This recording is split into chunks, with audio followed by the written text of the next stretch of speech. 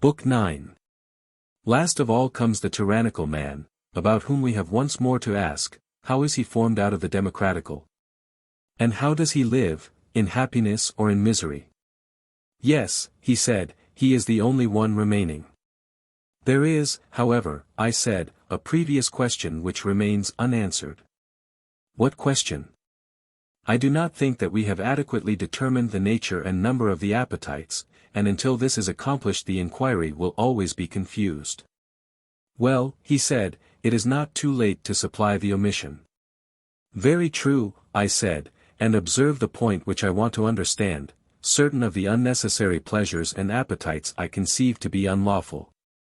Everyone appears to have them, but in some persons they are controlled by the laws and by reason, and the better desires prevail over them, either they are wholly banished or they become few and weak. While in the case of others they are stronger, and there are more of them. Which appetites do you mean? I mean those which are awake when the reasoning and human and ruling power is asleep. Then the wild beast within us, gorged with meat or drink, starts up and having shaken off sleep, goes forth to satisfy his desires. And there is no conceivable folly or crime, not excepting incest or any other unnatural union, or parricide, or the eating of forbidden food, which at such a time, when he has parted company with all shame and sense, a man may not be ready to commit. Most true, he said. But when a man's pulse is healthy and temperate, and when before going to sleep he has awakened his rational powers, and fed them on noble thoughts and inquiries, collecting himself in meditation. After having first indulged his appetites neither too much nor too little, but just enough to lay them to sleep, and prevent them and their enjoyments and pains from interfering with the higher principle, which he leaves in the solitude of pure abstraction, free to contemplate and aspire to the knowledge of the unknown, whether in past, present, or future, when again he has allayed the passionate element, if he has a quarrel against anyone, I say, when, after pacifying the two irrational principles, he rouses up the third, which is reason, before he takes his rest, then, as you know, he attains truth most nearly, and is least likely to be the sport of fantastic and lawless visions. I quite agree. In saying this I have been running into a digression, but the point which I desire to note is that in all of us, even in good men, there is a lawless wild beast nature, which peers out in sleep. Pray, consider whether I am right, and you agree with me. Yes, I agree. And now remember the character which we attributed to the democratic man. He was supposed from his youth upwards to have been trained under a miserly parent, who encouraged the saving appetites in him, but discountenanced the unnecessary, which aim only at amusement and ornament. True. And then he got into the company of a more refined, licentious sort of people, and taking to all their wanton ways rushed into the opposite extreme from an abhorrence of his father's meanness. At last, being a better man than his corruptors, he was drawn in both directions until he halted midway and led a life, not of vulgar and slavish passion, but of what he deemed moderate indulgence in various pleasures. After this manner the democrat was generated out of the oligarch. Yes, he said, that was our view of him, and is so still. And now, I said, years will have passed away, and you must conceive this man, such as he is, to have a son, who is brought up in his father's principles. I can imagine him. Then you must further imagine the same thing to happen to the son which has already happened to the father. He is drawn into a perfectly lawless life, which by his seducers is termed perfect liberty. And his father and friends take part with his moderate desires, and the opposite party assist the opposite ones. As soon as these dire magicians and tyrant-makers find that they are losing their hold on him, they contrive to implant in him a master passion. To be lord over his idle and spendthrift lusts, a sort of monstrous winged drone, that is the only image which will adequately describe him. Yes, he said, that is the only adequate image of him. And when his other lusts, amid clouds of incense and perfumes and garlands and wines, and all the pleasures of a dissolute life, now let loose, come buzzing around him, nourishing to the utmost the sting of desire which they implant in his drone-like nature, then at last this lord of the soul, having madness for the captain of his guard, breaks out into a frenzy, and if he finds in himself any good opinions or appetites in process of formation 114 and there is in him any sense of shame remaining, to these better principles he puts an end. And casts them forth until he has purged away temperance and brought in madness to the full. Yes, he said, that is the way in which the tyrannical man is generated. And is not this the reason why of old love has been called a tyrant? I should not wonder. Further, I said, has not a drunken man also the spirit of a tyrant? He has. And you know that a man who is deranged and not right in his mind, will fancy that he is able to rule, not only over men, but also over the gods. That he will. And the tyrannical man in the true sense of the word comes into being when, either under the influence of nature, or habit, or both, he becomes drunken, lustful, passionate. Oh my friend, is not that so? Assuredly. Such is the man and such is his origin. And next, how does he live? Suppose, as people facetiously say, you were to tell me. I imagine, I said, at the next step in his progress, that there will be feasts and carousals and revellings and courtesans, and all that sort of thing. Love is the lord of the house within him, and orders all the concerns of his soul. That is certain. Yes, and every day and every night desires grow up many and formidable, and their demands are many. They are indeed, he said. His revenues, if he has any, are soon spent. True. Then comes debt and the cutting down of his property. Of course. When he has nothing left, must not his desires, crowding in the nest like young ravens, be crying aloud for food? And he, goaded on by them, and especially by love himself, who is in a manner the captain of them, is in a frenzy, and would fain discover whom he can defraud or despoil of his property, in order that he may gratify them? Yes, that is sure to be the case. He must have money, no matter how, if he is to escape horrid pains and pangs. He must. And as in himself there was a succession of pleasures, and the new got the better of the old and took away their rights, so he being younger will claim to have more than his father and his mother, and if he has spent his own share of the property, he will take a slice of theirs. No doubt he will. And if his parents will not give way, then he will try first of all to cheat and deceive them. Very true. And if he fails, then he will use force and plunder them. Yes, probably. And if the old man and woman fight for their own, what then, my friend? Will the creature feel any compunction at tyrannizing over them? Nay, he said, I should not feel at all comfortable about his parents. But, oh heavens! Adimantus, on account of some newfangled love of a harlot, who is anything but a necessary connection, can you believe that he would strike the mother who is his ancient friend and necessary to his very existence? And would place her under the authority of the other, when she is brought under the same roof with her? Or that, under like circumstances, he would do the same to his withered old father, first and most indispensable of friends, for the sake of some newly found blooming youth who is the reverse of indispensable? Yes, indeed, he said. I believe that he would. Truly, then, I said, a tyrannical son is a blessing to his father and mother. He is indeed, he replied. He first takes their property, and when that fails, and pleasures are beginning to swarm in the hive of his soul, then he breaks into a house, or steals the garments of some nightly wayfarer, next he proceeds to clear a temple. Meanwhile the old opinions which he had when a child, and which gave judgment about good and evil, are overthrown by those others which have just been emancipated, and are now the bodyguard of love and share his empire. These in his democratic days, when he was still subject to the laws and to his father, were only let loose in the dreams of sleep. But now that he is under the dominion of love, he becomes always and in waking reality what he was then very rarely and in a dream only. He will commit the foulest murder, or eat forbidden food, or be guilty of any other horrid act. Love is his tyrant, and lives lordly in him and lawlessly, and being himself a king, leads him on, as a tyrant leads a state, to the performance of any reckless deed by which he can maintain himself and the rabble of his associates. Whether those whom evil communications have brought in from without, or those whom he himself has allowed to break loose within him by reason of a similar evil nature in himself. Have we not here a picture of his way of life? Yes, indeed, he said. And if there are only a few of them in the state, and the rest of the people are well disposed, they go away and become the bodyguard or mercenary soldiers of some other tyrant who may probably want them for a war. And if there is no war, they stay at home and do many little pieces of mischief in the city. What sort of mischief? For example, they are the thieves, burglars, cut purses, footpads, robbers of temples, man-stealers of the community. Or if they are able to speak, they turn informers, and bear false witness, and take bribes.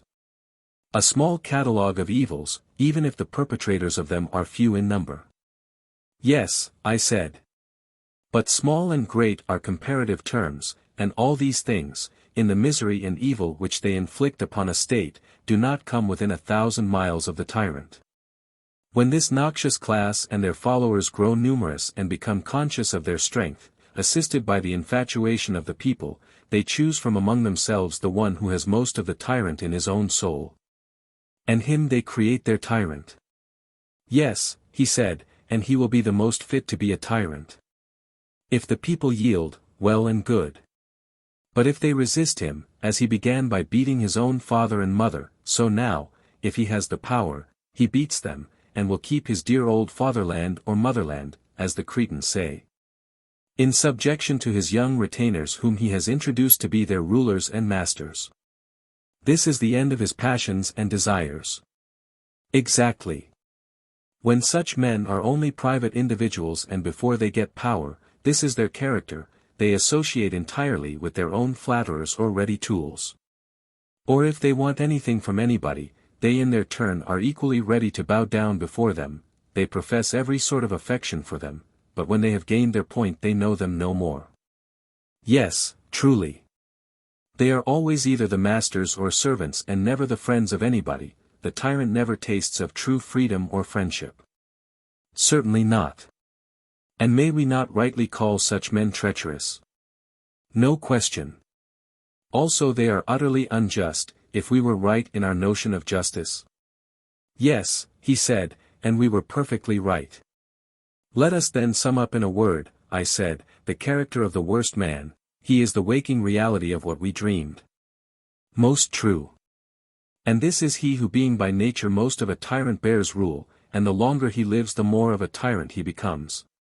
That is certain, said Glaucon, taking his turn to answer. And will not he who has been shown to be the wickedest, be also the most miserable? And he who has tyrannized longest and most continually and truly miserable, although this may not be the opinion of men in general? Yes, he said, inevitably. And must not the tyrannical man be like the tyrannical state, and the democratical man like the democratical state, and the same of the others? Certainly. And as state is to state in virtue and happiness, so is man in relation to man? To be sure. Then comparing our original city, which was under a king, and the city which is under a tyrant, how do they stand as to virtue? They are the opposite extremes, he said, for one is the very best and the other is the very worst. There can be no mistake, I said, as to which is which, and therefore I will at once inquire whether you would arrive at a similar decision about their relative happiness and misery. And here we must not allow ourselves to be panic-stricken at the apparition of the tyrant, who is only a unit and may perhaps have a few retainers about him. But let us go as we ought into every corner of the city and look all about, and then we will give our opinion.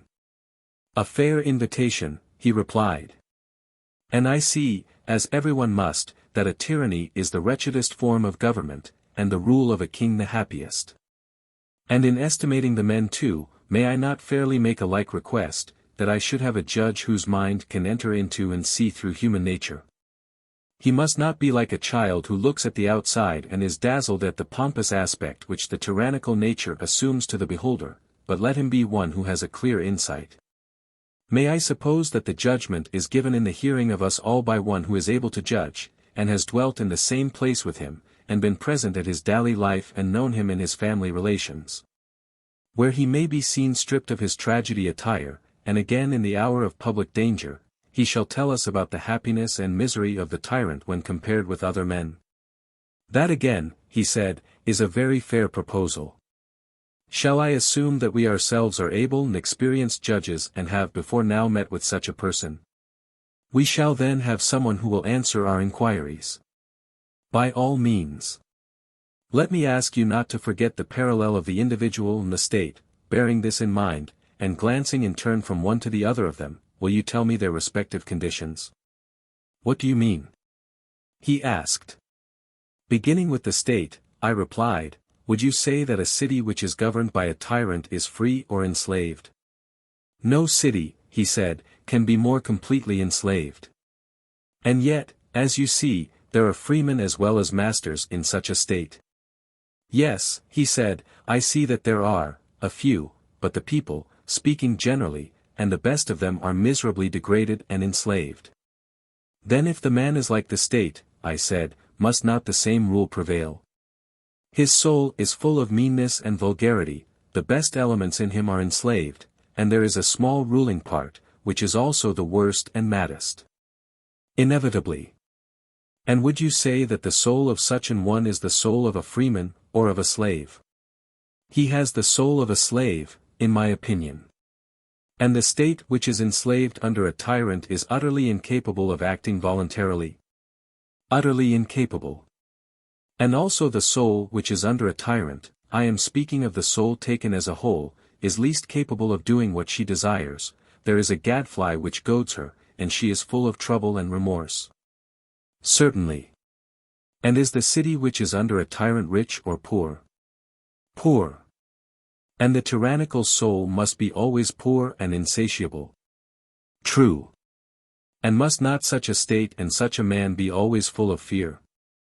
Yes, indeed. Is there any state in which you will find more of lamentation and sorrow and groaning and pain? Certainly not. And is there any man in whom you will find more of this sort of misery than in the tyrannical man, who is in a fury of passions and desires? Impossible. Reflecting upon these and similar evils, you held the tyrannical state to be the most miserable of states. And I was right, he said. Certainly, I said. And when you see the same evils in the tyrannical man, what do you say of him? I say that he is by far the most miserable of all men. There, I said, I think that you are beginning to go wrong. What do you mean? I do not think that he has as yet reached the utmost extreme of misery. Then who is more miserable? One of whom I am about to speak. Who is that? He who is of a tyrannical nature, and instead of leading a private life has been cursed with the further misfortune of being a public tyrant. From what has been said, I gather that you are right. Yes, I replied, but in this high argument you should be a little more certain, and should not conjecture only, for of all questions, this respecting good and evil is the greatest. Very true, he said. Let me then offer you an illustration, which may, I think, throw a light upon this subject. What is your illustration? The case of rich individuals in cities who possess many slaves. From them you may form an idea of the tyrant's condition, for they both have slaves, the only difference is that he has more slaves. Yes, that is the difference. You know that they live securely and have nothing to apprehend from their servants. What should they fear? Nothing. But do you observe the reason of this? Yes. The reason is, that the whole city is leagued together for the protection of each individual. Very true, I said. But imagine one of these owners, the master say of some 50 slaves, together with his family and property and slaves, carried off by a god into the wilderness. Where there are no freemen to help him, will he not be in an agony of fear lest he and his wife and children should be put to death by his slaves? Yes, he said, he will be in the utmost fear. The time has arrived when he will be compelled to flatter divers of his slaves, and make many promises to them of freedom and other things, much against his will. He will have to cajole his own servants. Yes, he said, that will be the only way of saving himself.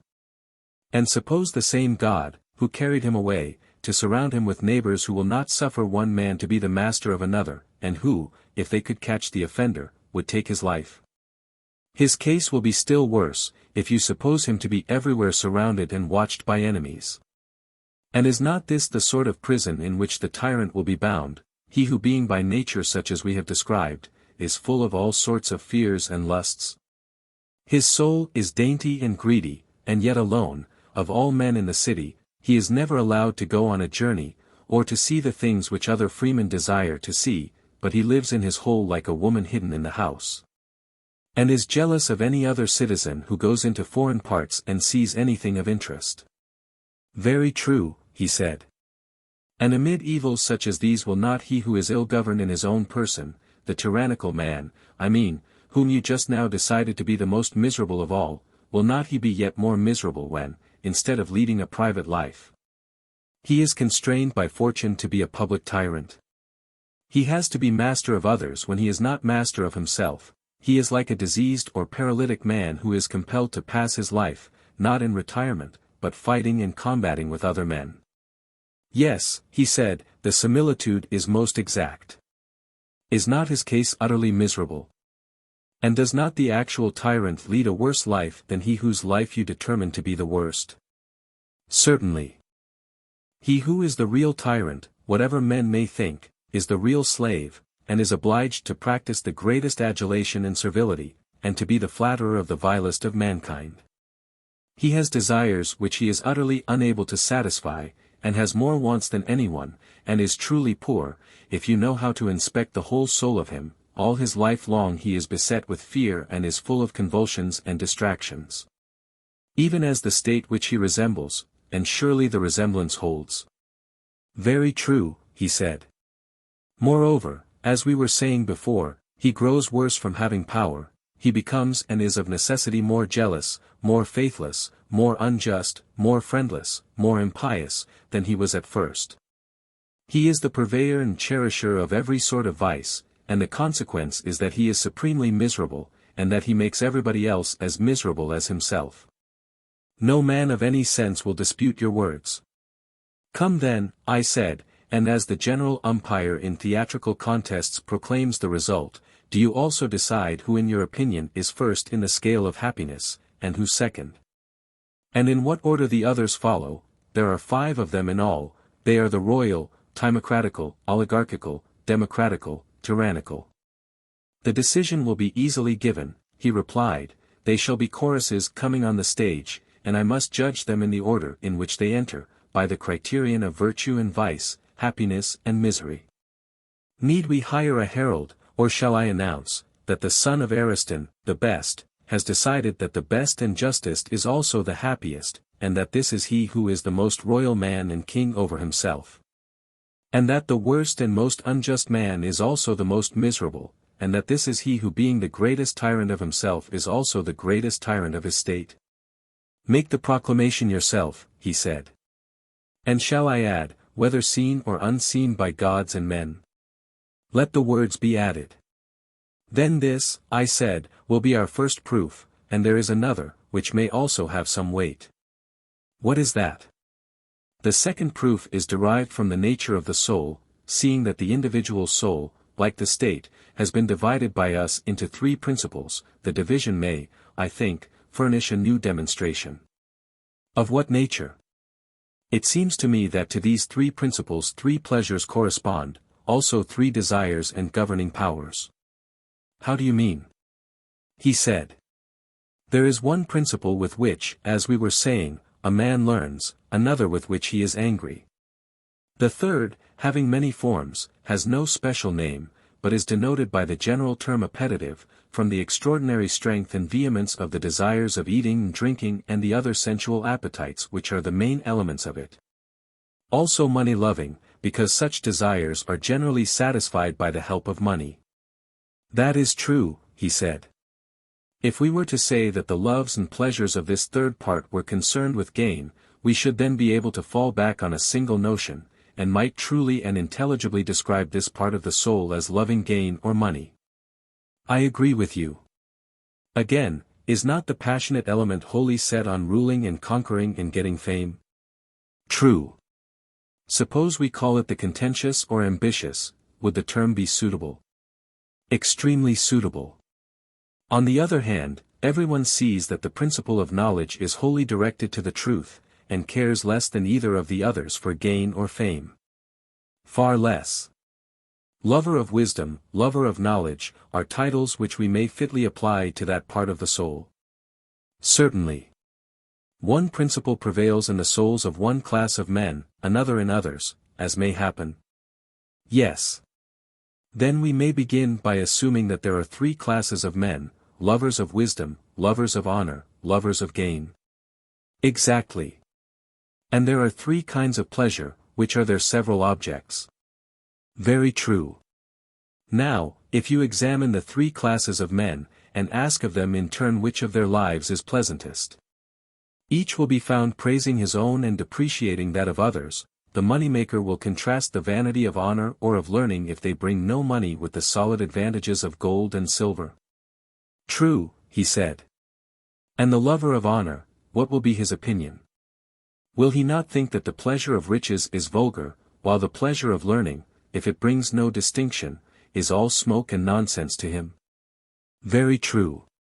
And are we to suppose, 1:15 I said, that the philosopher sets any value on other pleasures in comparison with the pleasure of knowing the truth, and in that pursuit abiding, ever learning, not so far indeed from the heaven of pleasure?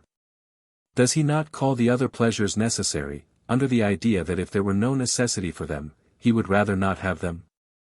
There can be no doubt of that, he replied. Since, then, the pleasures of each class and the life of each are in dispute, and the question is not which life is more or less honorable, or better or worse, but which is the more pleasant or painless, how shall we know who speaks truly? I cannot myself tell, he said. Well, but what ought to be the criterion?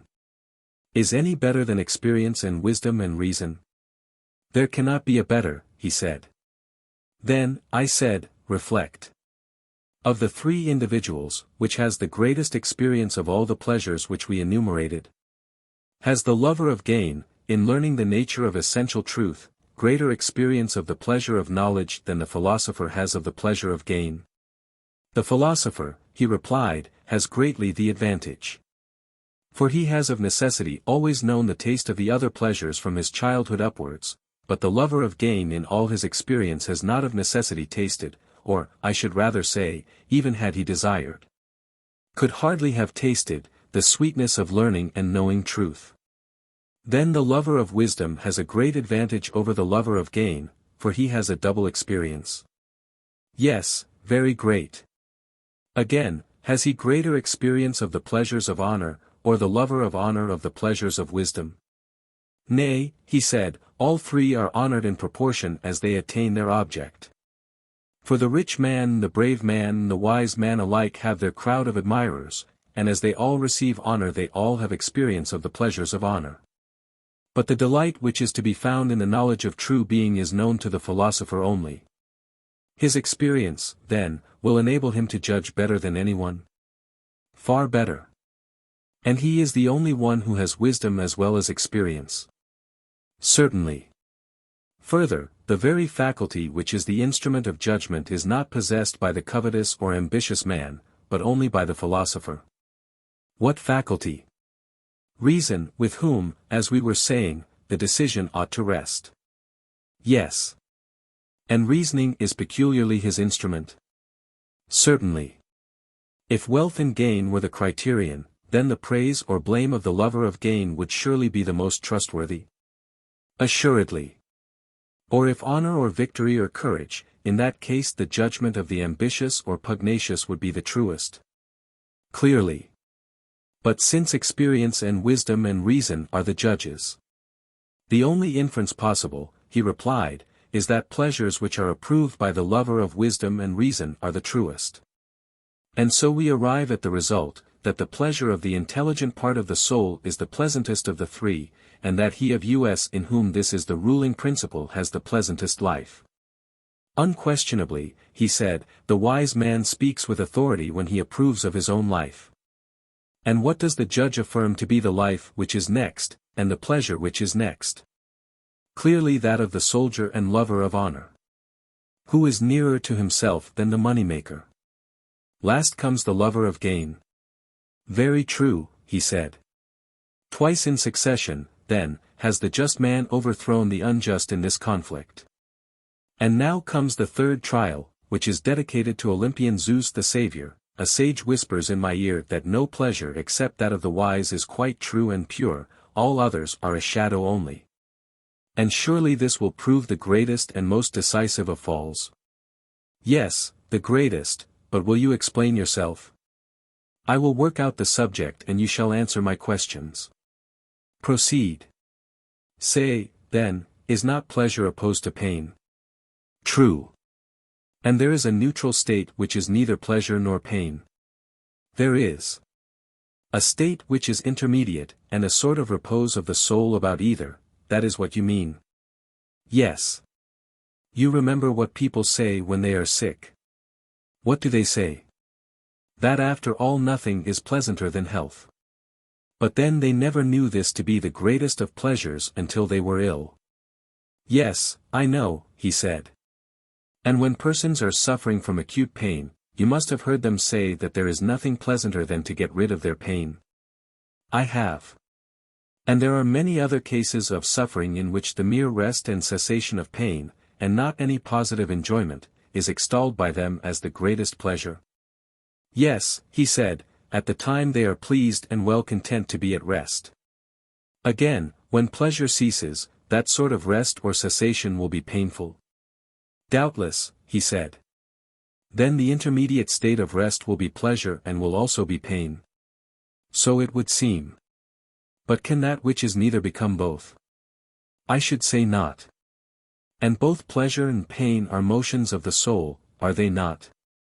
Yes. But that which is neither was just now shown to be rest and not motion, and in a mean between them. Yes. How, then, can we be right in supposing that the absence of pain is pleasure, or that the absence of pleasure is pain? Impossible. This then is an appearance only and not a reality. That is to say, the rest is pleasure at the moment and in comparison of what is painful, and painful in comparison of what is pleasant, but all these representations, when tried by the test of true pleasure, are not real but a sort of imposition. That is the inference. Look at the other class of pleasures which have no antecedent pains and you will no longer suppose, as you perhaps may at present, that pleasure is only the cessation of pain, or pain of pleasure. What are they, he said, and where shall I find them? There are many of them. Take as an example the pleasures of smell, which are very great and have no antecedent pains. They come in a moment, and when they depart leave no pain behind them. Most true, he said. Let us not, then, be induced to believe that pure pleasure is the cessation of pain, or pain of pleasure. No. Still, the more numerous and violent pleasures which reach the soul through the body are generally of this sort, they are reliefs of pain. That is true. And the anticipations of future pleasures and pains are of a like nature. Yes. Shall I give you an illustration of them? Let me hear. You would allow, I said, that there is in nature an upper and lower and middle region. I should. And if a person were to go from the lower to the middle region, would he not imagine that he is going up? And he who is standing in the middle and sees whence he has come, would imagine that he is already in the upper region, if he has never seen the true upper world. To be sure, he said, how can he think otherwise? But if he were taken back again he would imagine, and truly imagine, that he was descending? No doubt. All that would arise out of his ignorance of the true upper and middle and lower regions. Yes. Then can you wonder that persons who are inexperienced in the truth, as they have wrong ideas about many other things, should also have wrong ideas about pleasure and pain and the intermediate state? So that when they are only being drawn towards the painful they feel pain and think the pain which they experience to be real, and in like manner, when drawn away from pain to the neutral or intermediate state, they firmly believe that they have reached the goal of satiety and pleasure. They, not knowing pleasure, err in contrasting pain with the absence of pain, which is like contrasting black with gray instead of white. Can you wonder, I say, at this? No, indeed, I should be much more disposed to wonder at the opposite. Look at the matter thus: hunger, thirst, and the like, are inanitions of the bodily state. Yes. And ignorance and folly are inanitions of the soul. True. And food and wisdom are the corresponding satisfactions of either. Certainly. And is the satisfaction derived from that which has less or from that which has more existence the truer? Clearly, from that which has more. What classes of things have a greater share of pure existence in your judgment? Those of which food and drink and condiments and all kinds of sustenance are examples. Or the class which contains true opinion and knowledge and mind and all the different kinds of virtue? Put the question in this way, which has a more pure being, that which is concerned with the invariable, the immortal, and the true, and is of such a nature, and is found in such natures? Or that which is concerned with and found in the variable and mortal, and is itself variable and mortal? Far purer, he replied, is the being of that which is concerned with the invariable. And does the essence of the invariable partake of knowledge in the same degree as of essence? Yes, of knowledge in the same degree. And of truth in the same degree? Yes. And, conversely, that which has less of truth will also have less of essence. Necessarily. Then, in general, those kinds of things which are in the service of the body have less of truth and essence than those which are in the service of the soul. Far less. And has not the body itself less of truth and essence than the soul? Yes. What is filled with more real existence, and actually has a more real existence, is more really filled than that which is filled with less real existence and is less real. Of course. And if there be a pleasure in being filled with that which is according to nature, that which is more really filled with more real being will more really and truly enjoy true pleasure. Whereas that which participates in less real being will be less truly and surely satisfied, and will participate in an illusory and less real pleasure. Unquestionably. Those then who know not wisdom and virtue, and are always busy with gluttony and sensuality, go down and up again as far as the mean, and in this region they move at random throughout life, but they never pass into the true upper world. Thither they neither look, nor do they ever find their way, neither are they truly filled with true being, nor do they taste of pure and abiding pleasure. Like cattle, with their eyes always looking down and their heads stooping to the earth, that is, to the dining table, they fatten and feed and breed, and, in their excessive love of these delights, they kick and butt at one another with horns and hoofs which are made of iron. And they kill one another by reason of their insatiable lust. For they fill themselves with that which is not substantial, and the part of themselves which they fill is also unsubstantial and incontinent. Verily, Socrates, said Glaucon, you describe the life of the many like an oracle. Their pleasures are mixed with pains, how can they be otherwise? For they are mere shadows and pictures of the true, and are colored by contrast, which exaggerates both light and shade, and so they implant in the minds of fools insane desires of themselves. And they are fought about as Stesichorus says that the Greeks fought about the shadow of Helen at Troy in ignorance of the truth. Something of that sort must inevitably happen. And must not the like happen with the spirited or passionate element of the soul? Will not the passionate man who carries his passion into action, be in the like case, whether he is envious and ambitious, or violent and contentious, or angry and discontented? If he be seeking to attain honor and victory and the satisfaction of his anger without reason or sense?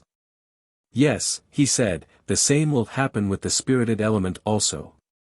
Then may we not confidently assert that the lovers of money and honor, when they seek their pleasures under the guidance and in the company of reason and knowledge, and pursue after and win the pleasures which wisdom shows them, will also have the truest pleasures in the highest degree which is attainable to them, inasmuch as they follow truth. And they will have the pleasures which are natural to them, if that which is best for each one is also most natural to him.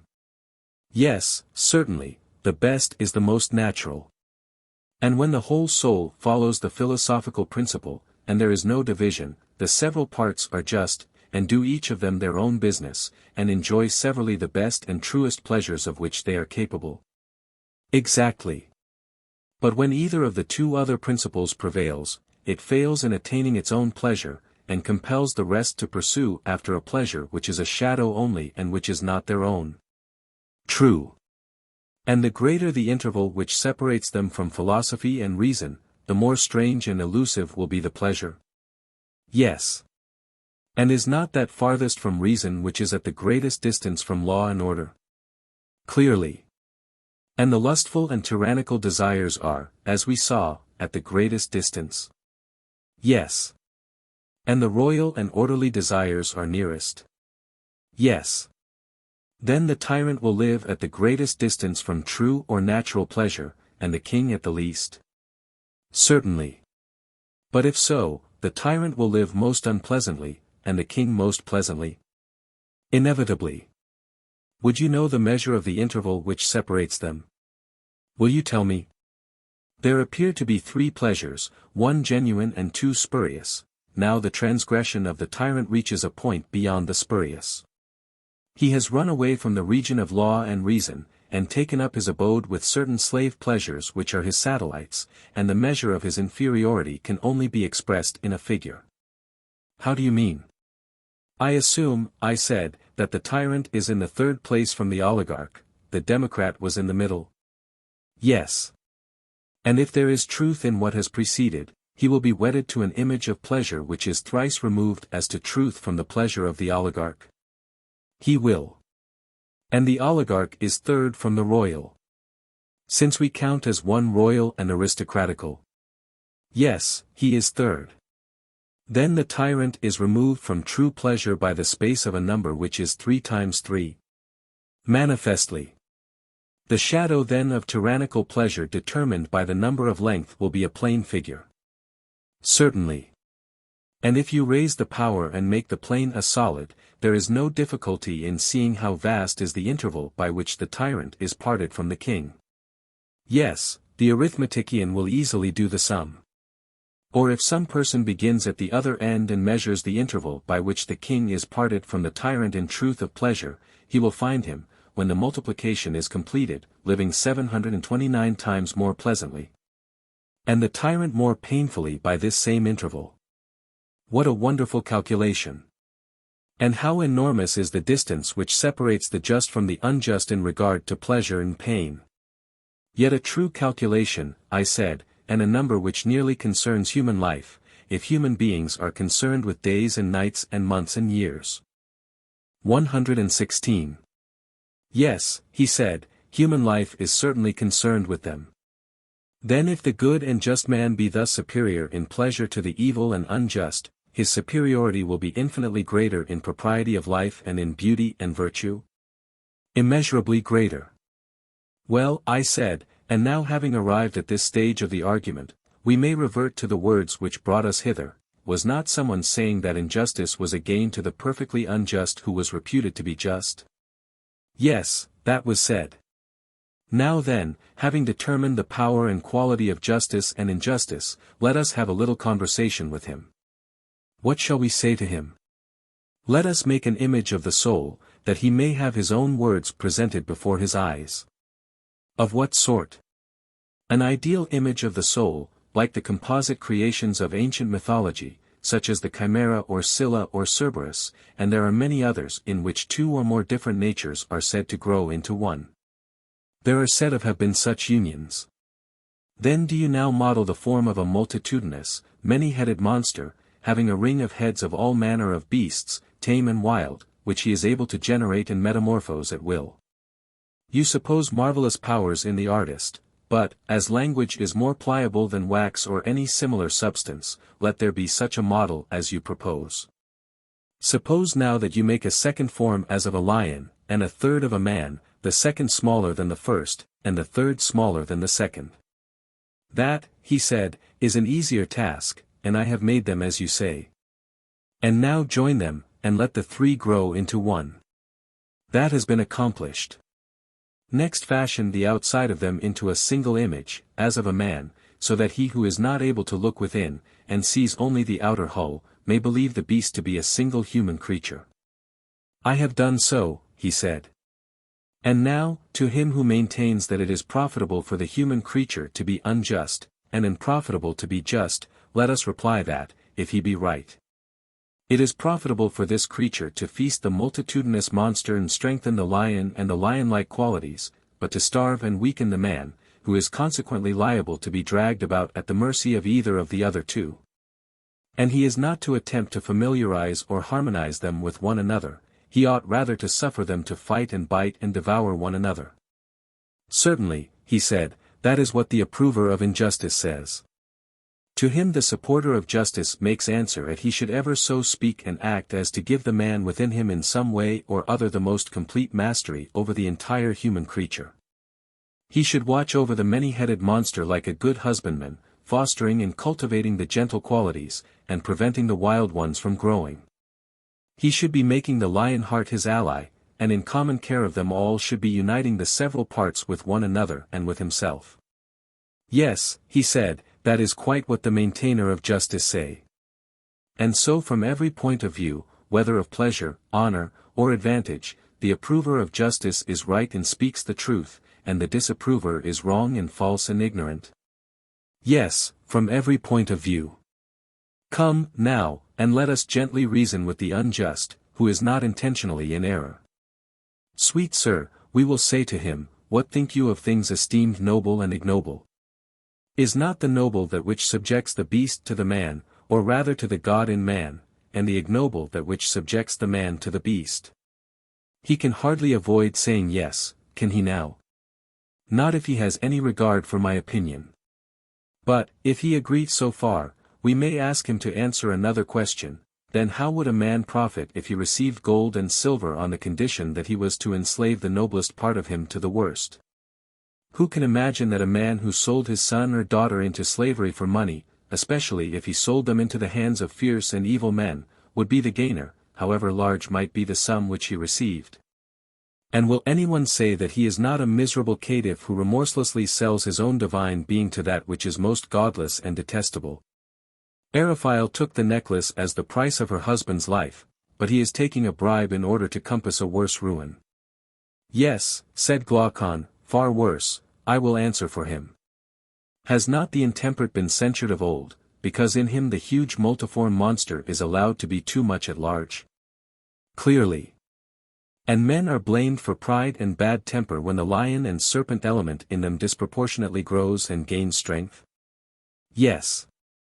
And luxury and softness are blamed, because they relax and weaken this same creature, and make a coward of him? Very true. And is not a man reproached for flattery and meanness who subordinates the spirited animal to the unruly monster, and, for the sake of money, of which he can never have enough, habituates him in the days of his youth to be trampled in the mire? And from being a lion to become a monkey? True, he said. And why are mean employments and manual arts a reproach? Only because they imply a natural weakness of the higher principle. The individual is unable to control the creatures within him, but has to court them, and his great study is how to flatter them. Such appears to be the reason.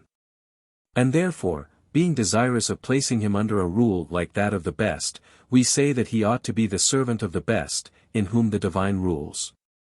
Not, as Thrasymachus supposed, to the injury of the servant, but because everyone had better be ruled by divine wisdom dwelling within him. Or, if this be impossible, then by an external authority, in order that we may be all, as far as possible, under the same government, friends and equals. True, he said. And this is clearly seen to be the intention of the law, which is the ally of the whole city. And is seen also in the authority which we exercise over children, and the refusal to let them be free until we have established in them a principle analogous to the constitution of a state. And by cultivation of this higher element have set up in their hearts a guardian and ruler like our own, and when this is done they may go their ways. Yes, he said, the purpose of the law is manifest. From what point of view, then, and on what ground can we say that a man is profited by injustice or intemperance or other baseness, which will make him a worse man, even though he acquire money or power by his wickedness? From no point of view at all.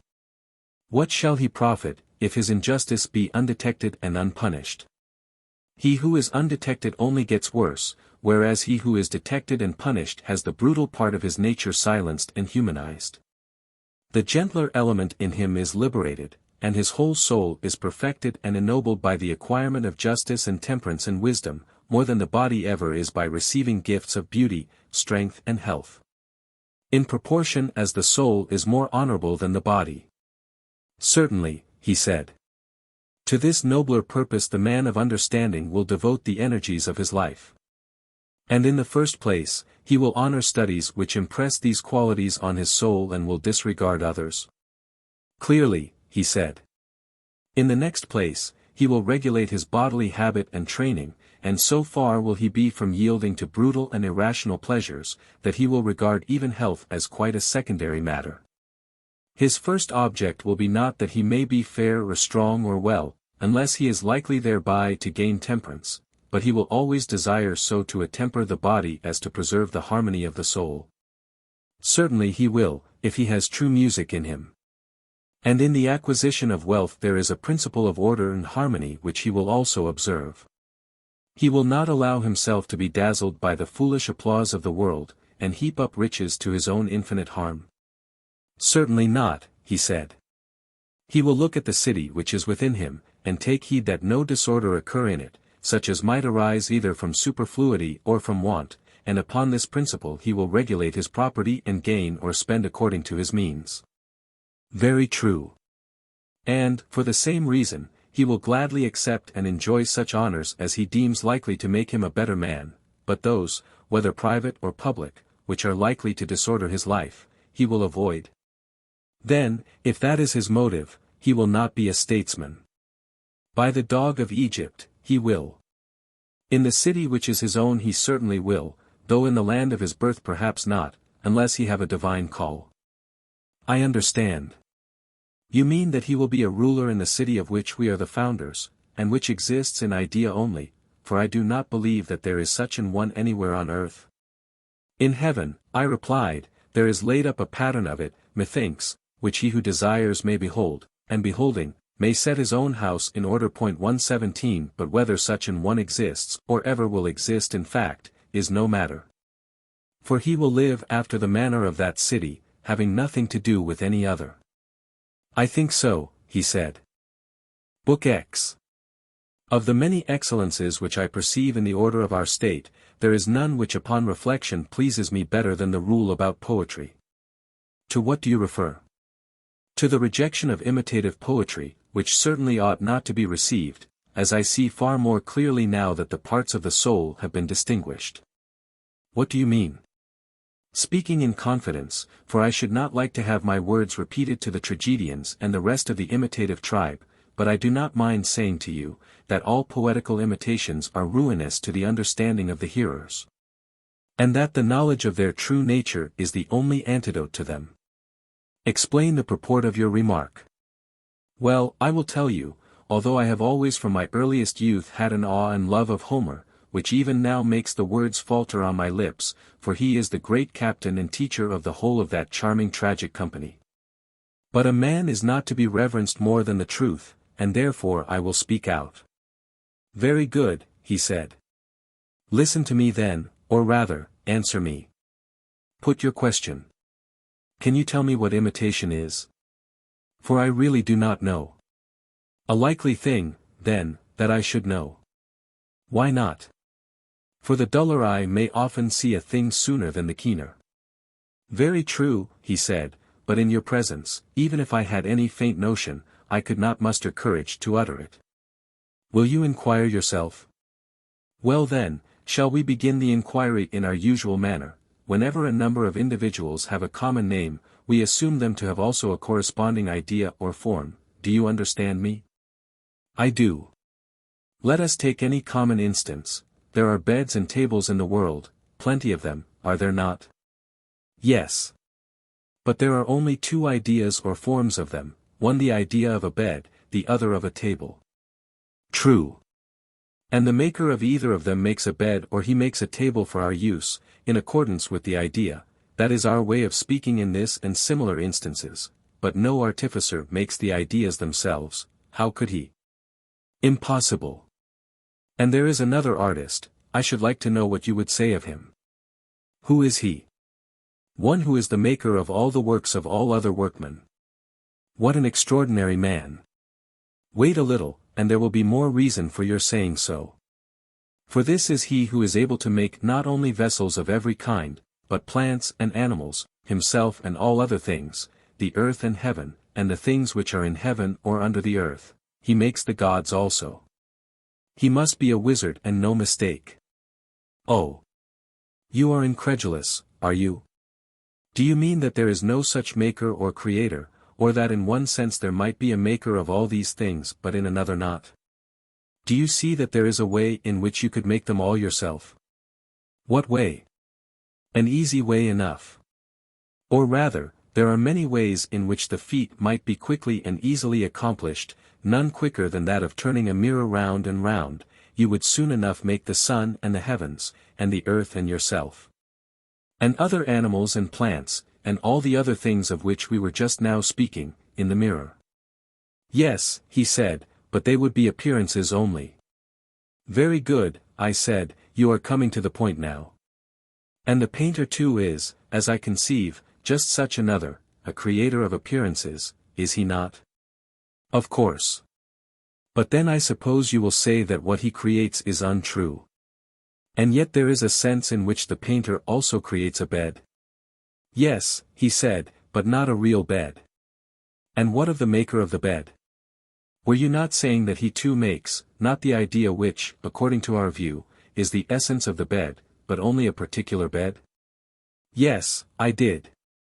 Then if he does not make that which exists he cannot make true existence, but only some semblance of existence. And if anyone were to say that the work of the maker of the bed, or of any other workman, has real existence, he could hardly be supposed to be speaking the truth. At any rate, he replied, philosophers would say that he was not speaking the truth. No wonder, then, that his work too is an indistinct expression of truth. No wonder. Suppose now that by the light of the examples just offered we inquire who this imitator is? If you please. Well then, here are 3 beds, one existing in nature, which is made by God, as I think that we may say, for no one else can be the maker. No. There is another which is the work of the carpenter. Yes. And the work of the painter is a third. Yes. Beds, then, are of 3 kinds, and there are 3 artists who superintend them, God, the maker of the bed, and the painter.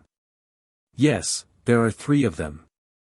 God, whether from choice or from necessity, made one bed in nature and one only. 2 or more such ideal beds neither ever have been nor ever will be made by God. Why is that? Because even if he had made but 2, a third would still appear behind them which both of them would have for their idea, and that would be the ideal bed and not the 2 others. Very true, he said.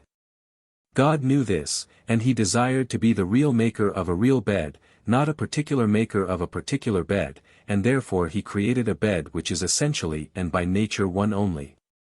So we believe. Shall we, then, speak of him as the natural author or maker of the bed? Yes, he replied, inasmuch as by the natural process of creation he is the author of this and of all other things.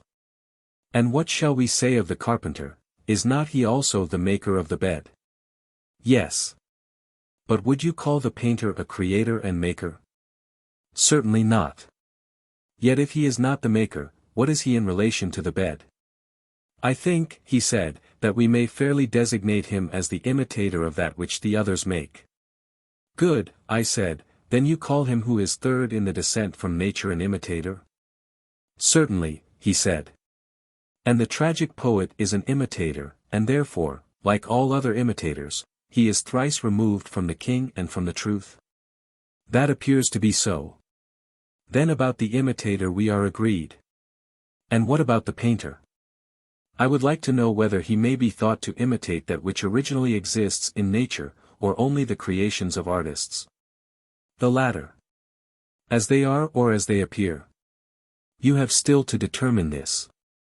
What do you mean? I mean, that you may look at a bed from different points of view, obliquely or directly or from any other point of view, and the bed will appear different, but there is no difference in reality. And the same of all things. Yes, he said, the difference is only apparent.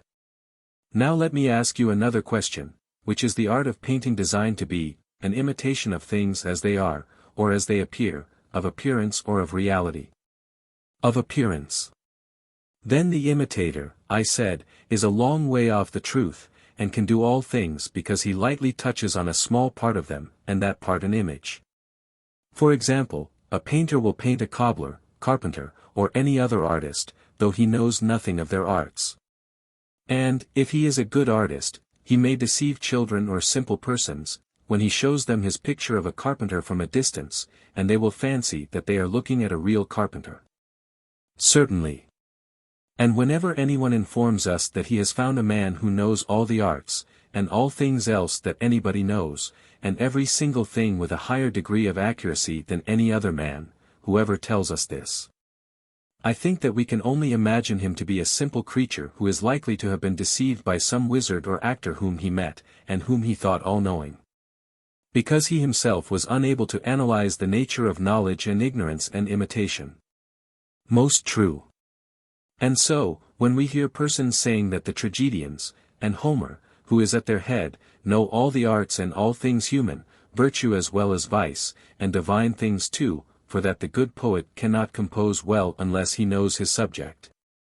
And that he who has not this knowledge can never be a poet, we ought to consider whether here also there may not be a similar illusion.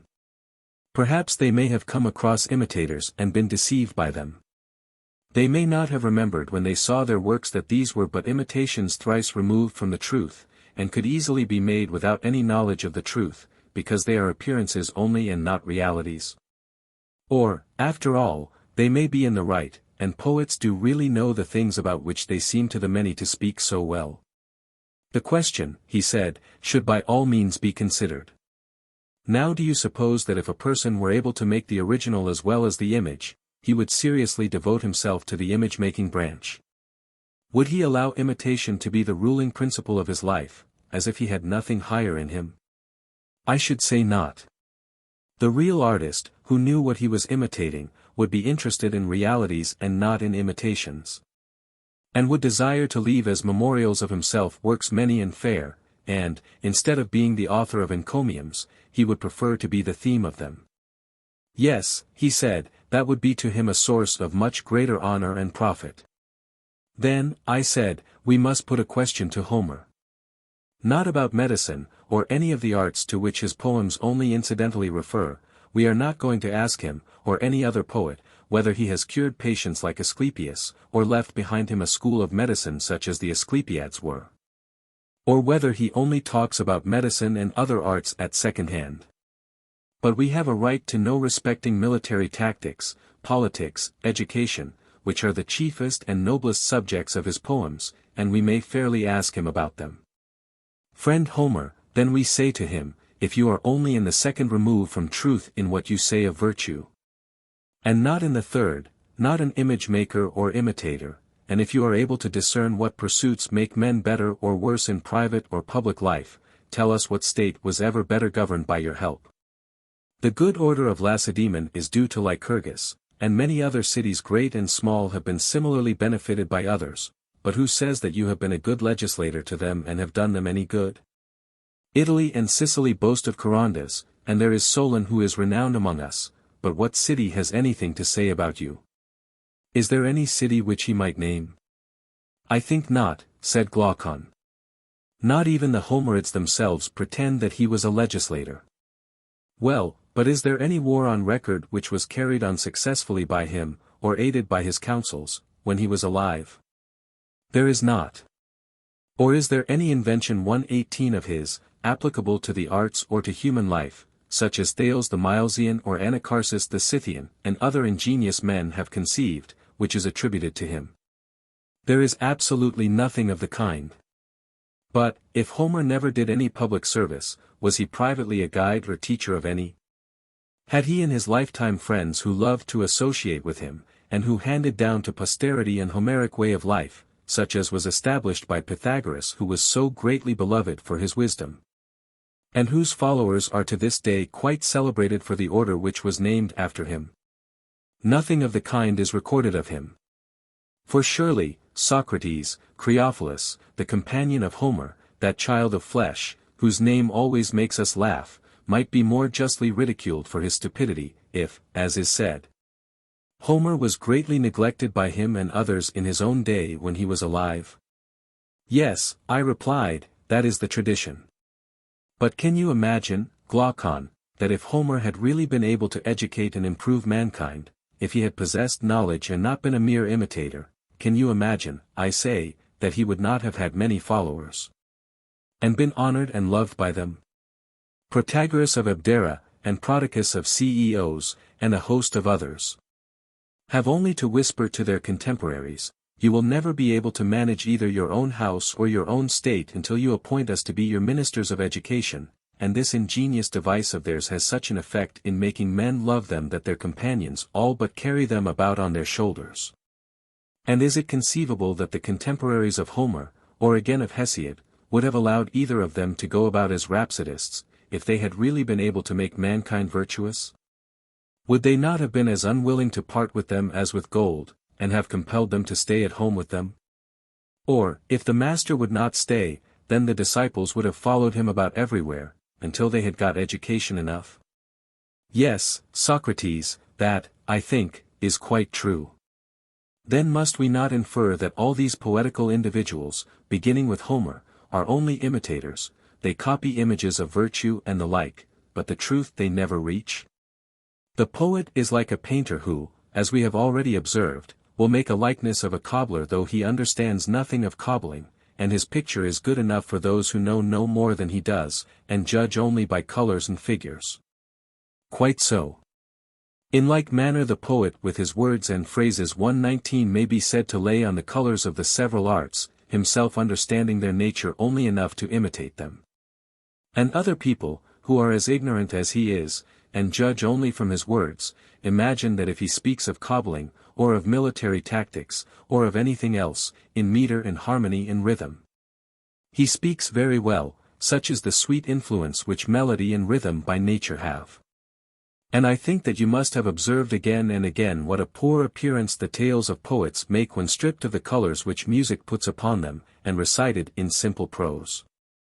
Yes, he said. They are like faces which were never really beautiful, but only blooming, and now the bloom of youth has passed away from them. Exactly.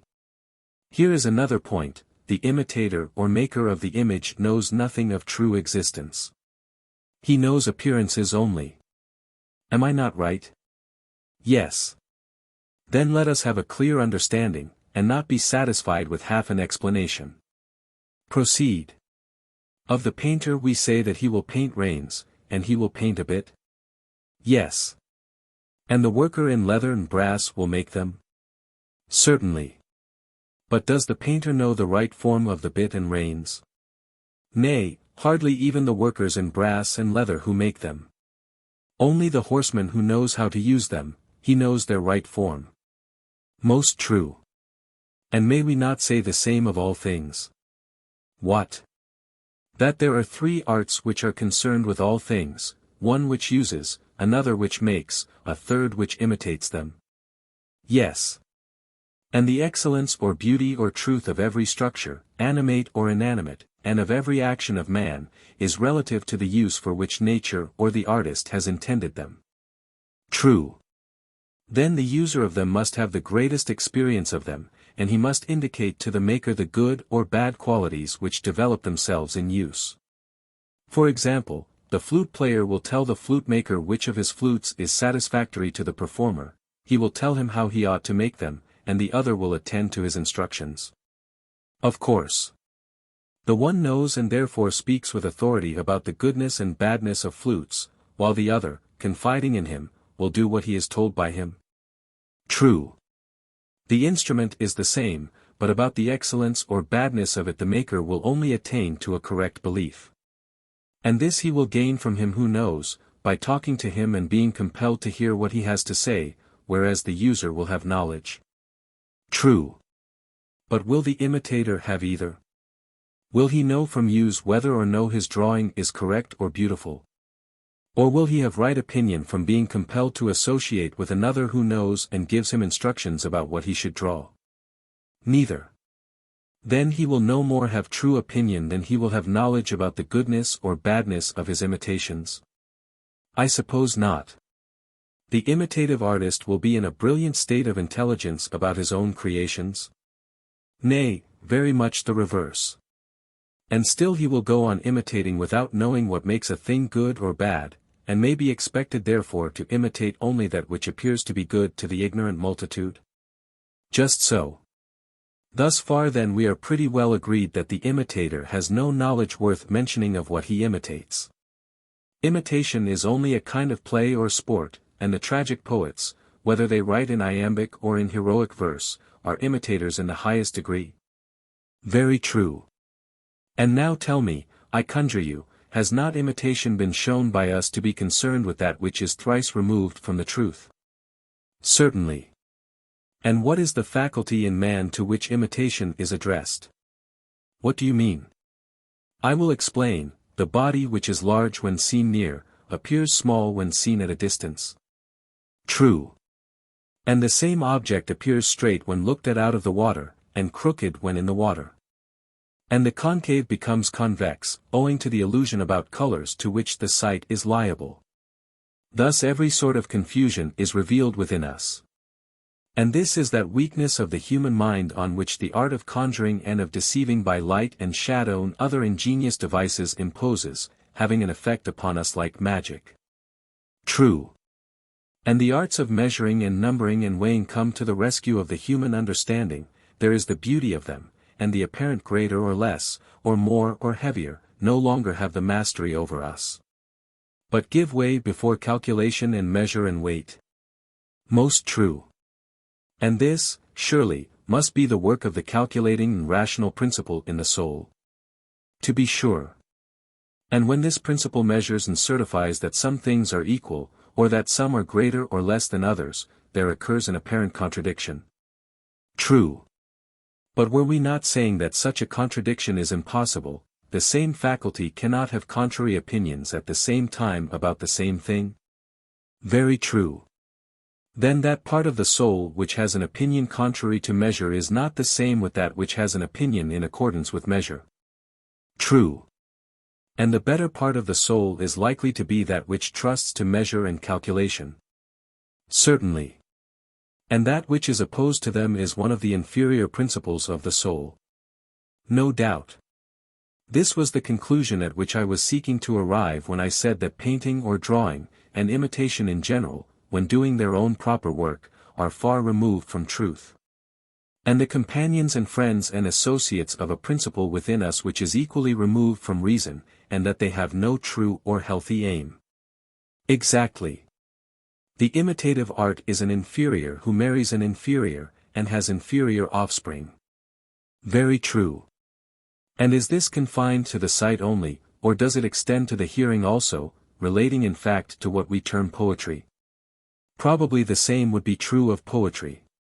Do not rely, I said, on a probability derived from the analogy of painting, but let us examine further and see whether the faculty with which poetical imitation is concerned is good or bad. By all means. We may state the question thus: imitation imitates the actions of men, whether voluntary or involuntary, on which, as they imagine, a good or bad result has ensued, and they rejoice or sorrow accordingly. Is there anything more? No, there is nothing else. But in all this variety of circumstances is the man at unity with himself, or rather, as in the instance of sight there was confusion and opposition in his opinions about the same things. So here also is there not strife and inconsistency in his life?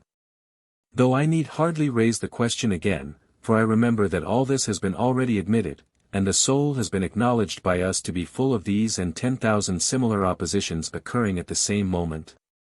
And we were right, he said. Yes, I said, thus far we were right, but there was an omission which must now be supplied. What was the omission? Were we not saying that a good man, who has the misfortune to lose his son or anything else which is most dear to him, will bear the loss with more equanimity than another? Yes. But will he have no sorrow, or shall we say that although he cannot help sorrowing, he will moderate his sorrow? The latter, he said, is the truer statement. Tell me, will he be more likely to struggle and hold out against his sorrow when he is seen by his equals, or when he is alone?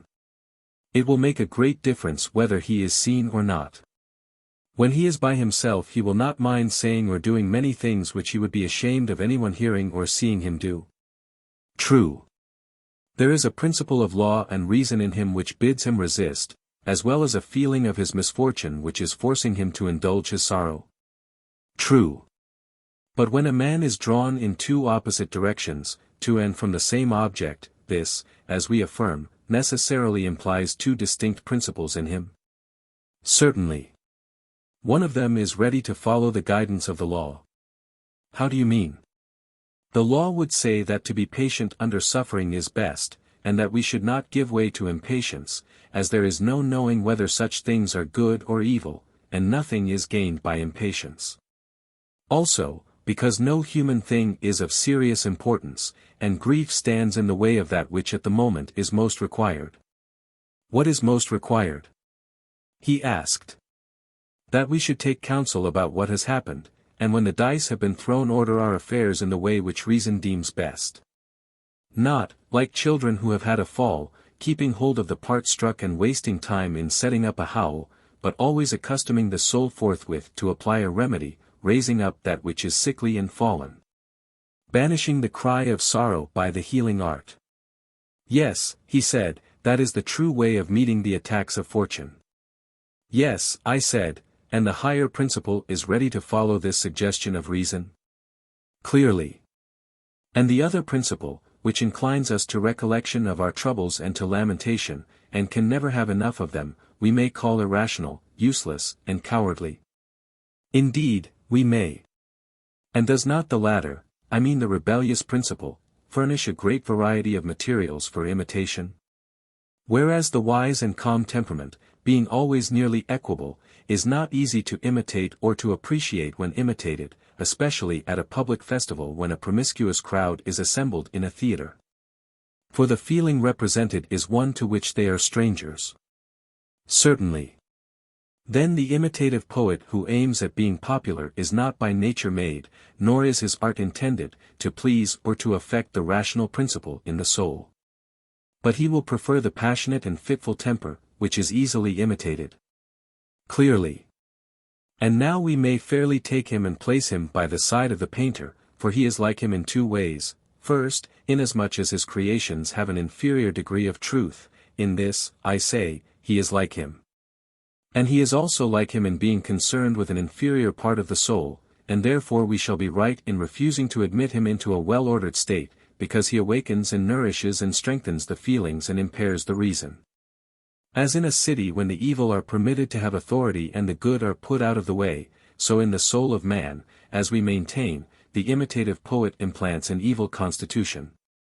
For he indulges the irrational nature which has no discernment of greater and less, but thinks the same thing at one time great and at another small. He is a manufacturer of images and is very far removed from the truth. 120.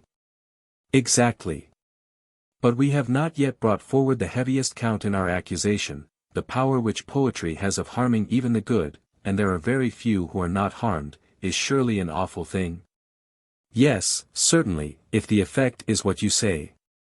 Hear and judge, the best of us, as I conceive, when we listen to a passage of Homer, or one of the tragedians, in which he represents some pitiful hero who is drawling out his sorrows in a long oration, or weeping and smiting his breast, the best of us, you know, delight in giving way to sympathy, and are in raptures at the excellence of the poet who stirs our feelings most.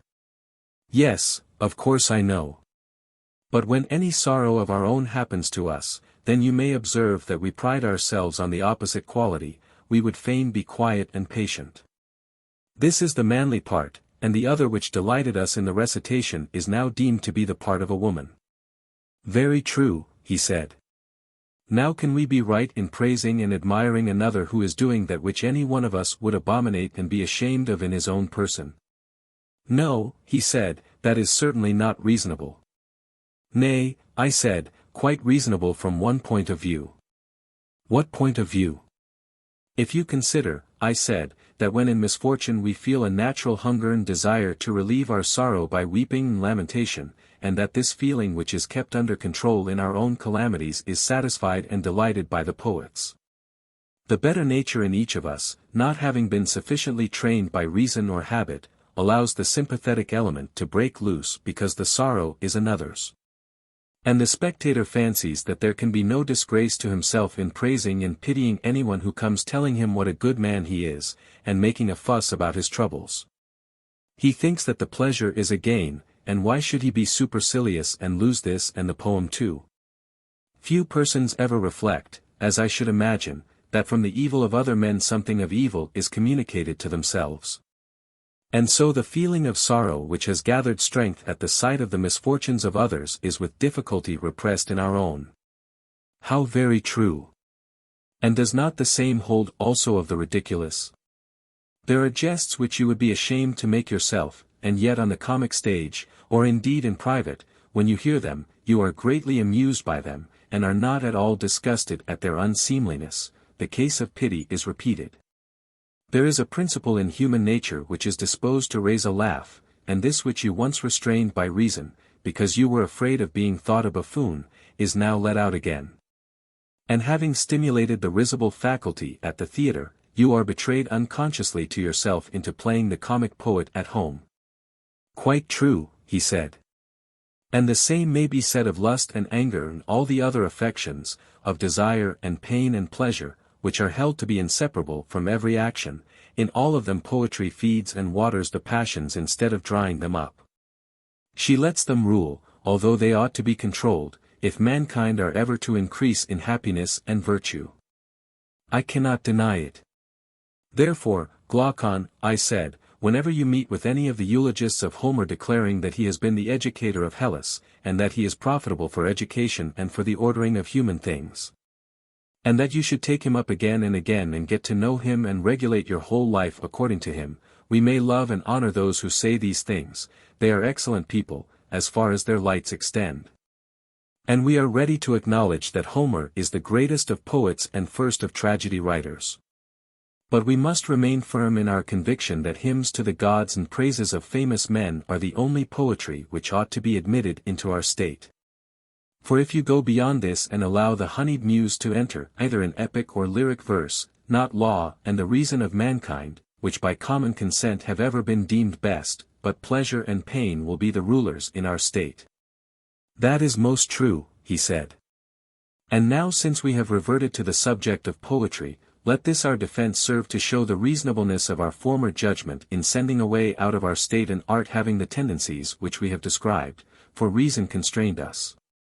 But that she may not impute to us any harshness or want of politeness, let us tell her that there is an ancient quarrel between philosophy and poetry, of which there are many proofs, such as the saying of the yelping hound howling at her lord, or of one mighty in the vain talk of fools, and the mob of sages circumventing Zeus, and the subtle thinkers who are beggars after all. And there are innumerable other signs of ancient enmity between them. Notwithstanding this, let us assure our sweet friend in the sister arts of imitation, that if she will only prove her title to exist in a well-ordered state we shall be delighted to receive her. We are very conscious of her charms. But we may not on that account betray the truth. I dare say, Glaucon, that you are as much charmed by her as I am, especially when she appears in Homer. Yes, indeed, I am greatly charmed. Shall I propose, then, that she be allowed to return from exile, but upon this condition only, that she make a defense of herself in lyrical or some other metre? Certainly. And we may further grant to those of her defenders who are lovers of poetry and yet not poets the permission to speak in prose on her behalf. Let them show not only that she is pleasant but also useful to states and to human life. And we will listen in a kindly spirit. For if this can be proved we shall surely be the gainers, I mean, if there is a use in poetry as well as a delight. Certainly, he said, we shall be the gainers. If her defense fails, then, my dear friend, like other persons who are enamored of something, but put a restraint upon themselves when they think their desires are opposed to their interests, so too must we after the manner of lovers give her up. Though not without a struggle. We too are inspired by that love of poetry which the education of noble states has implanted in us, and therefore we would have her appear at her best and truest. But so long as she is unable to make good her defense, this argument of ours shall be a charm to us, which we will repeat to ourselves while we listen to her strains, that we may not fall away into the childish love of her which captivates the many. At all events we are well aware 121 that poetry being such as we have described is not to be regarded seriously as attaining to the truth. And he who listens to her, fearing for the safety of the city which is within him, should be on his guard against her seductions and make our words his law. Yes, he said, I quite agree with you. Yes, I said, my dear Glaucon, for great is the issue at stake, greater than appears, whether a man is to be good or bad. And what will anyone be profited if under the influence of honor or money or power, or under the excitement of poetry, he neglect justice and virtue? Yes, he said. I have been convinced by the argument, as I believe that anyone else would have been. And yet no mention has been made of the greatest prizes and rewards which await virtue. What, are there any greater still? If there are, they must be of an inconceivable greatness. Why, I said, what was ever great in a short time? The whole period of 80 years and 10 is surely but a little thing in comparison with eternity? Say rather, nothing, he replied. And should an immortal being seriously think of this little space rather than of the whole? Of the whole, certainly. But why do you ask? Are you not aware, I said, that the soul of man is immortal and imperishable? He looked at me in astonishment, and said, No, by heaven, and are you really prepared to maintain this? Yes, I said, I ought to be, and you too, there is no difficulty in proving it. I see a great difficulty. But I should like to hear you state this argument of which you make so light. Listen then. I am attending. There is a thing which you call good and another which you call evil. Yes, he replied. Would you agree with me in thinking that the corrupting and destroying element is the evil, and the saving and improving element the good? Yes. And you admit that everything has a good and also an evil. As ophthalmia is the evil of the eyes and disease of the whole body, as mildew is of corn, and rot of timber, or rust of copper and iron, in everything, or in almost everything, there is an inherent evil and disease. Yes, he said. And anything which is infected by any of these evils is made evil, and at last wholly dissolves and dies. True. The vice and evil which is inherent in each is the destruction of each. And if this does not destroy them there is nothing else that will, for good certainly will not destroy them, nor again, that which is neither good nor evil. Certainly not. If, then, we find any nature which having this inherent corruption cannot be dissolved or destroyed, we may be certain that of such a nature there is no destruction. That may be assumed. Well, I said, and is there no evil which corrupts the soul? Yes, he said, there are all the evils which we were just now passing in review, unrighteousness, intemperance, cowardice, ignorance. But does any of these dissolve or destroy her? And here do not let us fall into the error of supposing that the unjust and foolish man, when he is detected, perishes through his own injustice, which is an evil of the soul. Take the analogy of the body. The evil of the body is a disease which wastes and reduces and annihilates the body. And all the things of which we were just now speaking come to annihilation through their own corruption attaching to them and inhering in them and so destroying them. Is not this true? Yes. Consider the soul in like manner. Does the injustice or other evil which exists in the soul waste and consume her? Do they by attaching to the soul and inhering in her at last bring her to death, and so separate her from the body? Certainly not. And yet, I said, it is unreasonable to suppose that anything can perish from without through affection of external evil which could not be destroyed from within by a corruption of its own. It is, he replied. Consider, I said, Glaucon, that even the badness of food, whether staleness, decomposition, or any other bad quality, when confined to the actual food, is not supposed to destroy the body. Although, if the badness of food communicates corruption to the body, then we should say that the body has been destroyed by a corruption of itself, which is disease, brought on by this. But that the body, being one thing, can be destroyed by the badness of food, which is another, and which does not engender any natural infection, this we shall absolutely deny. Very true. And, on the same principle, unless some bodily evil can produce an evil of the soul, we must not suppose that the soul, which is one thing, can be dissolved by any merely external evil which belongs to another. Yes, he said, there is reason in that. Either, then, let us refute this conclusion, or, while it remains unrefuted, let us never say that fever, or any other disease, or the knife put to the throat, or even the cutting up of the whole body into the minutest pieces, can destroy the soul. Until she herself is proved to become more unholy or unrighteous in consequence of these things being done to the body. But that the soul, or anything else if not destroyed by an internal evil, can be destroyed by an external one, is not to be affirmed by any man. And surely, he replied, no one will ever prove that the souls of men become more unjust in consequence of death.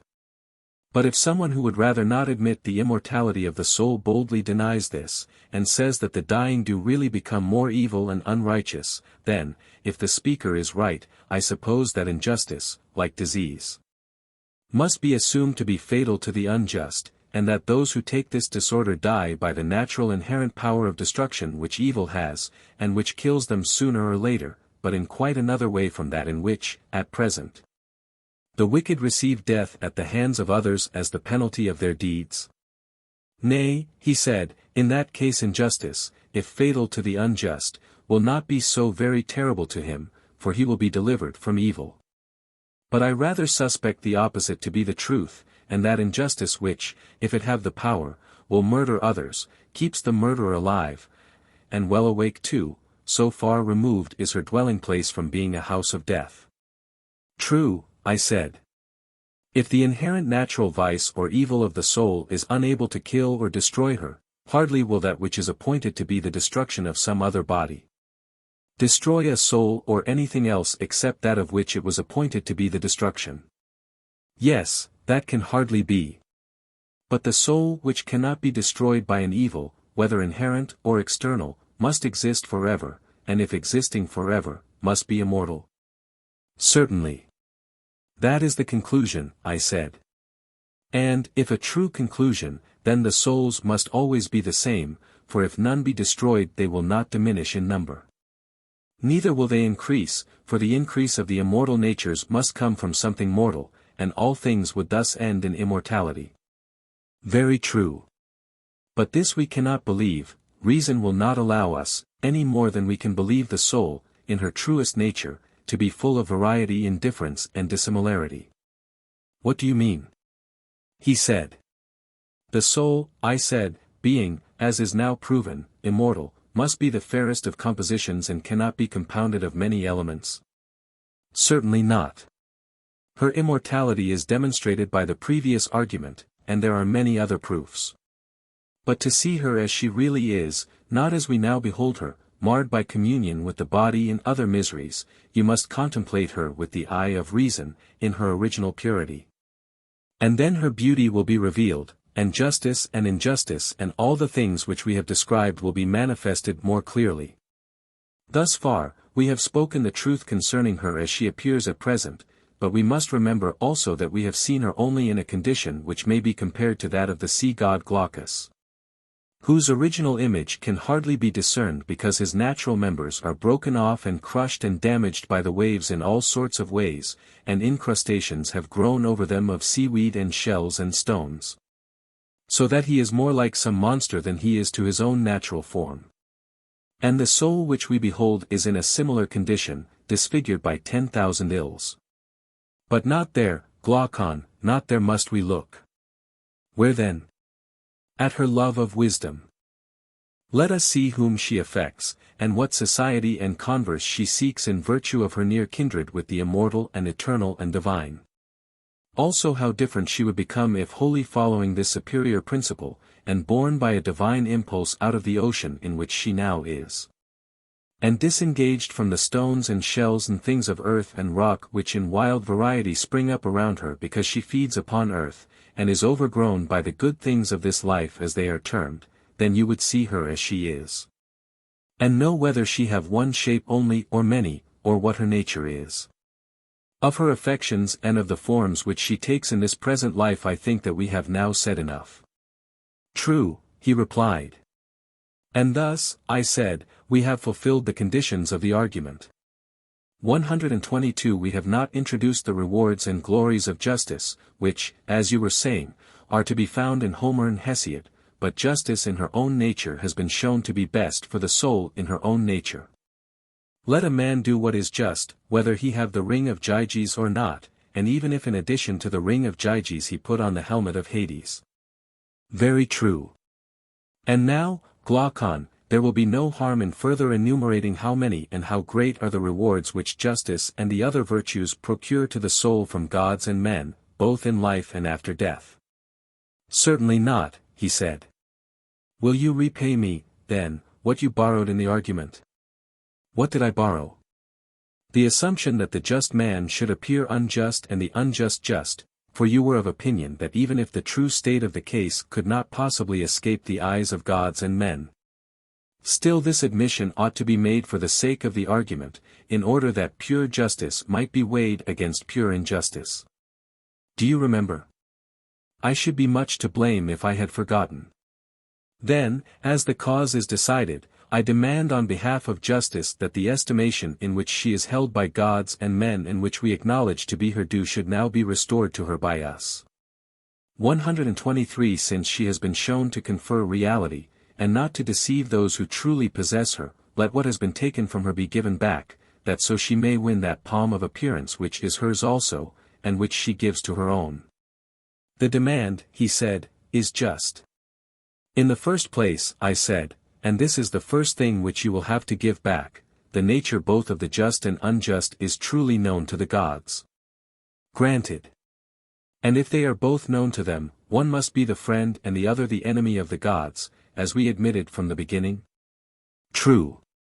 And the friend of the gods may be supposed to receive from them all things at their best, excepting only such evil as is the necessary consequence of former sins? Certainly. Then this must be our notion of the just man, that even when he is in poverty or sickness or any other seeming misfortune, all things will in the end work together for good to him in life and death, for the gods have a care of anyone whose desire is to become just and to be like God, as far as man can attain the divine likeness, by the pursuit of virtue. Yes, he said, if he is like God he will surely not be neglected by him. And of the unjust may not the opposite be supposed?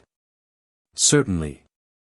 Such, then, are the palms of victory which the gods give the just? That is my conviction. And what do they receive of men? Look at things as they really are, and you will see that the clever unjust are in the case of runners, who run well from the starting place to the goal but not back again from the goal, they go off at a great pace, but in the end only look foolish, slinking away with their ears draggling on their shoulders, and without a crown. But the true runner comes to the finish and receives the prize and is crowned. And this is the way with the just. He who endures to the end of every action and occasion of his entire life has a good report and carries off the prize which men have to bestow. True. And now you must allow me to repeat of the just the blessings which you were attributing to the fortunate unjust.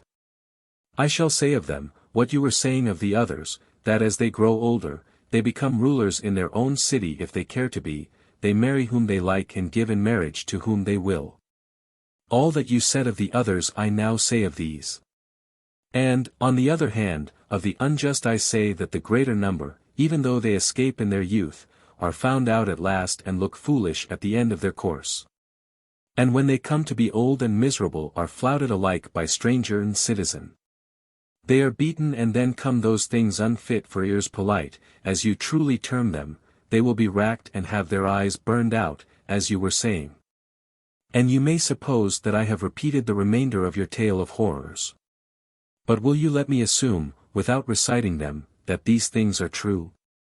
Certainly, he said, what you say is true. These, then, are the prizes and rewards and gifts which are bestowed upon the just by gods and men in this present life, in addition to the other good things which justice of herself provides. Yes, he said, and they are fair and lasting. And yet, I said, all these are as nothing either in number or greatness in comparison with those other recompenses which await both just and unjust after death. And you ought to hear them, and then both just and unjust will have received from us a full payment of the debt which the argument owes to them. Speak, he said, there are few things which I would more gladly hear.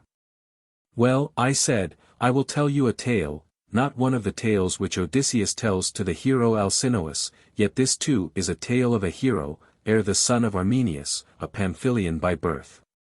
He was slain in battle, and 10 days afterwards, when the bodies of the dead were taken up already in a state of corruption, his body was found unaffected by decay, and carried away home to be buried. And on the 12th day, as he was lying on the funeral pile, he returned to life and told them what he had seen in the other world. He said that when his soul left the body he went on a journey with a great company, and that they came to a mysterious place at which there were 2 openings in the earth. They were near together, and over against them were 2 other openings in the heaven above. In the intermediate space there were judges seated, who commanded the just, after they had given judgment on them and had bound their sentences in front of them, to ascend by the heavenly way on the right hand. And in like manner the unjust were bidden by them to descend by the lower way on the left hand. These also bore the symbols of their deeds, but fastened on their backs. He drew near, and they told him that he was to be the messenger who would carry the report of the other world to men, and they bade him hear and see all that was to be heard and seen in that place. Then he beheld and saw on one side the souls departing at either opening of heaven and earth when sentence had been given on them. And at the 2 other openings other souls, some ascending out of the earth dusty and worn with travel, some descending out of heaven clean and bright. And arriving ever and anon they seemed to have come from a long journey, and they went forth with gladness into the meadow, where they encamped as at a festival. And those who knew one another embraced and conversed, the souls which came from earth curiously inquiring about the things above, and the souls which came from heaven about the things beneath. And they told one another of what had happened by the way, those from below weeping and sorrowing at the remembrance of the things which they had endured and seen in their journey beneath the earth. Now the journey lasted 1,000 years. While those from above were describing heavenly delights and visions of inconceivable beauty. The story, Glaucon, would take too long to tell, but the sum was this: he said that for every wrong which they had done to anyone they suffered tenfold. Or once in 100 years, such being reckoned to be the length of man's life, and the penalty being thus paid 10 times in 1,000 years. If, for example, there were any who had been the cause of many deaths, or had betrayed or enslaved cities or armies, or been guilty of any other evil behavior, for each and all of their offenses they received punishment 10 times over. And the rewards of beneficence and justice and holiness were in the same proportion. I need hardly repeat what he said concerning young children dying almost as soon as they were born. Of piety and impiety to gods and parents, and of murderers 124 there were retributions other and greater far which he described. He mentioned that he was present when one of the spirits asked another, "Where is Ardiaeus the Great?" Now this Ardiaeus lived 1,000 years before the time of Air. He had been the tyrant of some city of Pamphylia, and had murdered his aged father and his elder brother, and was said to have committed many other abominable crimes. The answer of the other spirit was, "He comes not hither and will never come." And this, said he, was one of the dreadful sights which we ourselves witnessed. We were at the mouth of the cavern, and, having completed all our experiences, were about to reascend, when of a sudden Ardiaeus appeared and several others, most of whom were tyrants. And there were also besides the tyrants private individuals who had been great criminals. They were just, as they fancied, about to return into the upper world, but the mouth, instead of admitting them, gave a roar. Whenever any of these incurable sinners or someone who had not been sufficiently punished tried to ascend. And then wild men of fiery aspect, who were standing by and heard the sound, seized and carried them off.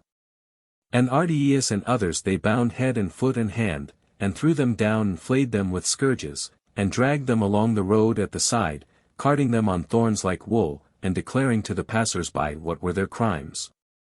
And that 125 they were being taken away to be cast into hell. And of all the many terrors which they had endured, he said that there was none like the terror which each of them felt at that moment, lest they should hear the voice, and when there was silence, one by one they ascended with exceeding joy. These, said Eyre, were the penalties and retributions, and there were blessings as great. Now when the spirits which were in the meadow had tarried 7 days, on the 8th they were obliged to proceed on their journey, and, on the 4th day after, he said that they came to a place where they could see from above a line of light, straight as a column, extending right through the whole heaven and through the earth, in color resembling the rainbow, only brighter and purer. Another day's journey brought them to the place, and there, in the midst of the light, they saw the ends of the chains of heaven let down from above, for this light is the belt of heaven, and holds together the circle of the universe, like the undergirders of a trireme. From these ends is extended the spindle of necessity, on which all the revolutions turn. The shaft and hook of this spindle are made of steel, and the whirl is made partly of steel and also partly of other materials. Now the whirl is in form like the whirl used on earth. And the description of it implied that there is one large hollow whirl which is quite scooped out, and into this is fitted another lesser one, and another, and 4 others, making 8 in all, like vessels which fit into one another. The whirls show their edges on the upper side, and on their lower side all together form one continuous whirl. This is pierced by the spindle, which is driven home through the center of the 8th. The first and outermost whirl has the rim broadest, and the 7 inner whirls are narrower, in the following proportions: the 6th is next to the 1st in size, the 4th next to the 6th, then comes the 8th. The 7th is 5th, the 5th is 6th, the 3rd is 7th, last and 8th comes the 2nd. The largest, or fixed stars, is spangled, and the 7th, or sun, is brightest, the 8th, or moon, colored by the reflected light of the 7th. The 2nd and 5th, Saturn and Mercury, are in color like one another, and yellower than the preceding. The 3rd, Venus, has the whitest light, the 4th, Mars, is reddish, the 6th, Jupiter, is in whiteness second. Now the whole spindle has the same motion, but, as the whole revolves in one direction, the 7 inner circles move slowly in the other, and of these the swiftest is the 8th.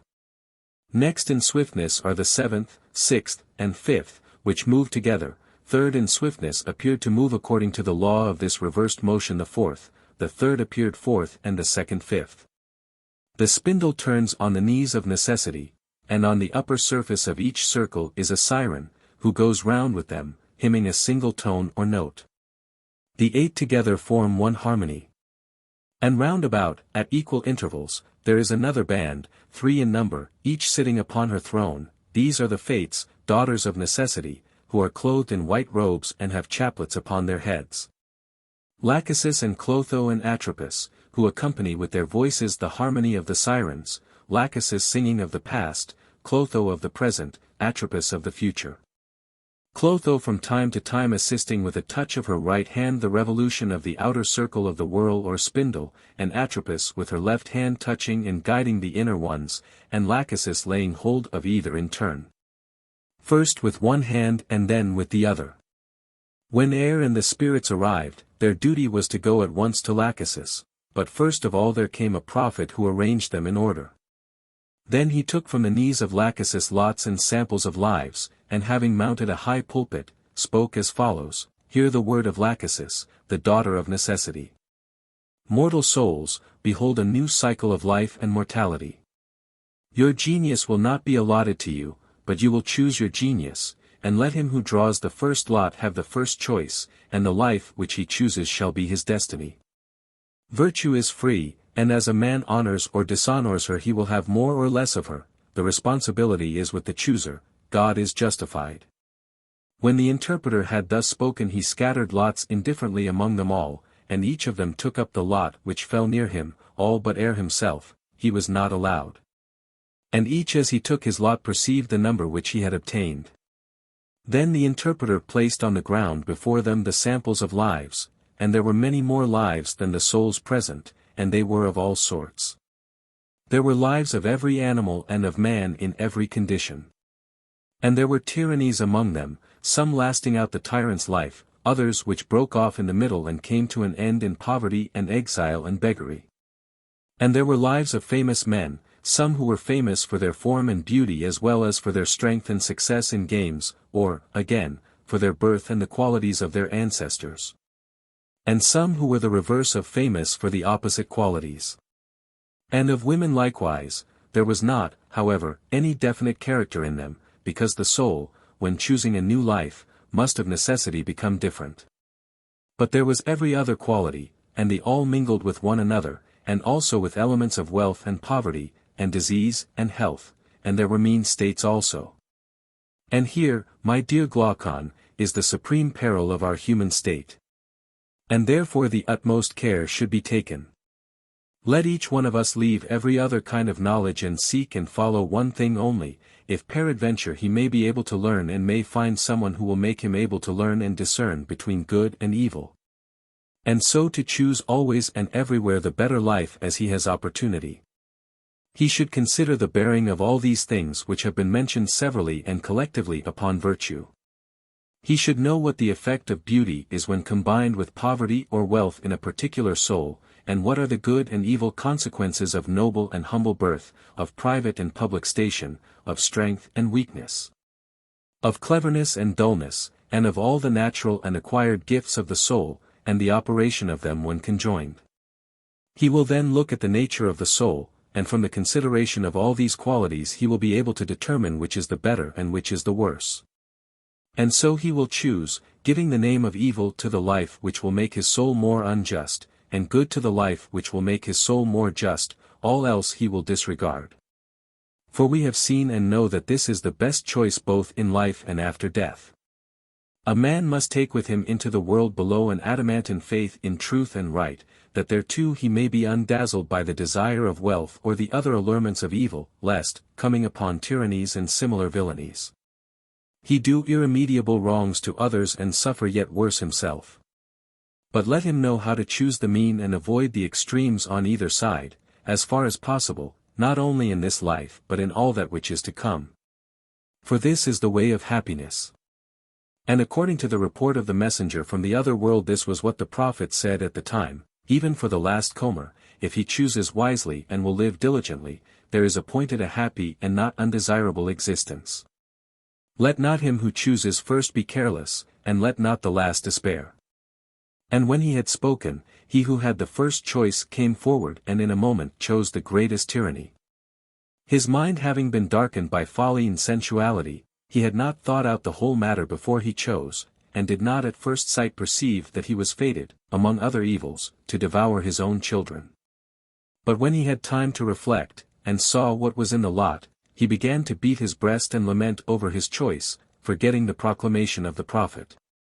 For, instead of throwing the blame of his misfortune on himself, he accused chance and the gods, and everything rather than himself.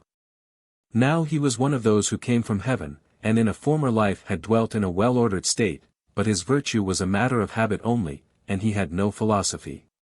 And it was true of others who were similarly overtaken, that the greater number of them came from heaven and therefore they had never been schooled by trial, whereas the pilgrims who came from earth having themselves suffered and seen others suffer, were not in a hurry to choose. And owing to this inexperience of theirs, and also because the lot was a chance, many of the souls exchanged a good destiny for an evil or an evil for a good. For if a man had always on his arrival in this world dedicated himself from the first to sound philosophy, and had been moderately fortunate in the number of the lot, he might, as the messenger reported, be happy here. And also his journey to another life and return to this, instead of being rough and underground, would be smooth and heavenly. Most curious, he said, was the spectacle, sad and laughable and strange, for the choice of the souls was in most cases based on their experience of a previous life. There he saw the soul which had once been Orpheus choosing the life of a swan out of enmity to the race of women, hating to be born of a woman because they had been his murderers. He beheld also the soul of Timaeus choosing the life of a nightingale, birds, on the other hand, like the swan and other musicians, wanting to be men. The soul which obtained the 20th 126 lot chose the life of a lion, and this was the soul of Ajax the son of Telamon, who would not be a man, remembering the injustice which was done him in the judgment about the arms. The next was Agamemnon, who took the life of an eagle, because, like Ajax, he hated human nature by reason of his sufferings. About the middle came the lot of Atalanta. She, seeing the great fame of an athlete, was unable to resist the temptation, and after her there followed the soul of Epeus the son of Panopeus, passing into the nature of a woman cunning in the arts. And far away among the last who chose, the soul of the jester Thersites was putting on the form of a monkey. There came also the soul of Odysseus, having yet to make a choice, and his lot happened to be the last of them all. Now the recollection of former toils had disenchanted him of ambition, and he went about for a considerable time in search of the life of a private man who had no cares. He had some difficulty in finding this, which was lying about and had been neglected by everybody else, and when he saw it, he said that he would have done the same had his lot been first instead of last, and that he was delighted to have it. And not only did men pass into animals, but I must also mention that there were animals tame and wild who changed into one another and into corresponding human natures, the good into the gentle and the evil into the savage. In all sorts of combinations. All the souls had now chosen their lives, and they went in the order of their choice to Lachesis, who sent with them the genius whom they had severally chosen. To be the guardian of their lives and the fulfiller of the choice, this genius led the souls first to Clotho, and drew them within the revolution of the spindle impelled by her hand, thus ratifying the destiny of each. And then, when they were fastened to this, carried them to Atropos, who spun the threads and made them irreversible, whence without turning round they passed beneath the throne of necessity. And when they had all passed, they marched on in a scorching heat to the plain of forgetfulness, which was a barren waste destitute of trees and verdure. And then towards evening they encamped by the river of unmindfulness, whose water no vessel can hold. Of this they were all obliged to drink a certain quantity, and those who were not saved by wisdom drank more than was necessary. And each one as he drank forgot all things. Now after they had gone to rest, about the middle of the night there was a thunderstorm and earthquake, and then in an instant they were driven upwards in all manner of ways to their birth, like stars shooting. He himself was hindered from drinking the water. But in what manner or by what means he returned to the body he could not say, only, in the morning, awaking suddenly, he found himself lying on the pyre. And thus, Glaucon, the tale has been saved and has not perished, and will save us if we are obedient to the word spoken, and we shall pass safely over the river of forgetfulness and our soul will not be defiled. Wherefore my counsel is, that we hold fast ever to the heavenly way and follow after justice and virtue always, considering that the soul is immortal and able to endure every sort of good and every sort of evil. Thus shall we live dear to one another and to the gods, both while remaining here and when, like conquerors in the games who go round to gather gifts, we receive our reward. And it shall be well with us both in this life and in the pilgrimage of 1,000 years which we have been describing. Timaeus. Introduction and Analysis. Of all the writings of Plato, the Timaeus is the most obscure and repulsive to the modern reader, and has nevertheless had the greatest influence over the ancient and medieval world.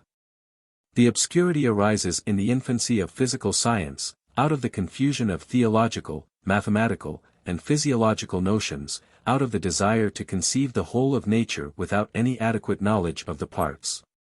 And from a greater perception of similarities which lie on the surface than of differences which are hidden from view. To bring sense under the control of reason, to find some way through the mist or labyrinth of appearances, either the highway of mathematics, or more devious paths suggested by the analogy of man with the world, and of the world with man. To see that all things have a cause and are tending towards an end, this is the spirit of the ancient physical philosopher. He has no notion of trying an experiment and is hardly capable of observing the curiosities of nature which are tumbling out at his feet, or of interpreting even the most obvious of them. He is driven back from the nearer to the more distant, from particulars to generalities, from the earth to the stars. He lifts up his eyes to the heavens and seeks to guide by their motions his erring footsteps.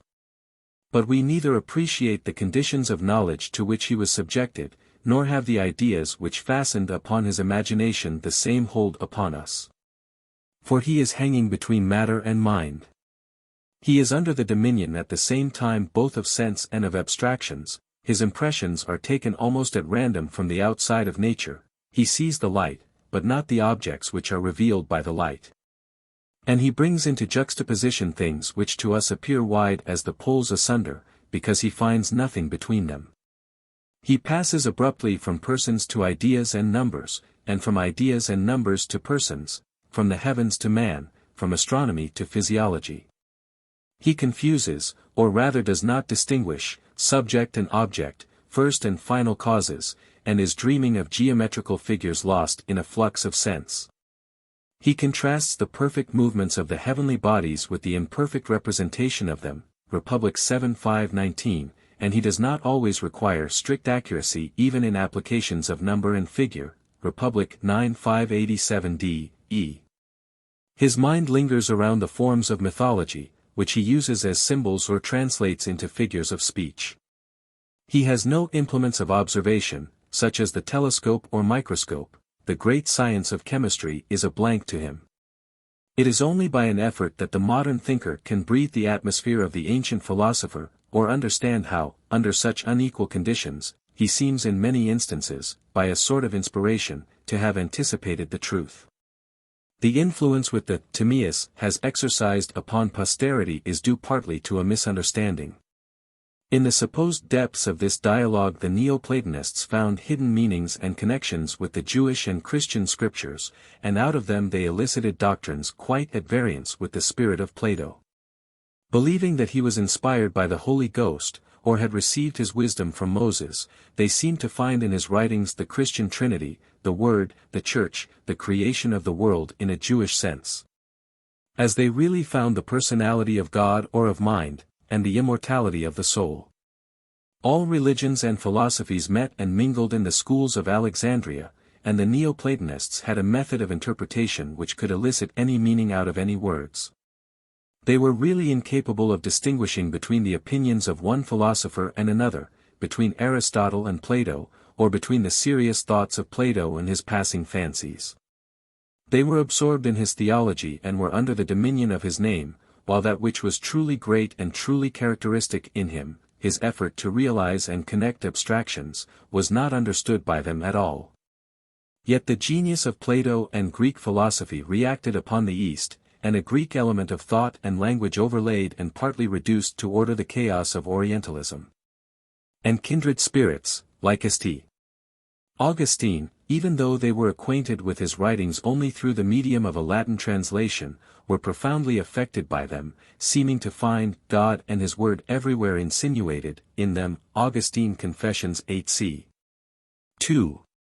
There is no danger of the modern commentators on the Timaeus falling into the absurdities of the Neoplatonists. In the present day we are well aware that an ancient philosopher is to be interpreted from himself and by the contemporary history of thought. We know that mysticism is not criticism. The fancies of the Neoplatonists are only interesting to us because they exhibit a phase of the human mind which prevailed widely in the first centuries of the Christian era, and is not wholly extinct in our own day. But they have nothing to do with the interpretation of Plato, and in spirit they are opposed to him. They are the feeble expression of an age which has lost the power not only of creating great works, but of understanding them. They are the spurious birth of a marriage between philosophy and tradition, between Hellas and the East, epsilon kappa gamma epsilon nu alpha nu theta alpha kappa alpha nu lambda alpha, Republic 6:496a. Whereas the so-called mysticism of Plato is purely Greek, arising out of his imperfect knowledge and high aspirations, and is the growth of an age in which philosophy is not wholly separated from poetry and mythology.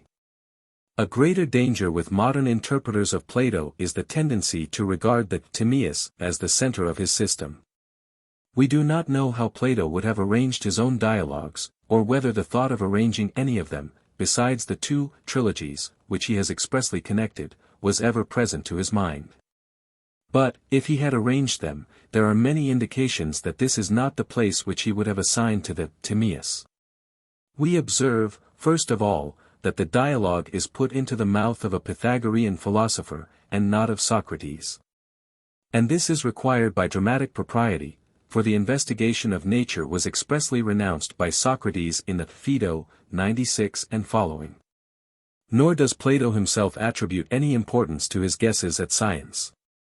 He is not at all absorbed by them, as he is by the idea of good. He is modest and hesitating, and confesses that his words partake of the uncertainty of the subject, Timaeus 29c. The dialogue is primarily concerned with the animal creation, including under this term the heavenly bodies, and with man only as one among the animals. But we can hardly suppose that Plato would have preferred the study of nature to man, or that he would have deemed the formation of the world and the human frame to have the same interest which he ascribes to the mystery of being and not being, or to the great political problems which he discusses in the Republic and the Laws.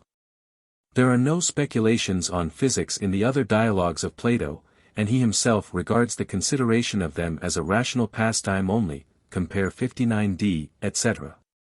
He is beginning to feel the need of further divisions of knowledge, and is becoming aware that besides dialectic, mathematics, and the arts, there is another field which has been hitherto unexplored by him. But he has not as yet defined this intermediate territory which lies somewhere between medicine and mathematics.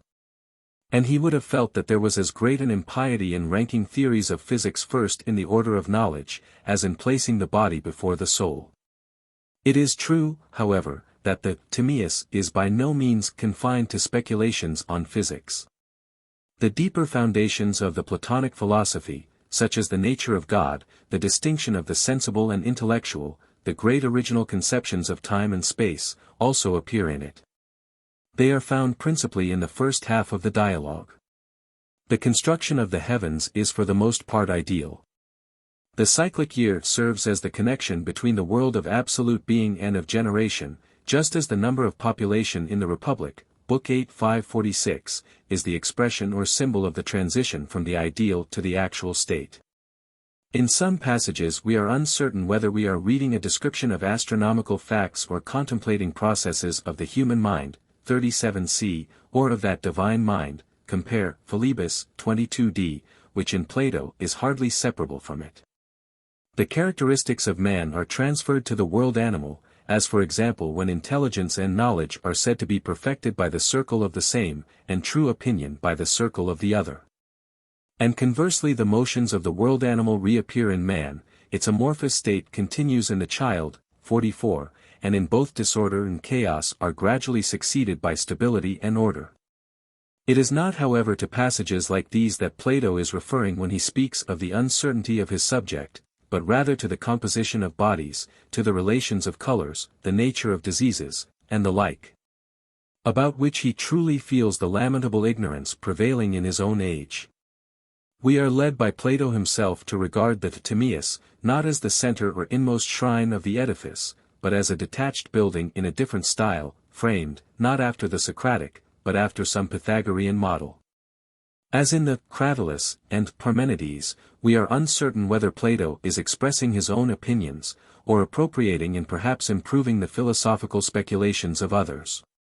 In all three dialogues he is exerting his dramatic and imitative power, in the Critias, mingling a satirical and humorous purpose with true principles of language.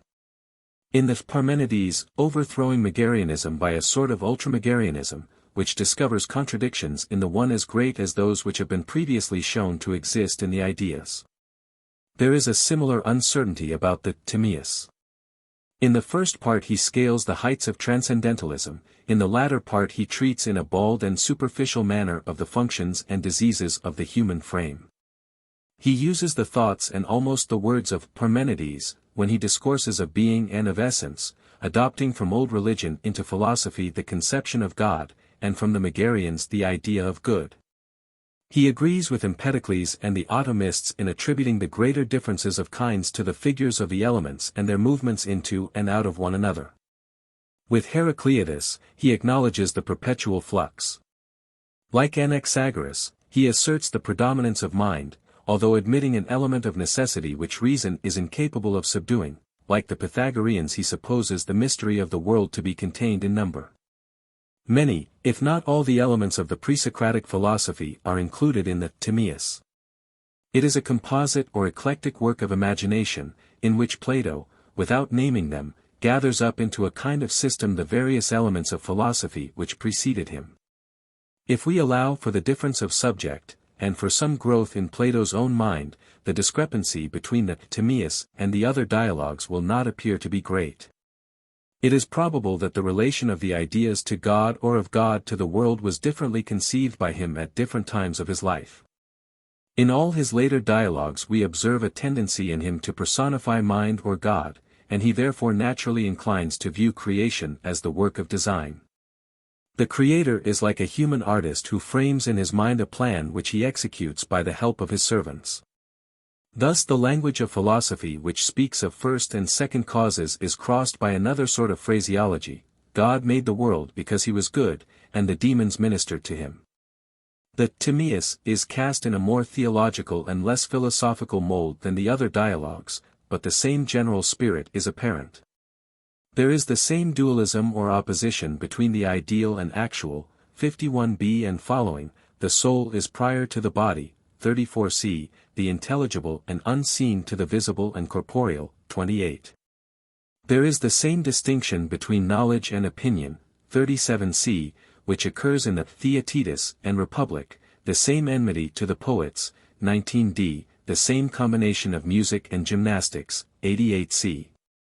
The doctrine of transmigration is still held by him, 90e and following, as in the Phaedrus and Republic, and the soul has a view of the heavens in a prior state of being, 41e. The ideas also remain, but they have become types in nature, forms of men, animals, birds, fishes, 39e. And the attribution of evil to physical causes, 86d, e, accords with the doctrine which he maintains in the Laws, Book 9 861, respecting the involuntariness of vice. The style and plan of the Timaeus differ greatly from that of any other of the Platonic dialogues. The language is weighty, abrupt, and in some passages sublime. But Plato has not the same mastery over his instrument which he exhibits in the Phaedrus or Symposium. Nothing can exceed the beauty or art of the introduction, in which he is using words after his accustomed manner. But in the rest of the work the power of language seems to fail him, and the dramatic form is wholly given up. He could write in one style, but not in another, and the Greek language had not as yet been fashioned by any poet or philosopher to describe physical phenomena. The early physiologists had generally written in verse. The prose writers, like Democritus and Anaxagoras, as far as we can judge from their fragments, never attained to a periodic style. And hence we find the same sort of clumsiness in the Timaeus of Plato which characterizes the philosophical poem of Lucretius. There is a want of flow and often a defect of rhythm. The meaning is sometimes obscure, and there is a greater use of apposition and more of repetition than occurs in Plato's earlier writings. The sentences are less closely connected and also more involved. The antecedents of demonstrative and relative pronouns are in some cases remote and perplexing. The greater frequency of participles and of absolute constructions gives the effect of heaviness. The descriptive portion of the Timaeus retains traces of the first Greek prose composition, for the great master of language was speaking on a theme with which he was imperfectly acquainted, and had no words in which to express his meaning. The rugged grandeur of the opening discourse of Timaeus 28:31, may be compared with the more harmonious beauty of a similar passage in the Phaedrus 245. To the same cause we may attribute the want of plan. Plato had not the command of his materials which would have enabled him to produce a perfect work of art. Hence there are several new beginnings and resumptions and formal or artificial connections. We miss the collidia junctura of the earlier dialogues. His speculations about the eternal, his theories of creation, his mathematical anticipations, are supplemented by desultory remarks on the one immortal and the two mortal souls of man, on the functions of the bodily organs in health and disease. On sight, hearing, smell, taste, and touch. He soars into the heavens, and then, as if his wings were suddenly clipped, he walks ungracefully and with difficulty upon the earth. The greatest things in the world, and the least things in man, are brought within the compass of a short treatise.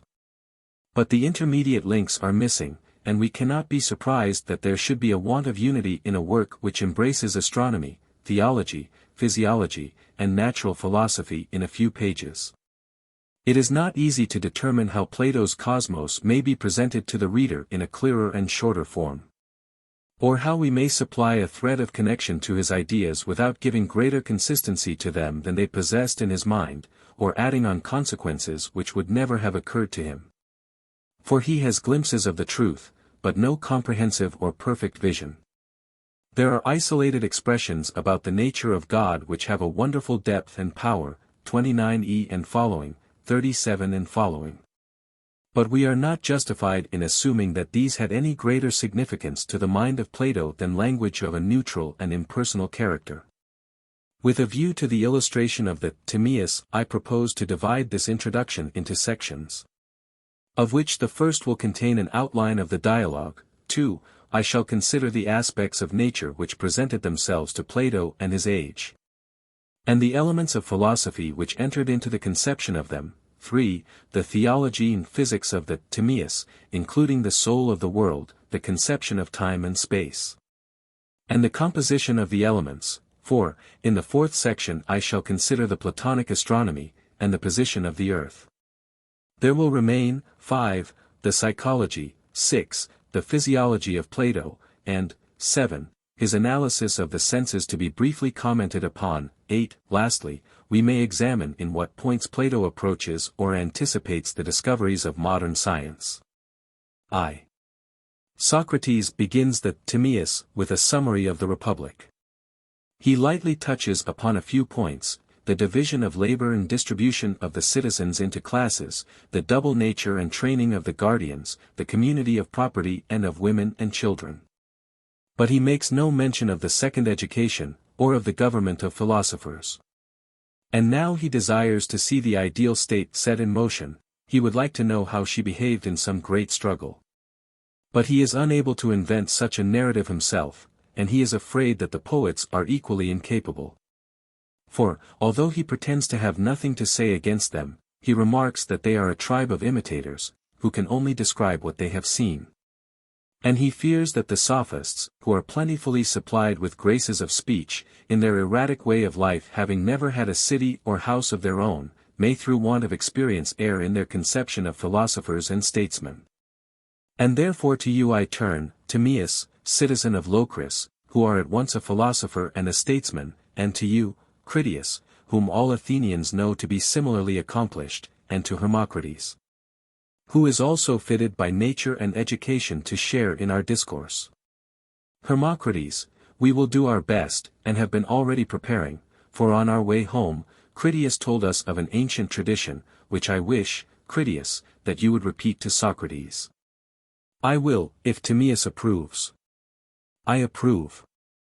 Listen then, Socrates, to a tale of Solon's, who, being the friend of Dropidas my great-grandfather, told it to my grandfather Critias, and he told me. The narrative related to ancient famous actions of the Athenian people, and to one especially, which I will rehearse in honor of you and of the goddess. Critias, when he told this tale of the olden time, was 90 years old, I being not more than 10. The occasion of the rehearsal was the day of the Apaturia called the registration of youth, at which our parents gave prizes for recitation. Some poems of Solon were recited by the boys. They had not at that time gone out of fashion, and the recital of them led someone to say, perhaps in compliment to Critias, that Solon was not only the wisest of men but also the best of poets. The old man brightened up at hearing this, and said, had Solon only had the leisure which was required to complete the famous legend which he brought with him from Egypt, he would have been as distinguished as Homer and Hesiod.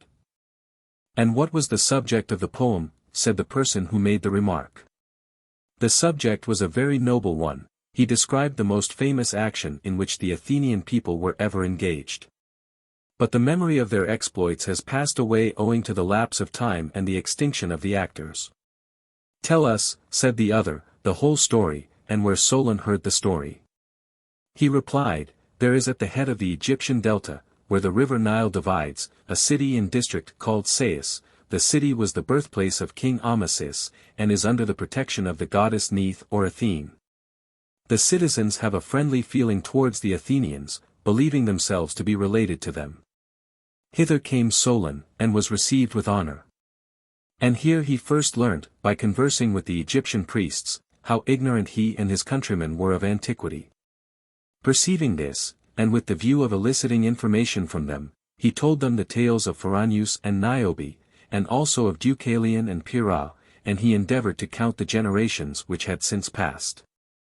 Thereupon an aged priest said to him, O Solon, Solon, you Hellenes are ever young, and there is no old man who is a Hellene.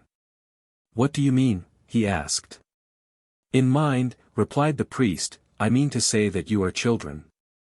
There is no opinion or tradition of knowledge among you which is white with age, and I will tell you why.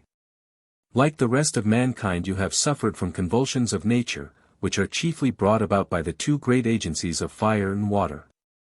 The former is symbolized in the Hellenic tale of young Phaeton who drove his father's horses the wrong way, and having burnt up the earth was himself burnt up by a thunderbolt.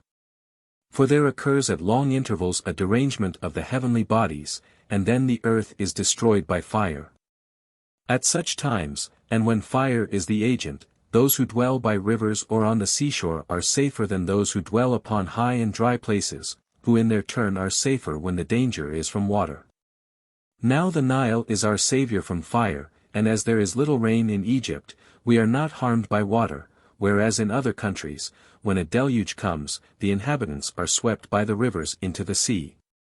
The memorials which your own and other nations have once had of the famous actions of mankind perish in the waters at certain periods, and the rude survivors in the mountains begin again, knowing nothing of the world before the flood. But in Egypt the traditions of our own and other lands are by us registered forever in our temples. The genealogies which you have recited to us out of your own annals, Solon, are a mere children's story. For in the first place, you remember one deluge only, and there were many of them, and you know nothing of that fairest and noblest race of which you are a seed or remnant. The memory of them was lost, because there was no written voice among you. For in the times before the great flood Athens was the greatest and best of cities and did the noblest deeds and had the best constitution of any under the face of heaven. Solon marveled, and desired to be informed of the particulars. You are welcome to hear them, said the priest, both for your own sake and for that of the city, and above all for the sake of the goddess who is the common foundress of both our cities. 9,000 years have elapsed since she founded yours, and 8,000 since she founded ours, as our annals record. Many laws exist among us which are the counterpart of yours as they were in the olden time. I will briefly describe them to you, and you shall read the account of them at your leisure in the sacred registers. In the first place, there was a caste of priests among the ancient Athenians, and another of artisans. Also castes of shepherds, hunters, and husbandmen, and lastly of warriors, who, like the warriors of Egypt, were separated from the rest, and carried shields and spears, a custom which the goddess first taught you, and then the Asiatics. And we among Asiatics first received from her. Observe again, what care the law took in the pursuit of wisdom, searching out the deep things of the world, and applying them to the use of man. The spot of earth which the goddess chose had the best of climates, and produced the wisest men. In no other was she herself, the philosopher and warrior goddess, so likely to have votaries. And there you dwelt as became the children of the gods, excelling all men in virtue, and many famous actions are recorded of you. The most famous of them all was the overthrow of the island of Atlantis. This great island lay over against the pillars of Heracles, in extent greater than Libya and Asia put together, and was the passage to other islands and to a great ocean of which the Mediterranean Sea was only the harbor. And within the pillars the empire of Atlantis reached in Europe to Tyrrhenia and in Libya to Egypt. This mighty power was arrayed against Egypt and Hellas and all the countries bordering on the Mediterranean. Then your city did bravely, and won renown over the whole earth. For at the peril of her own existence, and when the other Hellenes had deserted her, she repelled the invader, and of her own accord gave liberty to all the nations within the pillars. A little while afterwards there were great earthquakes and floods, and your warrior race all sank into the earth, and the great island of Atlantis also disappeared in the sea. This is the explanation of the shallows which are found in that part of the Atlantic Ocean. Such was the tale, Socrates, which Critias heard from Solon. And I noticed when listening to you yesterday, how close the resemblance was between your Cydian citizens and the ancient Athenian state. But I would not speak at the time, because I wanted to refresh my memory.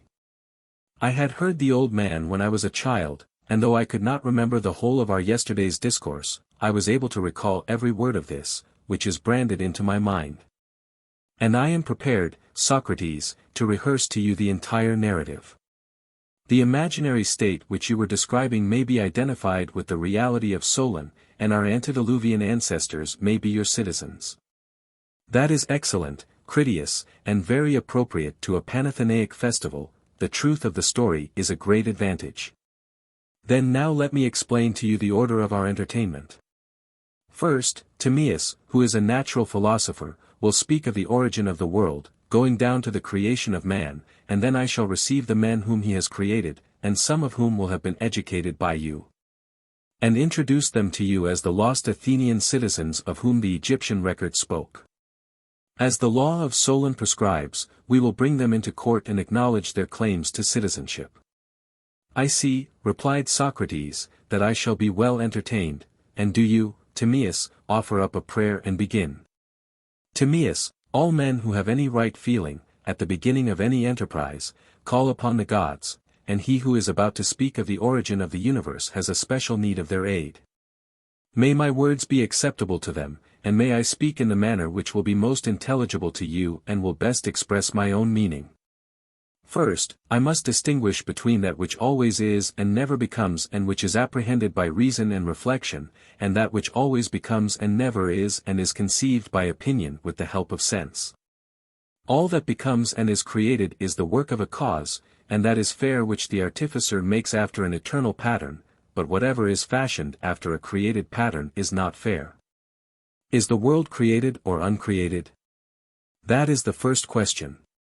Created, I reply, being visible and tangible and having a body, and therefore sensible, and if sensible, then created.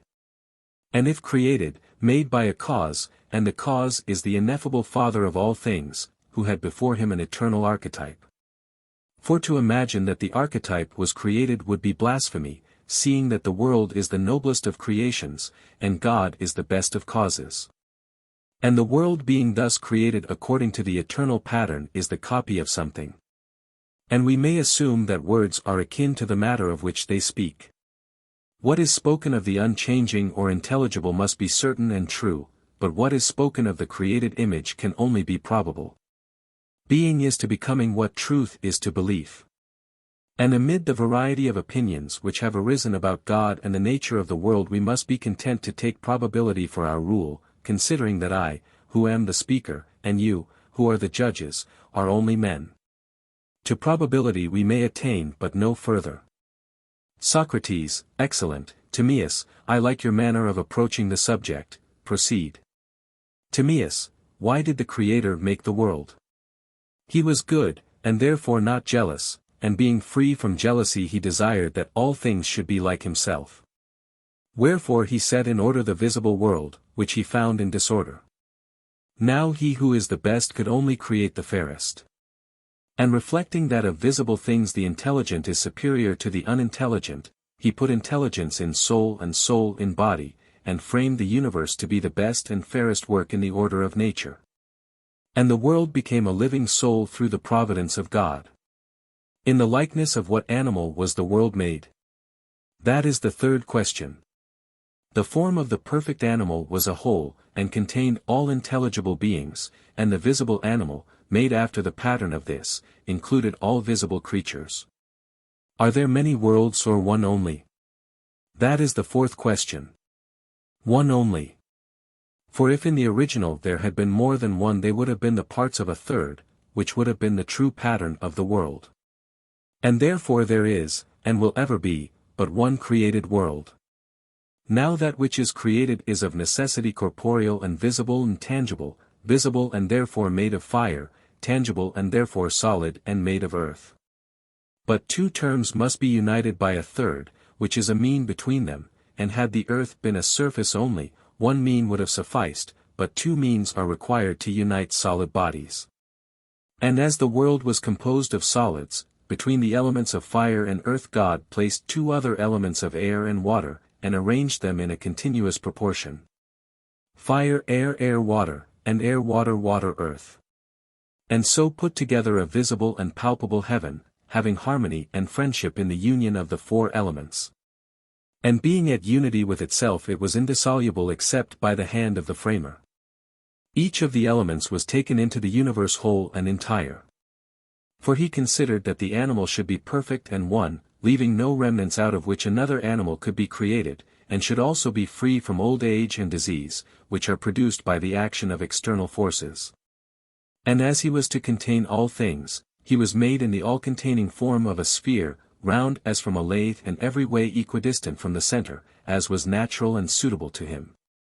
He was finished and smooth, having neither eyes nor ears, for there was nothing without him which he could see or hear, and he had no need to carry food to his mouth, nor was there air for him to breathe. And he did not require hands, for there was nothing of which he could take hold, nor feet, with which to walk. All that he did was done rationally in and by himself, and he moved in a circle turning within himself, which is the most intellectual of motions, but the other 6 motions were wanting to him, wherefore the universe had no feet or legs. And so the thought of God made a God in the image of a perfect body, having intercourse with himself and needing no other, but in every part harmonious and self-contained and truly blessed. The soul was first made by him, the elder to rule the younger, not in the order in which our wayward fancy has led us to describe them, but the soul first and afterwards the body. God took of the unchangeable and indivisible and also of the divisible and corporeal, and out of the two he made a third nature, essence, which was in a mean between them, and partook of the same and the other. The intractable nature of the other being compressed into the same. Having made a compound of all the three, he proceeded to divide the entire mass into portions related to one another in the ratios of 1, 2, 3, 4, 9, 8, 27, and proceeded to fill up the double and triple intervals thus. 1/3, superscript 3/2, 2/3, 3, 4. Superscript 1/3, 6, 8. 1, superscript 3/2, 2, 3/2, 6, 9, superscript 2/2, 18, 27. In which double series of numbers are two kinds of means, the one exceeds and is exceeded by equal parts of the extremes, e.g. 1/3, 2, the other kind of mean is one which is equidistant from the extremes, 2, 4, 6. In this manner there were formed intervals of thirds, 3, 2, of fourths, 4, 3, and of ninths, 9, 8. And next he filled up the intervals of a fourth with ninths, leaving a remnant which is in the ratio of 256-243. The entire compound was divided by him lengthways into 2 parts, which he united at the center like the letter X, and bent into an inner and outer circle or sphere, cutting one another again at a point over against the point at which they cross. The outer circle or sphere was named the sphere of the same, the inner, the sphere of the other or diverse, and the one revolved horizontally to the right, the other diagonally to the left. To the sphere of the same which was undivided he gave dominion, but the sphere of the other or diverse was distributed into 7 unequal orbits, having intervals in ratios of 2s and 3s, 3 of either sort. And he bade the orbits move in opposite directions to one another, 3 of them, the Sun, Mercury, Venus, with equal swiftness, and the remaining 4, the Moon, Saturn, Mars, Jupiter, with unequal swiftness to the 3 and to one another. But all in due proportion. When the Creator had made the soul he made the body within her, and the soul interfused everywhere from the center to the circumference of heaven, herself turning in herself, began a divine life of rational and everlasting motion. The body of heaven is visible, but the soul is invisible, and partakes of reason and harmony, and is the best of creations, being the work of the best. And being composed of the same, the other, and the essence, these 3, and also divided and bound in harmonical proportion, and revolving within herself, the soul when touching anything which has essence, whether divided or undivided. is stirred to utter the sameness or diversity of that and some other thing, and to tell how and when and where individuals are affected or related, whether in the world of change or of essence.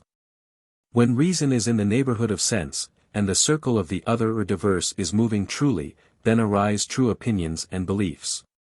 When reason is in the sphere of thought, and the circle of the same runs smoothly, then intelligence is perfected. When the Father who begot the world saw the image which he had made of the eternal gods moving and living, he rejoiced. And in his joy resolved, since the archetype was eternal, to make the creature eternal as far as this was possible. Wherefore he made an image of eternity which is time, having an uniform motion according to number, parted into months and days and years, and also having greater divisions of past, present, and future.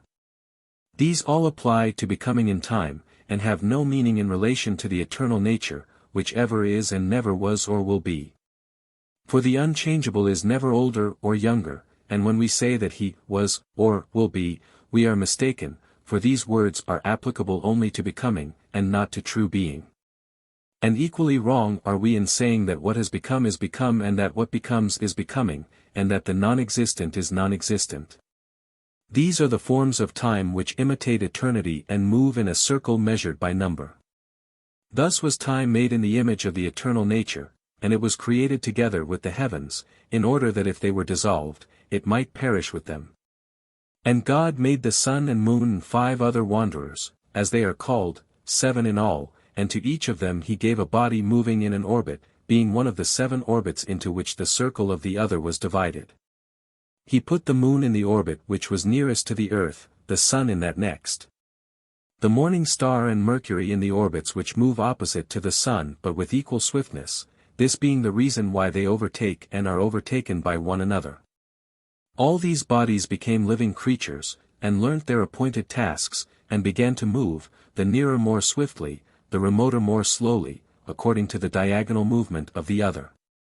And since this was controlled by the movement of the same, the 7 planets in their courses appeared to describe spirals, and that appeared fastest which was slowest, and that which overtook others appeared to be overtaken by them. And God lighted a fire in the 2nd orbit from the earth which is called the sun, to give light over the whole heaven, and to teach intelligent beings that knowledge of number which is derived from the revolution of the same.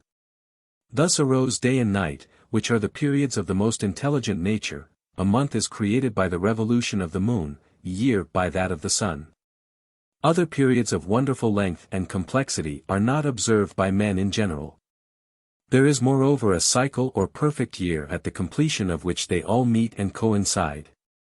To this end the stars came into being, that the created heaven might imitate the eternal nature. Thus far the universal animal was made in the divine image, but the other animals were not as yet included in him. And God created them according to the patterns or species of them which existed in the divine original. There are 4 of them, 1 of gods, another of birds, a 3rd of fishes, and a 4th of animals. The gods were made in the form of a circle, which is the most perfect figure and the figure of the universe. They were created chiefly of fire, that they might be bright, and were made to know and follow the best, and to be scattered over the heavens, of which they were to be the glory. 2 kinds of motion were assigned to them, first, the revolution in the same and around the same, in peaceful unchanging thought of the same, and to this was added a forward motion which was under the control of the same. Thus then the fixed stars were created, being divine and eternal animals, revolving on the same spot, and the wandering stars, in their courses, were created in the manner already described. The earth, which is our nurse, clinging around the pole extended through the universe, he made to be the guardian and artificer of night and day, first and eldest of gods that are in the interior of heaven. Vain would be the labor of telling all the figures of them, moving as in dance, and their juxtapositions and approximations. And when and where and behind what other stars they appear to disappear, to tell of all this without looking at a plan of them would be labor in vain. The knowledge of the other gods is beyond us, and we can only accept the traditions of the ancients, who were the children of the gods, as they said, for surely they must have known their own ancestors. Although they give no proof, we must believe them as is customary. They tell us that Oceanus and Tethys were the children of earth and heaven. That Phoreys, Kronos, and Rhea came in the next generation, and were followed by Zeus and Here, whose brothers and children are known to everybody. When all of them, both those who show themselves in the sky, and those who retire from view, had come into being, the Creator addressed them thus: Gods, sons of gods, my works, if I will, are indissoluble. That which is bound may be dissolved, but only an evil being would dissolve that which is harmonious and happy. And although you are not immortal, you shall not die, for I will hold you together. Hear me, then, 3 tribes of mortal beings have still to be created, but if created by me they would be like gods. Do ye therefore make them? I will implant in them the seed of immortality, and you shall weave together the mortal and immortal, and provide food for them, and receive them again in death. Thus he spake, and poured the remains of the elements into the cup in which he had mingled the soul of the universe. They were no longer pure as before, but diluted. And the mixture he distributed into souls equal in number to the stars, and assigned each to a star, then having mounted them, as in a chariot, he showed them the nature of the universe, and told them of their future birth and human lot. They were to be sown in the planets, and out of them was to come forth the most religious of animals, which would hereafter be called man. The souls were to be implanted in bodies, which were in a perpetual flux, whence, he said, would arise, first, sensation, secondly, love, which is a mixture of pleasure and pain. Thirdly, fear and anger, and the opposite affections, and if they conquered these, they would live righteously, but if they were conquered by them, unrighteously. He who lived well would return to his native star, and would there have a blessed existence. But, if he lived ill, he would pass into the nature of a woman, and if he did not then alter his evil ways, into the likeness of some animal, until the reason which was in him reasserted her sway over the elements of fire, air, earth, water, which had engrossed her, and he regained his first and better nature. Having given this law to his creatures, that he might be guiltless of their future evil, he sowed them, some in the earth, some in the moon, and some in the other planets. And he ordered the younger gods to frame human bodies for them and to make the necessary additions to them, and to avert from them all but self-inflicted evil. Having given these commands, the Creator remained in his own nature.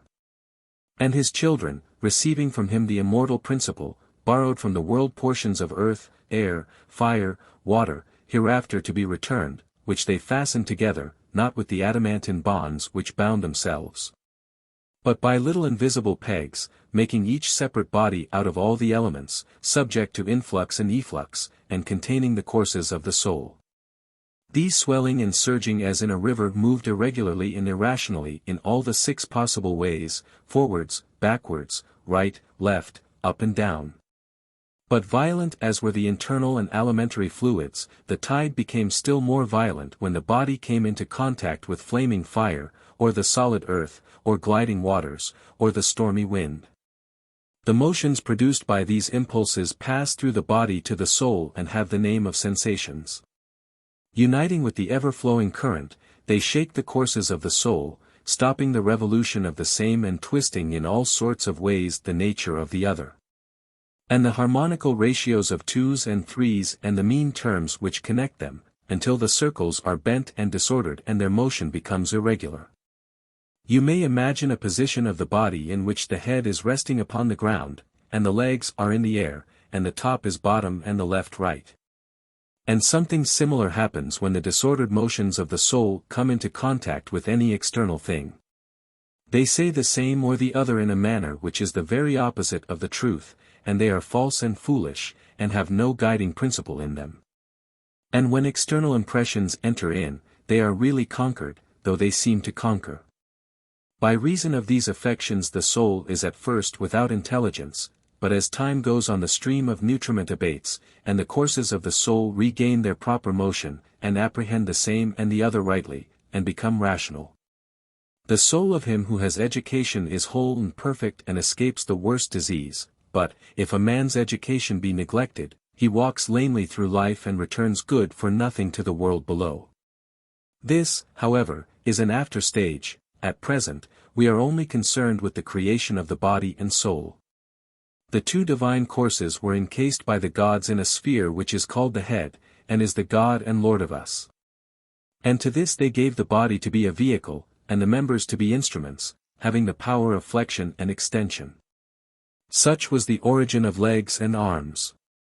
In the next place, the gods gave a forward motion to the human body, because the front part of man was the more honorable and had authority. And they put in a face in which they inserted organs to minister in all things to the providence of the soul.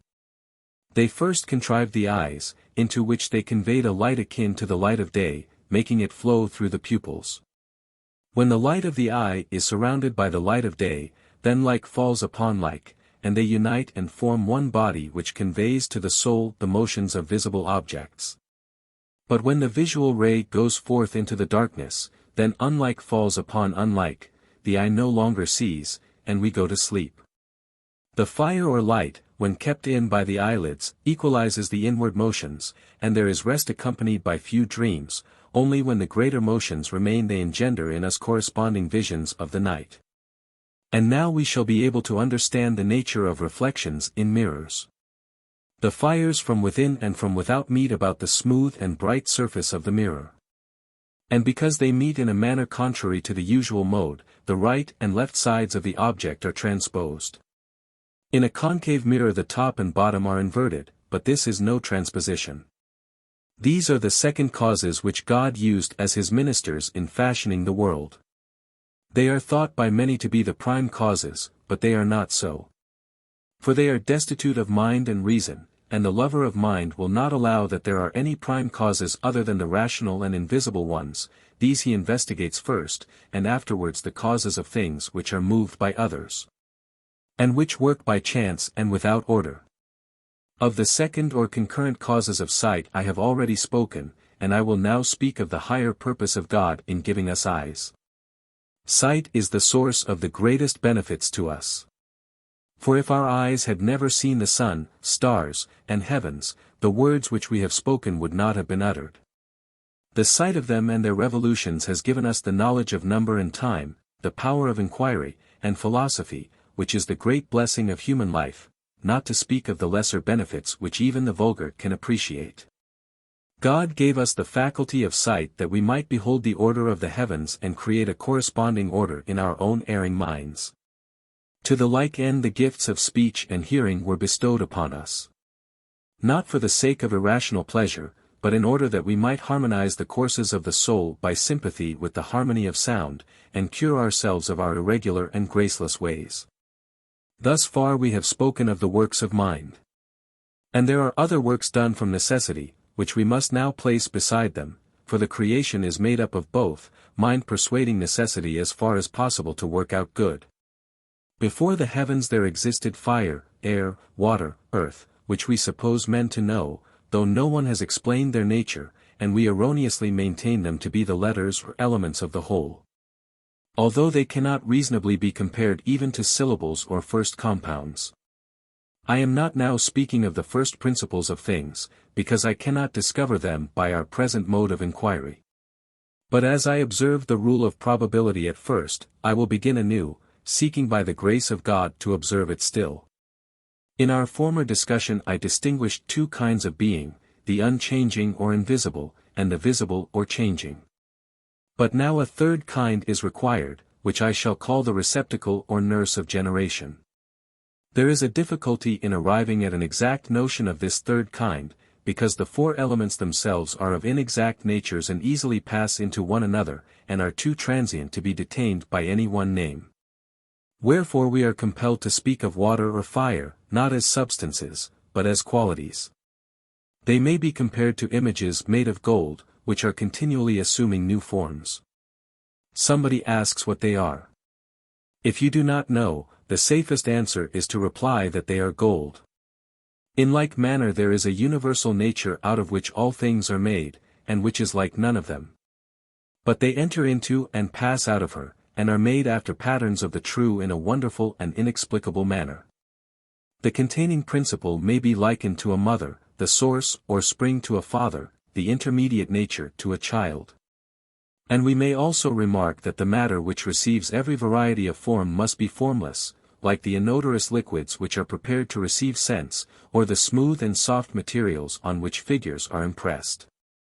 In the same way space or matter is neither earth nor fire nor air nor water, but an invisible and formless being which receives all things, and in an incomprehensible manner partakes of the intelligible. But we may say, speaking generally, that fire is that part of this nature which is inflamed, water that which is moistened, and the like. Let me ask a question in which a great principle is involved. Is there an essence of fire and the other elements, or are there only fires visible to sense? I answer in a word, if mind is one thing and true opinion another, then there are self-existent essences, but if mind is the same with opinion, then the visible and corporeal is most real. But they are not the same, and they have a different origin and nature. The one comes to us by instruction, the other by persuasion, the one is rational, the other is irrational, the one is movable by persuasion, the other immovable. The one is possessed by every man, the other by the gods and by very few men. And we must acknowledge that as there are two kinds of knowledge, so there are two kinds of being corresponding to them. The one uncreated, indestructible, immovable, which is seen by intelligence only, the other created, which is always becoming in place and vanishing out of place, and is apprehended by opinion and sense. There is also a third nature, that of space, which is indestructible, and is perceived by a kind of spurious reason without the help of sense. This is presented to us in a dreamy manner, and yet is said to be necessary, for we say that all things must be somewhere in space. For they are the images of other things and must therefore have a separate existence and exist in something, i.e., in space. But true reason assures us that while two things, i.e. the idea and the image, are different they cannot inhere in one another, so as to be one and two at the same time. To sum up, being and generation in space, these three, existed before the heavens, and the nurse or vessel of generation, moistened by water and inflamed by fire, and taking the forms of air and earth, assumed various shapes. By the motion of the vessel, the elements were divided, and like grain winnowed by fans, the close and heavy particles settled in one place, the light and airy ones in another. At first they were without reason and measure, and had only certain faint traces of themselves, until God fashioned them by figure and number. In this, as in every other part of creation, I suppose God to have made things, as far as was possible, fair and good, out of things not fair and good. And now I will explain to you the generation of the world by a method with which your scientific training will have made you familiar. Fire, air, earth, and water are bodies and therefore solids, and solids are contained in planes, and plane rectilinear figures are made up of triangles. Of triangles there are two kinds. One having the opposite sides equal, isosceles, the other with unequal sides, scalene. These we may fairly assume to be the original elements of fire and the other bodies. What principles are prior to these God only knows, and he of men whom God loves. Next, we must determine what are the four most beautiful figures which are unlike one another and yet sometimes capable of resolution into one another.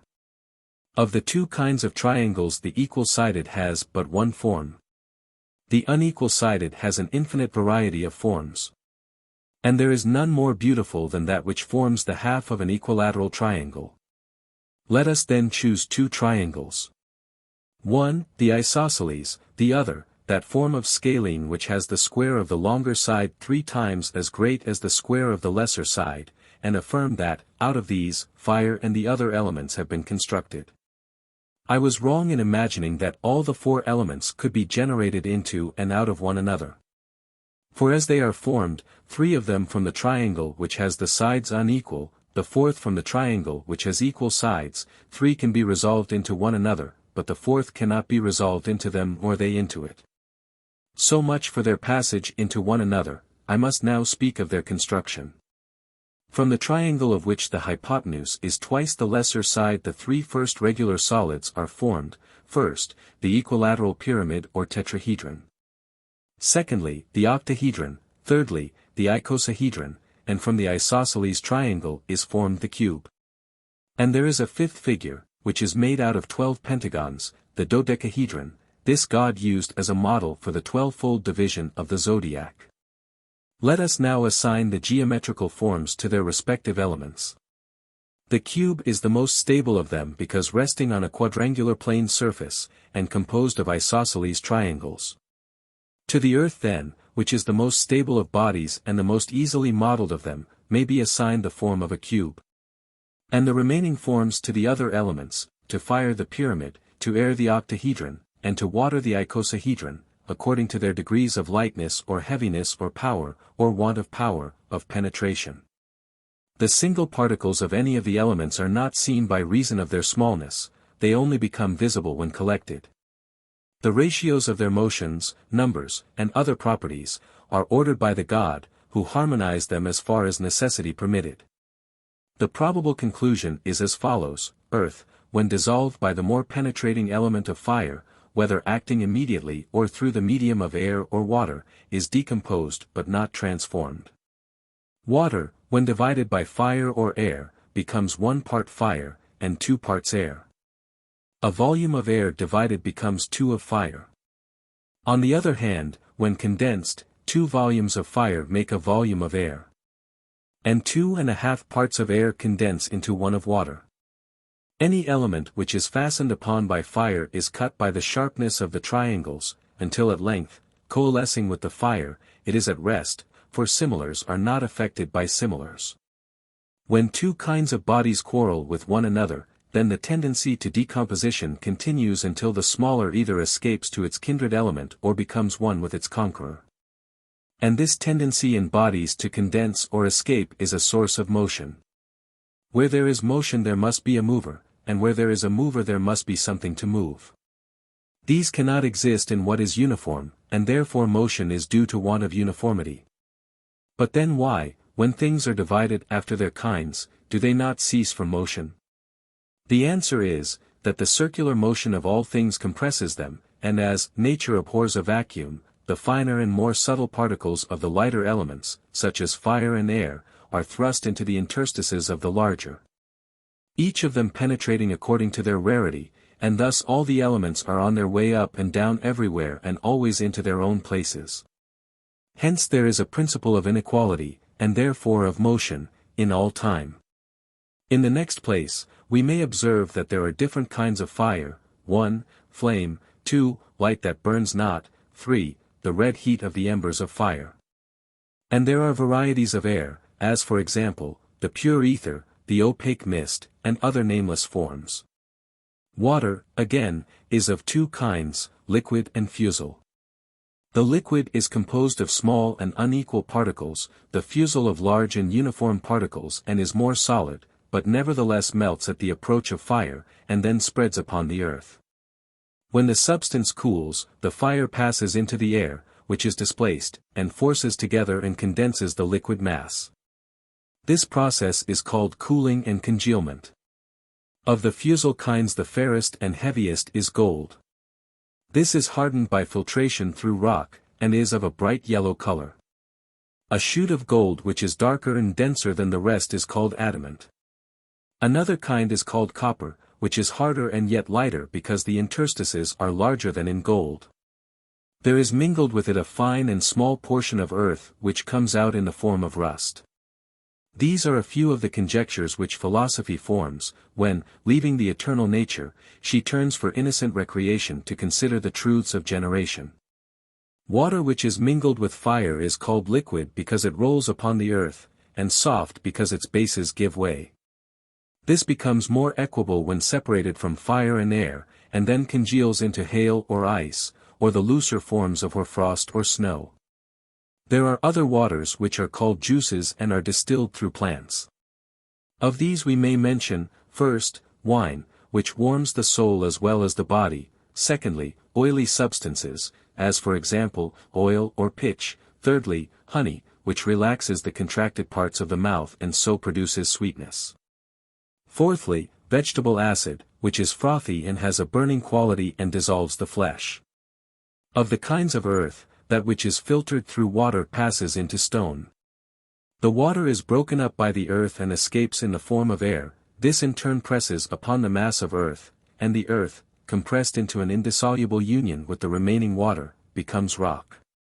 Rock, when it is made up of equal particles, is fair and transparent, but the reverse when of unequal. Earth is converted into pottery when the watery part is suddenly drawn away. Or if moisture remains, the earth, when fused by fire, becomes, on cooling, a stone of a black color. When the earth is finer and of a briny nature, then two half-solid bodies are formed by separating the water, soda and salt. The strong compounds of earth and water are not soluble by water, but only by fire. Earth itself, when not consolidated, is dissolved by water, when consolidated, by fire only. The cohesion of water, when strong, is dissolved by fire only. When weak, either by air or fire, the former entering the interstices, the latter penetrating even the triangles. Air when strongly condensed is indissoluble by any power which does not reach the triangles, and even when not strongly condensed is only resolved by fire. Compounds of earth and water are unaffected by water while the water occupies the interstices in them, but begin to liquefy when fire enters into the interstices of the water. They are of two kinds, some of them, like glass, having more earth, others, like wax, having more water in them. Having considered objects of sense, we now pass on to sensation. But we cannot explain sensation without explaining the nature of flesh and of the mortal soul, and as we cannot treat of both together, in order that we may proceed at once to the sensations, we must assume the existence of body and soul. What makes fire burn? The fineness of the sides, the sharpness of the angles, the smallness of the particles, the quickness of the motion. Moreover, the pyramid, which is the figure of fire, is more cutting than any other. The feeling of cold is produced by the larger particles of moisture outside the body trying to eject the smaller ones in the body which they compress. The struggle which arises between elements thus unnaturally brought together causes shivering. That is hard to which the flesh yields, and soft which yields to the flesh, and these two terms are also relative to one another. The yielding matter is that which has the slenderest base, whereas that which has a rectangular base is compact and repellent. Light and heavy are wrongly explained with reference to a lower and higher in place. For in the universe, which is a sphere, there is no opposition of above or below, and that which is to us above would be below to a man standing at the antipodes. The greater or less difficulty in detaching any element from its like is the real cause of heaviness or of lightness. If you draw the earth into the dissimilar air, the particles of earth cling to their native element, and you more easily detach a small portion than a large. There would be the same difficulty in moving any of the upper elements towards the lower. The smooth and the rough are severally produced by the union of evenness with compactness, and of hardness with inequality. Pleasure and pain are the most important of the affections common to the whole body. According to our general doctrine of sensation, parts of the body which are easily moved readily transmit the motion to the mind, but parts which are not easily moved have no effect upon the patient. The bones and hair are of the latter kind, sight and hearing of the former. Ordinary affections are neither pleasant nor painful. The impressions of sight afford an example of these, and are neither violent nor sudden. But sudden replenishments of the body cause pleasure, and sudden disturbances, as for example cuttings and burnings, have the opposite effect. From sensations common to the whole body, we proceed to those of particular parts. The affections of the tongue appear to be caused by contraction and dilation, but they have more of roughness or smoothness than is found in other affections. Earthy particles, entering into the small veins of the tongue which reach to the heart, when they melt into and dry up the little veins are astringent if they are rough. Or if not so rough, they are only harsh, and if excessively abstergent, like potash and soda, bitter. Purgatives of a weaker sort are called salt and, having no bitterness, are rather agreeable. Inflammatory bodies, which by their lightness are carried up into the head, cutting all that comes in their way, are termed pungent. But when these are refined by putrefaction, and enter the narrow veins of the tongue, and meet their particles of earth and air, two kinds of globules are formed, one of earthy and impure liquid, which boils and ferments. The other of pure and transparent water, which are called bubbles. Of all these affections the cause is termed acid. When, on the other hand, the composition of the deliquescent particles is congenial to the tongue, and disposes the parts according to their nature, this remedial power in them is called sweet. Smells are not divided into kinds, all of them are transitional, and arise out of the decomposition of one element into another, for the simple air or water is without smell. They are vapors or mists, thinner than water and thicker than air, and hence in drawing in the breath, when there is an obstruction, the air passes, but there is no smell. They have no names, but are distinguished as pleasant and unpleasant, and their influence extends over the whole region from the head to the navel. Hearing is the effect of a stroke which is transmitted through the ears by means of the air, brain, and blood to the soul, beginning at the head and extending to the liver. The sound which moves swiftly is acute, that which moves slowly is grave. That which is uniform is smooth, and the opposite is harsh. Loudness depends on the quantity of the sound. Of the harmony of sounds I will hereafter speak. 80. Colors are flames which emanate from all bodies, having particles corresponding to the sense of sight. Some of the particles are less and some larger, and some are equal to the parts of the sight. The equal particles appear transparent. The larger contract, and the lesser dilate the sight. White is produced by the dilation, black by the contraction, of the particles of sight. There is also a swifter motion of another sort of fire which forces a way through the passages of the eyes, and elicits from them a union of fire and water which we call tears. The inner fire flashes forth, and the outer finds a way in and is extinguished in the moisture, and all sorts of colors are generated by the mixture. This affection is termed by us dazzling, and the object which produces it is called bright. There is yet another sort of fire which mingles with the moisture of the eye without flashing, and produces a color like blood, to this we give the name of red. A bright element mingling with red and white produces a color which we call auburn. The law of proportion, however, according to which compound colors are formed, cannot be determined scientifically or even probably. Red, when mingled with black and white, gives a purple hue, which becomes umber when the colors are burnt and there is a larger admixture of black. Flame color is a mixture of auburn and dun, dun of white and black, yellow of white and auburn. White and bright meeting, and falling upon a full black, become dark blue mingling with white becomes a light blue, the union of flame color and black makes leek green. There is no difficulty in seeing how other colors are probably composed. But he who should attempt to test the truth of this by experiment, would forget the difference of the human and divine nature. God only is able to compound and resolve substances, such experiments are impossible to man. These are the elements of necessity which the Creator received in the world of generation when he made the all-sufficient and perfect creature, using the secondary causes as his ministers, but himself fashioning the good in all things. For there are two sorts of causes, the one divine, the other necessary, and we should seek to discover the divine above all, and, for their sake, the necessary, because without them the higher cannot be attained by us. Having now before us the causes out of which the rest of our discourse is to be framed, let us go back to the point at which we began, and add a fair ending to our tale. As I said at first, all things were originally a chaos in which there was no order or proportion. The elements of this chaos were arranged by the Creator, and out of them he made the world. Of the divine he himself was the author, but he committed to his offspring the creation of the mortal. From him they received the immortal soul, but themselves made the body to be its vehicle, and constructed within another soul which was mortal, and subject to terrible affections, pleasure, the inciter of evil, pain, which deters from good.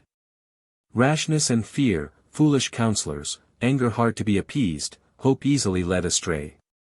These they mingled with irrational sense and all-daring love according to necessary laws, and so framed man.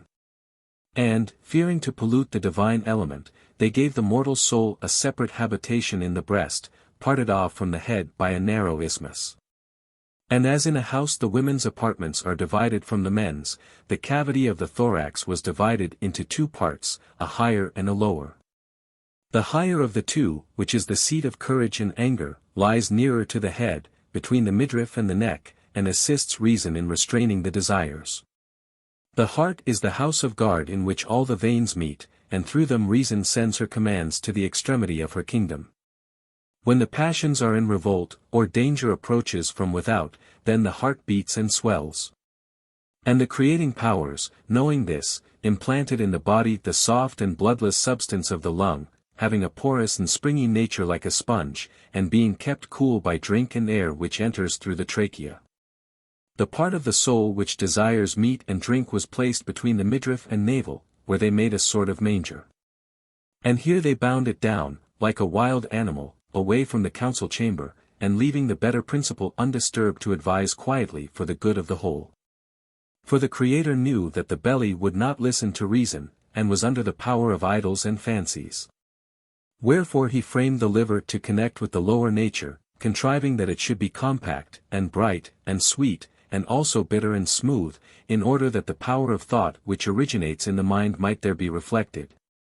Terrifying the belly with the elements of bitterness and gall, and a suffusion of bilious colors when the liver is contracted, and causing pain and misery by twisting out of its place the lobe and closing up the vessels and gates. And the converse happens when some gentle inspiration coming from intelligence mirrors the opposite fancies, giving rest and sweetness and freedom, and at night, moderation and peace accompanied with prophetic insight. When reason and sense are asleep. For the authors of our being, in obedience to their Father's will and in order to make men as good as they could, gave to the liver the power of divination, which is never active when men are awake or in health. But when they are under the influence of some disorder or enthusiasm, then they receive intimations, which have to be interpreted by others who are called prophets, but should rather be called interpreters of prophecy. After death these intimations become unintelligible. The spleen, which is situated in the neighborhood, on the left side, keeps the liver bright and clean, as a napkin does a mirror, and the evacuations of the liver are received into it. And being a hollow tissue it is for a time swollen with these impurities, but when the body is purged it returns to its natural size. The truth concerning the soul can only be established by the word of God.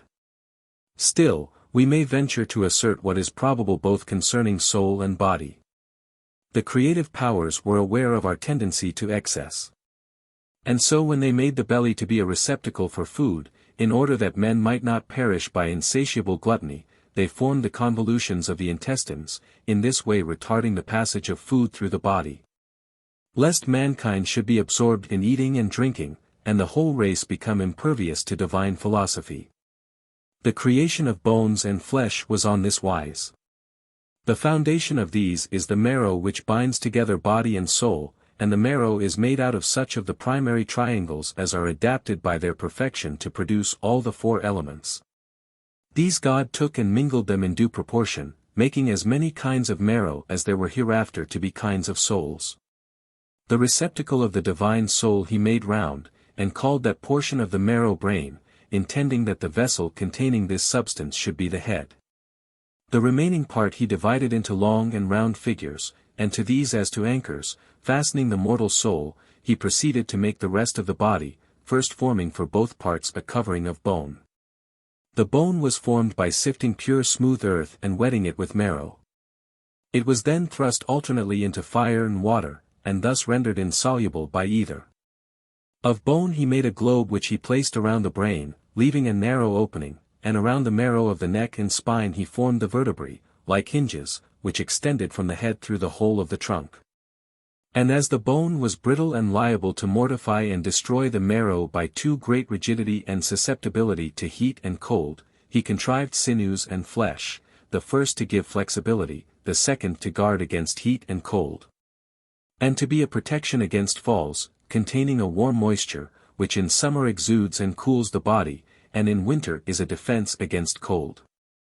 Having this in view, the Creator mingled earth with fire and water and mixed with them a ferment of acid and salt, so as to form pulpy flesh. But the sinews he made of a mixture of bone and unfermented flesh, giving them a mean nature between the two, and a yellow color. Hence they were more glutinous than flesh, but softer than bone. The bones which have most of the living soul within them he covered with the thinnest film of flesh, those which have least of it, he lodged deeper. At the joints he diminished the flesh in order not to impede the flexure of the limbs, and also to avoid clogging the perceptions of the mind. About the thighs and arms, which have no sense because there is little soul in the marrow, and about the inner bones, he laid the flesh thicker. For where the flesh is thicker there is less feeling, except in certain parts which the Creator has made solely of flesh, as for example, the tongue. Had the combination of solid bone and thick flesh been consistent with acute perceptions, the Creator would have given man a sinewy and fleshy head, and then he would have lived twice as long. But our creators were of opinion that a shorter life which was better was preferable to a longer which was worse, and therefore they covered the head with thin bone, and placed the sinews at the extremity of the head round the neck, and fastened the jawbones to them below the face. And they framed the mouth, having teeth and tongue and lips, with a view to the necessary and the good, for food is a necessity, and the river of speech is the best of rivers. Still, the head could not be left a bare globe of bone on account of the extremes of heat and cold, nor be allowed to become dull and senseless by an overgrowth of flesh. Wherefore it was covered by a peel or skin which met and grew by the help of the cerebral humor. The diversity of the sutures was caused by the struggle of the food against the courses of the soul.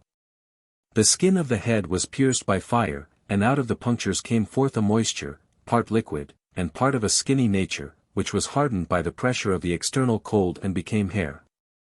And God gave hair to the head of man to be a light covering, so that it might not interfere with his perceptions.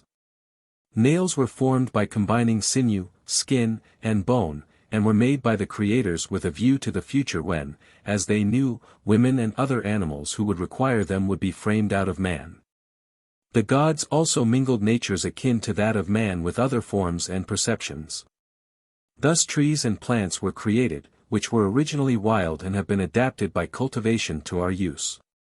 They partake of that third kind of life which is seated between the midriff and the navel, and is altogether passive and incapable of reflection. When the creators had furnished all these natures for our sustenance, they cut channels through our bodies as in a garden, watering them with a perennial stream. 2 were cut down the back, along the backbone, where the skin and flesh meet, one on the right and the other on the left, having the marrow of generation between them. In the next place, they divided the veins about the head and interlaced them with each other in order that they might form an additional link between the head and the body, and that the sensations from both sides might be diffused throughout the body. In the third place, they contrived the passage of liquids, which may be explained in this way: finer bodies retain coarser, but not the coarser the finer, and the belly is capable of retaining food, but not fire and air.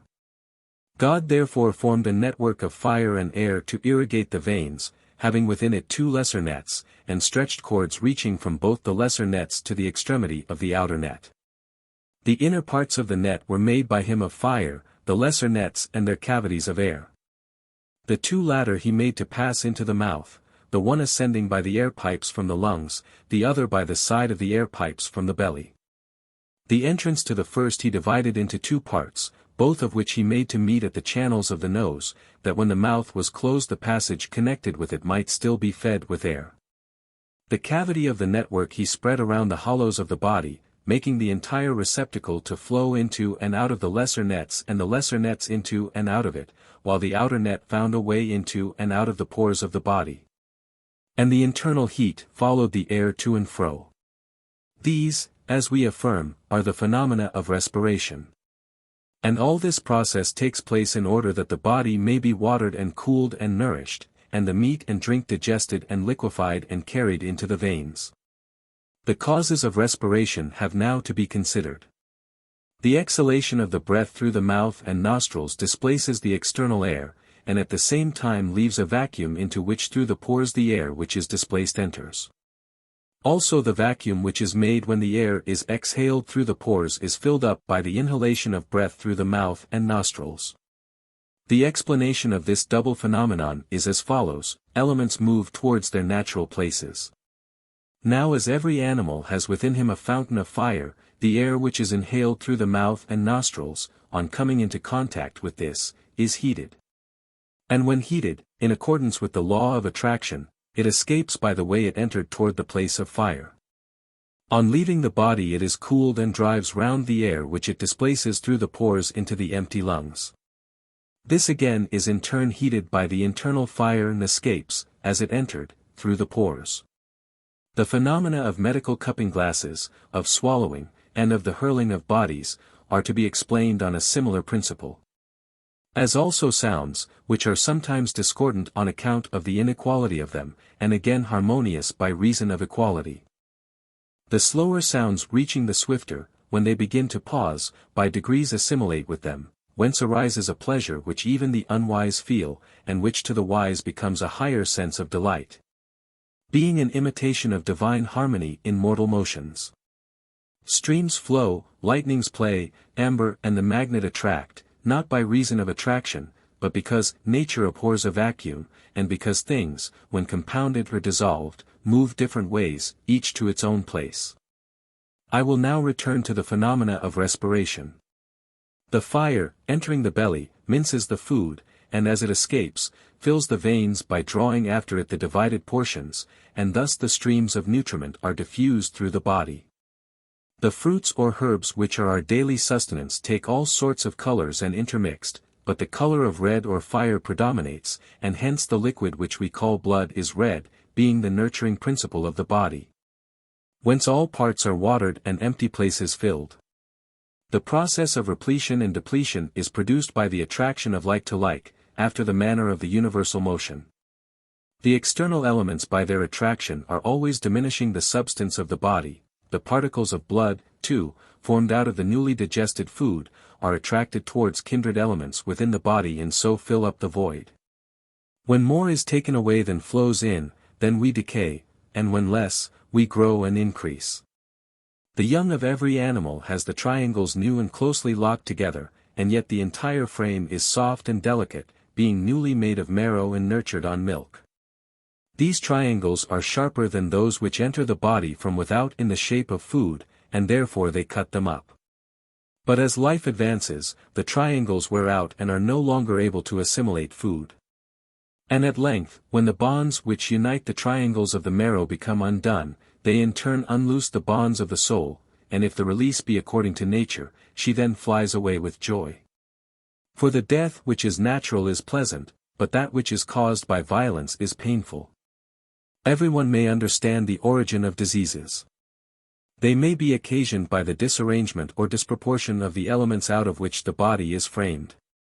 This is the origin of many of them, but the worst of all owe their severity to the following causes. There is a natural order in the human frame according to which the flesh and sinews are made of blood, the sinews out of the fibers, and the flesh out of the congealed substance which is formed by separation from the fibers.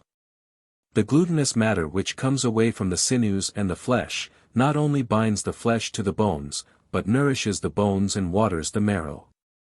When these processes take place in regular order the body is in health.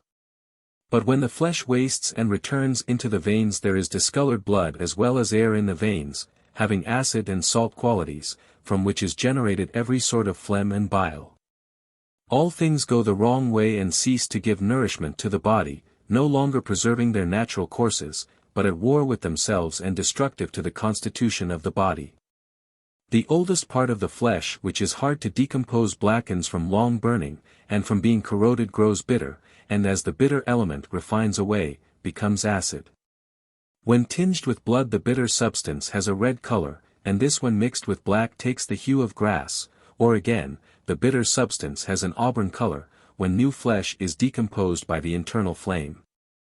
To all which phenomena some physician or philosopher who is able to see the one in many has given the name of bile. The various kinds of bile have names answering to their colors. Lymph or serum is of two kinds: first, the way of blood, which is gentle; secondly, the secretion of dark and bitter bile, which, when mingled under the influence of heat with salt, is malignant and is called acid phlegm. There is also white phlegm, formed by the decomposition of young and tender flesh, and covered with little bubbles, separately invisible, but becoming visible when collected. The water of tears and perspiration and similar substances is also the watery part of fresh phlegm. All these humors become sources of disease when the blood is replenished in irregular ways and not by food or drink. The danger, however, is not so great when the foundation remains, for then there is a possibility of recovery. But when the substance which unites the flesh and bones is diseased, and is no longer renewed from the muscles and sinews, and instead of being oily and smooth and glutinous becomes rough and salt and dry. Then the fleshy parts fall away and leave the sinews bare and full of brine, and the flesh gets back again into the circulation of the blood, and makes the previously mentioned disorders still greater. There are other and worse diseases which are prior to these. As when the bone through the density of the flesh does not receive sufficient air, and becomes stagnant and gangrened, and crumbling away passes into the food, and the food into the flesh, and the flesh returns again into the blood. Worst of all and most fatal is the disease of the marrow, by which the whole course of the body is reversed. There is a third class of diseases which are produced, some by wind and some by phlegm and some by bile. When the lung, which is the steward of the air, is obstructed, by rheums, and in one part no air, and in another too much, enters in, then the parts which are unrefreshed by air corrode, and other parts are distorted by the excess of air. And in this manner painful diseases are produced.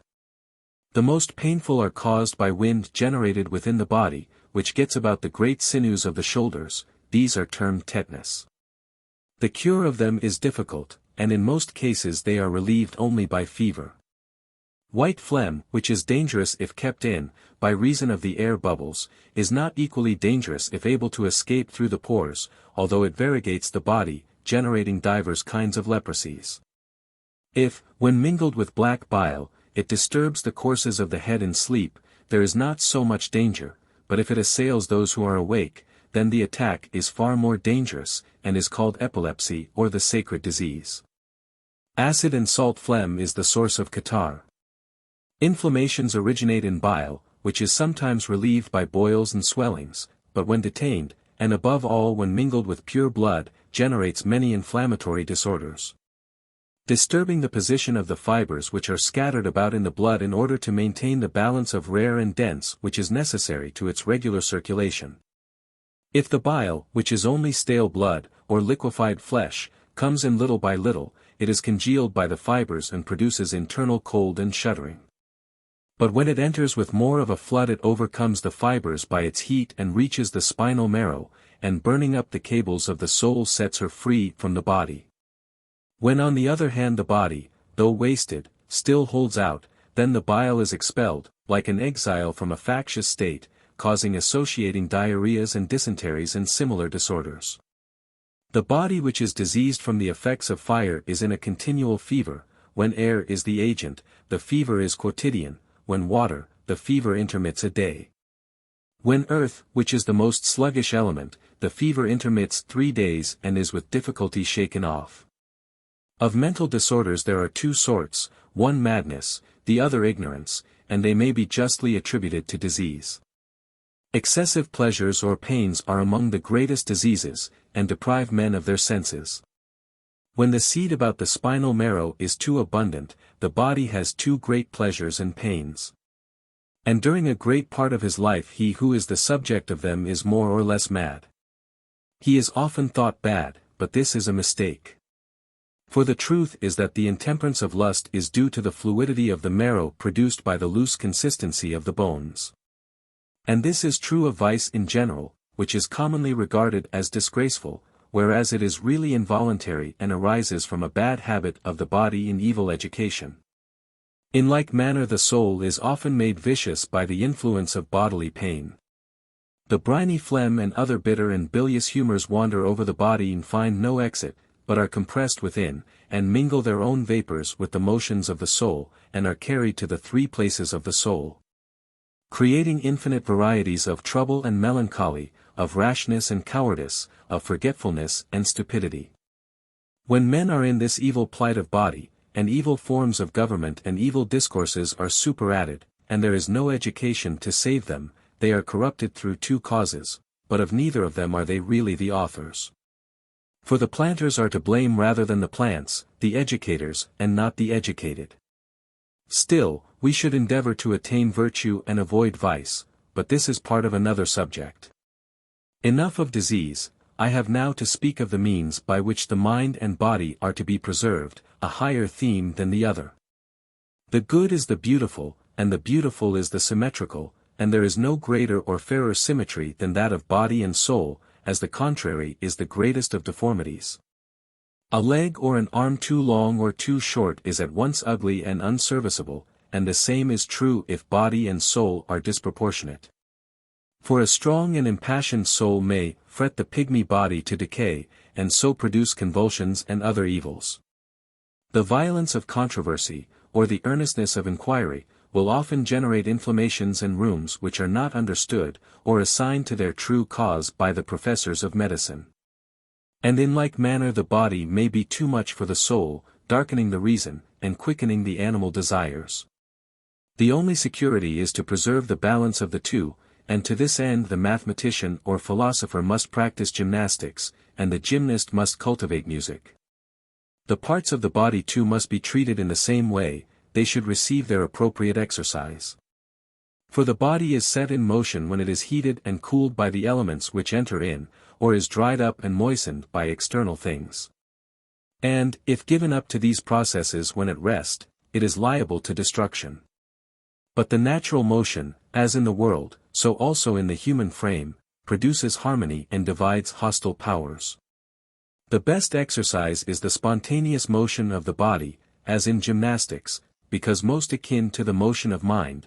Not so good is the motion of which the source is in another, as in sailing or riding. Least good when the body is at rest and the motion is in parts only, which is a species of motion imparted by physic. This should only be resorted to by men of sense in extreme cases. Lesser diseases are not to be irritated by medicine. For every disease is akin to the living being and has an appointed term, just as life has, which depends on the form of the triangles, and cannot be protracted when they are worn out. And he who, instead of accepting his destiny, endeavors to prolong his life by medicine, is likely to multiply and magnify his diseases. Regimen and not medicine is the true cure, when a man has time at his disposal. Enough of the nature of man and of the body, and of training and education. The subject is a great one and cannot be adequately treated as an appendage to another. To sum up all in a word, there are three kinds of soul located within us, and any one of them, if remaining inactive, becomes very weak, if exercised, very strong. Wherefore we should duly train and exercise all three kinds. The divine soul God lodged in the head, to raise us, like plants which are not of earthly origin, to our kindred, for the head is nearest to heaven. He who is intent upon the gratification of his desires and cherishes the mortal soul, has all his ideas mortal, and is himself mortal in the truest sense. But he who seeks after knowledge and exercises the divine part of himself in godly and immortal thoughts, attains to truth and immortality, as far as is possible to man, and also to happiness. While he is training up within him the divine principle and indwelling power of order. There is only one way in which one person can benefit another, and that is by assigning to him his proper nurture and motion. To the motions of the soul answer the motions of the universe, and by the study of these the individual is restored to his original nature. Thus we have finished the discussion of the universe, which, according to our original intention, has now been brought down to the creation of man. Completeness seems to require that something should be briefly said about other animals, first of women, who are probably degenerate and cowardly men. And when they degenerated, the gods implanted in men the desire of union with them. Creating in man one animate substance and in woman another in the following manner, the outlet for liquids they connected with the living principle of the spinal marrow, which the man has the desire to emit into the fruitful womb of the woman. This is like a fertile field in which the seed is quickened and matured, and at last brought to light. When this desire is unsatisfied the man is overmastered by the power of the generative organs, and the woman is subjected to disorders from the obstruction of the passages of the breath, until the two meet and pluck the fruit of the tree. The race of birds was created out of innocent, light-minded men, who thought to pursue the study of the heavens by sight. These were transformed into birds, and grew feathers instead of hair. The race of wild animals were men who had no philosophy, and never looked up to heaven or used the courses of the head, but followed only the influences of passion. Naturally they turned to their kindred earth, and put their forelegs to the ground, and their heads were crushed into strange oblong forms. Some of them have 4 feet, and some of them more than 4, the latter, who are the more senseless, drawing closer to their native element, the most senseless of all have no limbs and trail their whole body on the ground. The 4th kind are the inhabitants of the waters. These are made out of the most senseless and ignorant and impure of men, whom God placed in the uttermost parts of the world in return for their utter ignorance, and caused them to respire water instead of the pure element of air. Such are the laws by which animals pass into one another. And so the world received animals, mortal and immortal, and was fulfilled with them, and became a visible God, comprehending the visible, made in the image of the intellectual, being the one perfect only begotten heaven. Section 2. Nature in the aspect which she presented to a Greek philosopher of the 4th century before Christ is not easily reproduced to modern eyes. The associations of mythology and poetry have to be added, and the unconscious influence of science has to be subtracted, before we can behold the heavens or the earth as they appear to the Greek. The philosopher himself was a child and also a man, a child in the range of his attainments, but also a great intelligence having an insight into nature, and often anticipations of the truth. He was full of original thoughts, and yet liable to be imposed upon by the most obvious fallacies.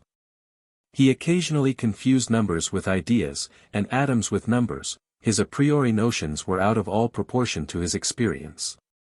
He was ready to explain the phenomena of the heavens by the most trivial analogies of earth. The experiments which nature worked for him he sometimes accepted, but he never tried experiments for himself which would either prove or disprove his theories. His knowledge was unequal.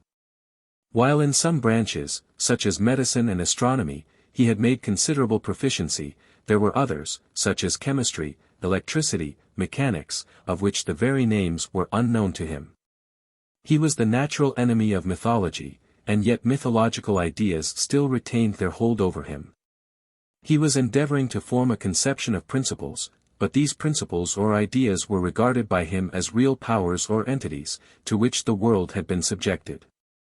He was always tending to argue from what was near to what was remote, from what was known to what was unknown, from man to the universe, and back again from the universe to man. While he was arranging the world, he was arranging the forms of thought in his own mind, and the light from within and the light from without often crossed and helped to confuse one another. He might be compared to a builder engaged in some great design, who could only dig with his hands because he was unprovided with common tools. Or to some poet or musician, like Timaeus, Ion 534d, obliged to accommodate his lyric raptures to the limits of the tetrachord or of the flute. The Hesiodic and Orphic cosmogonies were a phase of thought intermediate between mythology and philosophy and had a great influence on the beginnings of knowledge. There was nothing behind them. They were to physical science what the poems of Homer were to early Greek history. They made men think of the world as a whole. They carried the mind back into the infinity of past time. They suggested the first observation of the effects of fire and water on the earth's surface. To the ancient physics they stood much in the same relation which geology does to modern science.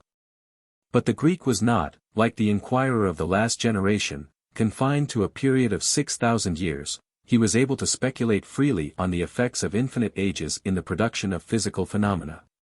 He could imagine cities which had existed time out of mind, Statesman 302a, Laws 3676, laws or forms of art and music which had lasted, not in word only, but in very truth, for 10,000 years, Laws 2656e, compare also 7799a.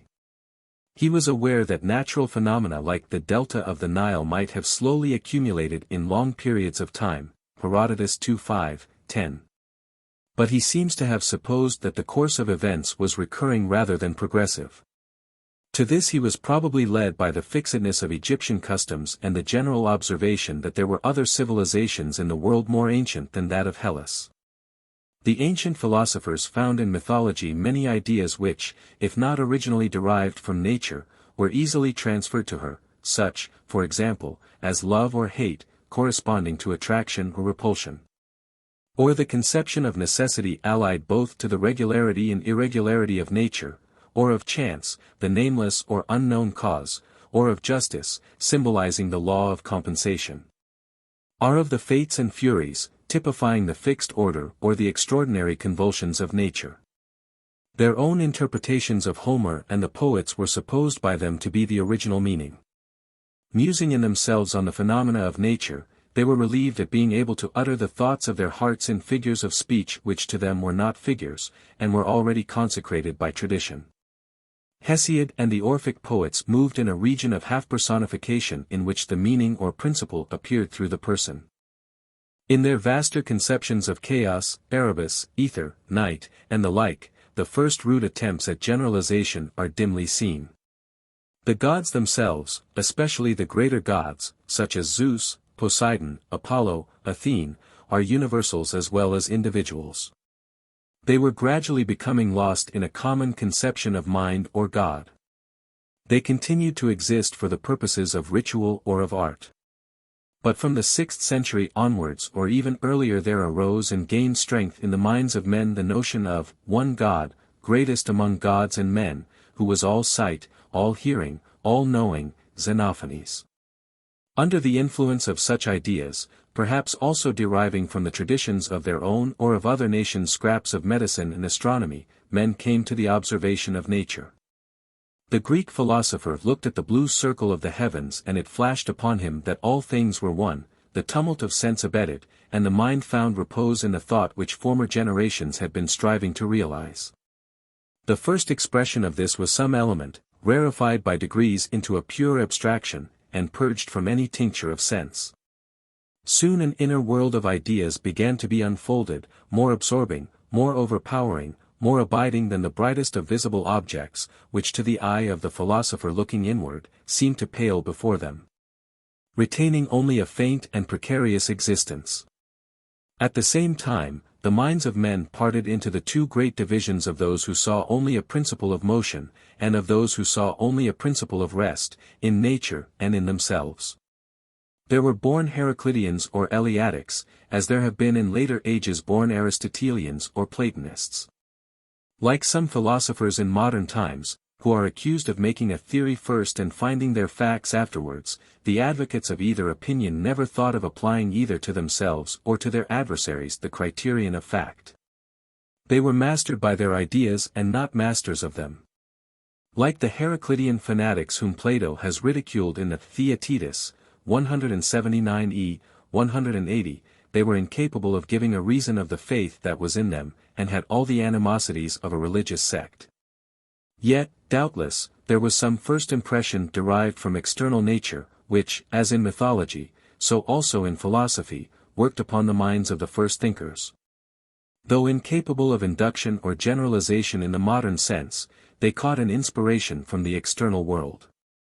The most general facts or appearances of nature, the circle of the universe, the nutritive power of water, the air which is the breath of life, the destructive force of fire, the seeming regularity of the greater part of nature and the irregularity of a remnant, the recurrence of day and night and of the seasons, the solid earth and the impalpable ether, were always present to them. The great source of error and also the beginning of truth to them was reasoning from analogy. They could see resemblances, but not differences, and they were incapable of distinguishing illustration from argument. Analogy in modern times only points the way, and is immediately verified by experiment. The dreams and visions, which pass through the philosopher's mind, of resemblances between different classes of substances, or between the animal and vegetable world, are put into the refiner's fire. And the dross and other elements which adhere to them are purged away. But the contemporary of Plato and Socrates was incapable of resisting the power of any analogy which occurred to him, and was drawn into any consequences which seemed to follow. He had no methods of difference or of concomitant variations, by the use of which he could distinguish the accidental from the essential. He could not isolate phenomena, and he was helpless against the influence of any word which had an equivocal or double sense. Yet without this crude use of analogy the ancient physical philosopher would have stood still. He could not have made even one guess among many without comparison. The course of natural phenomena would have passed unheeded before his eyes, like fair sights or musical sounds before the eyes and ears of an animal. Even the fetishism of the savage is the beginning of reasoning, the assumption of the most fanciful of causes indicates a higher mental state than the absence of all inquiry about them. The tendency to argue from the higher to the lower, from man to the world, has led to many errors, but has also had an elevating influence on philosophy. The conception of the world as a whole, a person, an animal, has been the source of hasty generalizations. Yet this general grasp of nature led also to a spirit of comprehensiveness in early philosophy, which has not increased, but rather diminished, as the fields of knowledge have become more divided. The modern physicist confines himself to one or perhaps two branches of science. But he comparatively seldom rises above his own department, and often falls under the narrowing influence which any single branch, when pursued to the exclusion of every other, has over the mind. Language, too, exercised a spell over the beginnings of physical philosophy, leading to error and sometimes to truth. For many thoughts were suggested by the double meanings of words, compare sigma tau omicron iota chi epsilon omicron nu, sigma upsilon lambda lambda alpha beta, mu omicron upsilon sigma iota kappa, rho mu omicron nu alpha, kappa sigma mu omicron. And the accidental distinctions of words sometimes led the ancient philosopher to make corresponding differences in things, compare beta omicron lambda epsilon sigma theta alpha iota, pi iota theta upsilon mu epsilon nu, beta omicron, delta omicron, alpha delta, alpha sigma chi nu eta. If they are the same, why have they different names, or if they are different, why have they the same name? Is an argument not easily answered in the infancy of knowledge. The modern philosopher has always been taught the lesson which he still imperfectly learns, that he must disengage himself from the influence of words. Nor are there wanting in Plato, who was himself too often the victim of them, impressive admonitions that we should regard not words but things, Statesman, 261e. But upon the whole, the ancients, though not entirely dominated by them, were much more subject to the influence of words than the moderns. They had no clear divisions of colors or substances, even the four elements were undefined. The fields of knowledge were not parted off. They were bringing order out of disorder, having a small grain of experience mingled in a confused heap of a priori notions. And yet, probably, their first impressions, the illusions and mirages of their fancy, created a greater intellectual activity and made a nearer approach to the truth than any patient investigation of isolated facts, for which the time had not yet come, could have accomplished. There was one more illusion to which the ancient philosophers were subject, and against which Plato in his later dialogues seems to be struggling, the tendency to mere abstractions. Not perceiving that pure abstraction is only negation, they thought that the greater the abstraction the greater the truth. Behind any pair of ideas a new idea which comprehended them, the tau rho tau omicron nu theta rho omega pi omicron, as it was technically termed, began at once to appear. Two are truer than three, one than two. The words being, or unity, or essence, or good, became sacred to them. They did not see that they had a word only, and in one sense the most unmeaning of words. They did not understand that the content of notions is in inverse proportion to their universality, the element which is the most widely diffused is also the thinnest. Or, in the language of the common logic, the greater the extension the less the comprehension. But this vacant idea of a whole without parts, of a subject without predicates, a rest without motion, has been also the most fruitful of all ideas. It is the beginning of a priori thought, and indeed of thinking at all.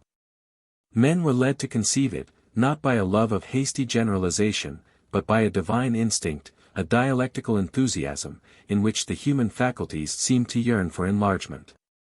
We know that being is only the verb of existence, the copula, the most general symbol of relation, the first and most meager of abstractions. But to some of the ancient philosophers this little word appeared to attain divine proportions, and to comprehend all truth. Being or essence, and similar words, represented to them a supreme or divine being, in which they thought that they found the containing and continuing principle of the universe. In a few years the human mind was peopled with abstractions. A new world was called into existence to give law and order to the old. But between them there was still a gulf, and no one could pass from the one to the other. Number and figure were the greatest instruments of thought which were possessed by the Greek philosopher, having the same power over the mind which was exerted by abstract ideas. They were also capable of practical application. Many curious and, to the early thinker, mysterious properties of them came to light when they were compared with one another. They admitted of infinite multiplication and construction. In Pythagorean triangles or in proportions of 1 2 4 8 and 1 3 9 27, or compounds of them, the laws of the world seemed to be more than half revealed. They were also capable of infinite subdivision, a wonder and also a puzzle to the ancient thinker, Republic 7 525e. They were not, like being or essence, mere vacant abstractions, but admitted of progress and growth, while at the same time they confirmed the higher sentiment of the mind, that there was order in the universe. And so there began to be a real sympathy between the world within and the world without.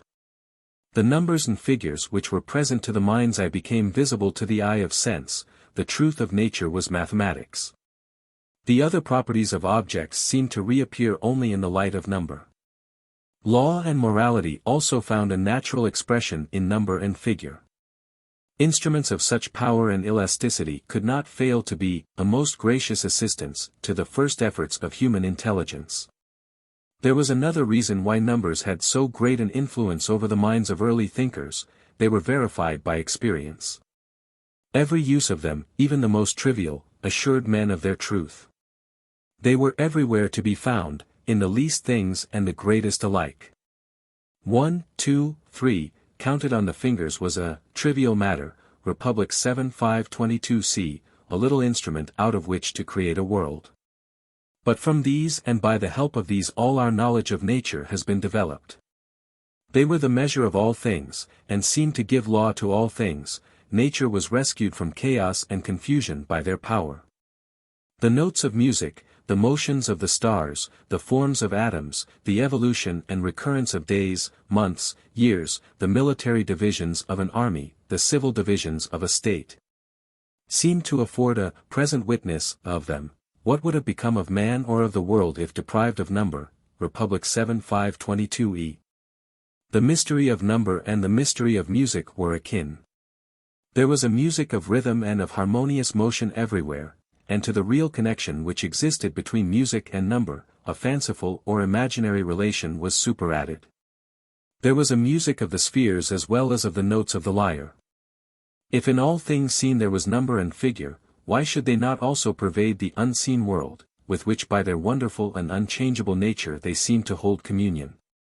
Two other points strike us in the use which the ancient philosophers made of numbers. First, they applied to external nature the relations of them which they found in their own minds.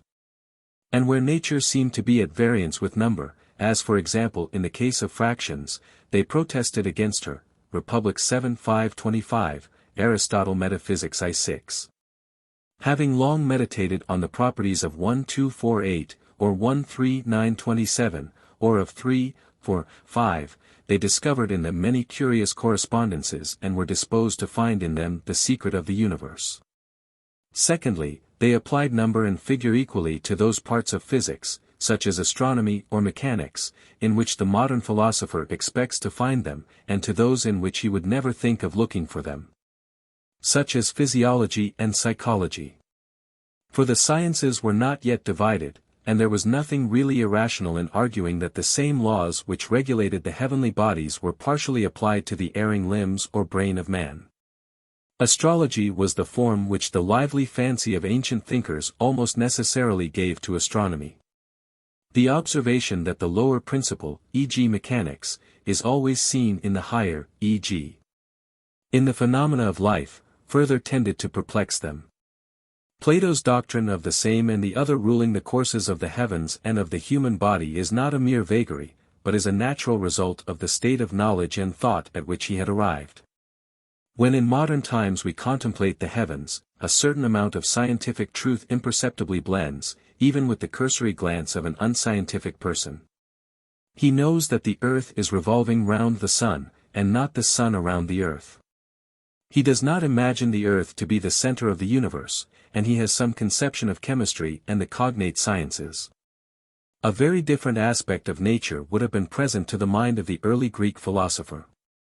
He would have beheld the earth a surface only, not mirrored, however faintly, in the glass of science, but indissolubly connected with some theory of one, two, or more elements. He would have seen the world pervaded by number and figure, animated by a principle of motion, immanent in a principle of rest. He would have tried to construct the universe on a quantitative principle, seeming to find in endless combinations of geometrical figures or in the infinite variety of their sizes a sufficient account of the multiplicity of phenomena. To these a priori speculations he would add a rude conception of matter and his own immediate experience of health and disease. His cosmos would necessarily be imperfect and unequal, being the first attempt to impress form and order on the primeval chaos of human knowledge. He would see all things as in a dream. The ancient physical philosophers have been charged by Dr. Whewell and others with wasting their fine intelligences in wrong methods of inquiry, and their progress in moral and political philosophy has been sometimes contrasted with their supposed failure in physical investigations. They had plenty of ideas, says Dr. Whewell, and plenty of facts, but their ideas did not accurately represent the facts with which they were acquainted. This is a very crude and misleading way of describing ancient science. It is the mistake of an uneducated person, uneducated, that is, in the higher sense of the word, who imagines everyone else to be like himself and explains every other age by his own. No doubt the ancients often fell into strange and fanciful errors. The time had not yet arrived for the slower and surer path of the modern inductive philosophy. But it remains to be shown that they could have done more in their age and country. Or that the contributions which they made to the sciences with which they were acquainted are not as great upon the whole as those made by their successors. There is no single step in astronomy as great as that of the nameless Pythagorean who first conceived the world to be a body moving round the sun in space. There is no truer or more comprehensive principle than the application of mathematics alike to the heavenly bodies and to the particles of matter. The ancients had not the instruments which would have enabled them to correct or verify their anticipations, and their opportunities of observation were limited. Plato probably did more for physical science by asserting the supremacy of mathematics than Aristotle or his disciples by their collections of facts. When the thinkers of modern times, following Bacon, undervalue or disparage the speculations of ancient philosophers, they seem wholly to forget the conditions of the world and of the human mind, under which they carried on their investigations. When we accuse them of being under the influence of words, do we suppose that we are altogether free from this illusion? When we remark that Greek physics soon became stationary or extinct, may we not observe also that there have been and may be again periods in the history of modern philosophy which have been barren and unproductive? We might as well maintain that Greek art was not real or great, because it had nihil simile aut secundum, as say that Greek physics were a failure because they admire no subsequent progress. The charge of premature generalization which is often urged against ancient philosophers is really an anachronism. For they can hardly be said to have generalized at all. They may be said more truly to have cleared up and defined by the help of experience ideas which they already possessed. The beginnings of thought about nature must always have this character. A true method is the result of many ages of experiment and observation, and is ever going on and enlarging with the progress of science and knowledge. At first men personify nature, then they form impressions of nature, at last they conceive, measure, or laws of nature. They pass out of mythology into philosophy. Early science is not a process of discovery in the modern sense, but rather a process of correcting by observation, and to a certain extent only, the first impressions of nature, which mankind, when they began to think, had received from poetry or language or unintelligent sense. Of all scientific truths the greatest and simplest is the uniformity of nature. This was expressed by the ancients in many ways, as fate, or necessity, or measure, or limit. Unexpected events, of which the cause was unknown to them, they attributed to chance, Thucydides I 140.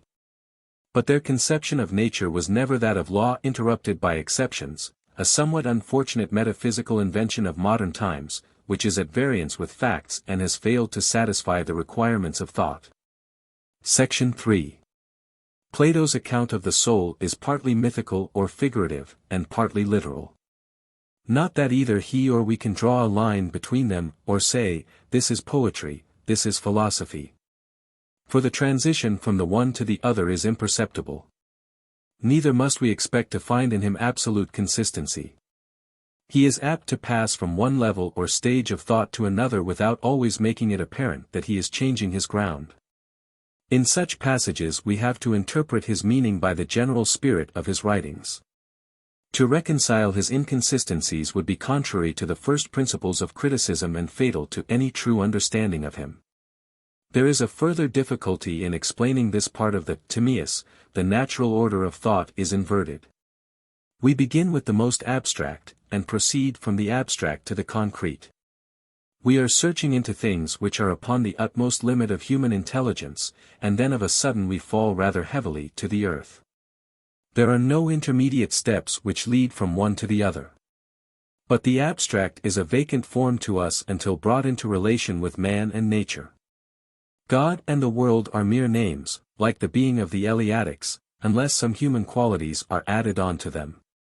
Yet the negation has a kind of unknown meaning to us.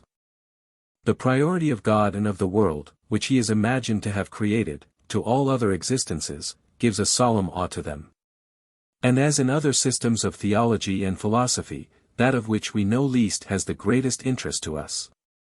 There is no use in attempting to define or explain the first God in the Platonic system, who has sometimes been thought to answer to God the Father.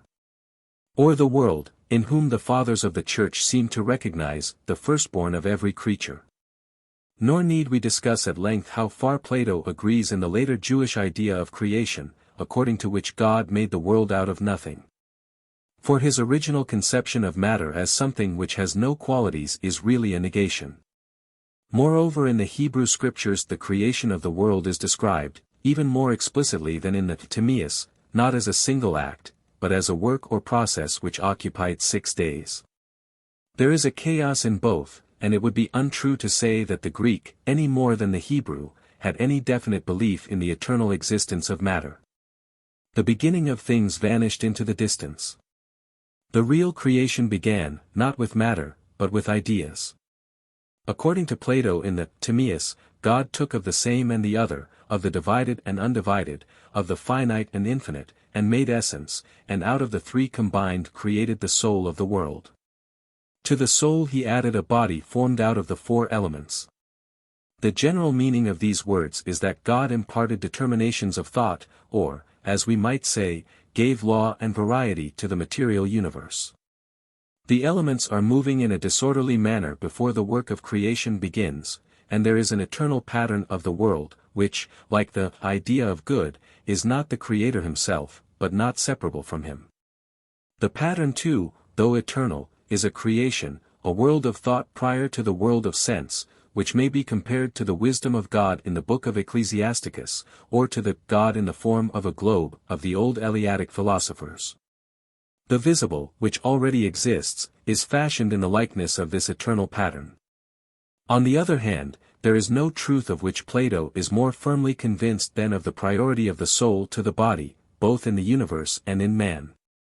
So inconsistent are the forms in which he describes the works which no tongue can utter, his language, as he himself says, 29c, partaking of his own uncertainty about the things of which he is speaking. We may remark in passing, that the Platonic compared with the Jewish description of the process of creation has less of freedom or spontaneity. The Creator in Plato is still subject to a remnant of necessity which he cannot wholly overcome, compare 35a. When his work is accomplished he remains in his own nature. Plato is more sensible than the Hebrew prophet of the existence of evil, which he seeks to put as far as possible out of the way of God, compare 42d. And he can only suppose this to be accomplished by God retiring into himself and committing the lesser works of creation to inferior powers. Compare, however, Laws X 903 for another solution of the difficulty. Nor can we attach any intelligible meaning to his words when he speaks of the visible being in the image of the invisible, 28. For how can that which is divided be like that which is undivided? Or that which is changing be the copy of that which is unchanging? All the old difficulties about the ideas come back upon us in an altered form. We can imagine two worlds, one of which is the mere double of the other, or one of which is an imperfect copy of the other, or one of which is the vanishing ideal of the other. But we cannot imagine an intellectual world which has no qualities, a thing in itself, a point which has no parts or magnitude, which is nowhere, and nothing. This cannot be the archetype according to which God made the world, and is in reality, whether in Plato or in Kant, a mere negative residuum of human thought. There is another aspect of the same difficulty which appears to have no satisfactory solution. In what relation does the archetype stand to the Creator himself? For the idea or pattern of the world is not the thought of God, but a separate, self-existent nature, of which creation is the copy. We can only reply, 1. That to the mind of Plato subject and object were not yet distinguished. 2. That he supposes the process of creation to take place in accordance with his own theory of ideas, and as we cannot give a consistent account of the one, neither can we of the other. He means, 3. To say that the creation of the world is not a material process of working with legs and arms, but ideal and intellectual, according to his own fine expression, the thought of God made the God that was to be. 34a. He means, 4. To draw an absolute distinction between the invisible or unchangeable which is or is the place of mind or being, and the world of sense or becoming which is visible and changing. He means, 5. That the idea of the world is prior to the world, just as the other ideas are prior to sensible objects. And like them may be regarded as eternal and self-existent, and also, like the idea of good, may be viewed apart from the divine mind.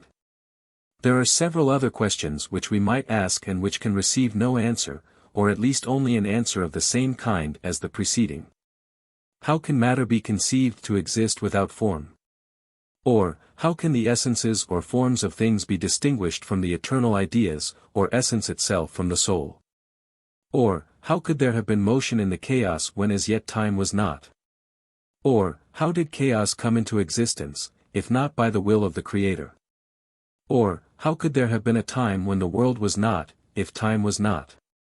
Or, how could the Creator have taken portions of an indivisible same? Or, how could space or anything else have been eternal when time is only created?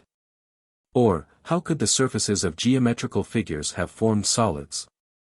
We must reply again that we cannot follow Plato in all his inconsistencies, but that the gaps of thought are probably more apparent to us than to him.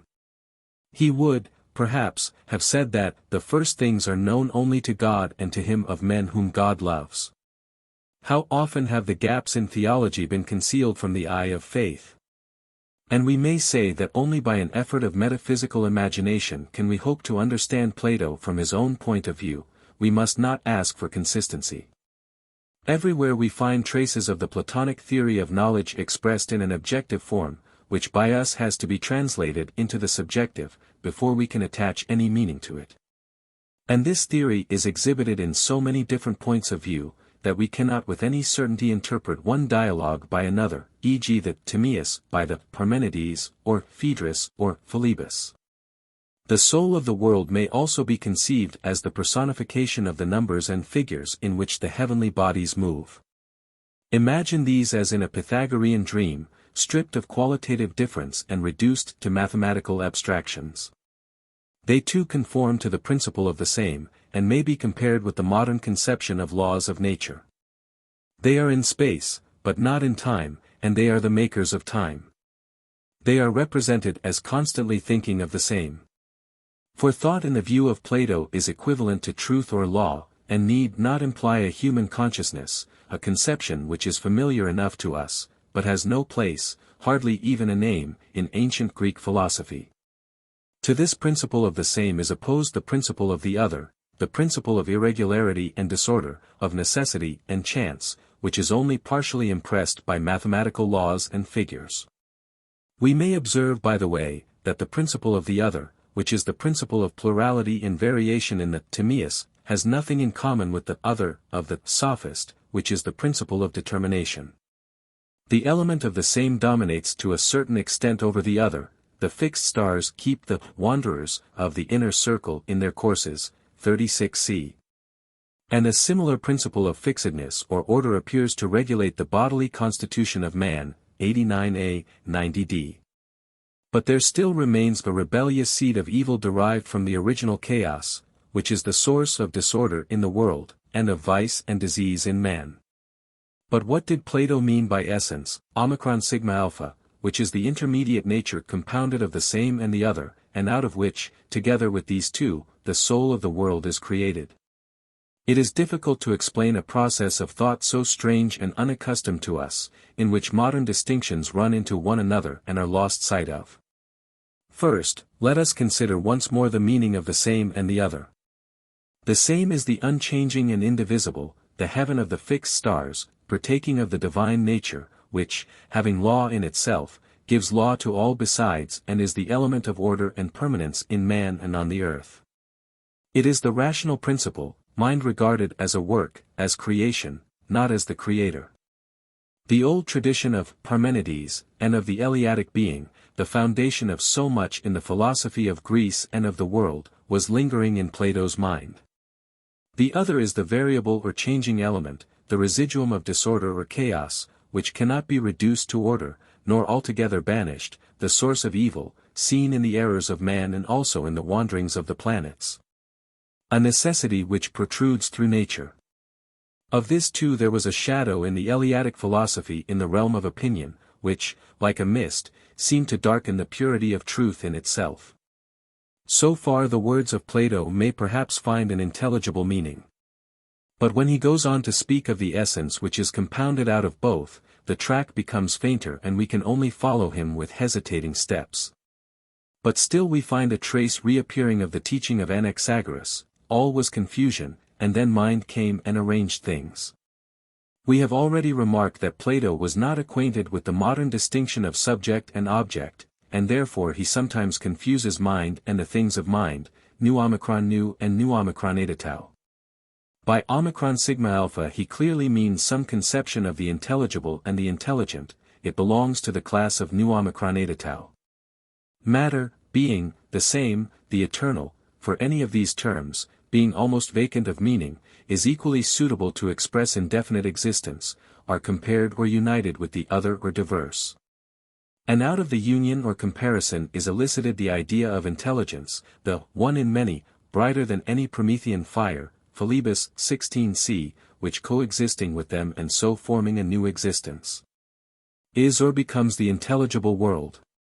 So we may perhaps venture to paraphrase or interpret or put into other words the parable in which Plato has wrapped up his conception of the creation of the world. The explanation may help to fill up with figures of speech the void of knowledge. The entire compound was divided by the Creator in certain proportions and reunited. It was then cut into two strips, which were bent into an inner circle and an outer, both moving with an uniform motion around a center, the outer circle containing the fixed, the inner the wandering stars. The soul of the world was diffused everywhere from the center to the circumference. To this God gave a body, consisting at first of fire and earth, and afterwards receiving an addition of air and water. Because solid bodies, like the world, are always connected by two middle terms and not by one. The world was made in the form of a globe, and all the material elements were exhausted in the work of creation. The proportions in which the soul of the world as well as the human soul is divided answer to a series of numbers 1, 2, 3, 4, 9, 8, 27, composed of the two Pythagorean progressions 1, 2, 4, 8 and 1, 3, 9, 27. Of which the number 1 represents a point, 2 and 3 lines, 4 and 8, 9 and 27 the squares and cubes respectively of 2 and 3.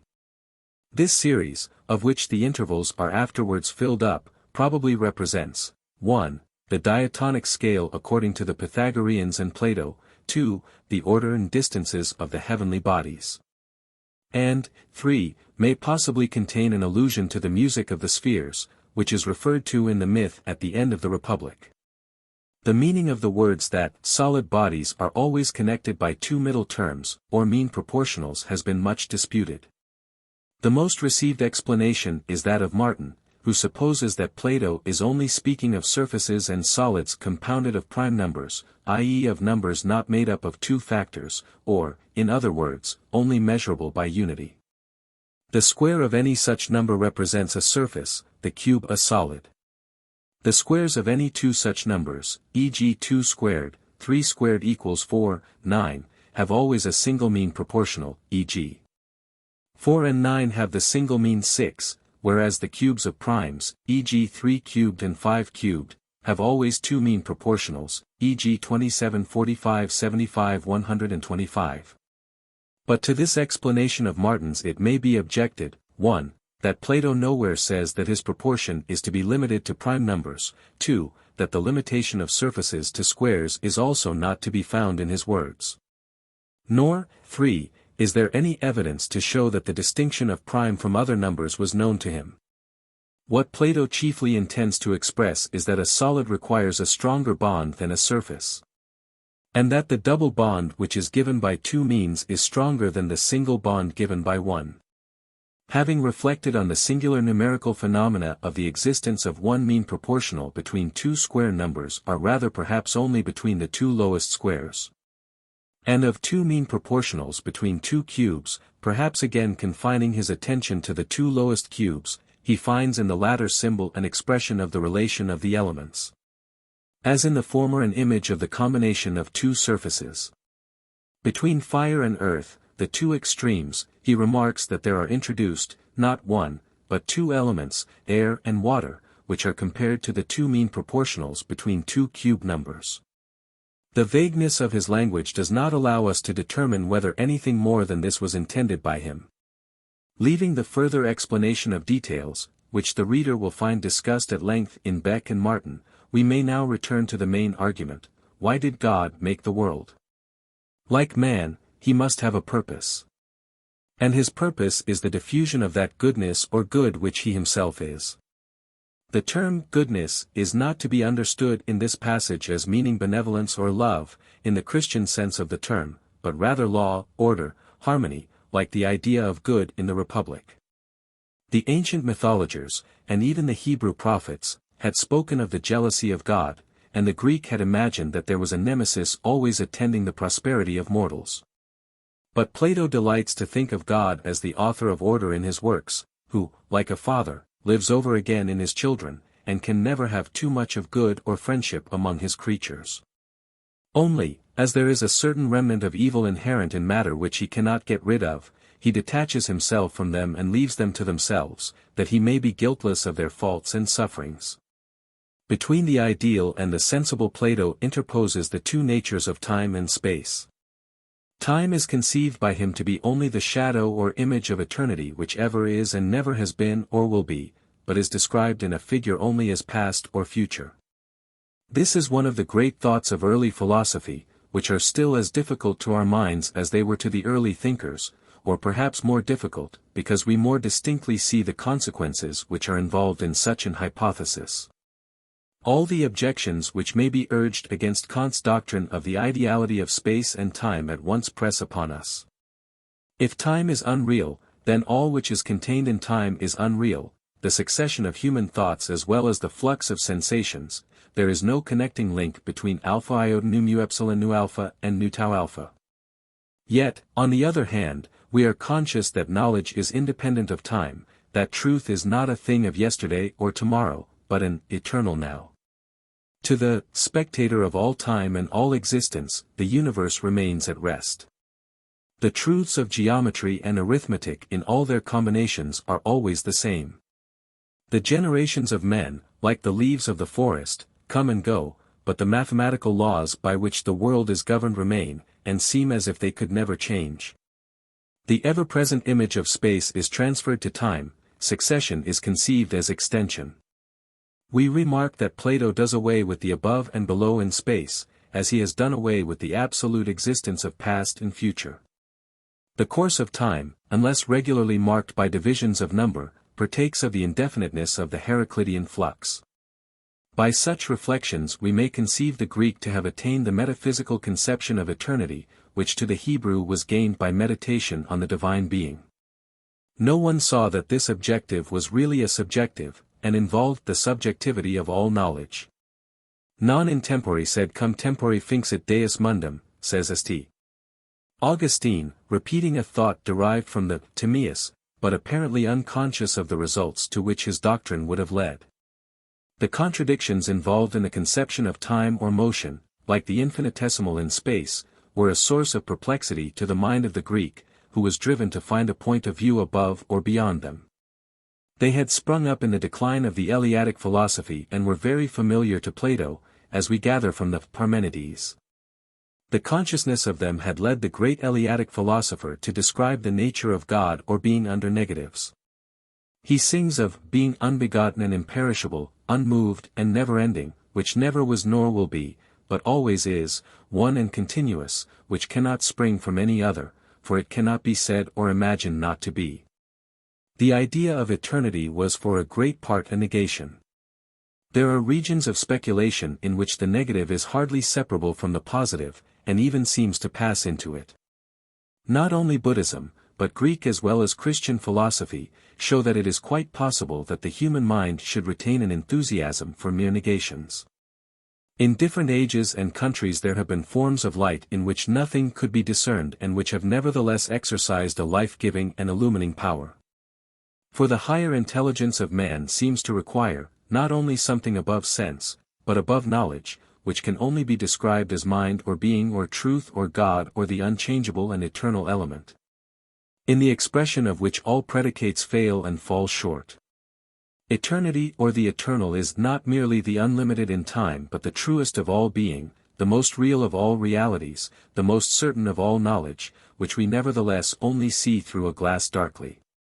The passionate earnestness of Parmenides contrasts with the vacuity of the thought which he is revolving in his mind. Space is said by Plato to be the containing vessel or nurse of generation.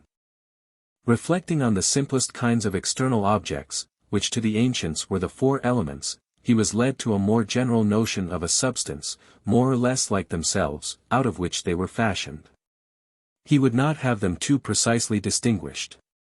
Thus seems to have arisen the first dim perception of lambda eta or matter, which has played so great a part in the metaphysical philosophy of Aristotle and his followers. But besides the material out of which the elements are made, there is also a space in which they are contained. There arises thus a second nature which the senses are incapable of discerning and which can hardly be referred to the intelligible class. For it is and it is not, it is nowhere when filled, it is nothing when empty.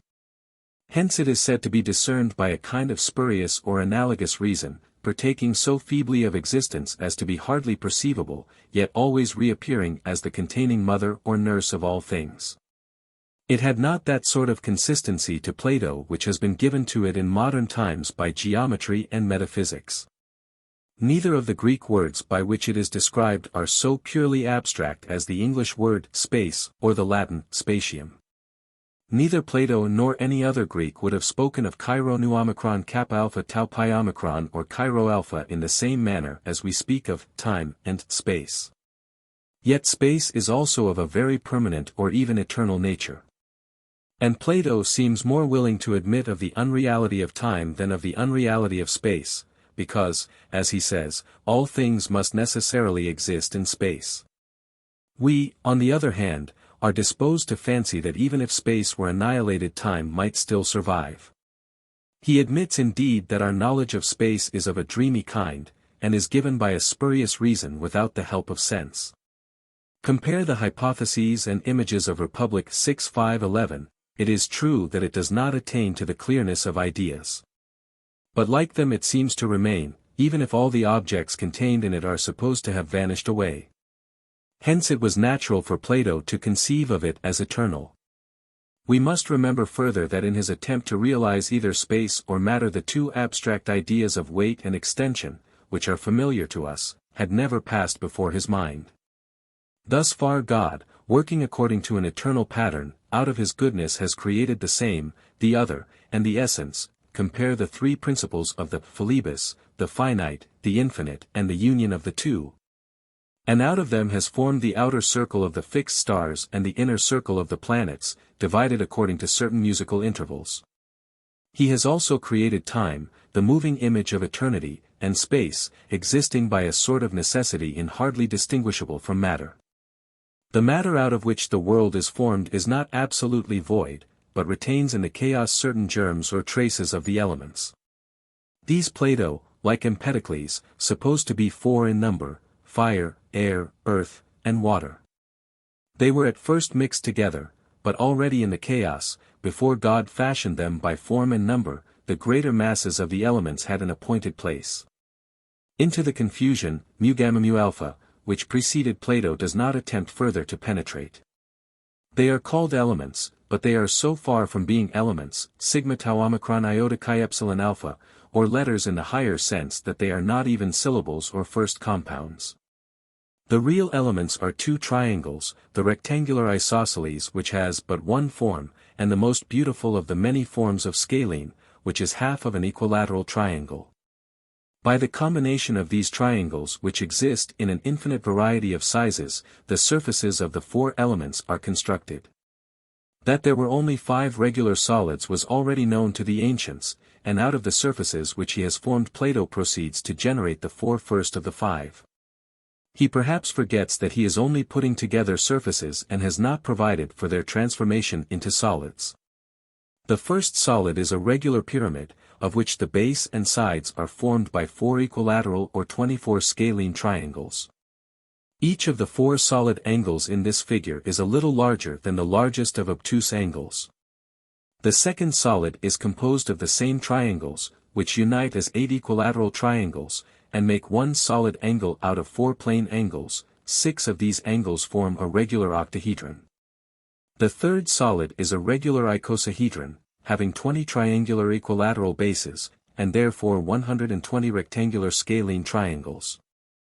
The fourth regular solid, or cube, is formed by the combination of 4 isosceles triangles into one square and of 6 squares into a cube. The fifth regular solid, or dodecahedron, cannot be formed by a combination of either of these triangles, but each of its faces may be regarded as composed of 30 triangles of another kind.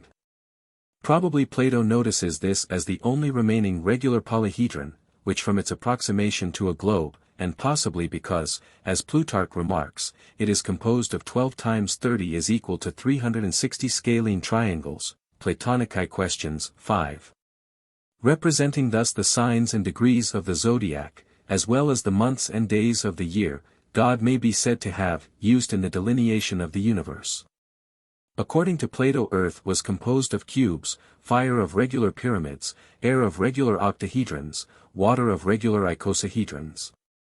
The stability of the last 3 increases with the number of their sides. The elements are supposed to pass into one another, but we must remember that these transformations are not the transformations of real solids, but of imaginary geometrical figures. In other words, we are composing and decomposing the faces of substances and not the substances themselves. It is a house of cards which we are pulling to pieces and putting together again, compare however Laws X 894a. Yet perhaps Plato may regard these sides or faces as only the forms which are impressed on pre-existent matter. It is remarkable that he should speak of each of these solids as a possible world in itself, though upon the whole he inclines to the opinion that they form one world and not 5. To suppose that there is an infinite number of worlds, as Democritus, Hippolytus Refutatio Omnium Heresium I13, had said, would be, as he satirically observes, the characteristic of a very indefinite and ignorant mind, 55 c.d. The 20 triangular faces of an icosahedron form the faces or sides of 2 regular octahedrons, and of a regular pyramid, 20 is equal to 8 times 2 plus 4. And therefore, according to Plato, a particle of water when decomposed is supposed to give 2 particles of air and 1 of fire. So because an octahedron gives the sides of 2 pyramids, 8 is equal to 4 times 2, a particle of air is resolved into 2 particles of fire. The transformation is effected by the superior power or number of the conquering elements. The manner of the change is, 1. A separation of portions of the elements from the masses in which they are collected, 2. A resolution of them into their original triangles, and, 3. A reunion of them in new forms. Plato himself proposes the question, why does motion continue at all when the elements are settled in their places? He answers that although the force of attraction is continually drawing similar elements to the same spot, still the revolution of the universe exercises a condensing power, and thrusts them again out of their natural places. Thus want of uniformity, the condition of motion, is produced, 57d and following. In all such disturbances of matter there is an alternative for the weaker element, it may escape to its kindred, or take the form of the stronger, becoming denser, if it be denser, or rarer if rarer. This is true of fire, air, and water, which, being composed of similar triangles, are interchangeable. Earth, however, which has triangles peculiar to itself, is capable of dissolution, but not of change, 56d and following. Of the interchangeable elements, fire, the rarest, can only become a denser, and water, the densest, only a rarer, but air may become a denser or a rarer. No single particle of the elements is visible, but only the aggregates of them are seen. The subordinate species depend, not upon differences of form in the original triangles, but upon differences of size. The obvious physical phenomena from which Plato has gathered his views of the relations of the elements seem to be the effect of fire upon air, water, and earth, and the effect of water upon earth. The particles are supposed by him to be in a perpetual process of circulation caused by inequality. This process of circulation does not admit of a vacuum, as he tells us in his strange account of respiration, 79b. Of the phenomena of light and heavy he speaks afterwards, when treating of sensation, but they may be more conveniently considered by us in this place. They are not, he says, to be explained by above and below, which in the universal globe have no existence, 62d, but by the attraction of similars towards the great masses of similar substances. Fire to fire, air to air, water to water, earth to earth. Plato's doctrine of attraction implies not only, 1, the attraction of similar elements to one another, but also, 2, of smaller bodies to larger ones. Had he confined himself to the latter he would have arrived, though, perhaps, without any further result or any sense of the greatness of the discovery, at the modern doctrine of gravitation. He does not observe that water has an equal tendency towards both water and earth. So easily did the most obvious facts which were inconsistent with his theories escape him. The general physical doctrines of the Timaeus may be summed up as follows. 1. Plato supposes the greater masses of the elements to have been already settled in their places at the creation. 2. They are 4 in number, and are formed of rectangular triangles variously combined into regular solid figures. 3. 3 of them, fire, air, and water, admit of transformation into one another. The fourth, earth, cannot be similarly transformed. 4. Different sizes of the same triangles form the lesser species of each element. 5. There is an attraction of like to like, smaller masses of the same kind being drawn towards greater. 6. There is no void, but the particles of matter are ever pushing one another round and round, pi epsilon rho omega sigma iota. Like the atomists, Plato attributes the differences between the elements to differences in geometrical figures. But he does not explain the process by which surfaces become solids. And he characteristically ridicules Democritus for not seeing that the worlds are finite and not infinite. Section 4. The astronomy of Plato is based on the two principles of the same and the other, which God combined in the creation of the world. The soul, which is compounded of the same, the other, and the essence, is diffused from the center to the circumference of the heavens. We speak of a soul of the universe. But more truly regarded, the universe of the Timaeus is a soul, governed by mind, and holding in solution a residuum of matter or evil, which the author of the world is unable to expel, and of which Plato cannot tell us the origin. The creation, in Plato's sense, is really the creation of order. And the first step in giving order is the division of the heavens into an inner and outer circle of the other and the same, of the divisible and the indivisible, answering to the two spheres, of the planets and of the world beyond them. All together moving around the earth, which is their center. To us there is a difficulty in apprehending how that which is at rest can also be in motion, or that which is indivisible exist in space. But the whole description is so ideal and imaginative, that we can hardly venture to attribute to many of Plato's words in the Timaeus any more meaning than to his mythical account of the heavens in the Republic and in the Phaedrus. Compare his denial of the blasphemous opinion that there are planets or wandering stars, all alike move in circles, Laws 7:8-21, 2. The stars are the habitations of the souls of men, from which they come and to which they return. In attributing to the fixed stars only the most perfect motion, that which is on the same spot or circulating around the same, he might perhaps have said that to the spectator of all time and all existence. To borrow once more his own grand expression, or viewed, in the language of Spinoza, sub specie eternitatis, they were still at rest, but appeared to move in order to teach men the periods of time. Although absolutely in motion, they are relatively at rest, or we may conceive of them as resting, while the space in which they are contained, or the whole anima mundi, revolves. The universe revolves around a center once in 24 hours, but the orbits of the fixed stars take a different direction from those of the planets. The outer and the inner sphere cross one another and meet again at a point opposite to that of their first contact. The first moving in a circle from left to right along the side of a parallelogram which is supposed to be inscribed in it, the second also moving in a circle along the diagonal of the same parallelogram from right to left. Or, in other words, the first describing the path of the equator, the second, the path of the ecliptic. The motion of the second is controlled by the first, and hence the oblique line in which the planets are supposed to move becomes a spiral.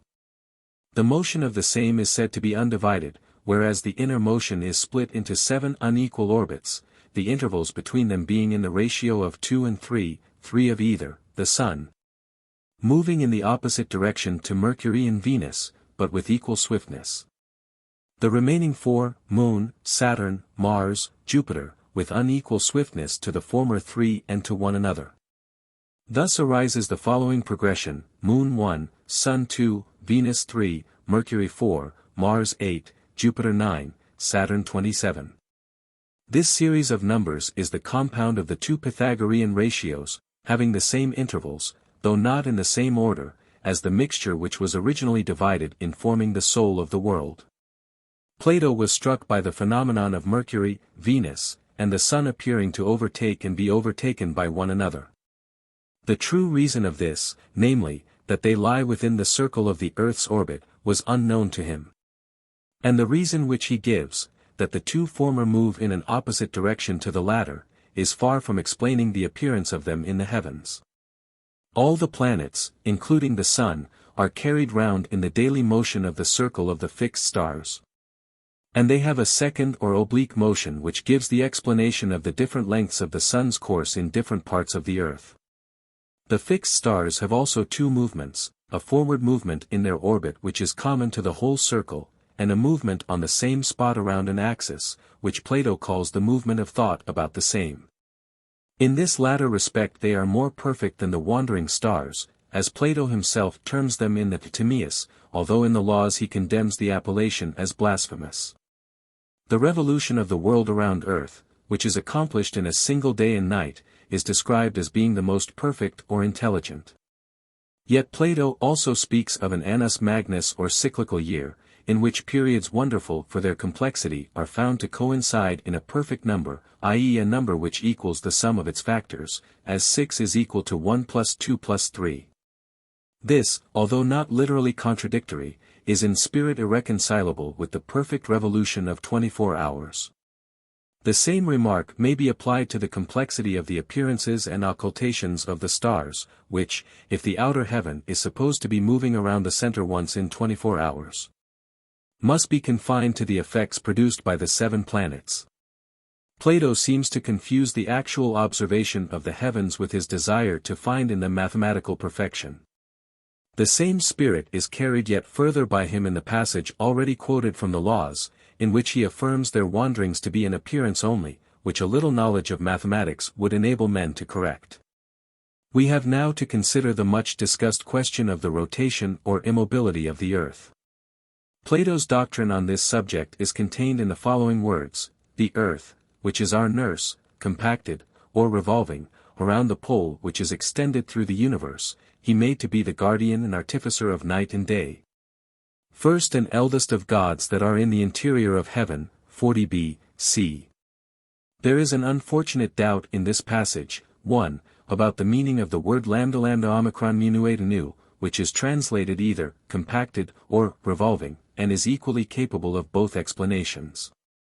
A doubt, 2, may also be raised as to whether the words artificer of day and night are consistent with the mere passive causation of them, produced by the immobility of the earth in the midst of the circling universe. We must admit, further, 3, that Aristotle attributed to Plato the doctrine of the rotation of the earth on its axis. On the other hand, it has been urged that if the earth goes round with the outer heaven and sun in 24 hours, there is no way of accounting for the alternation of day and night. Since the equal motion of the earth and sun would have the effect of absolute immobility. To which it may be replied that Plato never says that the earth goes round with the outer heaven and sun. Although the whole question depends on the relation of earth and sun, their movements are nowhere precisely described. But if we suppose, with Mr. Grote, that the diurnal rotation of the earth on its axis and the revolution of the sun and outer heaven precisely coincide, it would be difficult to imagine that Plato was unaware of the consequence. For though he was ignorant of many things which are familiar to us, and often confused in his ideas where we have become clear, we have no right to attribute to him a childish want of reasoning about very simple facts, or an inability to understand the necessary and obvious deductions from geometrical figures or movements. Of the causes of day and night the pre-Socratic philosophers, and especially the Pythagoreans, gave various accounts, and therefore the question can hardly be imagined to have escaped him. On the other hand, it may be urged that the further step, however simple and obvious, is just what Plato often seems to be ignorant of, and that as there is no limit to his insight, there is also no limit to the blindness which sometimes obscures his intelligence. Compare the construction of solids out of surfaces in his account of the creation of the world, or the attraction of similars to similars. Further, Mr. Grote supposes, not that lambda omicron minuate nu means revolving, or that this is the sense in which Aristotle understood the word, but that the rotation of the earth is necessarily implied in its adherence to the cosmical axis. But, if, as Mr. Grote assumes, Plato did not see that the rotation of the earth on its axis and of the sun and outer heavens around the earth in equal times was inconsistent with the alternation of day and night. Neither need we suppose that he would have seen the immobility of the earth to be inconsistent with the rotation of the axis. And, b. What proof is there that the axis of the world revolves at all? C. The comparison of the two passages quoted by Mr. Grote, see his pamphlet on The Rotation of the Earth, from Aristotle de Scylla, Book 2, c. 13, nu iota omicron iota, gamma gamma rho alpha pi tau alpha iota, and c. 14, mu epsilon, mu sigma omicron nu, clearly shows, although this is a matter of minor importance, that Aristotle, as Proclus and Simplicius supposed, understood lambda epsilon sigma theta alpha iota in the Timaeus to mean revolving. For the second passage, in which motion on an axis is expressly mentioned, refers to the first, but this would be unmeaning unless lambda epsilon sigma theta alpha iota in the first passage meant rotation on an axis. 4. The immobility of the earth is more in accordance with Plato's other writings than the opposite hypothesis. For in the Phaedo, the earth is described as the center of the world, and is not said to be in motion. In the Republic the pilgrims appear to be looking out from the earth upon the motions of the heavenly bodies. In the Phaedrus, Hestia, who remains immovable in the house of Zeus while the other gods go in procession, is called the first and eldest of the gods, and is probably the symbol of the earth. The silence of Plato in these and in some other passages, Laws X 893b, in which he might be expected to speak of the rotation of the earth, is more favorable to the doctrine of its immobility than to the opposite. If he had meant to say that the earth revolves on its axis, he would have said so in distinct words, and have explained the relation of its movements to those of the other heavenly bodies. 5. The meaning of the words, artificer of day and night, is literally true according to Plato's view. For the alternation of day and night is not produced by the motion of the heavens alone, or by the immobility of the earth alone, but by both together.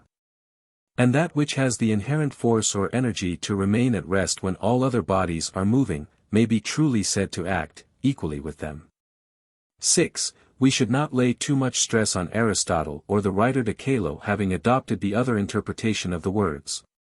Although Alexander of Aphrodisias thinks that he could not have been ignorant either of the doctrine of Plato or of the sense which he intended to give to the word lambda omicron munuate anu. For the citations of Plato in Aristotle are frequently misinterpreted by him, and he seems hardly ever to have had in his mind the connection in which they occur. In this instance the allusion is very slight, and there is no reason to suppose that the diurnal revolution of the heavens was present to his mind. Hence we need not attribute to him the error from which we are defending Plato. After weighing one against the other all these complicated probabilities, the final conclusion at which we arrive is that there is nearly as much to be said on the one side of the question as on the other, and that we are not perfectly certain whether, as Bach and the majority of commentators, ancient as well as modern, are inclined to believe, Plato thought that the earth was at rest in the center of the universe, or, as Aristotle and Mr. Grote suppose, that it revolved on its axis. Whether we assume the earth to be stationary in the center of the universe, or to revolve with the heavens, no explanation is given of the variation in the length of days and nights at different times of the year.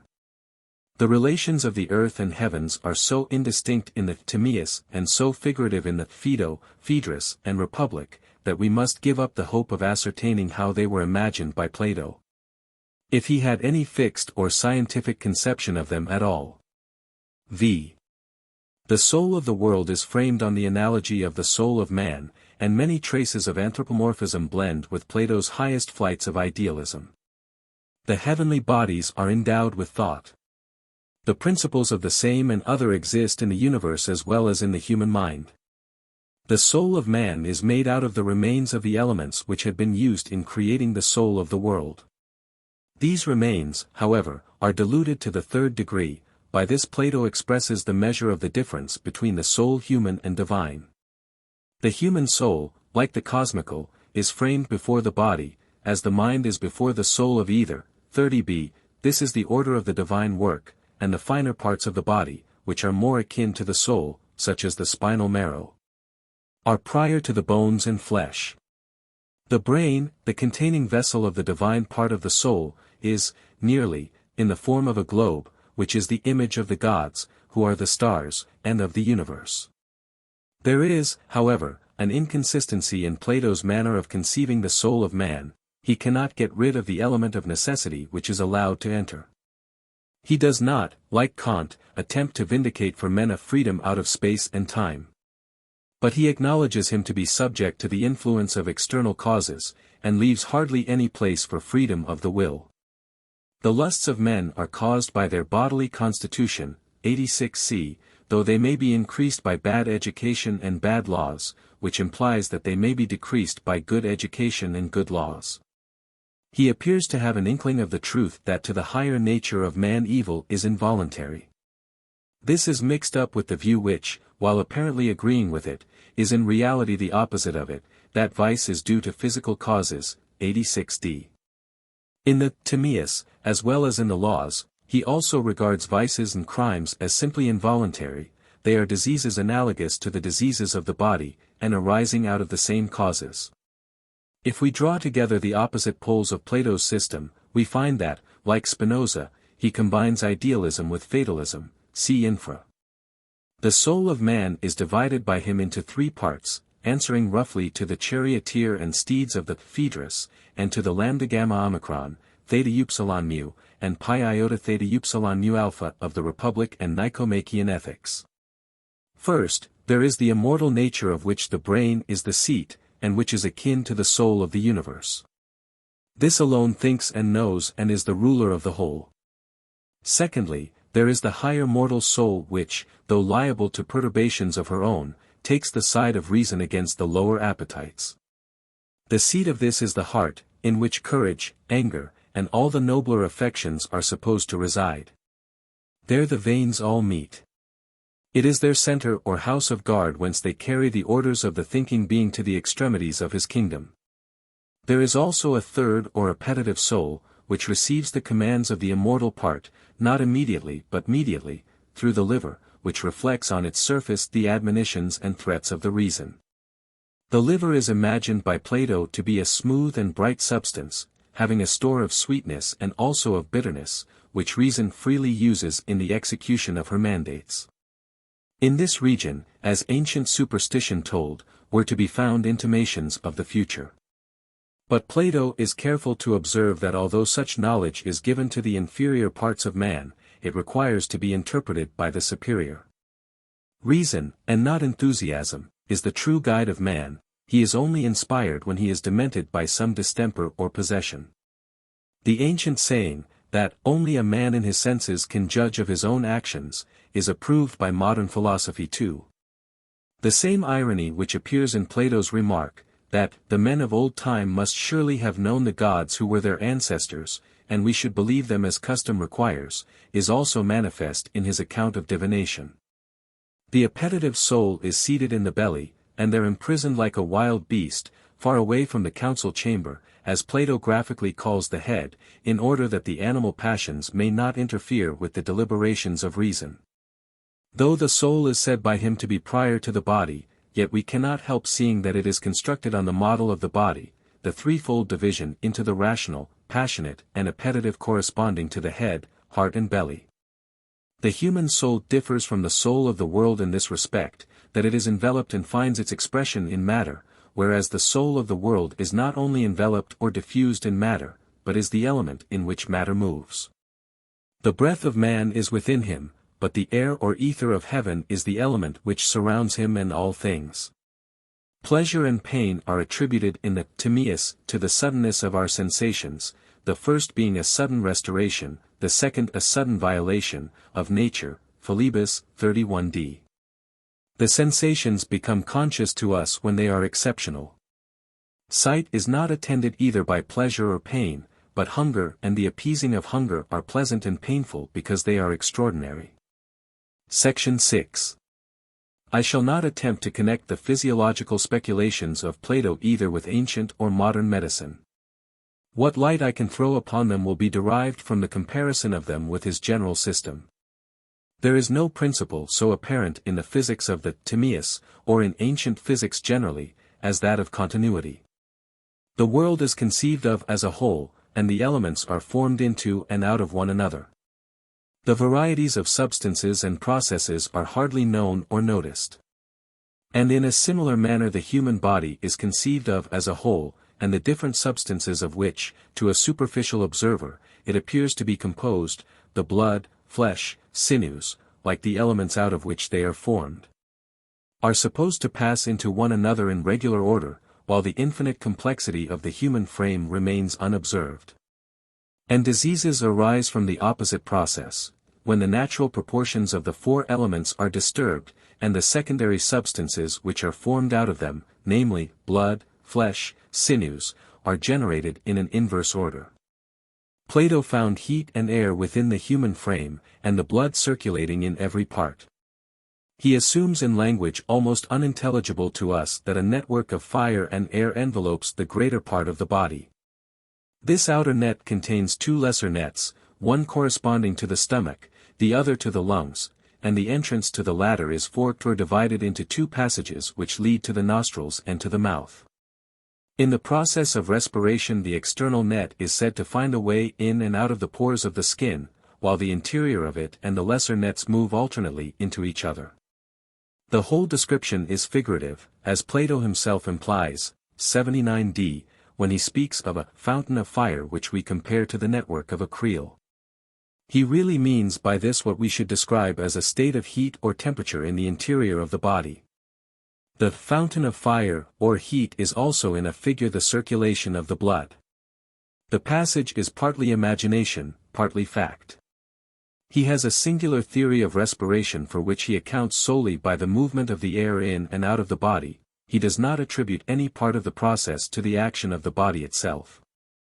The air has a double ingress and a double exit, through the mouth or nostrils, and through the skin.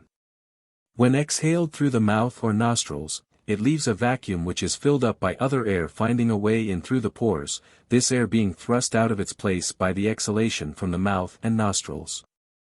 There is also a corresponding process of inhalation through the mouth or nostrils, and of exhalation through the pores. The inhalation through the pores appears to take place nearly at the same time as the exhalation through the mouth.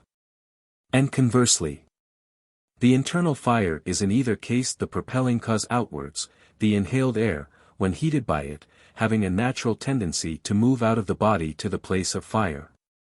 While the impossibility of a vacuum is the propelling cause inwards.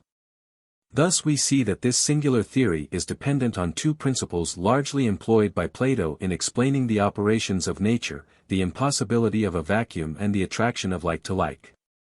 To these there has to be added a third principle, which is the condition of the action of the other two, the interpenetration of particles in proportion to their density or rarity. It is this which enables fire and air to permeate the flesh. Plato's account of digestion and the circulation of the blood is closely connected with his theory of respiration. Digestion is supposed to be effected by the action of the internal fire, which in the process of respiration moves into the stomach and minces the food. As the fire returns to its place, it takes with it the minced food or blood. And in this way the veins are replenished. Plato does not inquire how the blood is separated from the feces. Of the anatomy and functions of the body he knew very little, e.g. of the uses of the nerves in conveying motion and sensation, which he supposed to be communicated by the bones and veins, he was also ignorant of the distinction between veins and arteries.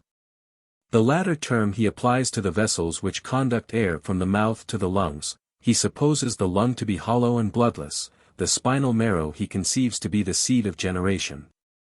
He confuses the parts of the body with the states of the body, the network of fire and air is spoken of as a bodily organ. He has absolutely no idea of the phenomena of respiration, which he attributes to a law of equalization in nature, the air which is breathed out displacing other air which finds a way in. He is wholly unacquainted with the process of digestion. Except the general divisions into the spleen, the liver, the belly, and the lungs, and the obvious distinctions of flesh, bones, and the limbs of the body, we find nothing that reminds us of anatomical facts. But we find much which is derived from his theory of the universe, and transferred to man, as there is much also in his theory of the universe which is suggested by man. The microcosm of the human body is the lesser image of the macrocosm.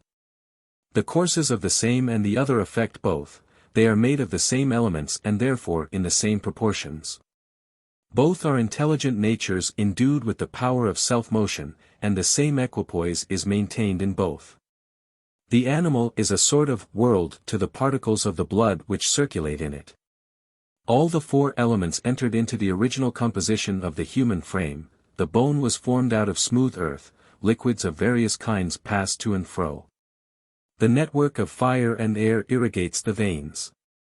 Infancy and childhood is the chaos or first turbid flux of sense prior to the establishment of order. The intervals of time which may be observed in some intermittent fevers correspond to the density of the elements. The spinal marrow, including the brain, is formed out of the finest sorts of triangles, and is the connecting link between body and mind. Health is only to be preserved by imitating the motions of the world and space, which is the mother and nurse of generation. The work of digestion is carried on by the superior sharpness of the triangles forming the substances of the human body to those which are introduced into it in the shape of food. The freshest and acutest forms of triangles are those that are found in children, but they become more obtuse with advancing years, and when they finally wear out and fall to pieces, old age and death supervene. As in the Republic, Plato is still the enemy of the purgative treatment of physicians, which, except in extreme cases, no man of sense will ever adopt. For, as he adds, with an insight into the truth, every disease is akin to the nature of the living being and is only irritated by stimulants.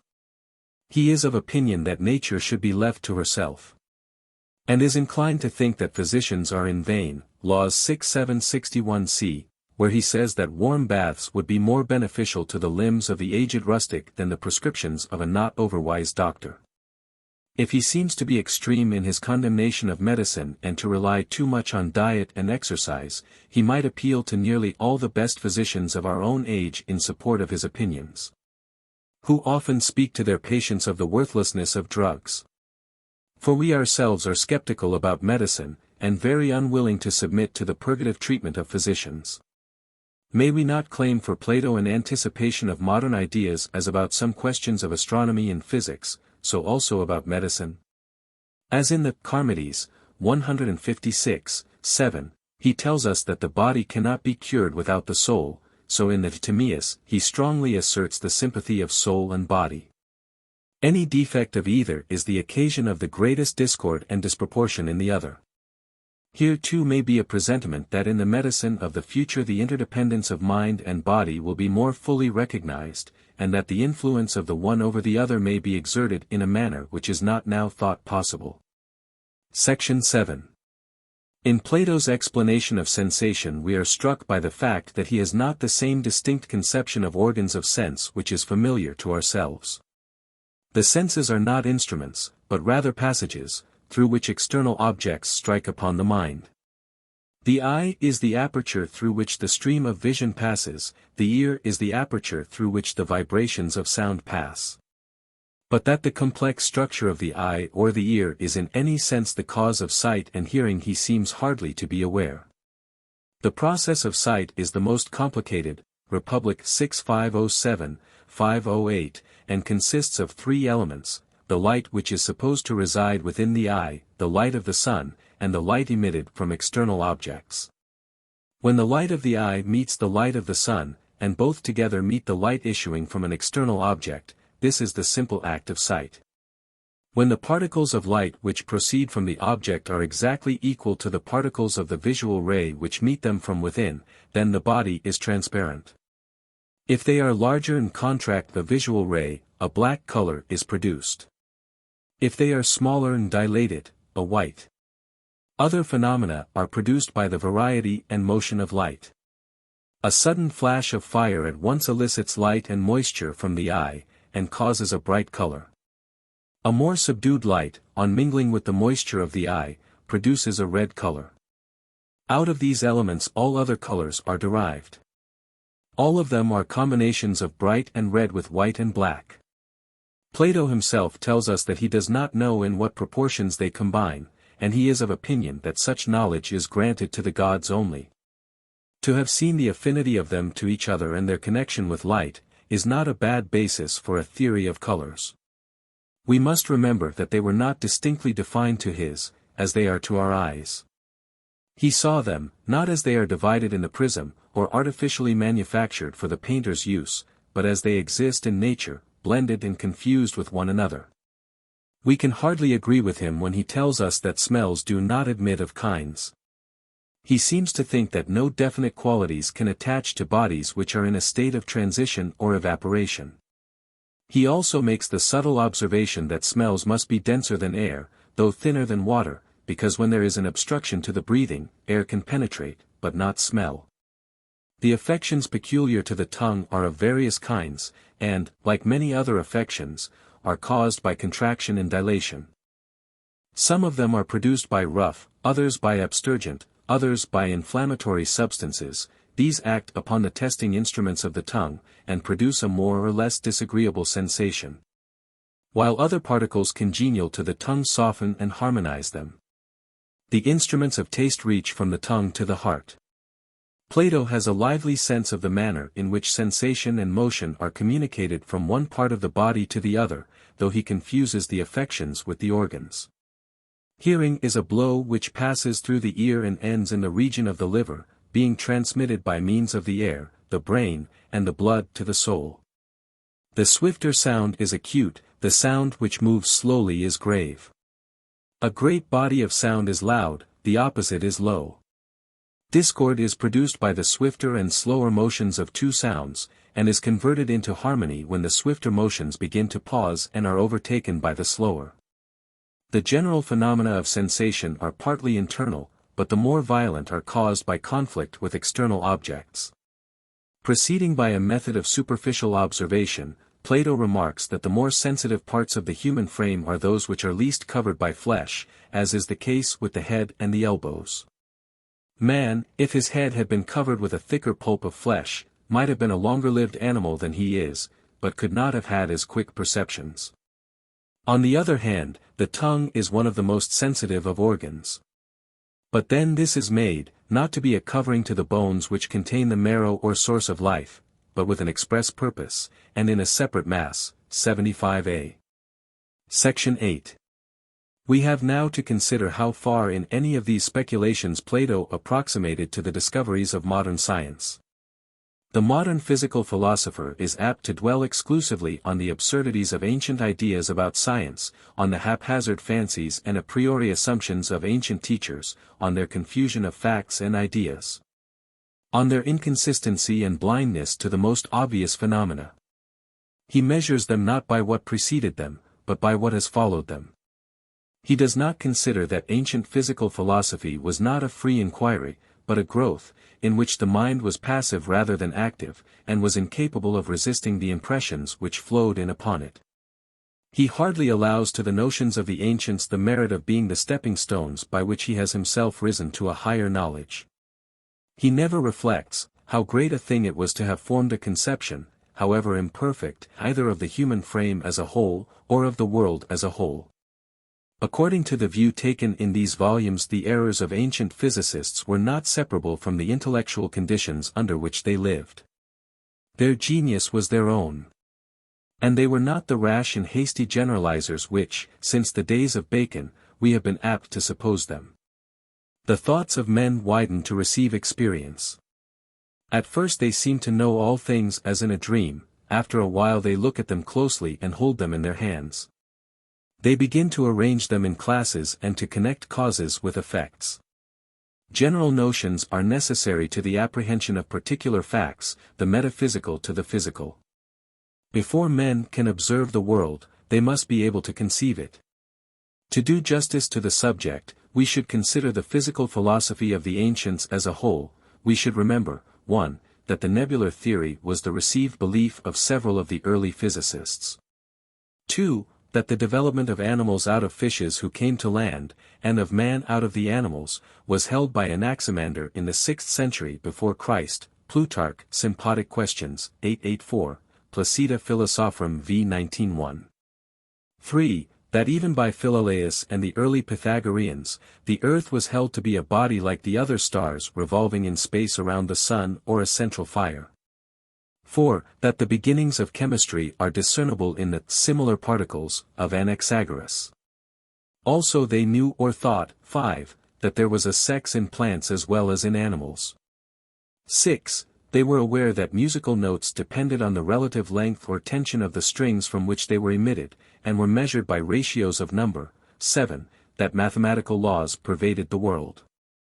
And even qualitative differences were supposed to have their origin in number and figure. 8. The annihilation of matter was denied by several of them, and the seeming disappearance of it held to be a transformation only. For, although one of these discoveries might have been supposed to be a happy guess, taken together they seem to imply a great advance and almost maturity of natural knowledge. We should also remember, when we attribute to the ancients hasty generalizations and delusions of language, that physical philosophy and metaphysical too have been guilty of similar fallacies in quite recent times. We by no means distinguish clearly between mind and body, between ideas and facts. Have not many discussions arisen about the atomic theory in which a point has been confused with a material atom? Have not the natures of things been explained by imaginary entities, such as life or phlogiston, which exist in the mind only? Has not disease been regarded, like sin, sometimes as a negative and necessary, sometimes as a positive or malignant principle? The idols of Bacon are nearly as common now as ever. They are inherent in the human mind, and when they have the most complete dominion over us, we are least able to perceive them. We recognize them in the ancients, but we fail to see them in ourselves. Such reflections, although this is not the place in which to dwell upon them at length, lead us to take a favorable view of the speculations of the Timaeus. We should consider not how much Plato actually knew, but how far he has contributed to the general ideas of physics, or supplied the notions which, whether true or false, have stimulated the minds of later generations in the path of discovery. Some of them may seem old-fashioned, but may nevertheless have had a great influence in promoting system and assisting inquiry, while in others we hear the latest word of physical or metaphysical philosophy. There is also an intermediate class, in which Plato falls short of the truths of modern science, though he is not wholly unacquainted with them. 1. To the first class belongs the teleological theory of creation. Whether all things in the world can be explained as the result of natural laws, or whether we must not admit of tendencies and marks of design also, has been a question much disputed of late years. Even if all phenomena are the result of natural forces, we must admit that there are many things in heaven and earth which are as well expressed under the image of mind or design as under any other. At any rate, the language of Plato has been the language of natural theology down to our own time, nor can any description of the world wholly dispense with it. The notion of first and second or cooperative causes, which originally appears in the Timaeus, has likewise survived to our own day, and has been a great peacemaker between theology and science. Plato also approaches very near to our doctrine of the primary and secondary qualities of matter. 2. Another popular notion which is found in the Timaeus, is the feebleness of the human intellect. God knows the original qualities of things. Man can only hope to attain to probability. We speak in almost the same words of human intelligence, but not in the same manner of the uncertainty of our knowledge of nature.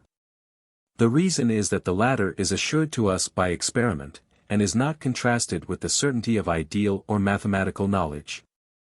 But the ancient philosopher never experimented. In the Timaeus, Plato seems to have thought that there would be impiety in making the attempt. He, for example, who tried experiments in colors would forget the difference of the human and divine natures. 68 D.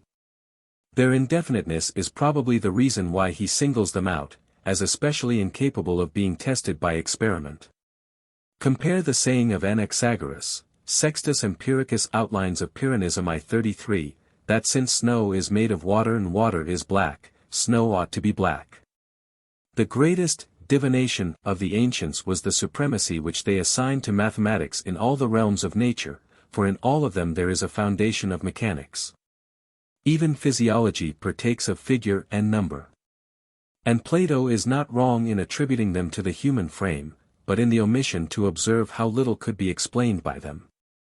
Thus we may remark in passing that the most fanciful of ancient philosophies is also the most nearly verified in fact. The fortunate guess that the world is a sum of numbers and figures has been the most fruitful of anticipations.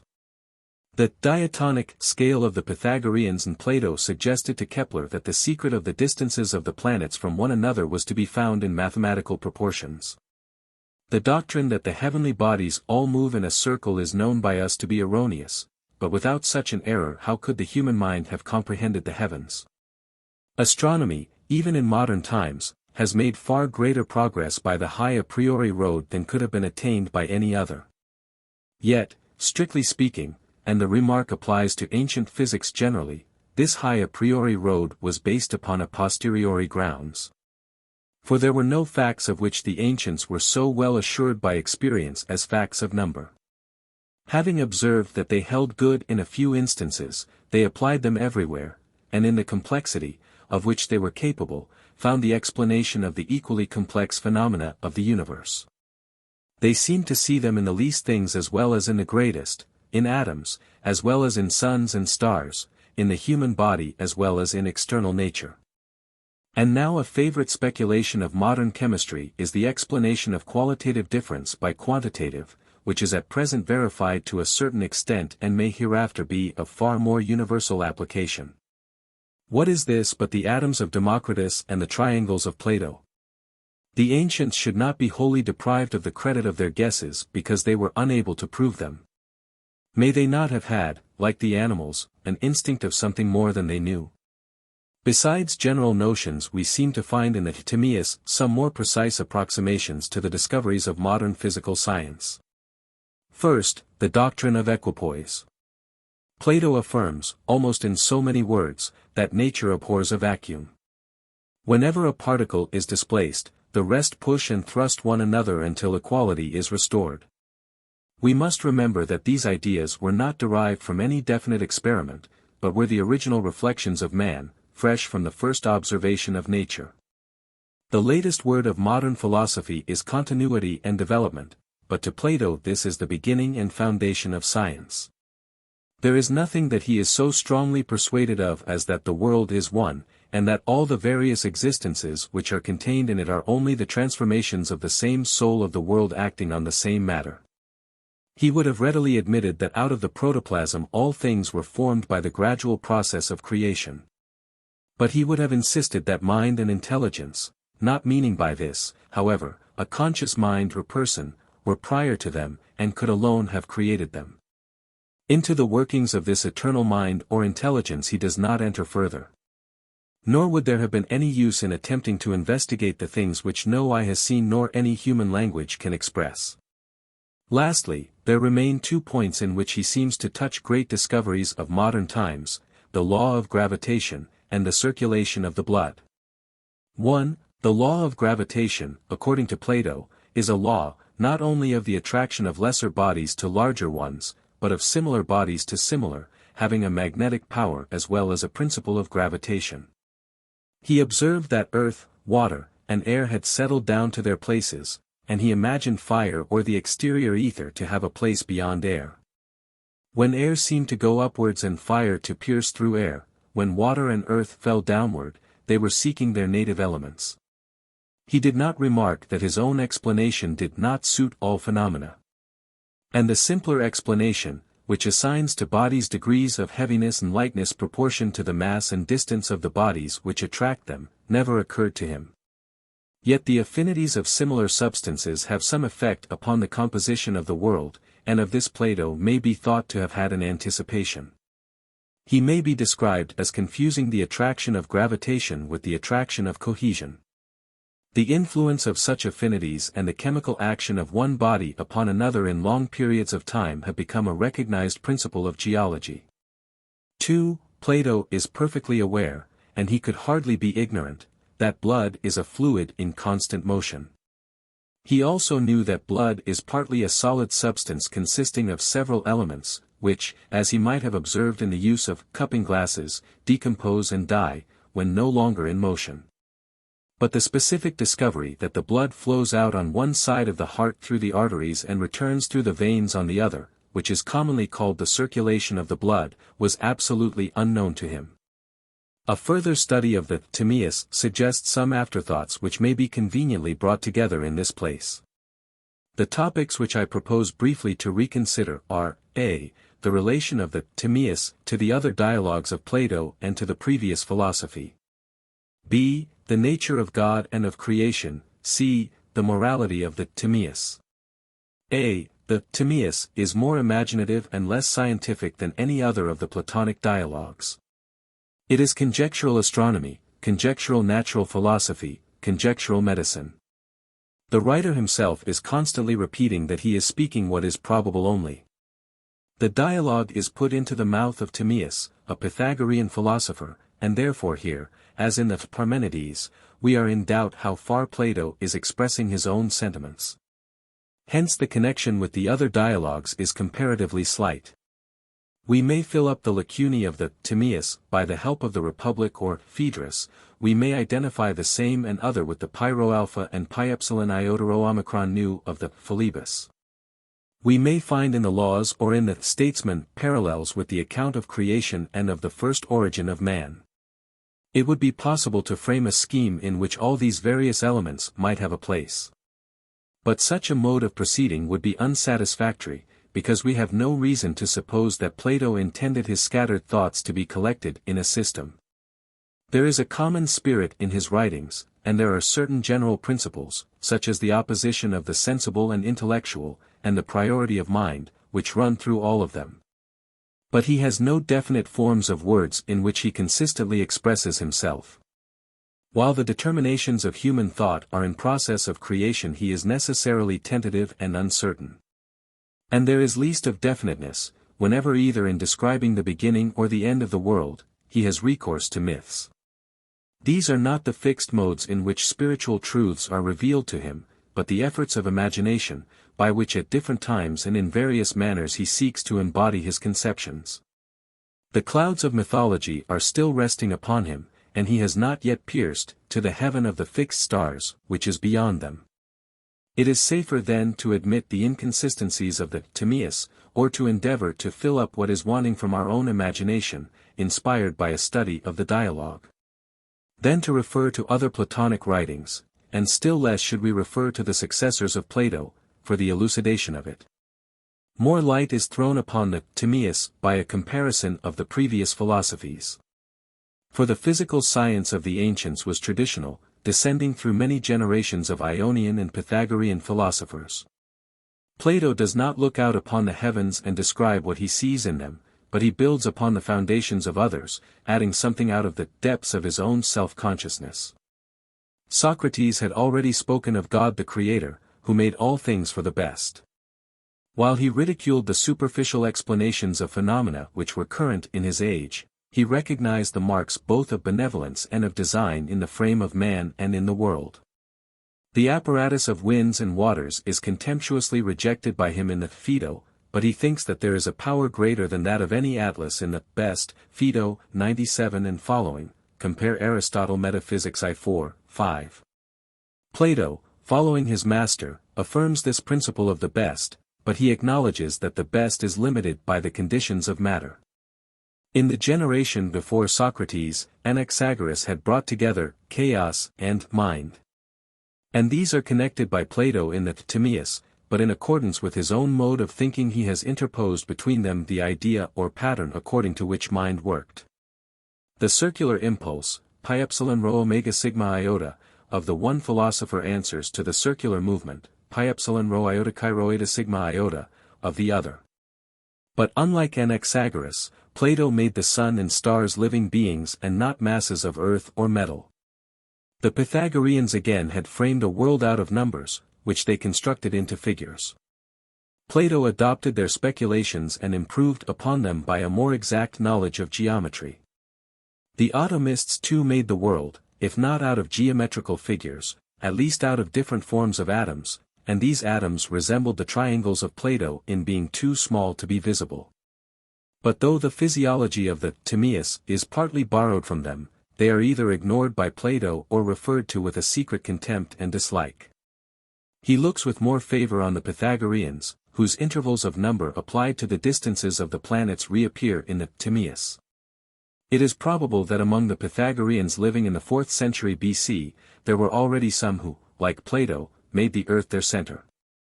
Whether he obtained his circles of the same and other from any previous thinker is uncertain.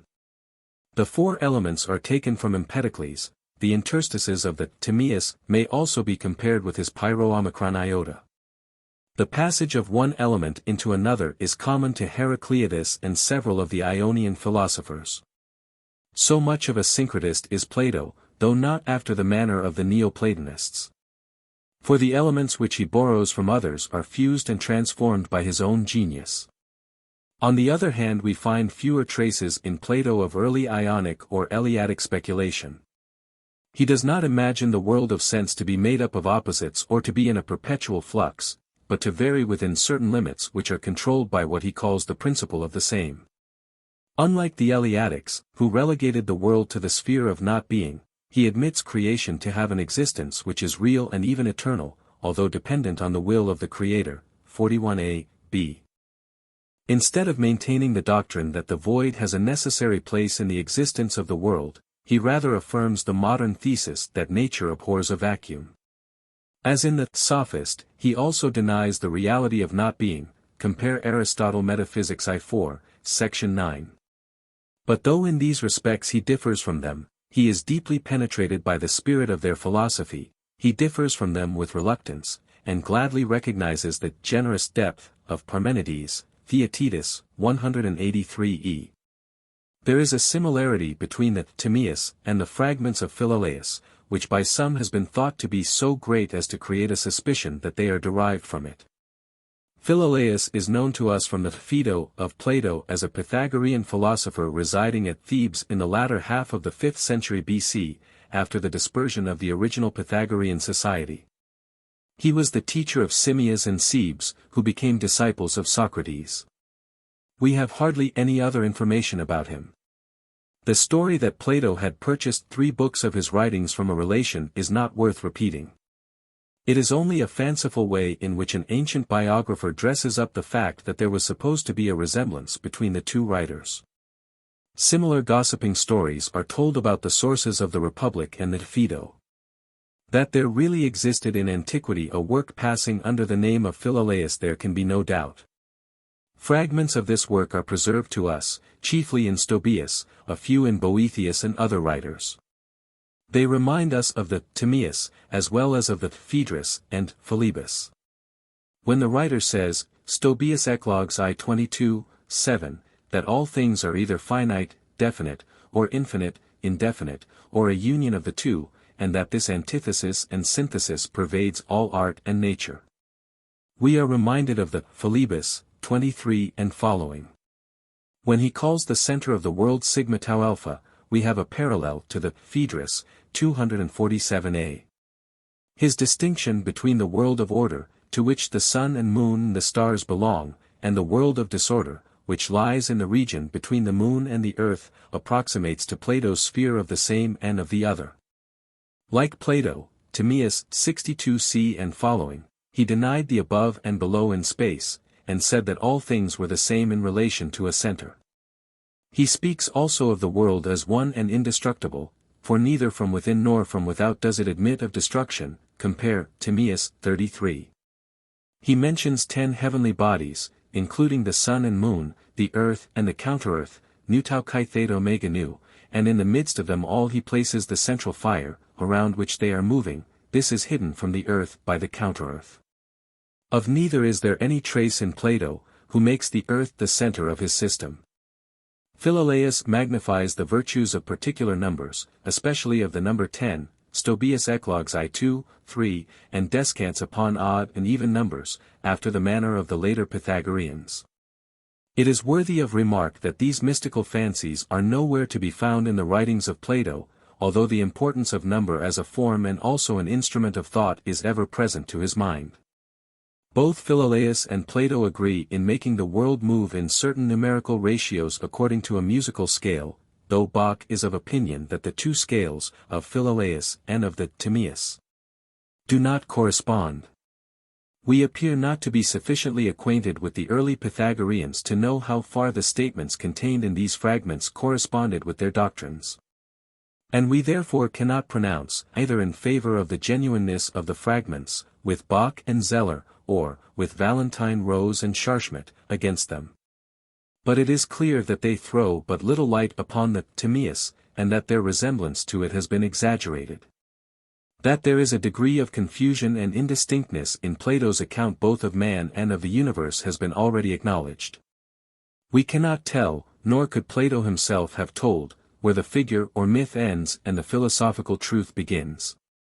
We cannot explain, nor could Plato himself have explained to us, the relation of the ideas to appearance, of which one is the copy of the other, and yet of all things in the world they are the most opposed and unlike. This opposition is presented to us in many forms, as the antithesis of the one and many, of the finite and infinite, of the intelligible and sensible, of the unchangeable and the changing, of the indivisible and the divisible, of the fixed stars and the planets, of the creative mind and the primeval chaos. These pairs of opposites are so many aspects of the great opposition between ideas and phenomena, they easily pass into one another, and sometimes the 2 members of the relation differ in kind, sometimes only in degree. As in Aristotle's matter and form the connection between them is really inseparable, for if we attempt to separate them they become devoid of content and therefore indistinguishable. There is no difference between the idea of which nothing can be predicated, and the chaos or matter which has no perceptible qualities, between being in the abstract and nothing. Yet we are frequently told that the one class of them is the reality and the other appearance, and one is often spoken of as the double or reflection of the other. For Plato never clearly saw that both elements had an equal place in mind and in nature. And hence, especially when we argue from isolated passages in his writings, or attempt to draw what appear to us to be the natural inferences from them, we are full of perplexity. There is a similar confusion about necessity and free will, and about the state of the soul after death. Also he sometimes supposes that God is immanent in the world, sometimes that he is transcendent. And having no distinction of objective and subjective, he passes imperceptibly from one to the other, from intelligence to soul, from eternity to time. These contradictions may be softened or concealed by a judicious use of language, but they cannot be wholly got rid of. That an age of intellectual transition must also be one of inconsistency. That the creative is opposed to the critical or defining habit of mind or time, has been often repeated by us.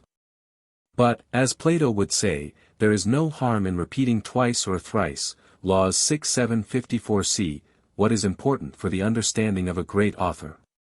It has not, however, been observed, that the confusion partly arises out of the elements of opposing philosophies which are preserved in him. He holds these in solution, he brings them into relation with one another, but he does not perfectly harmonize them. They are part of his own mind, and he is incapable of placing himself outside of them and criticizing them. They grow as he grows. They are a kind of composition with which his own philosophy is overlaid. In early life he fancies that he has mastered them, but he is also mastered by them. And in language, compare Sophist, 243b, which may be compared with the hesitating tone of the Timaeus, he confesses in his later years that they are full of obscurity to him. He attributes new meanings to the words of Parmenides and Heraclitus, but at times the old Eleatic philosophy appears to go beyond him, then the world of phenomena disappears, but the doctrine of ideas is also reduced to nothingness. All of them are nearer to one another than they themselves supposed, and nearer to him than he supposed. All of them are antagonistic to sense and have an affinity to number and measure and a presentiment of ideas. Even in Plato they still retain their contentious or controversial character, which was developed by the growth of dialectic. He is never able to reconcile the first causes of the pre-Socratic philosophers with the final causes of Socrates himself. There is no intelligible account of the relation of numbers to the universal ideas, or of universals to the idea of good. He found them all three, in the Pythagorean philosophy and in the teaching of Socrates and of the Megarians respectively. And, because they all furnished modes of explaining and arranging phenomena, he is unwilling to give up any of them, though he is unable to unite them in a consistent whole. Lastly, Plato, though an idealist philosopher, is Greek and not Oriental in spirit and feeling. He is no mystic or ascetic, he is not seeking in vain to get rid of matter or to find absorption in the divine nature, or in the soul of the universe. And therefore we are not surprised to find that his philosophy in the Timaeus returns at last to a worship of the heavens, and that to him, as to other Greeks, nature, though containing a remnant of evil, is still glorious and divine. He takes away or drops the veil of mythology, and presents her to us in what appears to him to be the form fairer and truer far, of mathematical figures. It is this element in the Timaeus, no less than its affinity to certain Pythagorean speculations, which gives it a character not wholly in accordance with the other dialogues of Plato. B. The Timaeus contains an assertion perhaps more distinct than is found in any of the other dialogues, Republic 2:379a, Laws X 901, 2, of the goodness of God. He was good himself, and he fashioned the good everywhere. He was not a jealous God, and therefore he desired that all other things should be equally good. He is the idea of good who has now become a person, and speaks and is spoken of as God. Yet his personality seems to appear only in the act of creation. In so far as he works with his eye fixed upon an eternal pattern he is like the human artificer in the Republic, 6501b, x 597. Here the theory of Platonic ideas intrudes upon us. God, like man, is supposed to have an ideal of which Plato is unable to tell us the origin. He may be said, in the language of modern philosophy, to resolve the divine mind into subject and object. The first work of creation is perfected, the second begins under the direction of inferior ministers. The supreme God is withdrawn from the world and returns to his own accustomed nature, Timaeus 42e. As in the Statesman, 272e, he retires to his place of view. So early did the Epicurean doctrine take possession of the Greek mind, and so natural is it to the heart of man, when he has once passed out of the stage of mythology into that of rational religion. For he sees the marks of design in the world. But he no longer sees or fancies that he sees God walking in the garden or haunting stream or mountain. He feels also that he must put God as far as possible out of the way of evil, and therefore he banishes him from an evil world. Plato is sensible of the difficulty, and he often shows that he is desirous of justifying the ways of God to man. Yet on the other hand, in the 10th book of the Laws, 899, 900 and following, he passes a censure on those who say that the gods have no care of human things. The creation of the world is the impression of order on a previously existing chaos. The formula of Anaxagoras, all things were in chaos or confusion, and then mind came and disposed them, is a summary of the first part of the Timaeus. It is true that of a chaos without differences no idea could be formed. All was not mixed but one, and therefore it was not difficult for the later Platonists to draw inferences by which they were enabled to reconcile the narrative of the Timaeus with the Mosaic account of the creation. Neither when we speak of mind or intelligence, do we seem to get much further in our conception than circular motion, which was deemed to be the most perfect. Plato, like Anaxagoras, while commencing his theory of the universe with ideas of mind and of the best, is compelled in the execution of his design to condescend to the crudest physics. See, the morality of the Timaeus is singular, and it is difficult to adjust the balance between the two elements of it. The difficulty which Plato feels, is that which all of us feel, and which is increased in our own day by the progress of physical science, how the responsibility of man is to be reconciled with his dependence on natural causes. And sometimes, like other men, he is more impressed by one aspect of human life, sometimes by the other. In the Republic he represents man as freely choosing his own lot in a state prior to birth, a conception which, if taken literally, would still leave him subject to the dominion of necessity in his afterlife. In the Statesman, he supposes the human race to be preserved in the world only by a divine interposition. While in the Timaeus the supreme God commissions the inferior deities to avert from him all but self-inflicted evils, words which imply that all the evils of men are really self-inflicted. And here, like Plato, 54b. The insertion of a note in the text of an ancient writer is a literary curiosity worthy of remark. We may take occasion to correct an error. For we too hastily said that Plato in the Timaeus regarded all vices and crimes as involuntary. But the fact is that he is inconsistent with himself. In one and the same passage, 86, vice is attributed to the relaxation of the bodily frame, and yet we are exhorted to avoid it and pursue virtue. It is also admitted that good and evil conduct are to be attributed respectively to good and evil laws and institutions. These cannot be given by individuals to themselves. And therefore human actions, in so far as they are dependent upon them, are regarded by Plato as involuntary rather than voluntary. Like other writers on this subject, he is unable to escape from some degree of self-contradiction. He had learned from Socrates that vice is ignorance, and suddenly the doctrine seems to him to be confirmed by observing how much of the good and bad in human character depends on the bodily constitution. So in modern times the speculative doctrine of necessity has often been supported by physical facts. The Timaeus also contains an anticipation of the stoical life according to nature. Man contemplating the heavens is to regulate his erring life according to them. He is to partake of the repose of nature and of the order of nature, to bring the variable principle in himself into harmony with the principle of the same. The ethics of the Timaeus may be summed up in the single idea of law. To feel habitually that he is part of the order of the universe, is one of the highest ethical motives of which man is capable. Something like this is what Plato means when he speaks of the soul moving about the same in unchanging thought of the same. He does not explain how man is acted upon by the lesser influences of custom or of opinion, or how the commands of the soul watching in the citadel are conveyed to the bodily organs. But this perhaps, to use once more expressions of his own, is part of another subject, 87b, or may be more suitably discussed on some other occasion, 38b.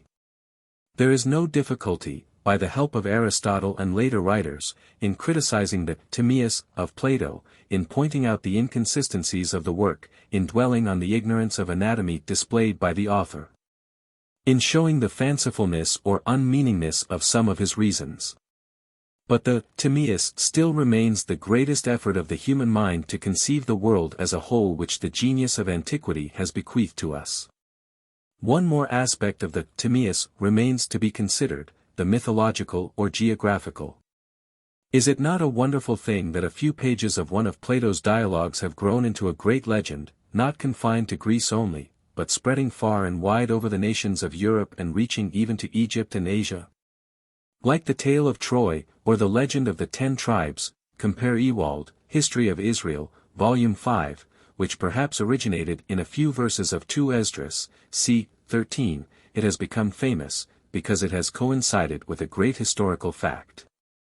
Like the romance of King Arthur, which has had so great a charm, it has found a way over the seas from one country and language to another.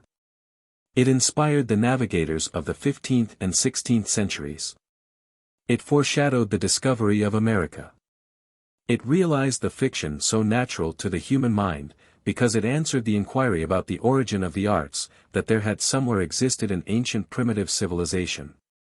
It might find a place wherever men chose to look for it, in north, south, east, or west, in the islands of the blessed, before the entrance of the Straits of Gibraltar, in Sweden or in Palestine. It mattered little whether the description in Plato agreed with the locality assigned to it or not. It was a legend so adapted to the human mind that it made a habitation for itself in any country. It was an island in the clouds, which might be seen anywhere by the eye of faith. It was a subject especially congenial to the ponderous industry of certain French and Swedish writers, who delighted in heaping up learning of all sorts but were incapable of using it. M. Martin has written a valuable dissertation on the opinions entertained respecting the island of Atlantis in ancient and modern times. It is a curious chapter in the history of the human mind. The tale of Atlantis is the fabric of a vision, but it has never ceased to interest mankind. It was variously regarded by the ancients themselves. The stronger heads among them, like Strabo and Longinus, were as little disposed to believe in the truth of it as the modern reader in Gulliver or Robinson Crusoe. On the other hand, there is no kind or degree of absurdity or fancy in which the more foolish writers, both of antiquity and of modern times, have not indulged respecting it. The Neoplatonists, loyal to their master, like some commentators on the Christian scriptures, sought to give an allegorical meaning to what they also believed to be an historical fact. It was as if someone in our own day were to convert the poems of Homer into an allegory of the Christian religion, at the same time maintaining them to be an exact and veritable history. In the Middle Ages the legend seems to have been half forgotten until revived by the discovery of America. It helped to form the utopia of Sir Thomas More and the New Atlantis of Bacon, although probably neither of those great men were at all imposed upon by the fiction. It was most prolific in the 17th or in the early part of the 18th century, when the human mind, seeking for utopias or inventing them, was glad to escape out of the dullness of the present into the romance of the past or some ideal of the future. The later forms of such narratives contained features taken from the Edda, as well as from the Old and New Testament, also from the tales of missionaries and the experiences of travelers and of colonists. The various opinions respecting the island of Atlantis have no interest for us except in so far as they illustrate the extravagances of which men are capable. But this is a real interest and a serious lesson, if we remember that now as formerly the human mind is liable to be imposed upon by the illusions of the past, which are ever assuming some new form. When we have shaken off the rubbish of ages, there remain one or two questions of which the investigation has a permanent value. 1. Did Plato derive the legend of Atlantis from an Egyptian source? It may be replied that there is no such legend in any writer previous to Plato. Neither in Homer, nor in Pindar, nor in Herodotus is there any mention of an island of Atlantis, nor any reference to it in Aristotle, nor any citation of an earlier writer by a later one in which it is to be found. Nor have any traces been discovered hitherto in Egyptian monuments of a connection between Greece and Egypt older than the 8th or 9th century BC. It is true that Proclus, writing in the 5th century after Christ, tells us of stones and columns in Egypt on which the history of the island of Atlantis was engraved. The statement may be false. There are similar tales about columns set up by the Canaanites whom Joshua drove out, Procopius. But even if true, it would only show that the legend, 800 years after the time of Plato, had been transferred to Egypt and inscribed, not, like other forgeries, in books, but on stone. Probably in the Alexandrian age, when Egypt had ceased to have a history and began to appropriate the legends of other nations, many such monuments were to be found of events which had become famous in that or other countries. The oldest witness to the story is said to be Crantor, a Stoic philosopher who lived a generation later than Plato, and therefore may have borrowed it from him. The statement is found in Proclus. But we require better assurance than Proclus can give us before we accept this or any other statement which he makes. Secondly, passing from the external to the internal evidence, we may remark that the story is far more likely to have been invented by Plato than to have been brought by Solon from Egypt. That is another part of his legend which Plato also seeks to impose upon us. The verisimilitude which he has given to the tale is a further reason for suspecting it, for he could easily invent Egyptian or any other tales. Phaedrus, 275b. Are not the words, "the truth of the story is a great advantage," if we read between the lines, an indication of the fiction? It is only a legend that Solon went to Egypt, and if he did he could not have conversed with Egyptian priests or have read records in their temples. The truth is that the introduction is a mosaic work of small touches which, partly by their minuteness, and also by their seeming probability, win the confidence of the reader. Who would desire better evidence than that of Critias, who had heard the narrative in youth when the memory is strongest, 26b, at the age of 10 from his grandfather Critias, an old man of 90, who in turn had heard it from Solon himself? Is not the famous expression, "You Hellenes are ever children and there is no knowledge among you hoary with age," really a compliment to the Athenians who are described in these words as ever young? And is the thought expressed in them to be attributed to the learning of the Egyptian priest, and not rather to the genius of Plato? Or when the Egyptian says, "Hereafter at our leisure we will take up the written documents and examine in detail the exact truth about these things," what is this but a literary trick by which Plato sets off his narrative? Could any war between Athens and the island of Atlantis have really coincided with the struggle between the Greeks and Persians, as is sufficiently hinted though not expressly stated in the narrative of Plato? And whence came the tradition to Egypt? Or in what does the story consist except in the war between the two rival powers and the submersion of both of them? And how was the tale transferred to the poem of Solon? It is not improbable, says Mr. Grote, that Solon did leave an unfinished Egyptian poem, Plato, Volume 3 page 295. But are probabilities for which there is not a tittle of evidence, and which are without any parallel, to be deemed worthy of attention by the critic? How came the poem of Solon to disappear in antiquity? Or why did Plato, if the whole narrative was known to him, break off almost at the beginning of it? While therefore admiring the diligence and erudition of M. Martin, we cannot for a moment suppose that the tale was told to Solon by an Egyptian priest, nor can we believe that Solon wrote a poem upon the theme which was thus suggested to him, a poem which disappeared in antiquity. Or that the island of Atlantis or the antediluvian Athens ever had any existence except in the imagination of Plato. Martin is of opinion that Plato would have been terrified if he could have foreseen the endless fancies to which his island of Atlantis has given occasion. Rather he would have been infinitely amused if he could have known that his gift of invention would have deceived M. Martin himself into the belief that the tradition was brought from Egypt by Solon and made the subject of a poem by him, Tome IP. 323, M. Martin may also be gently censured for citing without sufficient discrimination ancient authors having very different degrees of authority and value. 2. It is an interesting and not unimportant question which is touched upon by Martin, whether the Atlantis of Plato in any degree held out a guiding light to the early navigators.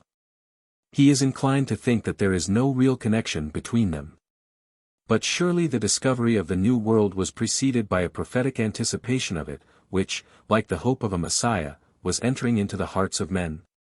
And this hope was nursed by ancient tradition, which had found expression from time to time in the celebrated lines of Seneca and in many other places. This tradition was sustained by the great authority of Plato, and therefore the legend of the island of Atlantis, though not closely connected with the voyages of the early navigators, may be truly said to have contributed indirectly to the great discovery. The Timaeus of Plato, like the Protagoras and several portions of the Phaedrus and Republic, was translated by Cicero into Latin. About a fourth, comprehending with lacunae the first portion of the dialogue, is preserved in several MSS. These generally agree, and therefore may be supposed to be derived from a single original. The version is very faithful, and is a remarkable monument of Cicero's skill in managing the difficult and intractable Greek. In his treatise De Natura Deorum I 8:12, 2:12, he also refers to the Timaeus, which, speaking in the person of Velleius the Epicurean, he severely criticizes. The commentary of Proclus, FLC. 440 AD, on the Timaeus is a wonderful monument of the silliness and prolixity of the Alexandrian age. It extends to about 30 pages of the book, and is 30 times the length of the original. It is surprising that this voluminous work should have found a translator, Thomas Taylor, a kindred spirit, who was himself a Neoplatonist, after the fashion, not of the 5th or 16th, but of the 19th century AD. The commentary is of little or no value, either in a philosophical or philological point of view. The writer is unable to explain particular passages in any precise manner, and he is equally incapable of grasping the whole. He does not take words in their simple meaning or sentences in their natural connection. He is thinking, not of the context in Plato, but of the contemporary Pythagorean philosophers and their wordy strife. He finds nothing in the text which he does not bring to it. He is full of Porphyry, Iamblichus and Plotinus, of misapplied logic, of misunderstood grammar, and of the Orphic theology. Although such a work can contribute little or nothing to the understanding of Plato, it throws an interesting light on the Alexandrian times. It realizes how a philosophy made up of words only may create a deep and widespread enthusiasm, how the forms of logic and rhetoric may usurp the place of reason and truth, how all philosophies grow faded and discolored, and are patched and made up again like worn-out garments, and retain only a second-hand existence. He who would study this degeneracy of philosophy and of the Greek mind in the original cannot do better than devote a few of his days and nights to the commentary of Proclus on the Timaeus. A very different account must be given of the short work entitled Timaeus Locris, which is a brief but clear analysis of the Timaeus of Plato, omitting the introduction or dialogue and making a few small additions. It does not allude to the original from which it is taken, it is quite free from mysticism and Neoplatonism. In length it does not exceed a fifth part of the Timaeus. It is written in the Doric dialect, and contains several words which do not occur in classical Greek. No other indication of its date, except this uncertain one of language, appears in it. In several places the writer has simplified the language of Plato, in a few others he has embellished and exaggerated it. He generally preserves the thought of the original, but does not copy the words. On the whole this little tract faithfully reflects the meaning and spirit of the Timaeus. From the garden of the Timaeus, as from the other dialogues of Plato, we may still gather a few flowers and present them at parting to the reader. There is nothing in Plato grander and simpler than the conversation between Solon and the Egyptian priest, in which the youthfulness of Hellas is contrasted with the antiquity of Egypt. Here are to be found the famous words, "O Solon, Solon, you Hellenes are ever young, and there is not an old man among you," which may be compared to the lively saying of Hegel, that Greek history began with the youth Achilles and left off with the youth Alexander. The numerous arts of verisimilitude by which Plato insinuates into the mind of the reader the truth of his narrative have been already referred to. Here occur a sentence or two not wanting in Platonic irony, omega nu tau alpha sigma upsilon nu epsilon tau omicron sigma iota, a word to the wise. 40d and following, to know or tell the origin of the other divinities is beyond us. And we must accept the traditions of the men of old time who affirm themselves to be the offspring of the gods, that is what they say, and they must surely have known their own ancestors. How can we doubt the word of the children of the gods? Although they give no probable or certain proofs, still, as they declare that they are speaking of what took place in their own family, we must conform to custom and believe them. 76e. Our creators well knew that women and other animals would someday be framed out of men, and they further knew that many animals would require the use of nails for many purposes. Wherefore they fashioned in men at their first creation the rudiments of nails. Or once more, let us reflect on two serious passages in which the order of the world is supposed to find a place in the human soul and to infuse harmony into it. 37a and following, the soul, when touching anything that has essence, whether dispersed in parts or undivided, is stirred through all her powers to declare the sameness or difference of that thing in some other. And to what individuals are related, and by what affected, and in what way and how and when, both in the world of generation and in the world of immutable being. And when reason, which works with equal truth, whether she be in the circle of the diverse or of the same, in voiceless silence holding her onward course in the sphere of the self-moved, when reason, I say, is hovering around the sensible world. And when the circle of the diverse also moving truly imparts the intimations of sense to the whole soul, then arise opinions and beliefs sure and certain. But when reason is concerned with the rational, and the circle of the same moving smoothly declares it, then intelligence and knowledge are necessarily perfected. Where, proceeding in a similar path of contemplation, he supposes the inward and the outer world mutually to imply each other. And 47b, God invented and gave us sight to the end that we might behold the courses of intelligence in the heaven, and apply them to the courses of our own intelligence which are akin to them, the unperturbed to the perturbed. And that we, learning them and partaking of the natural truth of reason, might imitate the absolutely unerring courses of God and regulate our own vagaries.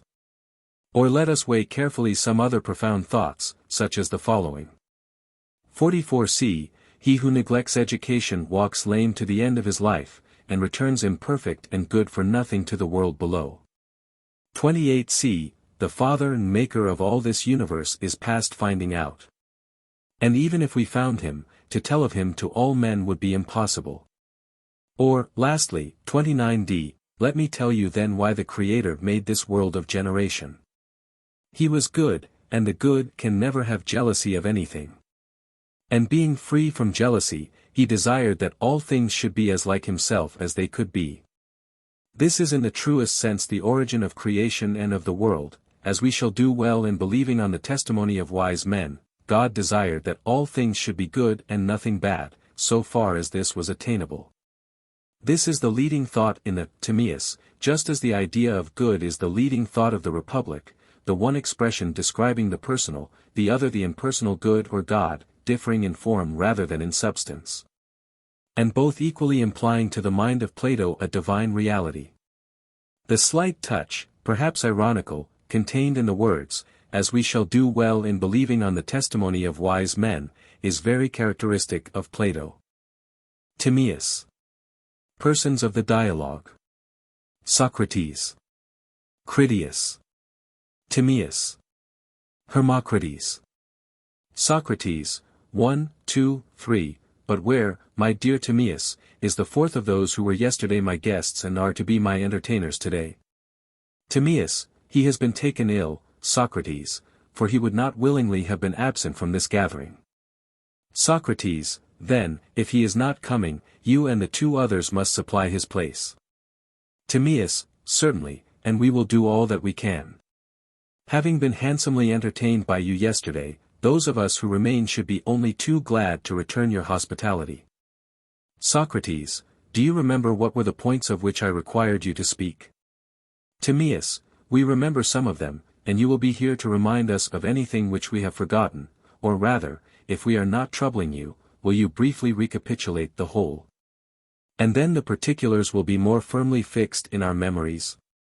Socrates, to be sure I will. The chief theme of my yesterday's discourse was the state, how constituted and of what citizens composed it would seem likely to be most perfect.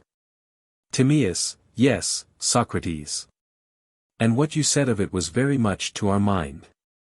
Socrates, did we not begin by separating the husbandmen and the artisans from the class of defenders of the state? Timaeus, yes.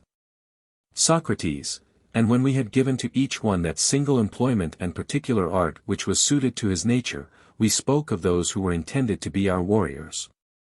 And said that they were to be guardians of the city against attacks from within as well as from without, and to have no other employment. They were to be merciful in judging their subjects, of whom they were by nature friends, but fierce to their enemies, when they came across them in battle. Timaeus, exactly. Socrates, we said, if I am not mistaken, that the guardians should be gifted with a temperament in a high degree both passionate and philosophical. And that then they would be as they ought to be, gentle to their friends and fierce with their enemies. Timaeus, certainly. Socrates, and what did we say of their education? Were they not to be trained in gymnastic, and music, and all other sorts of knowledge which were proper for them? 127. Timaeus, very true. Socrates, and being thus trained they were not to consider gold or silver or anything else to be their own private property. They were to be like hired troops, receiving pay for keeping guard from those who were protected by them. The pay was to be no more than would suffice for men of simple life. And they were to spend in common, and to live together in the continual practice of virtue, which was to be their sole pursuit. Timaeus, that was also said. Socrates, neither did we forget the women. Of whom we declared, that their natures should be assimilated and brought into harmony with those of the men, and that common pursuits should be assigned to them both in time of war and in their ordinary life. Timaeus, that, again, was as you say. Socrates, and what about the procreation of children? Or rather was not the proposal too singular to be forgotten? For all wives and children were to be in common, to the intent that no one should ever know his own child, but they were to imagine that they were all one family. Those who were within a suitable limit of age were to be brothers and sisters, those who were of an elder generation parents and grandparents, and those of a younger, children and grandchildren. Timaeus, yes, and the proposal is easy to remember, as you say. Socrates, and do you also remember how, with a view of securing as far as we could the best breed, we said that the chief magistrates, male and female, should contrive secretly, by the use of certain lots, so to arrange the nuptial meeting, that the bad of either sex and the good of either sex might pair with their like. And there was to be no quarrelling on this account, for they would imagine that the union was a mere accident, and was to be attributed to the lot. Timaeus, I remember. Socrates, and you remember how we said that the children of the good parents were to be educated, and the children of the bad secretly dispersed among the inferior citizens. And while they were all growing up the rulers were to be on the lookout, and to bring up from below in their turn those who were worthy, and those among themselves who were unworthy were to take the places of those who came up. Timaeus, true. Socrates, then have I now given you all the heads of our yesterday's discussion? Or is there anything more, my dear Timaeus, which has been omitted? Timaeus, nothing, Socrates, it was just as you have said. Socrates, I should like, before proceeding further, to tell you how I feel about the state which we have described. I might compare myself to a person who, on beholding beautiful animals either created by the painter's art, or, better still, alive but at rest, is seized with a desire of seeing them in motion or engaged in some struggle or conflict to which their forms appear suited. This is my feeling about the state which we have been describing. There are conflicts which all cities undergo, and I should like to hear someone tell of our own city carrying on a struggle against her neighbors, and how she went out to war in a becoming manner.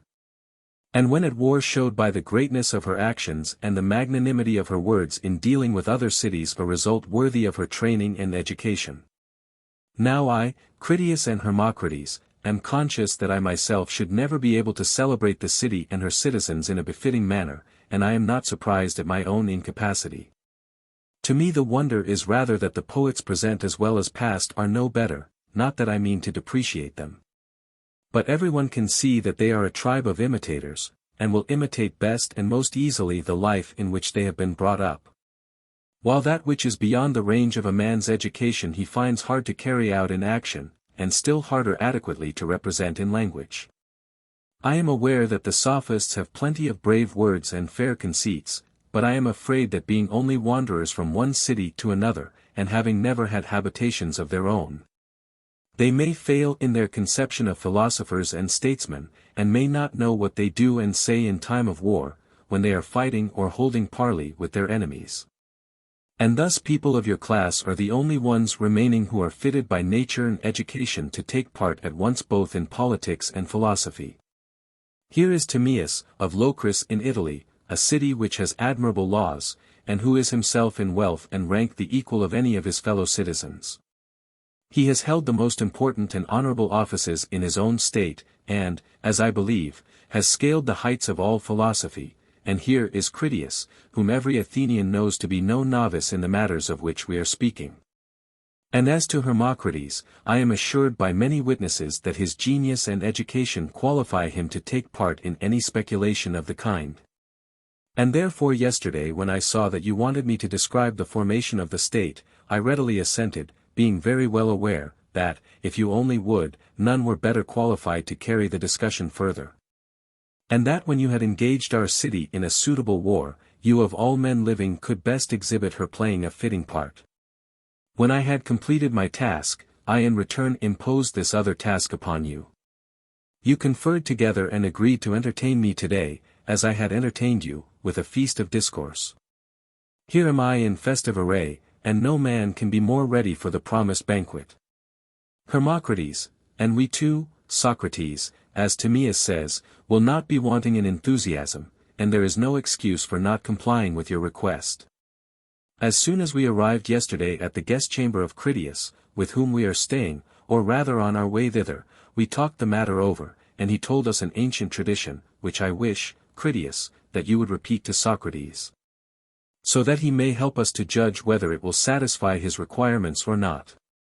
Critias, I will, if Timaeus, who is our other partner, approves. Timaeus, I quite approve. Critias, then listen, Socrates, to a tale which, though strange, is certainly true, having been attested by Solon, who was the wisest of the 7 sages. He was a relative and a dear friend of my great-grandfather, Dropides, as he himself says in many passages of his poems, and he told the story to Critias, my grandfather, who remembered and repeated it to us. There were of old, he said, great and marvelous actions of the Athenian city, which have passed into oblivion through lapse of time and the destruction of mankind, and one in particular, greater than all the rest. This we will now rehearse. It will be a fitting monument of our gratitude to you, and a hymn of praise true and worthy of the goddess, on this her day of festival. Socrates, very good. And what is this ancient famous action of the Athenians, which Critias declared, on the authority of Solon, to be not a mere legend, but an actual fact? 128. Critias, I will tell an old-world story which I heard from an aged man. For Critias, at the time of telling it, was, as he said, nearly 90 years of age, and I was about 10. Now the day was that day of the Apaturia which is called the registration of youth, at which, according to custom, our parents gave prizes for recitations, and the poems of several poets were recited by us boys. And many of us sang the poems of Solon, which at that time had not gone out of fashion. One of our tribe, either because he thought so or to please Critias, said that in his judgment Solon was not only the wisest of men, but also the noblest of poets.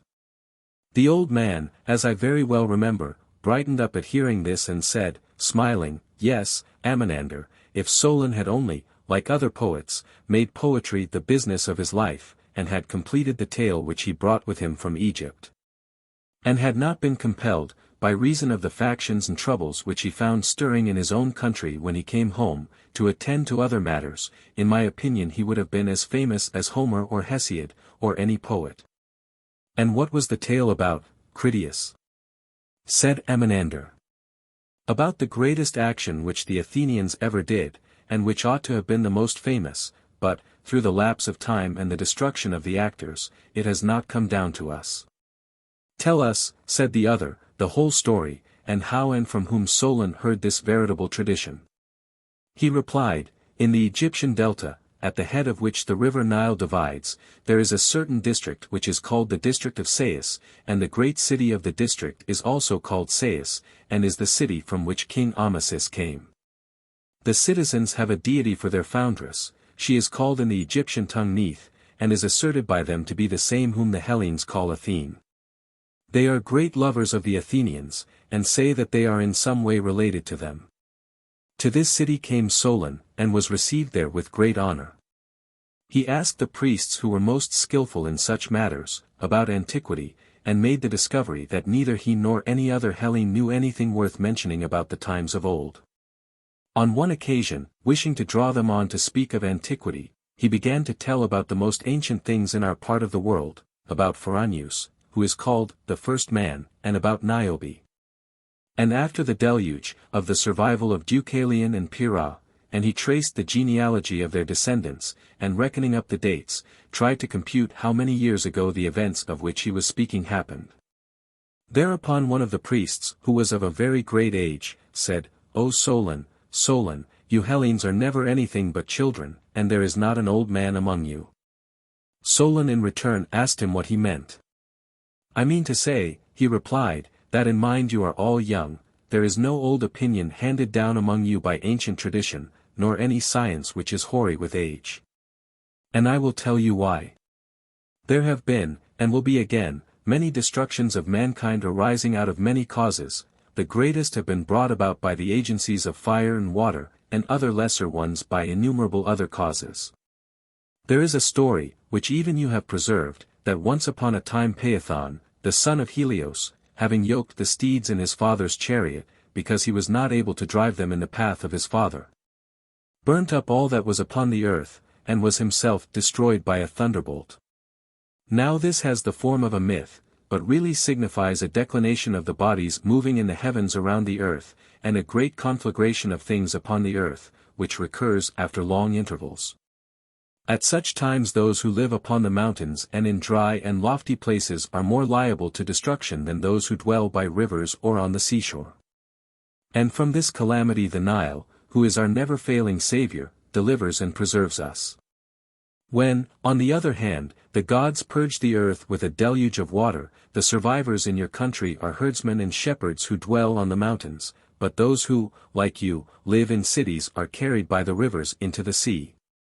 Whereas in this land, neither then nor at any other time, does the water come down from above on the fields, having always a tendency to come up from below, for which reason the traditions preserved here are the most ancient. The fact is, that wherever the extremity of winter frost or of summer sun does not prevent, mankind exist, sometimes in greater, sometimes in lesser numbers. And whatever happened either in your country or in ours, or in any other region of which we are informed, if there were any actions noble or great or in any other way remarkable, they have all been written down by us of old, and are preserved in our temples.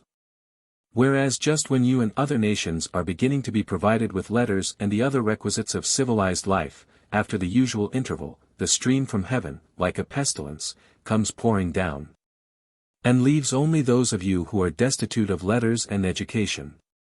And so you have to begin all over again like children, and know nothing of what happened in ancient times, either among us or among yourselves. As for those genealogies of yours which you just now recounted to us, Solon, they are no better than the tales of children. In the first place you remember a single deluge only, but there were many previous ones. In the next place, you do not know that there formerly dwelt in your land the fairest and noblest race of men which ever lived, and that you and your whole city are descended from a small seed or remnant of them which survived. And this was unknown to you, because, for many generations, the survivors of that destruction died, leaving no written word. For there was a time, Solon, before the great deluge of all, when the city which now is Athens was first in war and in every way the best governed of all cities, is said to have performed the noblest deeds and to have had the fairest constitution of any of which tradition tells, under the face of heaven. Solon marveled at his words, and earnestly requested the priests to inform him exactly and in order about these former citizens. "You are welcome to hear about them, Solon," said the priest, "both for your own sake and for that of your city, and above all, for the sake of the goddess who is the common patron and parent and educator of both our cities. She founded your city 1,000 years before ours, 129 receiving from the earth and Hephaestus the seed of your race, and afterwards she founded ours, of which the constitution is recorded in our sacred registers to be 8,000 years old. As touching your citizens of 9,000 years ago, I will briefly inform you of their laws and of their most famous action. The exact particulars of the whole we will hereafter go through at our leisure in the sacred registers themselves. If you compare these very laws with ours, you will find that many of ours are the counterpart of yours as they were in the olden time.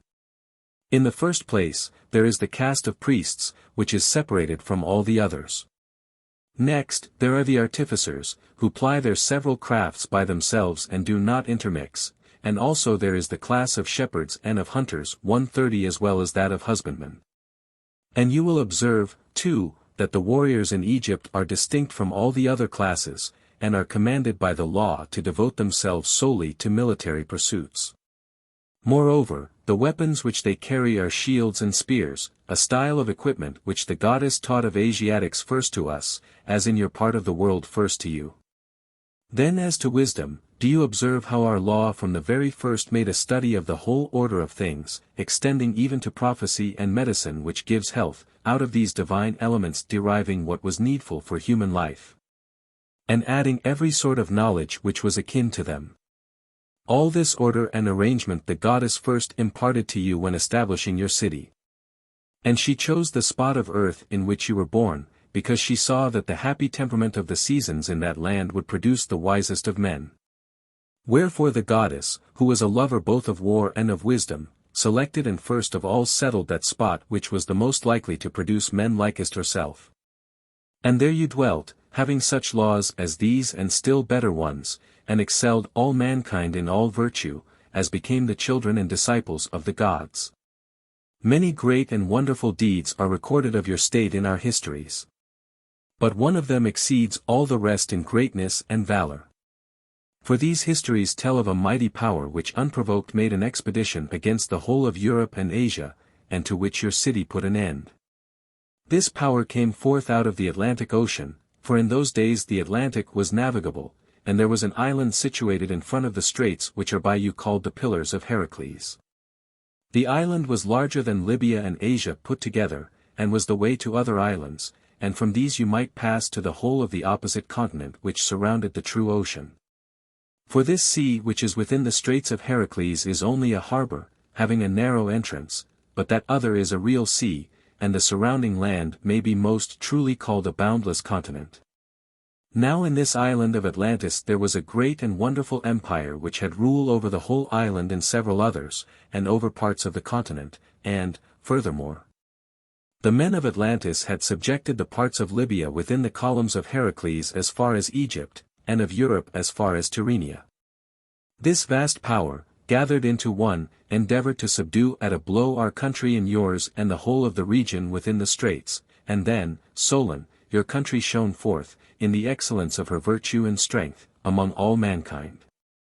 She was preeminent in courage and military skill, and was the leader of the Hellenes. And when the rest fell off from her, being compelled to stand alone, after having undergone the very extremity of danger, she defeated and triumphed over the invaders, and preserved from slavery those who were not yet subjugated, and generously liberated all the rest of us who dwell within the pillars. But afterwards there occurred violent earthquakes and floods, and in a single day and night of misfortune all your warlike men in a body sank into the earth, and the island of Atlantis in like manner disappeared in the depths of the sea. For which reason the sea in those parts is impassable and impenetrable, because there is a shoal of mud in the way, and this was caused by the subsidence of the island. I have told you briefly, Socrates, what the aged Critias heard from Solon and related to us. And when you were speaking yesterday about your city and citizens, the tale which I have just been repeating to you came into my mind, and I remarked with astonishment how, by some mysterious coincidence, you agreed in almost every particular with the narrative of Solon. But I did not like to speak at the moment. For a long time had elapsed, and I had forgotten too much. I thought that I must first of all run over the narrative in my own mind, and then I would speak. And so I readily assented to your request yesterday, considering that in all such cases the chief difficulty is to find a tale suitable to our purpose, and that with such a tale we should be fairly well provided. And therefore, as Hermocrates has told you, on my way home yesterday I at once communicated the tale to my companions as I remembered it, and after I left them, during the night by thinking I recovered nearly the whole of it. Truly, as is often said, the lessons of our childhood make a wonderful impression on our memories. For I am not sure that I could remember all the discourse of yesterday, but I should be much surprised if I forgot any of these things which I have heard very long ago. I listened at the time with childlike interest to the old man's narrative. He was very ready to teach me, and I asked him again and again to repeat his words, so that like an indelible picture they were branded into my mind. As soon as the day broke, I rehearsed them as he spoke them to my companions, that they, as well as myself, might have something to say. And now, Socrates, to make an end of my preface, I am ready to tell you the whole tale. I will give you not only the general heads, but the particulars, as they were told to me. The city and citizens, which you yesterday described to us in fiction, we will now transfer to the world of reality. It shall be the ancient city of Athens, and we will suppose that the citizens whom you imagined, were our veritable ancestors, of whom the priest spoke. They will perfectly harmonize, and there will be no inconsistency in saying that the citizens of your republic are these ancient Athenians. Let us divide the subject among us, and all endeavor according to our ability gracefully to execute the task which you have imposed upon us. Consider then, Socrates, if this narrative is suited to the purpose, or whether we should seek for some other instead. Socrates, and what other, Critias, can we find that will be better than this, which is natural and suitable to the festival of the goddess, and has the very great advantage of being a fact and not a fiction? How or where shall we find another if we abandon this? We cannot, and therefore you must tell the tale, and good luck to you, and I in return for my yesterday's discourse will now rest and be a listener. Critias, let me proceed to explain to you, Socrates, the order in which we have arranged our entertainment. Our intention is, that Timaeus, who is the most of an astronomer amongst us, and has made the nature of the universe his special study, should speak first, beginning with the generation of the world and going down to the creation of man. Next, I am to receive the men whom he has created, and of whom some will have profited by the excellent education which you have given them.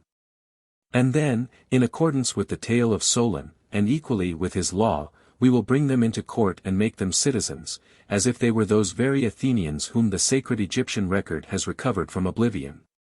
And thenceforward we will speak of them as Athenians and fellow citizens. Socrates, I see that I shall receive in my turn a perfect and splendid feast of reason. And now, Timaeus, you, I suppose, should speak next, after duly calling upon the gods. Timaeus, all men, Socrates, who have any degree of right feeling, at the beginning of every enterprise, whether small or great, always call upon God. And we, too, who are going to discourse of the nature of the universe, how created or how existing without creation, if we be not altogether out of our wits, must invoke the aid of gods and goddesses and pray that our words may be acceptable to them and consistent with themselves. Let this, then, be our invocation of the gods, to which I add an exhortation of myself to speak in such manner as will be most intelligible to you, and will most accord with my own intent. First then, in my judgment, we must make a distinction and ask, what is that which always is and has no becoming, and what is that which is always becoming and never is? That which is apprehended by intelligence and reason is always in the same state, but that which is conceived by opinion with the help of sensation and without reason, is always in a process of becoming and perishing and never really is. Now everything that becomes or is created must of necessity be created by some cause, for without a cause nothing can be created. The work of the Creator, whenever he looks to the unchangeable and fashions the form and nature of his work after an unchangeable pattern, must necessarily be made fair and perfect. But when he looks to the created only, and uses a created pattern, it is not fair or perfect. Was the heaven then or the world, whether called by this or by any other more appropriate name, assuming the name, I am asking a question which has to be asked at the beginning of an inquiry about anything, was the world, I say. always in existence and without beginning? Or created, and had it a beginning? Created, I reply, being visible and tangible and having a body, and therefore sensible, and all sensible things are apprehended by opinion and sense and are in a process of creation and created. Now that which is created must, as we affirm, of necessity be created by a cause. But the Father and Maker of all this universe is past finding out, and even if we found him, to tell of him to all men would be impossible. And there is still a question to be asked about him: which of the patterns had the artificer in view when he made the world, the pattern of the unchangeable, or of that which is created? If the world be indeed fair and the artificer good, it is manifest that he must have looked to that which is eternal, but if what cannot be said without blasphemy is true, then to the created pattern. Everyone will see that he must have looked to the eternal, for the world is the fairest of creations and he is the best of causes. And having been created in this way, the world has been framed in the likeness of that which is apprehended by reason and mind and is unchangeable, and must therefore of necessity, if this is admitted, be a copy of something. Now it is all important that the beginning of everything should be according to nature. And in speaking of the copy and the original we may assume that words are akin to the matter which they describe. When they relate to the lasting and permanent and intelligible, they ought to be lasting and unalterable, and, as far as their nature allows, irrefutable and immovable, nothing less. But when they express only the copy or likeness and not the eternal things themselves, they need only be likely and analogous to the real words. As being is to becoming, so is truth to belief. If then, Socrates, amid the many opinions about the gods and the generation of the universe, we are not able to give notions which are altogether and in every respect exact and consistent with one another, do not be surprised. Enough, if we adduce probabilities as likely as any others, for we must remember that I who am the speaker, and you who are the judges, are only mortal men, and we ought to accept the tale which is probable and inquire no further. Socrates, excellent, Timaeus, and we will do precisely as you bid us. The prelude is charming, and is already accepted by us. May we beg of you to proceed to the strain? Timaeus, let me tell you then why the Creator made this world of generation. He was good, and the good can never have any jealousy of anything. And being free from jealousy, he desired that all things should be as like himself as they could be. This is in the truest sense the origin of creation and of the world, as we shall do well in believing on the testimony of wise men. God desired that all things should be good and nothing bad, so far as this was attainable. Wherefore also finding the whole visible sphere not at rest, but moving in an irregular and disorderly fashion, out of disorder he brought order, considering that this was in every way better than the other. Now the deeds of the best could never be or have been other than the fairest.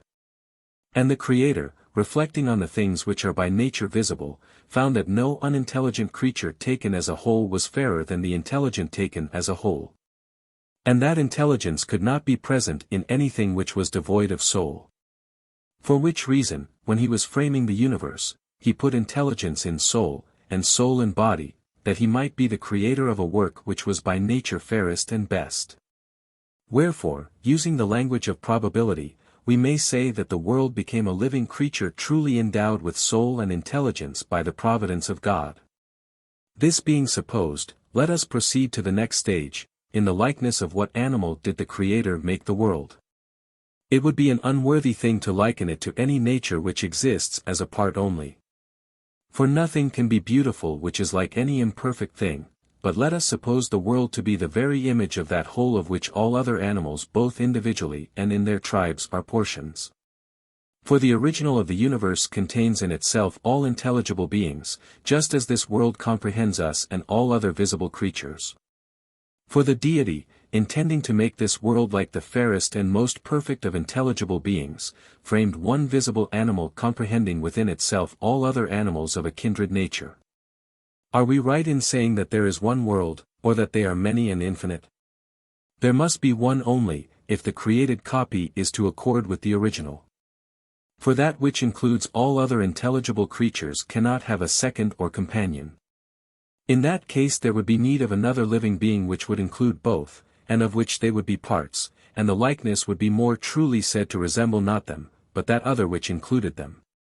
In order then that the world might be solitary, like the perfect animal, the Creator made not two worlds or an infinite number of them, but there is and ever will be one only begotten and created heaven. Now that which is created is of necessity corporeal, and also visible and tangible. And nothing is visible where there is no fire, or tangible which has no solidity, and nothing is solid without earth. Wherefore also God in the beginning of creation made the body of the universe to consist of fire and earth. But two things cannot be rightly put together without a third, there must be some bond of union between them. And the fairest bond is that which makes the most complete fusion of itself and the things which it combines, and proportion is best adapted to effect such a union. For whenever in any three numbers, whether cube or square, there is a mean, which is to the last term what the first term is to it. And again, when the mean is to the first term as the last term is to the mean, then the mean becoming first and last, and the first and last both becoming means, they will all of them of necessity come to be the same. And having become the same with one another will be all one. If the universal frame had been created a surface only and having no depth, a single mean would have sufficed to bind together itself and the other terms. But now, as the world must be solid, and solid bodies are always compacted not by one mean but by two, God placed water and air in the mean between fire and earth. And made them to have the same proportion so far as was possible, as fire is to air so is air to water, and as air is to water so is water to earth. And thus he bound and put together a visible and tangible heaven. And for these reasons, and out of such elements which are in number 4, the body of the world was created, and it was harmonized by proportion, and therefore has the spirit of friendship. And having been reconciled to itself, it was indissoluble by the hand of any other than the framer. Now the creation took up the whole of each of the 4 elements. For the Creator compounded the world out of all the fire and all the water and all the air and all the earth, leaving no part of any of them nor any power of them outside. His intention was, in the first place, that the animal should be as far as possible a perfect whole and of perfect parts, secondly, that it should be one, leaving no remnants out of which another such world might be created, and also that it should be free from old age and unaffected by disease. Considering that if heat and cold and other powerful forces which unite bodies surround and attack them from without when they are unprepared, they decompose them, and by bringing diseases and old age upon them, make them waste away. For this cause and on these grounds he made the world one whole, having every part entire, and being therefore perfect and not liable to old age and disease. And he gave to the world the figure which was suitable and also natural. Now to the animal which was to comprehend all animals, that figure was suitable which comprehends within itself all other figures. Wherefore he made the world in the form of a globe, round as from a lathe, having its extremes in every direction equidistant from the center, the most perfect and the most like itself of all figures. For he considered that the like is infinitely fairer than the unlike. This he finished off, making the surface smooth all round for many reasons. In the first place, because the living being had no need of eyes when there was nothing remaining outside him to be seen, nor of ears when there was nothing to be heard, and there was no surrounding atmosphere to be breathed. Nor would there have been any use of organs by the help of which he might receive his food or get rid of what he had already digested, since there was nothing which went from him or came into him, for there was nothing beside him. Of design he was created thus, his own waste providing his own food, and all that he did or suffered taking place in and by himself. For the Creator conceived that a being which was self-sufficient would be far more excellent than one which lacked anything.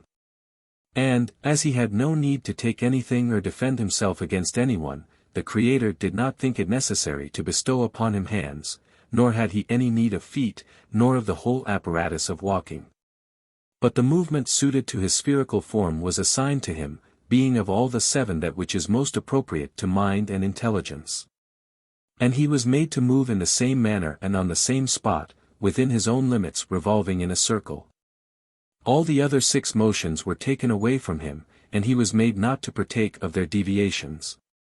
And as this circular movement required no feet, the universe was created without legs and without feet. Such was the whole plan of the eternal God about the God that was to be, to whom for this reason he gave a body, smooth and even, having a surface in every direction equidistant from the center, a body entire and perfect, and formed out of perfect bodies. And in the center he put the soul, which he diffused throughout the body, making it also to be the exterior environment of it. And he made the universe a circle moving in a circle, one and solitary, yet by reason of its excellence able to converse with itself, and needing no other friendship or acquaintance. Having these purposes in view he created the world a blessed God. Now God did not make the soul after the body, although we are speaking of them in this order, for having brought them together he would never have allowed that the elder should be ruled by the younger. But this is a random manner of speaking which we have, because somehow we ourselves too are very much under the dominion of chance. Whereas he made the soul in origin and excellence prior to and older than the body, to be the ruler and mistress, of whom the body was to be the subject. And he made her out of the following elements and on this wise, out of the indivisible and unchangeable, and also out of that which is divisible and has to do with material bodies, he compounded a third and intermediate kind of essence, partaking of the nature of the same 131 and of the other, and this compound he placed accordingly in a mean between the indivisible, and the divisible and material. He took the three elements of the same, the other, and the essence, and mingled them into one form, compressing by force the reluctant and unsociable nature of the other into the same. When he had mingled them with the essence and out of three made one, he again divided this whole into as many portions as was fitting, each portion being a compound of the same, the other, and the essence. And he proceeded to divide after this manner. First of all, he took away one part of the whole, 1, and then he separated a second part which was double the first, 2. And then he took away a third part which was half as much again as the second and 3 times as much as the first, 3, and then he took a fourth part which was twice as much as the second, 4, and a fifth part which was 3 times the third, 9. And a sixth part which was 8 times the first, 8, and a seventh part which was 27 times the first, 27. After this he filled up the double intervals, i.e. between 1, 2, 4, 8, and the triple, i.e. between 1, 3, 9, 27, cutting off yet other portions from the mixture and placing them in the intervals, so that in each interval there were 2 kinds of means, the one exceeding and exceeded by equal parts of its extremes, as for example 1/3, 2.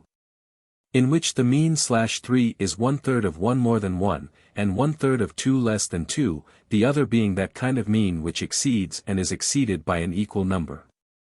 132. Where there were intervals of superscript 3/2 and of /3 and of /8, made by the connecting terms in the former intervals, he filled up all the intervals of /3 with the interval of /8, leaving a fraction over. And the interval which this fraction expressed was in the ratio of 256 to 243.133. And thus the whole mixture out of which he cut these portions was all exhausted by him. This entire compound he divided lengthways into 2 parts, which he joined to one another at the center like the letter X, and bent them into a circular form, connecting them with themselves and each other at the point opposite to their original meeting point. And, comprehending them in a uniform revolution upon the same axis, he made the one the outer and the other the inner circle. Now the motion of the outer circle he called the motion of the same, and the motion of the inner circle the motion of the other or diverse. The motion of the same he carried round by the side 134 to the right, and the motion of the diverse diagonally 135 to the left. And he gave dominion to the motion of the same and like, for that he left single and undivided. But the inner motion he divided in 6 places and made 7 unequal circles having their intervals in ratios of 2 and 3, 3 of each, and bade the orbits proceed in a direction opposite to one another. And 3, Sun, Mercury, Venus, he made to move with equal swiftness, and the remaining 4, Moon, Saturn, Mars, Jupiter, to move with unequal swiftness to the 3 and to one another, but in due proportion. Now when the Creator had framed the soul according to his will, he formed within her the corporeal universe, and brought the 2 together, and united them center to center. The soul, interfused everywhere from the center to the circumference of heaven, of which also she is the external envelopment, herself turning in herself, began a divine beginning of never-ceasing and rational life enduring throughout all time. The body of heaven is visible, but the soul is invisible, and partakes of reason and harmony, and being made by the best of intellectual and everlasting natures, is the best of things created. And because she is composed of the same and of the other and of the essence, these three, and is divided and united in due proportion, and in her revolutions returns upon herself, the soul, when touching anything which has essence, whether dispersed in parts or undivided, is stirred through all her powers, to declare the sameness or difference of that thing and some other. And to what individuals are related, and by what affected, and in what way and how and when, both in the world of generation and in the world of immutable being. And when reason, which works with equal truth, whether she be in the circle of the diverse or of the same, in voiceless silence holding her onward course in the sphere of the self-moved, when reason, I say, is hovering around the sensible world, and when the circle of the diverse also moving truly imparts the intimations of sense to the whole soul, then arise opinions and beliefs sure and certain. But when reason is concerned with the rational, and the circle of the same moving smoothly declares it, then intelligence and knowledge are necessarily perfected. And if anyone affirms that in which these two are found to be other than the soul, he will say the very opposite of the truth. When the Father and Creator saw the creature which he had made moving and living, the created image of the eternal gods, he rejoiced, and in his joy determined to make the copy still more like the original. And as this was eternal, he sought to make the universe eternal, so far as might be. Now the nature of the ideal being was everlasting, but to bestow this attribute in its fullness upon a creature was impossible. Wherefore he resolved to have a moving image of eternity, and when he set in order the heaven, he made this image eternal but moving according to number, while eternity itself rests in unity, and this image we call time. For there were no days and nights and months and years before the heaven was created, but when he constructed the heaven he created them also. They are all parts of time, and the past and future are created species of time, which we unconsciously but wrongly transfer to the eternal essence. For we say that he was, he is, he will be, but the truth is that is alone is properly attributed to him, and that was and will be are only to be spoken of becoming in time, for they are motions. But that which is immovably the same cannot become older or younger by time, nor ever did or has become, or hereafter will be, older or younger. Nor is subject at all to any of those states which affect moving and sensible things and of which generation is the cause. These are the forms of time, which imitates eternity and revolves according to a law of number. Moreover, when we say that what has become is become and what becomes is becoming, and that what will become is about to become and that the non-existent is non-existent, all these are inaccurate modes of expression. But perhaps this whole subject will be more suitably discussed on some other occasion. Time, then, and the heaven came into being at the same instant in order that, having been created together, if ever there was to be a dissolution of them, they might be dissolved together. It was framed after the pattern of the eternal nature, that it might resemble this as far as was possible, for the pattern exists from eternity, and the created heaven has been, and is, and will be, in all time. Such was the mind and thought of God in the creation of time. The sun and moon and 5 other stars, which are called the planets, were created by him in order to distinguish and preserve the numbers of time. And when he had made their several bodies, he placed them in the orbits in which the circle of the other was revolving, in 7 orbits 7 stars. First, there was the moon in the orbit nearest the earth, and next the sun, in the second orbit above the earth. Then came the morning star and the star sacred to Hermes, moving in orbits which have an equal swiftness with the sun, but in an opposite direction, and this is the reason why the sun and Hermes and Lucifer overtake and are overtaken by each other. To enumerate the places which he assigned to the other stars, and to give all the reasons why he assigned them, although a secondary matter, would give more trouble than the primary. These things at some future time, when we are at leisure, may have the consideration which they deserve, but not at present. Now, when all the stars which were necessary to the creation of time had attained a motion suitable to them, and had become living creatures having bodies fastened by vital chains, and learnt their appointed task. Moving in the motion of the diverse, which is diagonal, and passes through and is governed by the motion of the same, they revolved, some in a larger and some in a lesser orbit, those which had the lesser orbit revolving faster, and those which had the larger more slowly. Now by reason of the motion of the same, those which revolved fastest appeared to be overtaken by those which moved slower, although they really overtook them. For the motion of the same made them all turn in a spiral, and, because some went one way and some another, that which receded most slowly from the sphere of the same, which was the swiftest, appeared to follow it most nearly. That there might be some visible measure of their relative swiftness and slowness as they proceeded in their 8 courses, God lighted a fire, which we now call the sun, in the second from the earth of these orbits. That it might give light to the whole of heaven, and that the animals, as many as nature intended, might participate in number, learning arithmetic from the revolution of the same and the like. Thus then, and for this reason the night and the day were created, being the period of the one most intelligent revolution. And the month is accomplished when the moon has completed her orbit and overtaken the sun, and the year when the sun has completed his own orbit. Mankind, with hardly an exception, have not remarked the periods of the other stars, and they have no name for them, and do not measure them against one another by the help of number.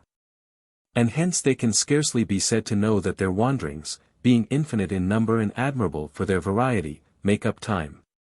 And yet there is no difficulty in seeing that the perfect number of time fulfills the perfect year when all the 8 revolutions, having their relative degrees of swiftness, are accomplished together and attain their completion at the same time, measured by the rotation of the same and equally moving. After this manner, and for these reasons, came into being such of the stars as in their heavenly progress received reversals of motion, to the end that the created heaven might imitate the eternal nature, and be as like as possible to the perfect and intelligible animal. Thus far and until the birth of time the created universe was made in the likeness of the original, but inasmuch as all animals were not yet comprehended therein, it was still unlike. What remained, the Creator then proceeded to fashion after the nature of the pattern. Now as in the ideal animal the mind perceives ideas or species of a certain nature and number, he thought that this created animal ought to have species of a like nature and number. There are 4 such, one of them is the heavenly race of the gods. Another, the race of birds whose way is in the air, the third, the watery species, and the fourth, the pedestrian and land creatures. Of the heavenly and divine, he created the greater part out of fire, that they might be the brightest of all things and fairest to behold, and he fashioned them after the likeness of the universe in the figure of a circle, and made them follow the intelligent motion of the Supreme, distributing them over the whole circumference of heaven, which was to be a true cosmos or glorious world spangled with them all over. And he gave to each of them 2 movements, the first, a movement on the same spot after the same manner, whereby they ever continue to think consistently the same thoughts about the same things. The second, a forward movement, in which they are controlled by the revolution of the same and the like, but by the other 5 motions they were unaffected, in order that each of them might attain the highest perfection. And for this reason the fixed stars were created, to be divine and eternal animals, ever abiding and revolving after the same manner and on the same spot. And the other stars which reverse their motion and are subject to deviations of this kind, were created in the manner already described. The earth, which is our nurse, clinging 136 around the pole which is extended through the universe, he framed to be the guardian and artificer of night and day, first and eldest of gods that are in the interior of heaven.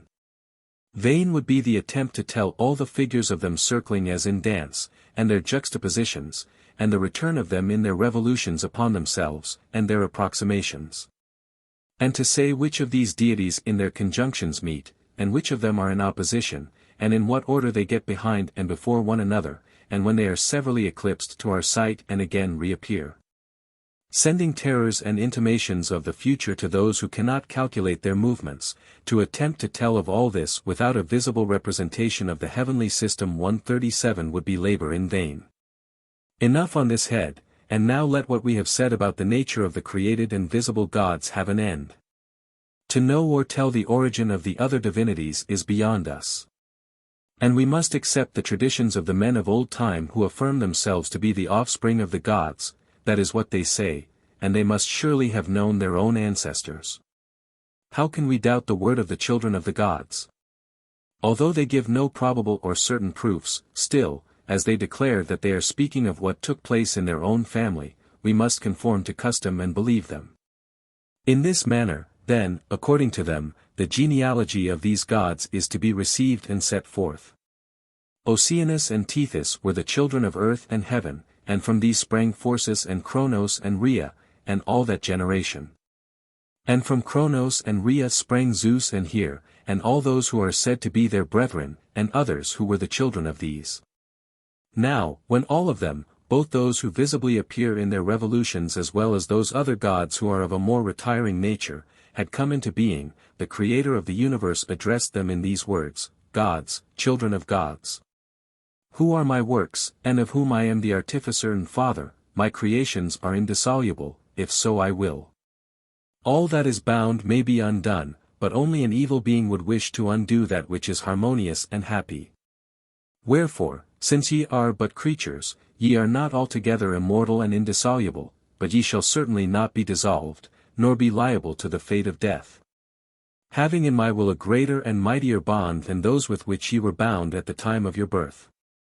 And now listen to my instructions. 3 tribes of mortal beings remain to be created, without them the universe will be incomplete, for it will not contain every kind of animal which it ought to contain, if it is to be perfect. On the other hand, if they were created by me and received life at my hands, they would be on an equality with the gods. In order then that they may be mortal, and that this universe may be truly universal, do ye, according to your natures, betake yourselves to the formation of animals, imitating the power which was shown by me in creating you. The part of them worthy of the name immortal, which is called divine and is the guiding principle of those who are willing to follow justice and you, of that divine part one will myself sow the seed, and having made a beginning, I will hand the work over to you. And do ye then interweave the mortal with the immortal, and make and beget living creatures, and give them food, and make them to grow, and receive them again in death. Thus he spake, and once more into the cup in which he had previously mingled the soul of the universe he poured the remains of the elements, and mingled them in much the same manner. They were not, however, pure as before, but diluted to the 2nd and 3rd degree. And having made it he divided the whole mixture into souls equal in number to the stars, and assigned each soul to a star. And having there placed them as in a chariot, he showed them the nature of the universe, and declared to them the laws of destiny, according to which their first birth would be one and the same for all, no one should suffer a disadvantage at his hands. They were to be sown in the instruments of time severally adapted to them, and to come forth the most religious of animals, and as human nature was of 2 kinds, the superior race would hereafter be called man. Now, when they should be implanted in bodies by necessity, and be always gaining or losing some part of their bodily substance, then in the first place it would be necessary that they should all have in them one and the same faculty of sensation, arising out of irresistible impressions. In the second place, they must have love, in which pleasure and pain mingle, also fear and anger, and the feelings which are akin or opposite to them. If they conquered these they would live righteously, and if they were conquered by them, unrighteously. He who lived well during his appointed time was to return and dwell in his native star, and there he would have a blessed and congenial existence. But if he failed in attaining this, at the second birth he would pass into a woman, and if, when in that state of being, he did not desist from evil, he would continually be changed into some brute who resembled him in the evil nature which he had acquired, and would not cease from his toils and transformations until he followed the revolution of the same and the like within him, and overcame by the help of reason the turbulent and irrational mob of later accretions, made up of fire and air and water and earth, and returned to the form of his first and better state. Having given all these laws to his creatures, that he might be guiltless of future evil in any of them, the Creator sowed some of them in the earth, and some in the moon, and some in the other instruments of time. And when he had sown them he committed to the younger gods the fashioning of their mortal bodies, and desired them to furnish what was still lacking to the human soul, and having made all the suitable additions, to rule over them. and to pilot the mortal animal in the best and wisest manner which they could, and avert from him all but self-inflicted evils. When the Creator had made all these ordinances, he remained in his own accustomed nature, and his children heard and were obedient to their father's word, and receiving from him the immortal principle of a mortal creature. In imitation of their own Creator they borrowed portions of fire, and earth, and water, and air from the world, which were hereafter to be restored, these they took and welded them together. Not with the indissoluble chains by which they were themselves bound, but with little pegs too small to be visible, making up out of all the four elements each separate body. And fastening the courses of the immortal soul in a body which was in a state of perpetual influx and efflux. Now these courses, detained as in a vast river, neither overcame nor were overcome, but were hurrying and hurried to and fro, so that the whole animal was moved and progressed, irregularly however and irrationally and anyhow, in all the six directions of motion, wandering backwards and forwards, and right and left, and up and down. And in all the six directions. For great as was the advancing and retiring flood which provided nourishment, the affections produced by external contact caused still greater tumult, when the body of anyone met and came into collision with some external fire, or with the solid earth or the gliding waters, or was caught in the tempest borne on the air, and the motions produced by any of these impulses were carried through the body to the soul. All such motions have consequently received the general name of sensations, which they still retain. And they did in fact at that time create a very great and mighty movement. Uniting with the ever-flowing stream in stirring up and violently shaking the courses of the soul, they completely stopped the revolution of the same by their opposing current, and hindered it from predominating and advancing.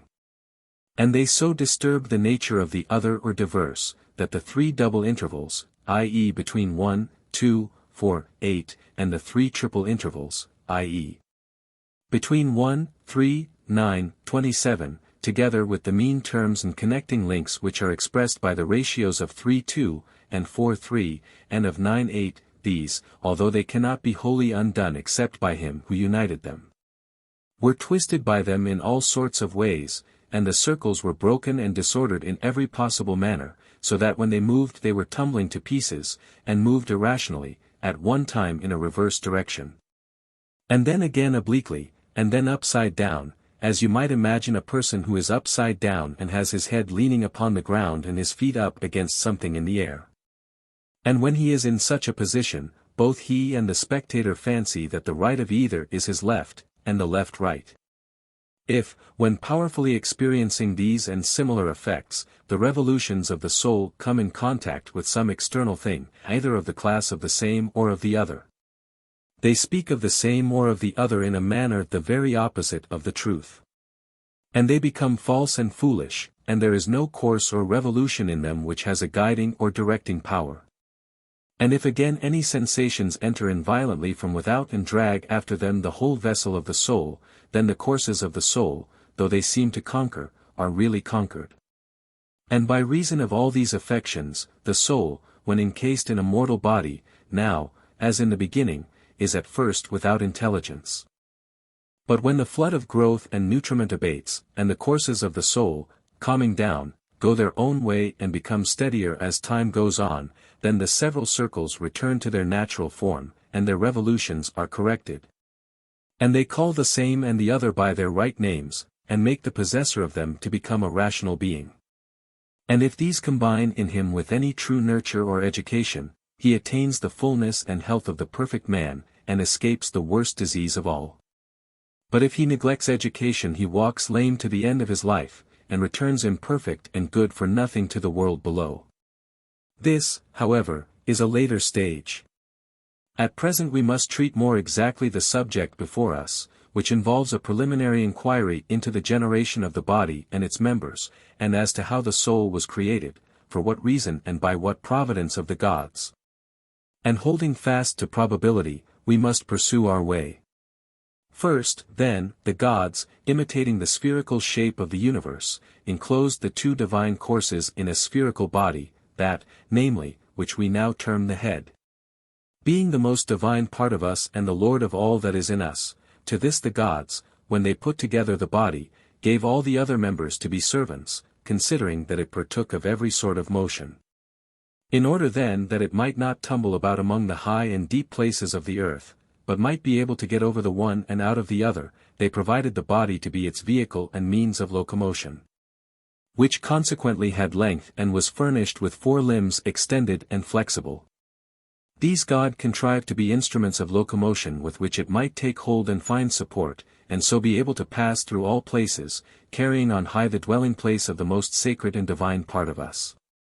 Such was the origin of legs and hands, which for this reason were attached to every man, and the gods, deeming the front part of man to be more honorable and more fit to command than the hinder part, made us to move mostly in a forward direction. Wherefore man must needs have his front part unlike and distinguished from the rest of his body. And so in the vessel of the head, they first of all put a face in which they inserted organs to minister in all things to the providence of the soul, and they appointed this part, which has authority, to be by nature the part which is in front. And of the organs they first contrived the eyes to give light, and the principle according to which they were inserted was as follows: so much of fire as would not burn, but gave a gentle light. They formed into a substance akin to the light of everyday life. And the pure fire which is within us and related thereto they made to flow through the eyes in a stream smooth and dense, compressing the whole eye, and especially the center part, so that it kept out everything of a coarser nature, and allowed to pass only this pure element. When the light of day surrounds the stream of vision, then like falls upon like, and they coalesce, and one body is formed by natural affinity in the line of vision, wherever the light that falls from within meets with an external object. And the whole stream of vision, being similarly affected in virtue of similarity, diffuses the motions of what it touches or what touches it over the whole body, until they reach the soul, causing that perception which we call sight. But when night comes on and the external and kindred fire departs, then the stream of vision is cut off. For going forth to an unlike element it is changed and extinguished, being no longer of one nature with the surrounding atmosphere which is now deprived of fire, and so the eye no longer sees, and we feel disposed to sleep. For when the eyelids, which the gods invented for the preservation of sight, are closed, they keep in the internal fire, and the power of the fire diffuses and equalizes the inward motions. When they are equalized, there is rest, and when the rest is profound, sleep comes over us scarce disturbed by dreams. But where the greater motions still remain, of whatever nature and in whatever locality, they engender corresponding visions in dreams, which are remembered by us when we are awake and in the external world. And now there is no longer any difficulty in understanding the creation of images in mirrors and all smooth and bright surfaces. For from the communion of the internal and external fires, and again from the union of them and their numerous transformations when they meet in the mirror, all these appearances of necessity arise. When the fire from the face coalesces with the fire from the eye on the bright and smooth surface, and right appears left and left right, because the visual rays come into contact with the rays emitted by the object in a manner contrary to the usual mode of meeting. But the right appears right, and the left left, when the position of one of the two concurring lights is reversed. And this happens when the mirror is concave and its smooth surface repels the right stream of vision to the left side, and the left to the right. 138. Or if the mirror be turned vertically, then the concavity makes the countenance appear to be all upside down, and the lower rays are driven upwards and the upper downwards. All these are to be reckoned among the second and cooperative causes which God, carrying into execution the idea of the best as far as possible, uses as his ministers. They are thought by most men not to be the second, but the prime causes of all things, because they freeze and heat, and contract and dilate, and the like. But they are not so, for they are incapable of reason or intellect. The only being which can properly have mind is the invisible soul, whereas fire and water, and earth and air, are all of them visible bodies. The lover of intellect and knowledge ought to explore causes of intelligent nature first of all, and, secondly, of those things which, being moved by others, are compelled to move others. And this is what we too must do. Both kinds of causes should be acknowledged by us, but a distinction should be made between those which are endowed with mind and are the workers of things fair and good, and those which are deprived of intelligence and always produce chance effects without order or design. Of the second or cooperative causes of sight, which help to give to the eyes the power which they now possess, enough has been said. I will therefore now proceed to speak of the higher use and purpose for which God has given them to us. The sight, in my opinion, is the source of the greatest benefit to us, for had we never seen the stars, and the sun, and the heaven, none of the words which we have spoken about the universe would ever have been uttered. But now the sight of day and night, and the months and the revolutions of the years, have created number, and have given us a conception of time, and the power of inquiring about the nature of the universe. And from this source we have derived philosophy, than which no greater good ever was or will be given by the gods to mortal man. This is the greatest boon of sight, and of the lesser benefits why should I speak? Even the ordinary man, if he were deprived of them, would bewail his loss, but in vain. Thus much let me say, however, God invented and gave us sight to the end that we might behold the courses of intelligence in the heaven, and apply them to the courses of our own intelligence which are akin to them, the unperturbed to the perturbed. And that we, learning them and partaking of the natural truth of reason, might imitate the absolutely unerring courses of God and regulate our own vagaries. The same may be affirmed of speech and hearing, they have been given by the gods to the same end and for a like reason. For this is the principal end of speech, whereto it most contributes. Moreover, so much of music as is adapted to the sound of the voice 139 and to the sense of hearing is granted to us for the sake of harmony. And harmony, which has motions akin to the revolutions of our souls, is not regarded by the intelligent votary of the Muses as given by them with a view to irrational pleasure, which is deemed to be the purpose of it in our day, but as meant to correct any discord which may have arisen in the courses of the soul, and to be our ally in bringing her into harmony and agreement with herself. And rhythm too was given by them for the same reason, on account of the irregular and graceless ways which prevail among mankind generally, and to help us against them. Thus far in what we have been saying, with small exception, the works of intelligence have been set forth. And now we must place by the side of them in our discourse the things which come into being through necessity, for the creation is mixed, being made up of necessity and mind. Mind, the ruling power, persuaded necessity to bring the greater part of created things to perfection, and thus and after this manner in the beginning, when the influence of reason got the better of necessity, the universe was created. But if a person will truly tell of the way in which the work was accomplished, he must include the other influence of the variable cause as well. Wherefore, we must return again and find another suitable beginning, as about the former matters, so also about these. To which end we must consider the nature of fire, and water, and air, and earth, such as they were prior to the creation of the heaven, and what was happening to them in this previous state. For no one has as yet explained the manner of their generation, but we speak of fire and the rest of them, whatever they mean, as though men knew their natures, and we maintain them to be the first principles and letters or elements of the whole. When they cannot reasonably be compared by a man of any sense even to syllables or first compounds. And let me say thus much, I will not now speak of the first principle or principles of all things, or by whatever name they are to be called. For this reason, because it is difficult to set forth my opinion according to the method of discussion which we are at present employing. Do not imagine, any more than I can bring myself to imagine, that I should be right in undertaking so great and difficult a task. Remembering what I said at first about probability, I will do my best to give as probable an explanation as any other, or rather, more probable, and I will first go back to the beginning and try to speak of each thing and of all.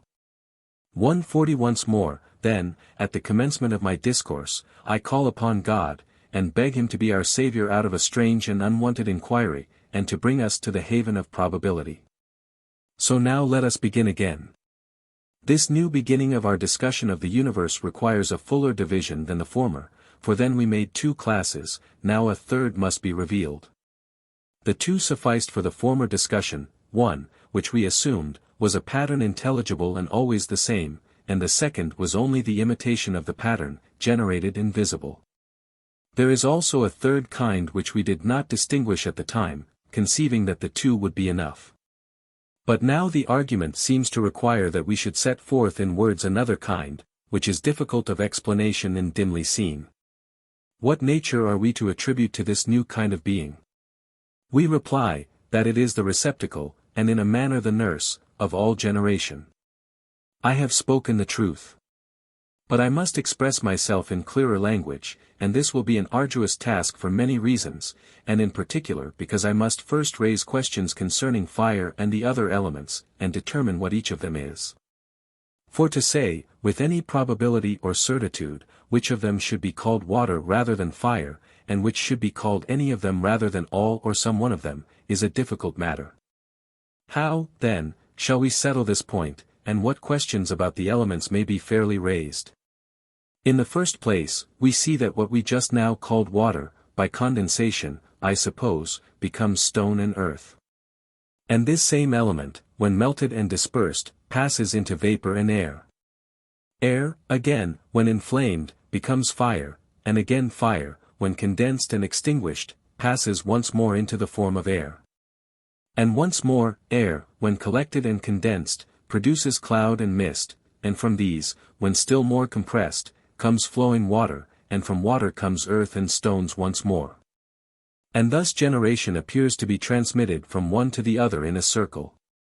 Thus, then, as the several elements never present themselves in the same form, how can anyone have the assurance to assert positively that any of them, whatever it may be, is one thing rather than another? No one can. But much the safest plan is to speak of them as follows: anything which we see to be continually changing, as, for example, fire, we must not call this or that, but rather say that it is of such a nature, nor let us speak of water as this, but always as such, nor must we imply that there is any stability in any of those things which we indicate by the use of the words this and that, supposing ourselves to signify something thereby. For they are too volatile to be detained in any such expressions as this, or that, or relative to this, or any other mode of speaking which represents them as permanent. We ought not to apply this to any of them, but rather the word such, which expresses the similar principle circulating in each and all of them. For example, that should be called fire, which is of such a nature always, and so of everything that has generation. That in which the elements severally grow up, and appear, and decay, is alone to be called by the name this or that. But that which is of a certain nature, hot or white, or anything which admits of opposite qualities, and all things that are compounded of them, ought not to be so denominated. Let me make another attempt to explain my meaning more clearly. Suppose a person to make all kinds of figures of gold and to be always transmuting one form into all the rest. Somebody points to one of them and asks what it is. By far the safest and truest answer is, that is gold. And not to call the triangle or any other figures which are formed in the gold these, as though they had existence, since they are in process of change while he is making the assertion. But if the questioner be willing to take the safe and indefinite expression, such, we should be satisfied. And the same argument applies to the universal nature which receives all bodies, that must be always called the same. For, while receiving all things, she never departs at all from her own nature, and never in any way, or at any time, assumes a form like that of any of the things which enter into her. She is the natural recipient of all impressions, and is stirred and informed by them, and appears different from time to time by reason of them. But the forms which enter into and go out of her are the likenesses of real existences modeled after their patterns in a wonderful and inexplicable manner, which we will hereafter investigate. For the present we have only to conceive of three natures: first, that which is in process of generation; secondly, that in which the generation takes place; and thirdly, that of which the thing generated is a resemblance. And we may liken the receiving principle to a mother, and the source or spring to a father, and the intermediate nature to a child. And may remark further, that if the model is to take every variety of form, then the matter in which the model is fashioned will not be duly prepared, unless it is formless, and free from the impress of any of those shapes which it is hereafter to receive from without. For if the matter were like any of the supervening forms, then whenever any opposite or entirely different nature was stamped upon its surface, it would take the impression badly, because it would intrude its own shape. Wherefore, That which is to receive all forms should have no form, as in making perfumes they first contrive that the liquid substance which is to receive the scent shall be as inodorous as possible. Or as those who wish to impress figures on soft substances do not allow any previous impression to remain, but begin by making the surface as even and smooth as possible. In the same way that which is to receive perpetually and through its whole extent the resemblances of all eternal beings ought to be devoid of any particular form. Wherefore, the mother and receptacle of all created and visible and in any way sensible things, is not to be termed earth, or air, or fire, or water, or any of their compounds or any of the elements from which these are derived. But is an invisible and formless being which receives all things and in some mysterious way partakes of the intelligible, and is most incomprehensible. In saying this we shall not be far wrong. As far, however, as we can attain to a knowledge of her from the previous considerations, we may truly say that fire is that part of her nature which from time to time is inflamed, and water that which is moistened. And that the mother substance becomes earth and air, in so far as she receives the impressions of them. Let us consider this question more precisely. Is there any self-existent fire? And do all those things which we call self-existent exist? Or are only those things which we see, or in some way perceive through the bodily organs, truly existent, and nothing whatever besides them? And is all that which we call an intelligible essence nothing at all, and only a name? Here is a question which we must not leave unexamined or undetermined, nor must we affirm too confidently that there can be no decision. Neither must we interpolate in our present long discourse a digression equally long, but if it is possible to set forth a great principle in a few words, that is just what we want. Thus I state my view: if mind and true opinion are two distinct classes, then I say that there certainly are these self-existent ideas unperceived by sense, and apprehended only by the mind. If, however, as some say, true opinion differs in no respect from mind, then everything that we perceive through the body is to be regarded as most real and certain. But we must affirm them to be distinct, for they have a distinct origin and are of a different nature. The one is implanted in us by instruction, the other by persuasion. The one is always accompanied by true reason, the other is without reason. The one cannot be overcome by persuasion, but the other can. And lastly, every man may be said to share in true opinion, but mind is the attribute of the gods and of very few men. Wherefore also we must acknowledge that there is one kind of being which is always the same, uncreated and indestructible, never receiving anything into itself from without, nor itself going out to any other, but invisible and imperceptible by any sense, and of which the contemplation is granted to intelligence only. And there is another nature of the same name with it, and like to it, perceived by sense, created, always in motion, becoming in place and again vanishing out of place, which is apprehended by opinion in sense.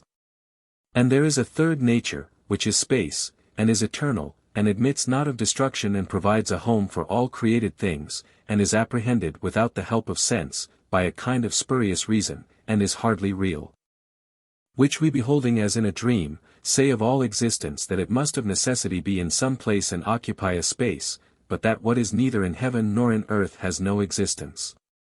Of these and other things of the same kind, relating to the true and waking reality of nature, we have only this dreamlike sense, and we are unable to cast off sleep and determine the truth about them.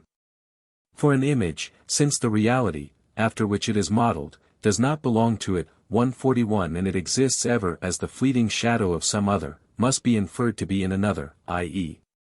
in space, grasping existence in some way or other, or it could not be at all.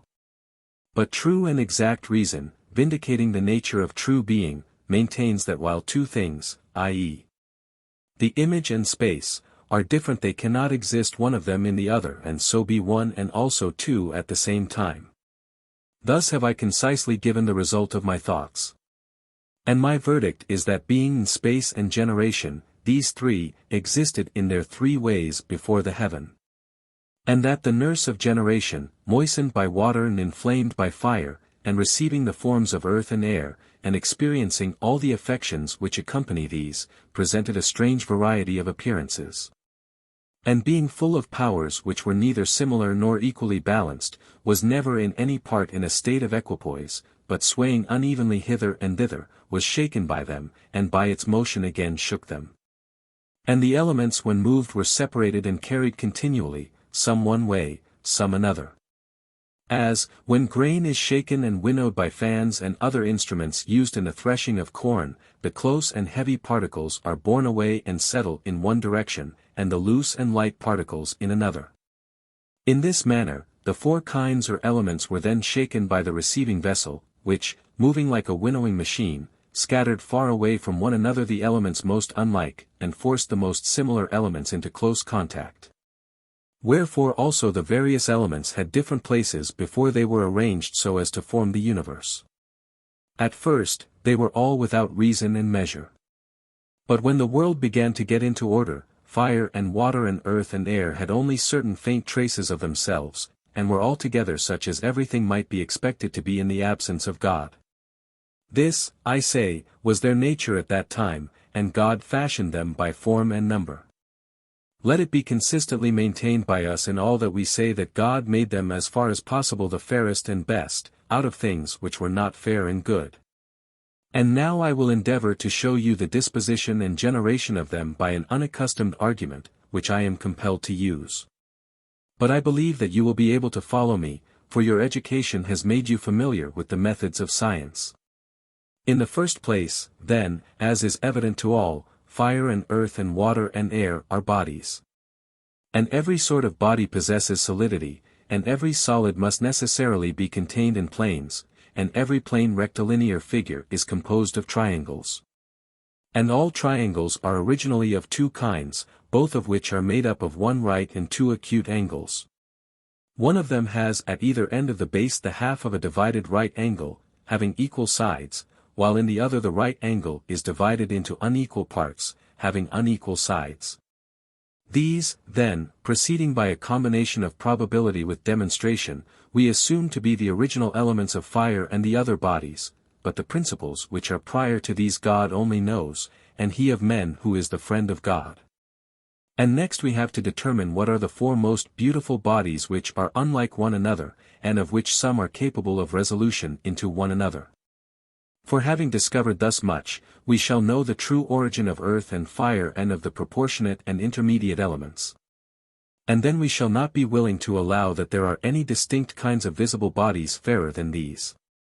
Wherefore we must endeavor to construct the four forms of bodies which excel in beauty, and then we shall be able to say that we have sufficiently apprehended their nature. Now of the two triangles, the isosceles has one form only. The scalene or unequal-sided has an infinite number.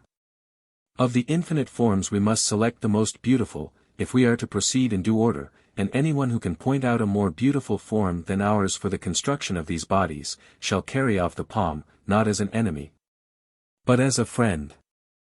Now, the one which we maintain to be the most beautiful of all the many triangles, and we need not speak of the others, is that of which the double forms a third triangle which is equilateral. The reason of this would be long to tell. He who disproves what we are saying, and shows that we are mistaken, may claim a friendly victory. Then let us choose two triangles, out of which fire and the other elements have been constructed, one isosceles, the other having the square of the longer side equal to 3 times the square of the lesser side. Now is the time to explain what was before obscurely said. There was an error in imagining that all the four elements might be generated by and into one another. This, I say, was an erroneous supposition, for there are generated from the triangles which we have selected 4 kinds, 3 from the one which has the sides unequal, the fourth alone is framed out of the isosceles triangle. Hence they cannot all be resolved into one another, a great number of small bodies being combined into a few large ones, or the converse. But 3 of them can be thus resolved and compounded, for they all spring from one, and when the greater bodies are broken up, many small bodies will spring up out of them and take their own proper figures. Or, again, when many small bodies are dissolved into their triangles, if they become one, they will form one large mass of another kind. So much for their passage into one another. I have now to speak of their several kinds, and show out of what combinations of numbers each of them was formed. The first will be the simplest and smallest construction, and its element is that triangle which has its hypotenuse twice the lesser side. When two such triangles are joined at the diagonal, and this is repeated 3 times, and the triangles rest their diagonals and shorter sides on the same point as a center, a single equilateral triangle is formed out of 6 triangles. And 4 equilateral triangles, if put together, make out of every 3 plane angles one solid angle, being that which is nearest to the most obtuse of plane angles. And out of the combination of these 4 angles arises the first solid form which distributes into equal and similar parts the whole circle in which it is inscribed. The second species of solid is formed out of the same triangles, which unite as 8 equilateral triangles and form one solid angle out of 4 plane angles, and out of 6 such angles the second body is completed. And the third body is made up of 120 triangular elements, forming 12 solid angles, each of them included in 5 plane equilateral triangles, having altogether 20 bases, each of which is an equilateral triangle. The one element, that is, the triangle which has its hypotenuse twice the lesser side, having generated these figures, generated no more. But the isosceles triangle produced the fourth elementary figure, which is compounded of 4 such triangles, joining their right angles in a center, and forming one equilateral quadrangle.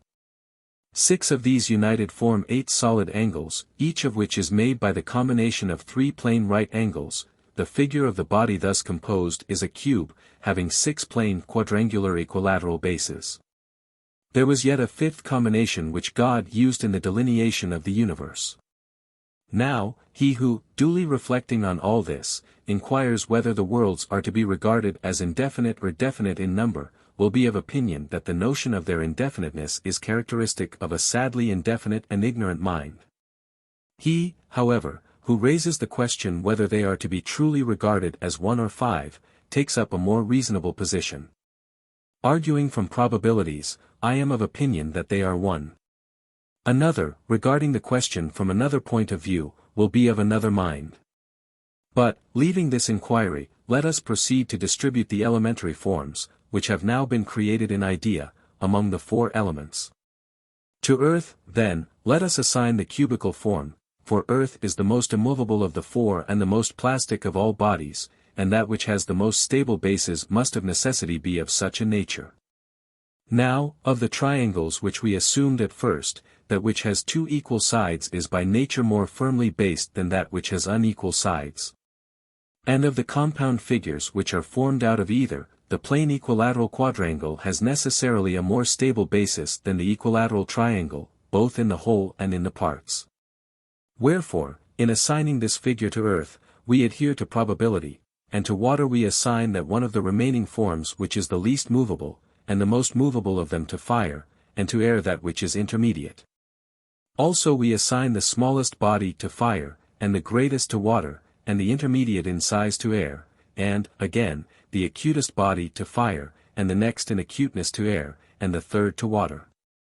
Of all these elements, that which has the fewest bases must necessarily be the most movable, for it must be the acutest and most penetrating in every way. And also the lightest as being composed of the smallest number of similar particles, and the second body has similar properties in a second degree, and the third body in the third degree. Let it be agreed, then, both according to strict reason and according to probability, that the pyramid is the solid which is the original element and seed of fire.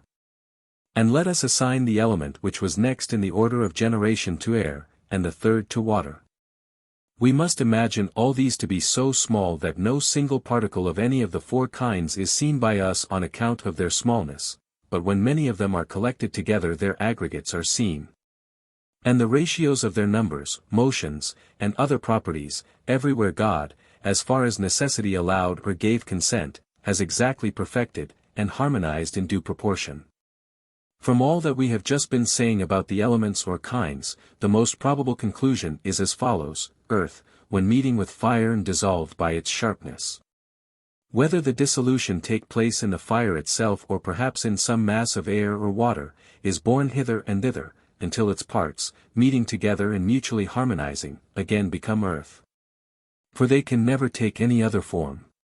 But water, when divided by fire or by air, on reforming, may become 1 part fire and 2 parts air, and a single volume of air divided becomes 2 of fire.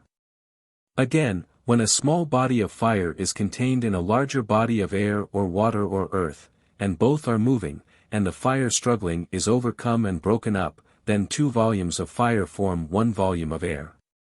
And when air is overcome and cut up into small pieces, 2½ parts of air are condensed into 1 part of water.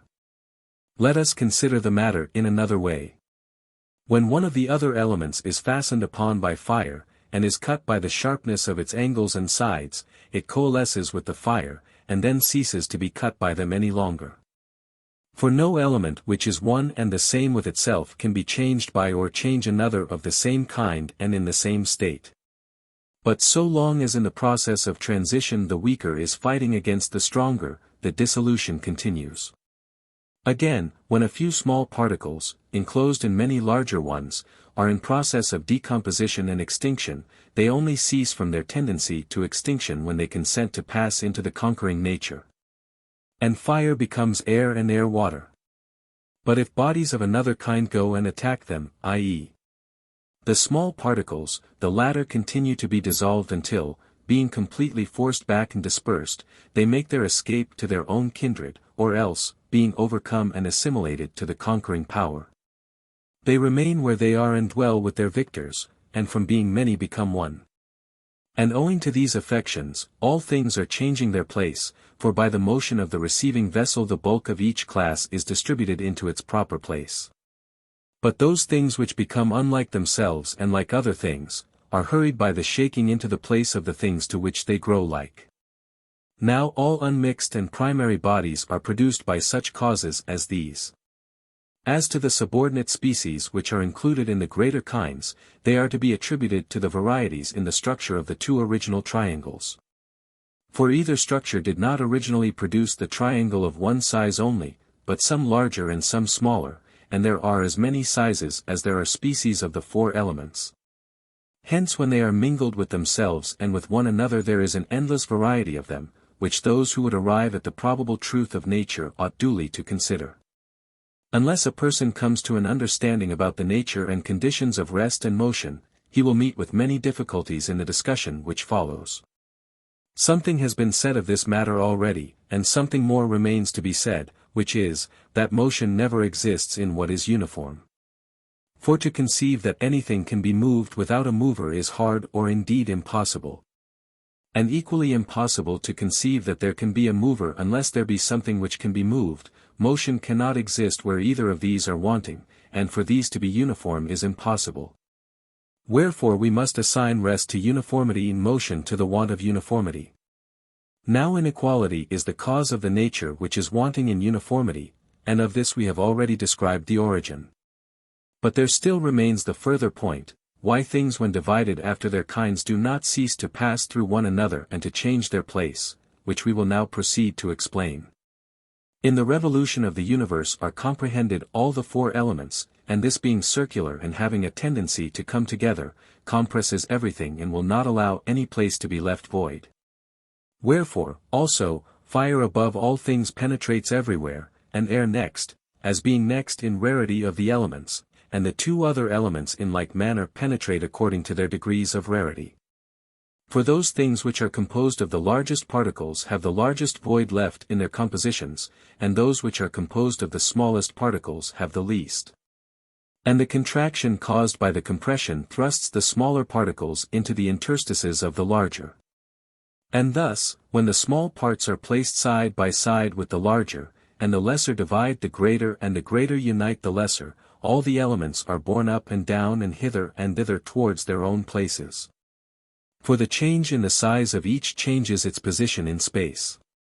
And these causes generate an inequality which is always maintained, and is continually creating a perpetual motion of the elements in all time. In the next place we have to consider that there are divers kinds of fire. There are, for example, first, flame, and secondly, those emanations of flame which do not burn but only give light to the eyes. Thirdly, the remains of fire, which are seen in red-hot embers after the flame has been extinguished. There are similar differences in the air, of which the brightest part is called the ether, and the most turbid sort mist and darkness. And there are various other nameless kinds which arise from the inequality of the triangles. Water, again, admits in the first place of a division into two kinds, the one liquid and the other fusel. The liquid kind is composed of the small and unequal particles of water, and moves itself and is moved by other bodies owing to the want of uniformity and the shape of its particles. Whereas the fusel kind, being formed of large and uniform particles, is more stable than the other, and is heavy and compact by reason of its uniformity. But when fire gets in and dissolves the particles and destroys the uniformity, it has greater mobility, and becoming fluid is thrust forth by the neighboring air and spreads upon the earth. And this dissolution of the solid masses is called melting, and their spreading out upon the earth flowing. Again, when the fire goes out of the fusel substance, it does not pass into a vacuum, but into the neighboring air. And the air which is displaced forces together the liquid and still movable mass into the place which was occupied by the fire, and unites it with itself. Thus compressed the mass resumes its equability, and is again at unity with itself, because the fire which was the author of the inequality has retreated. And this departure of the fire is called cooling, and the coming together which follows upon it is termed congealment. Of all the kinds termed fusel, that which is the densest and is formed out of the finest and most uniform parts is that most precious possession called gold, which is hardened by filtration through rock. This is unique in kind, and has both a glittering and a yellow color. A shoot of gold, which is so dense as to be very hard, and takes a black color, is termed adamant. There is also another kind which has parts nearly like gold, and of which there are several species. It is denser than gold, and it contains a small and fine portion of earth, and is therefore harder, yet also lighter because of the great interstices which it has within itself. And this substance, which is one of the bright and denser kinds of water, when solidified is called copper. There is an alloy of earth mingled with it, which, when the two parts grow old and are disunited, shows itself separately and is called rust. The remaining phenomena of the same kind there will be no difficulty in reasoning out by the method of probabilities. A man may sometimes set aside meditations about eternal things, and for recreation turn to consider the truths of generation which are probable only. He will thus gain a pleasure not to be repented of, and secure for himself while he lives a wise and moderate pastime. Let us grant ourselves this indulgence, and go through the probabilities relating to the same subjects which follow next in order. Water which is mingled with fire, so much as is fine and liquid, being so called by reason of its motion and the way in which it rolls along the ground, and soft, because its bases give way and are less stable than those of earth.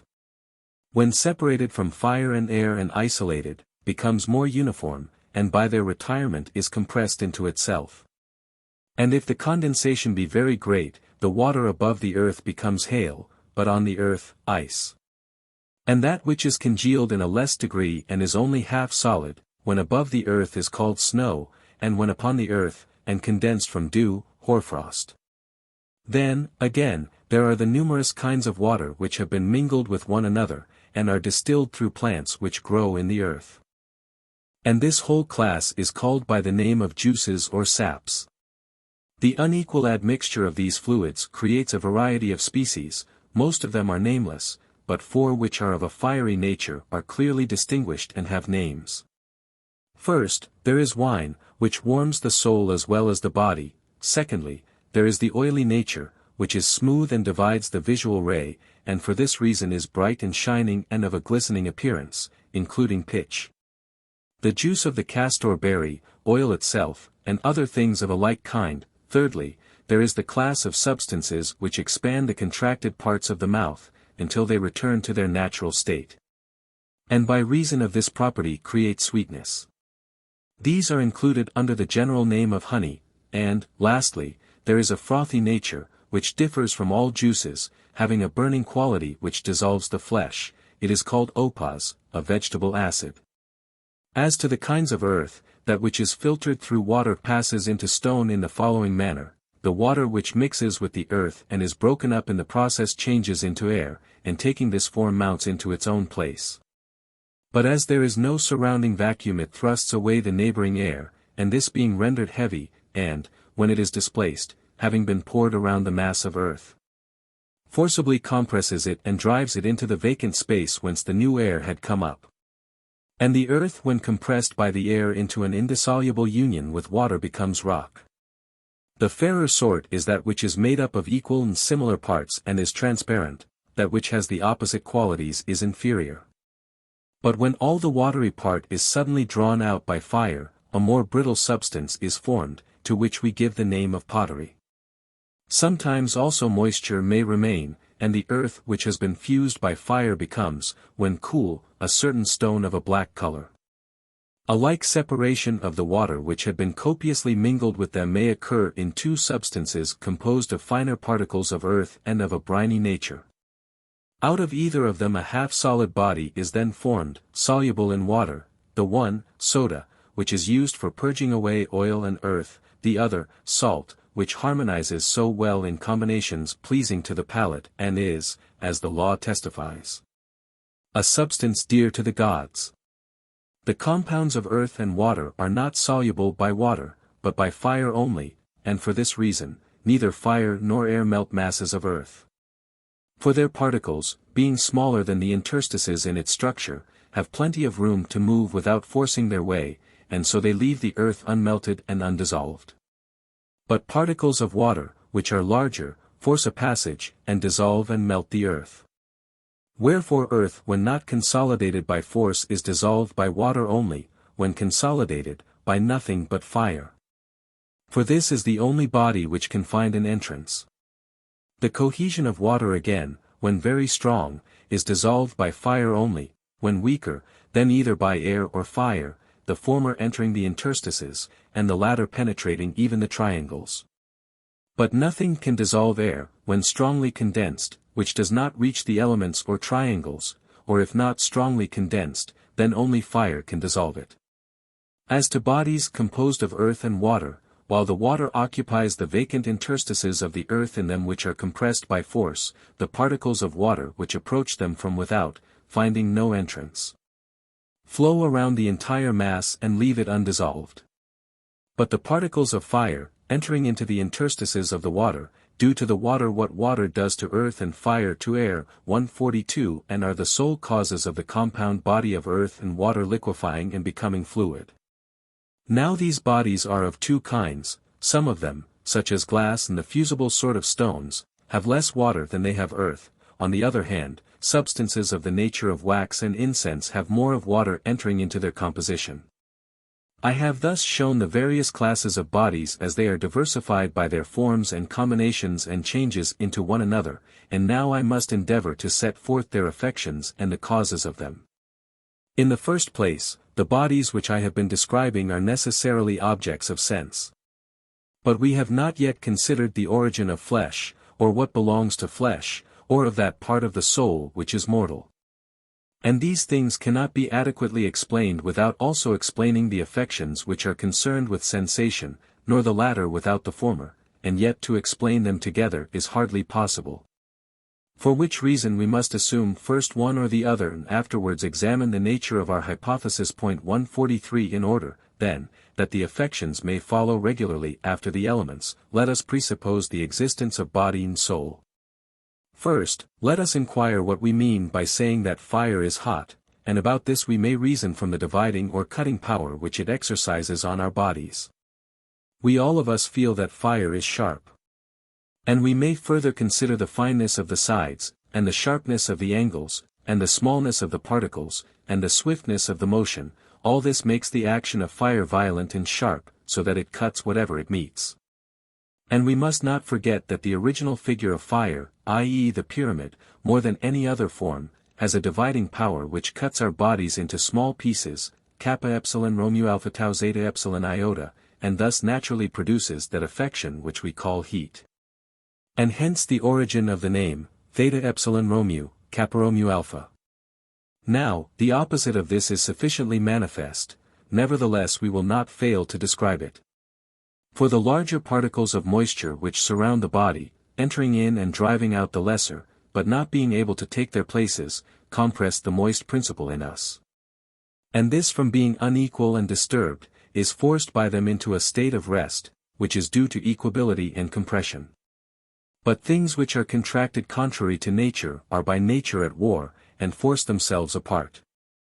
And to this war and convulsion the name of shivering and trembling is given, and the whole affection and the cause of the affection are both termed cold.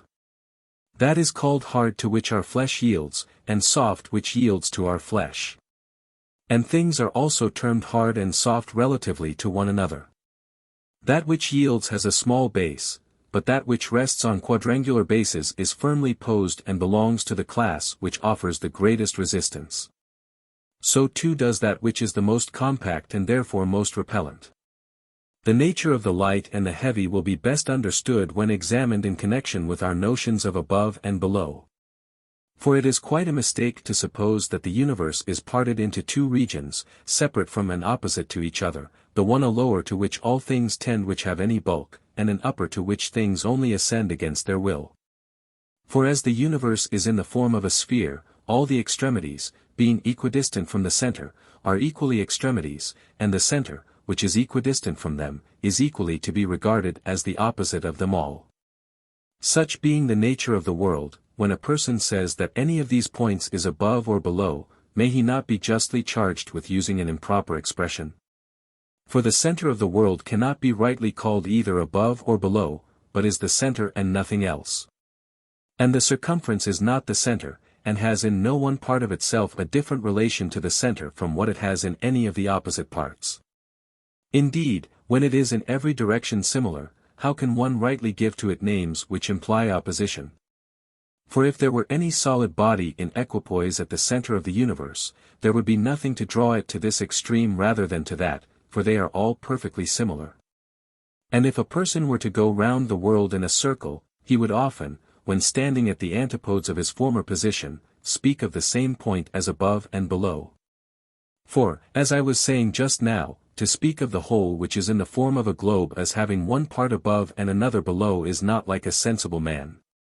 The reason why these names are used, and the circumstances under which they are ordinarily applied by us to the division of the heavens, may be elucidated by the following supposition: if a person were to stand in that part of the universe which is the appointed place of fire, and where there is the great mass of fire to which fiery bodies gather, if, I say, he were to ascend thither, and, having the power to do this, were to abstract particles of fire and put them in scales and weigh them, and then, raising the balance, were to draw the fire by force towards the uncongenial element of the air, it would be very evident that he could compel the smaller mass more readily than the larger. For when two things are simultaneously raised by one and the same power, the smaller body must necessarily yield to the superior power with less reluctance than the larger. And the larger body is called heavy and said to tend downwards, and the smaller body is called light and said to tend upwards. And we may detect ourselves who are upon the earth doing precisely the same thing. For we often separate earthy natures, and sometimes earth itself, and draw them into the uncongenial element of air by force and contrary to nature, both clinging to their kindred elements. But that which is smaller yields to the impulse given by us towards the dissimilar element more easily than the larger. And so we call the former light, and the place towards which it is impelled we call above, and the contrary state and place we call heavy and below respectively. Now the relations of these must necessarily vary, because the principal masses of the different elements hold opposite positions. For that which is light, heavy, below or above in one place will be found to be and become contrary and transverse in every way diverse in relation to that which is light, heavy, below or above in an opposite place. And about all of them this has to be considered, that the tendency of each towards its kindred element makes the body which is moved heavy, and the place towards which the motion tends below. But things which have an opposite tendency we call by an opposite name. Such are the causes which we assign to these phenomena. As to the smooth and the rough, anyone who sees them can explain the reason of them to another. For roughness is hardness mingled with irregularity, and smoothness is produced by the joint effect of uniformity and density. The most important of the affections which concern the whole body remains to be considered, that is, the cause of pleasure and pain in the perceptions of which I have been speaking. And in all other things which are perceived by sense through the parts of the body, and have both pains and pleasures attendant on them.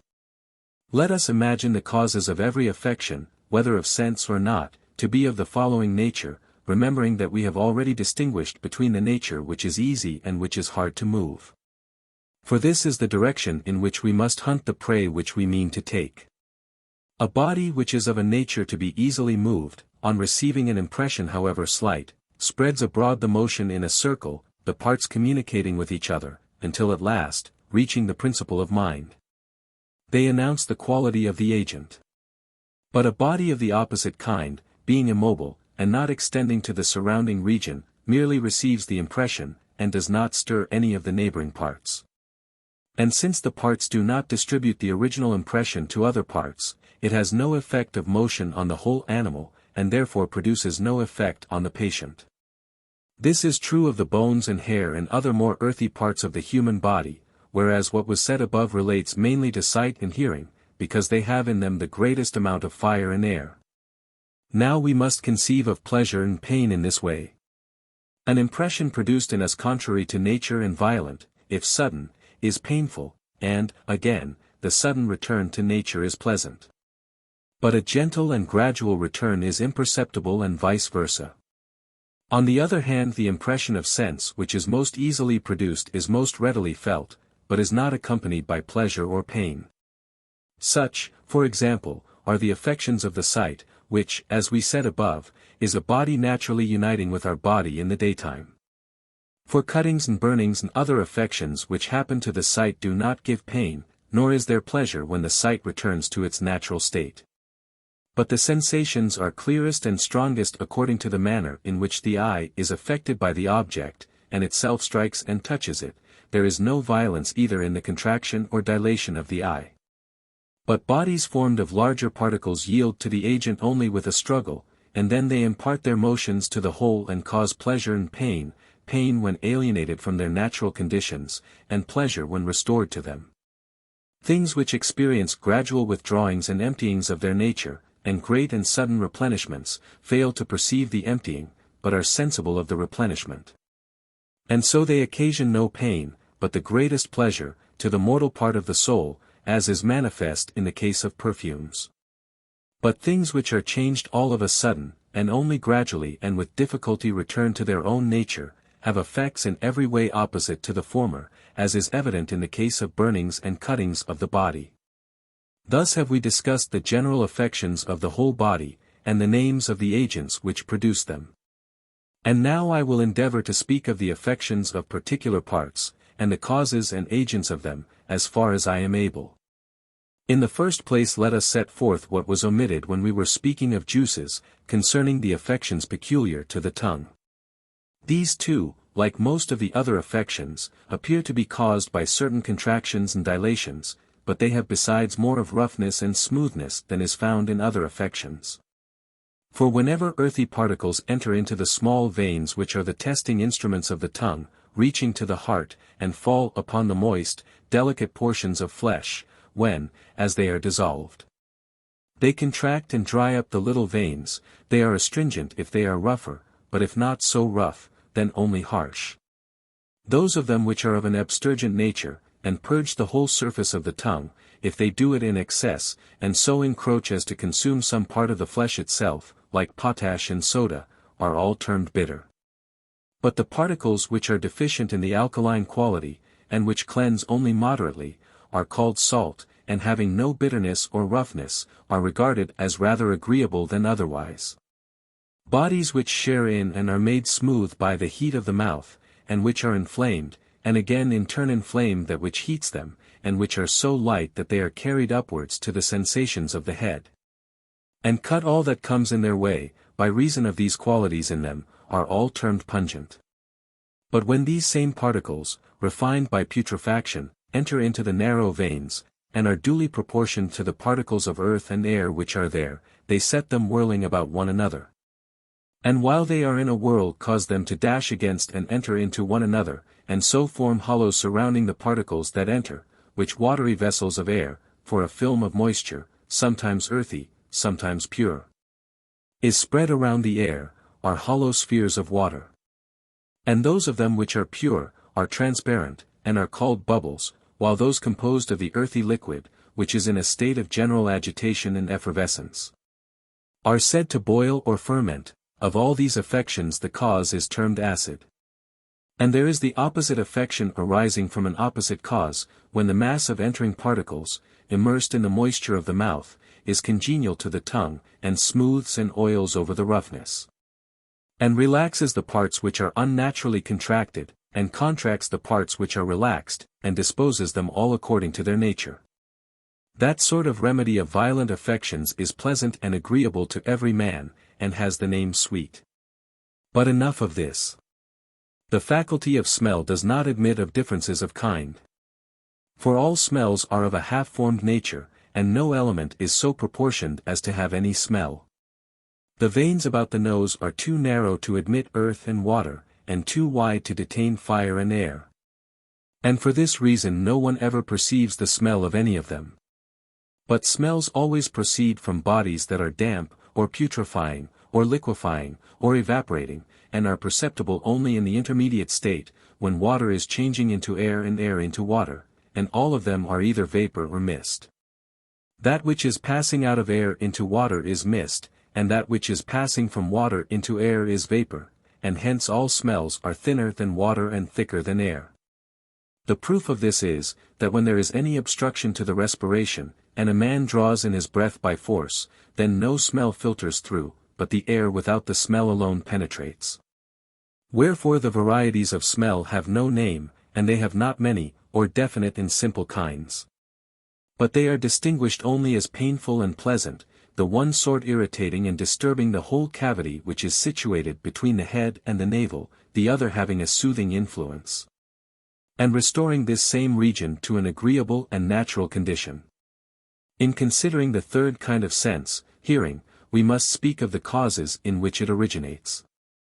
We may in general assume sound to be a blow which passes through the ears, and is transmitted by means of the air, the brain, and the blood, to the soul, and that hearing is the vibration of this blow, which begins in the head and ends in the region of the liver. The sound which moves swiftly is acute, and the sound which moves slowly is grave, and that which is regular is equable and smooth, and the reverse is harsh. A great body of sound is loud, and a small body of sound the reverse. Respecting the harmonies of sound I must hereafter speak. There is a fourth class of sensible things, having many intricate varieties, which must now be distinguished. They are called by the general name of colors, and are a flame which emanates from every sort of body, and has particles corresponding to the sense of sight. I have spoken already, in what has preceded, of the causes which generate sight, and in this place it will be natural and suitable to give a rational theory of colors. Of the particles coming from other bodies which fall upon the sight, some are smaller and some are larger, and some are equal to the parts of the sight itself. Those which are equal are imperceptible, and we call them transparent.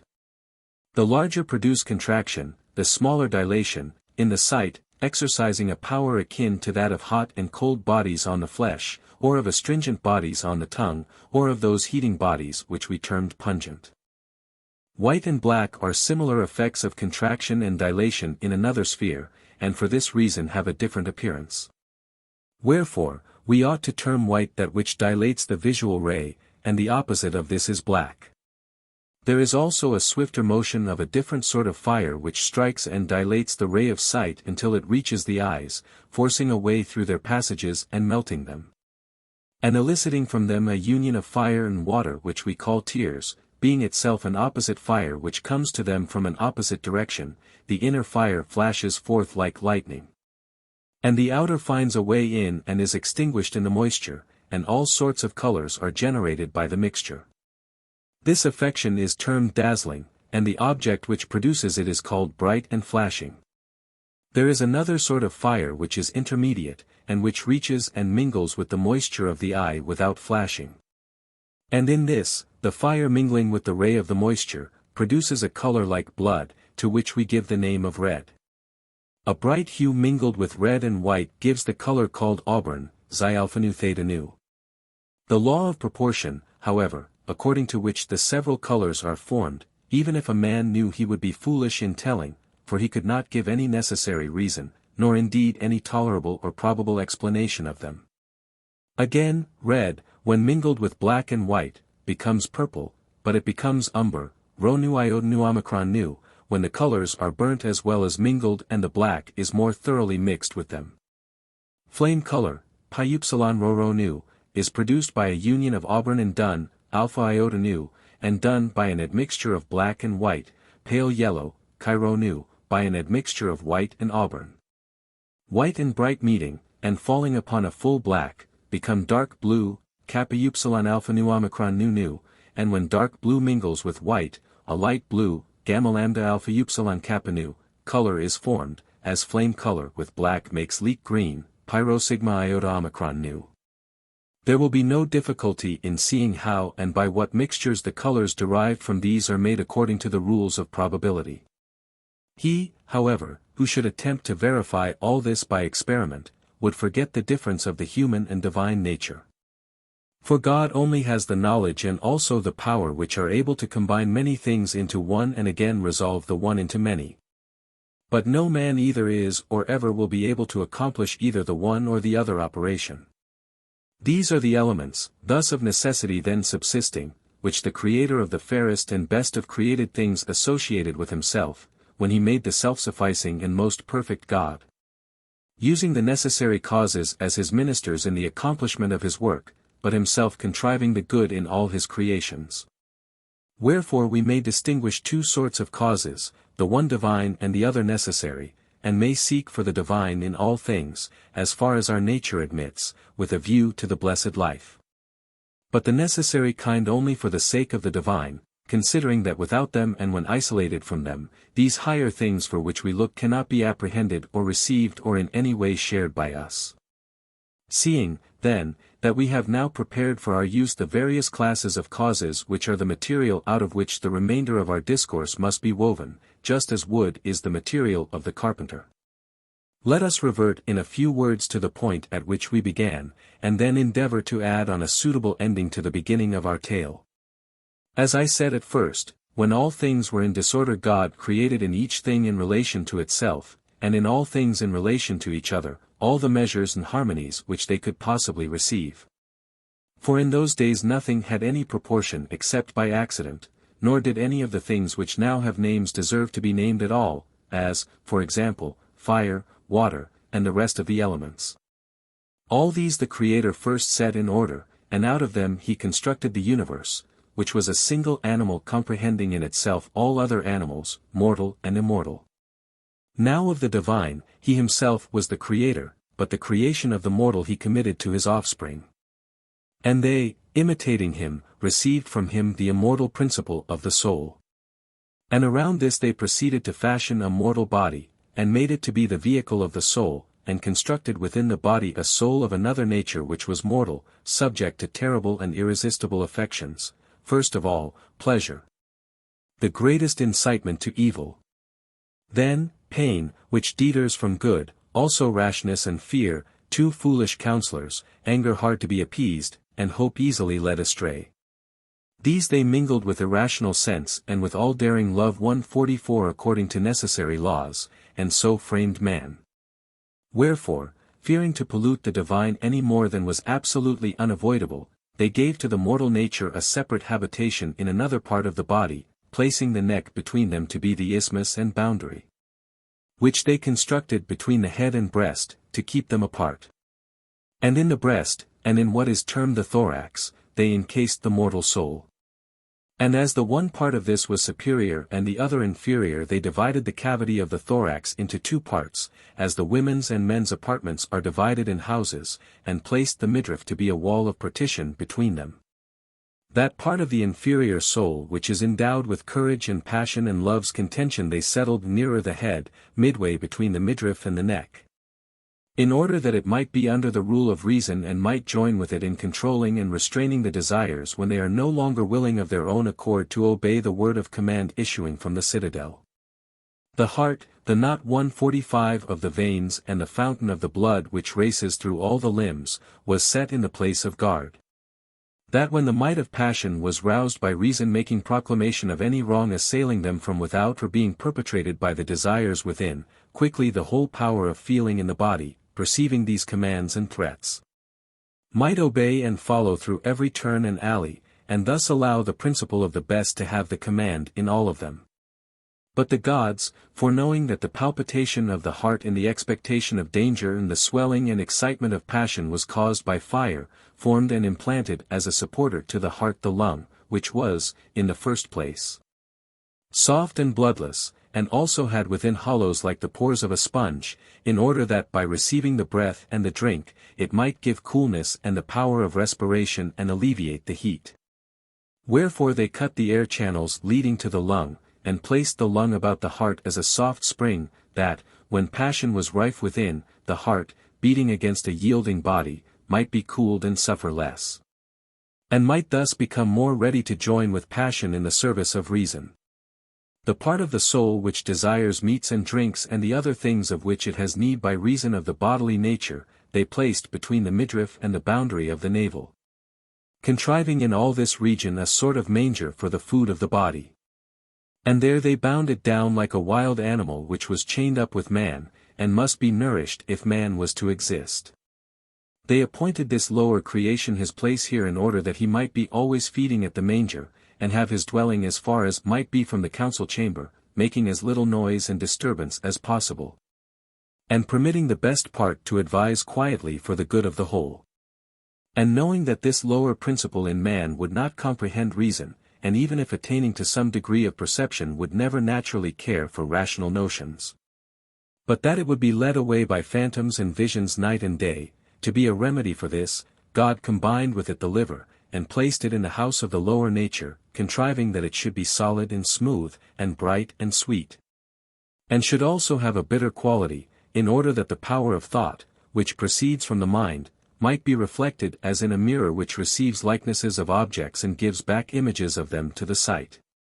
And so might strike terror into the desires, when, making use of the bitter part of the liver, to which it is akin, it comes threatening and invading, and diffusing this bitter element swiftly through the whole liver produces colors like bile, and contracting every part makes it wrinkled and rough, and twisting out of its right place and contorting the lobe and closing and shutting up the vessels and gates, causes pain and loathing. And the converse happens when some gentle inspiration of the understanding pictures images of an opposite character, and allays the bile and bitterness by refusing to stir or touch the nature opposed to itself, but by making use of the natural sweetness of the liver, corrects all things and makes them to be right and smooth and free, and renders the portion of the soul which resides about the liver happy and joyful, enabling it to pass the night in peace, and to practice divination in sleep, inasmuch as it has no share in mind and reason.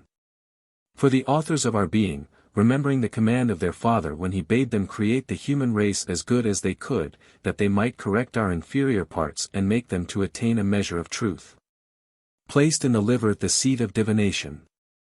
And herein is a proof that God has given the art of divination not to the wisdom, but to the foolishness of man. No man, when in his wits, attains prophetic truth and inspiration. But when he receives the inspired word, either his intelligence is enthralled in sleep, or he is demented by some distemper or possession. And he who would understand what he remembers to have been said, whether in a dream or when he was awake, by the prophetic and inspired nature, or would determine by reason the meaning of the apparitions which he has seen, and what indications they afford to this man or that, of past, present or future good and evil, must first recover his wits. But, while he continues demented, he cannot judge of the visions which he sees or the words which he utters. The ancient saying is very true, that only a man who has his wits can act or judge about himself and his own affairs. And for this reason it is customary to appoint interpreters to be judges of the true inspiration. Some persons call them prophets. They are quite unaware that they are only the expositors of dark sayings and visions, and are not to be called prophets at all, but only interpreters of prophecy. Such is the nature of the liver, which is placed as we have described in order that it may give prophetic intimations. During the life of each individual these intimations are plainer, but after his death the liver becomes blind, and delivers oracles too obscure to be intelligible. The neighboring organ, the spleen, is situated on the left-hand side, and is constructed with a view of keeping the liver bright and pure, like a napkin, always ready prepared and at hand to clean the mirror. And hence, when any impurities arise in the region of the liver by reason of disorders of the body, the loose nature of the spleen, which is composed of a hollow and bloodless tissue, receives them all and clears them away. And when filled with the unclean matter, swells and festers, but, again, when the body is purged, settles down into the same place as before, and is humbled. Concerning the soul, as to which part is mortal and which divine, and how and why they are separated, and where located, if God acknowledges that we have spoken the truth, then, and then only, can we be confident. Still, we may venture to assert that what has been said by us is probable, and will be rendered more probable by investigation. Let us assume thus much. The creation of the rest of the body follows next in order, and this we may investigate in a similar manner. And it appears to be very meet that the body should be framed on the following principles. The authors of our race were aware that we should be intemperate in eating and drinking, and take a good deal more than was necessary or proper. By reason of gluttony. In order then that disease might not quickly destroy us, and lest our mortal race should perish without fulfilling its end, intending to provide against this, the gods made what is called the lower belly, to be a receptacle for the superfluous meat and drink, and formed the convolution of the bowels, so that the food might be prevented from passing quickly through and compelling the body to require more food, thus producing insatiable gluttony, and making the whole race an enemy to philosophy and music, and rebellious against the divinest element within us. The bones and flesh, and other similar parts of us, were made as follows. The first principle of all of them was the generation of the marrow. For the bonds of life which unite the soul with the body are made fast there, and they are the root and foundation of the human race.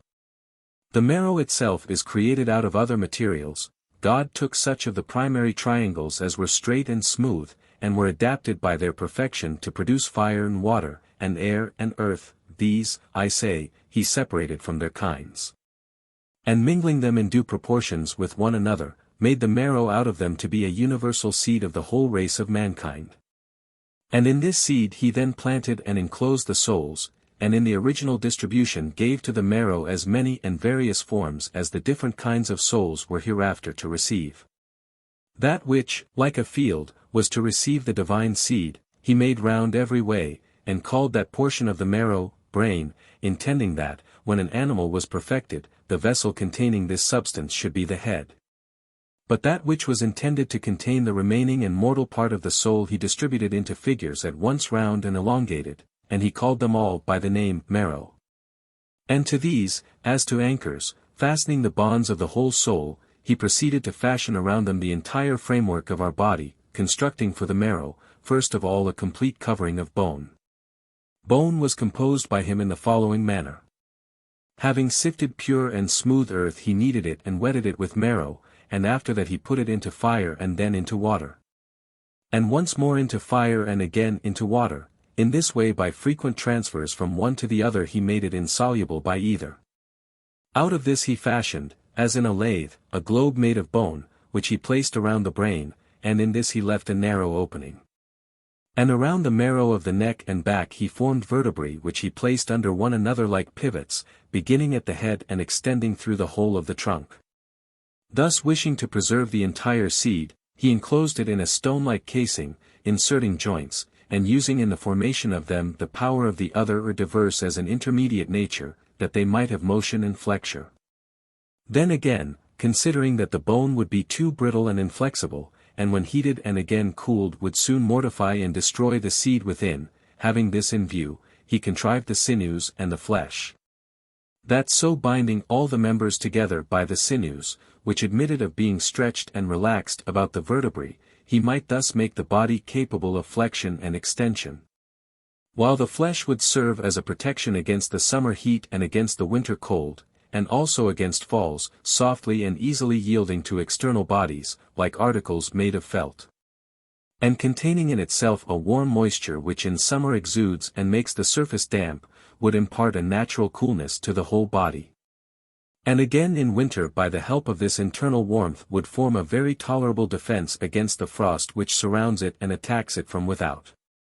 He who modeled us, considering these things, mixed earth with fire and water and blended them, and making a ferment of acid and salt, he mingled it with them and formed soft and succulent flesh. As for the sinews, he made them of a mixture of bone and unfermented flesh, attempered so as to be in a mean, and gave them a yellow color. Wherefore the sinews have a firmer and more glutinous nature than flesh, but a softer and moister nature than the bones. With these God covered the bones and marrow, binding them together by sinews, and then enshrouded them all in an upper covering of flesh. The more living and sensitive of the bones he enclosed in the thinnest film of flesh, and those which had the least life within them in the thickest and most solid flesh. So again on the joints of the bones, where reason indicated that no more was required, he placed only a thin covering of flesh, that it might not interfere with the flexion of our bodies and make them unwieldy because difficult to move. And also that it might not, by being crowded and pressed and matted together, destroy sensation by reason of its hardness, and impair the memory and dull the edge of intelligence. Wherefore also the thighs and the shanks and the hips, and the bones of the arms and the forearms, and other parts which have no joints, and the inner bones, which on account of the rarity of the soul and the marrow are destitute of reason, all these are abundantly provided with flesh. But such as have mind in them are in general less fleshy, except where the Creator has made some parts solely of flesh in order to give sensation, as, for example, the tongue. But commonly this is not the case. For the nature which comes into being and grows up in us by a law of necessity, does not admit of the combination of solid bone and much flesh with acute perceptions. More than any other part the framework of the head would have had them, if they could have coexisted, and the human race, having a strong and fleshy and sinewy head, would have had a life twice or many times as long as it now has. And also more healthy and free from pain. But our creators, considering whether they should make a longer-lived race which was worse, or a shorter-lived race which was better, came to the conclusion that everyone ought to prefer a shorter span of life, which was better, to a longer one, which was worse.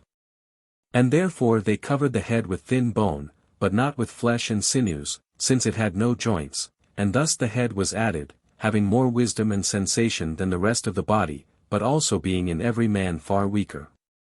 For these reasons and after this manner God placed the sinews at the extremity of the head, in a circle round the neck, and glued them together by the principle of likeness and fastened the extremities of the jawbones to them below the face. And the other sinews he dispersed throughout the body, fastening limb to limb. The framers of us framed the mouth, as now arranged, having teeth and tongue and lips, with a view to the necessary and the good contriving the way in for necessary purposes, the way out for the best purposes. For that is necessary which enters in and gives food to the body, but the river of speech, which flows out of a man ministers to the intelligence, is the fairest and noblest of all streams. Still the head could neither be left a bare frame of bones, on account of the extremes of heat and cold in the different seasons, nor yet be allowed to be wholly covered, and so become dull and senseless by reason of an overgrowth of flesh. The fleshy nature was not therefore wholly dried up, but a large sort of peel was parted off and remained over, which is now called the skin. This met and grew by the help of the cerebral moisture, and became the circular envelopment of the head. And the moisture, rising up under the sutures, watered and closed in the skin upon the crown, forming a sort of knot. The diversity of the sutures was caused by the power of the courses of the soul and of the food, and the more these struggled against one another the more numerous they became, and fewer if the struggle were less violent. This skin the divine power pierced all round with fire, and out of the punctures which were thus made the moisture issued forth, and the liquid and heat which was pure came away, and a mixed part which was composed of the same material as the skin, and had a fineness equal to the punctures, was borne up by its own impulse and extended far outside the head, but being too slow to escape, was thrust back by the external air, and rolled up underneath the skin, where it took root. Thus the hair sprang up in the skin, being akin to it because it is like threads of leather, but rendered harder and closer through the pressure of the cold, by which each hair, while in process of separation from the skin, is compressed and cooled. Wherefore the Creator formed the head hairy, making use of the causes which I have mentioned, and reflecting also that instead of flesh the brain needed the hair to be a light covering or guard, which would give shade in summer and shelter in winter, and at the same time would not impede our quickness of perception. From the combination of sinew, skin, and bone, in the structure of the finger, there arises a triple compound, which, when dried up, takes the form of one hard skin partaking of all three natures, and was fabricated by these second causes, but designed by mind, which is the principal cause with an eye to the future. For our creators well knew that women and other animals would some day be framed out of men, and they further knew that many animals would require the use of nails for many purposes. Wherefore they fashioned in men at their first creation the rudiments of nails. For this purpose and for these reasons they caused skin, hair, and nails to grow at the extremities of the limbs. And now that all the parts and members of the mortal animal had come together, since its life of necessity consisted of fire and breath, and it therefore wasted away by dissolution and depletion, the gods contrived the following remedy: they mingled a nature akin to that of man with other forms and perceptions, and thus created another kind of animal. These are the trees and plants and seeds which have been improved by cultivation and are now domesticated among us. Anciently there were only the wild kinds, which are older than the cultivated. For everything that partakes of life may be truly called a living being, and the animal of which we are now speaking partakes of the third kind of soul, which is said to be seated between the midriff and the navel, having no part in opinion or reason or mind, but only in feelings of pleasure and pain and the desires which accompany them. For this nature is always in a passive state, revolving in and about itself, repelling the motion from without and using its own, and accordingly is not endowed by nature with the power of observing or reflecting on its own concerns. Wherefore it lives and does not differ from a living being, but is fixed and rooted in the same spot, having no power of self-motion.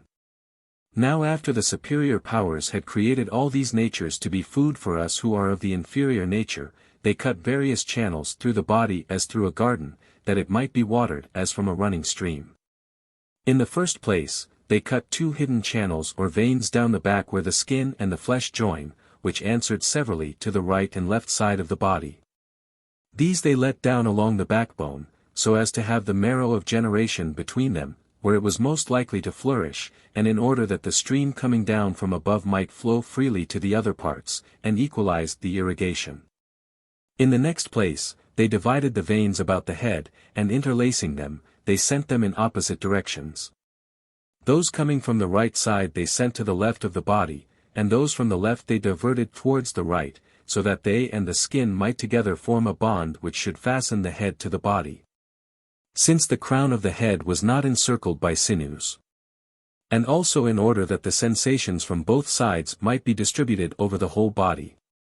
And next, they ordered the watercourses of the body in a manner which I will describe, and which will be more easily understood if we begin by admitting that all things which have lesser parts retain the greater, but the greater cannot retain the lesser. Now of all nature's fire has the smallest parts, and therefore penetrates through earth and water and air in their compounds, nor can anything hold it. And a similar principle applies to the human belly. For when meats and drinks enter it, it holds them, but it cannot hold air and fire, because the particles of which they consist are smaller than its own structure. These elements, therefore, God employed for the sake of distributing moisture from the belly into the veins, weaving together a network of fire and air like a wheel, having at the entrance 2 lesser wheels. Further he constructed one of these with 2 openings, and from the lesser wheels he extended cords reaching all round to the extremities of the network.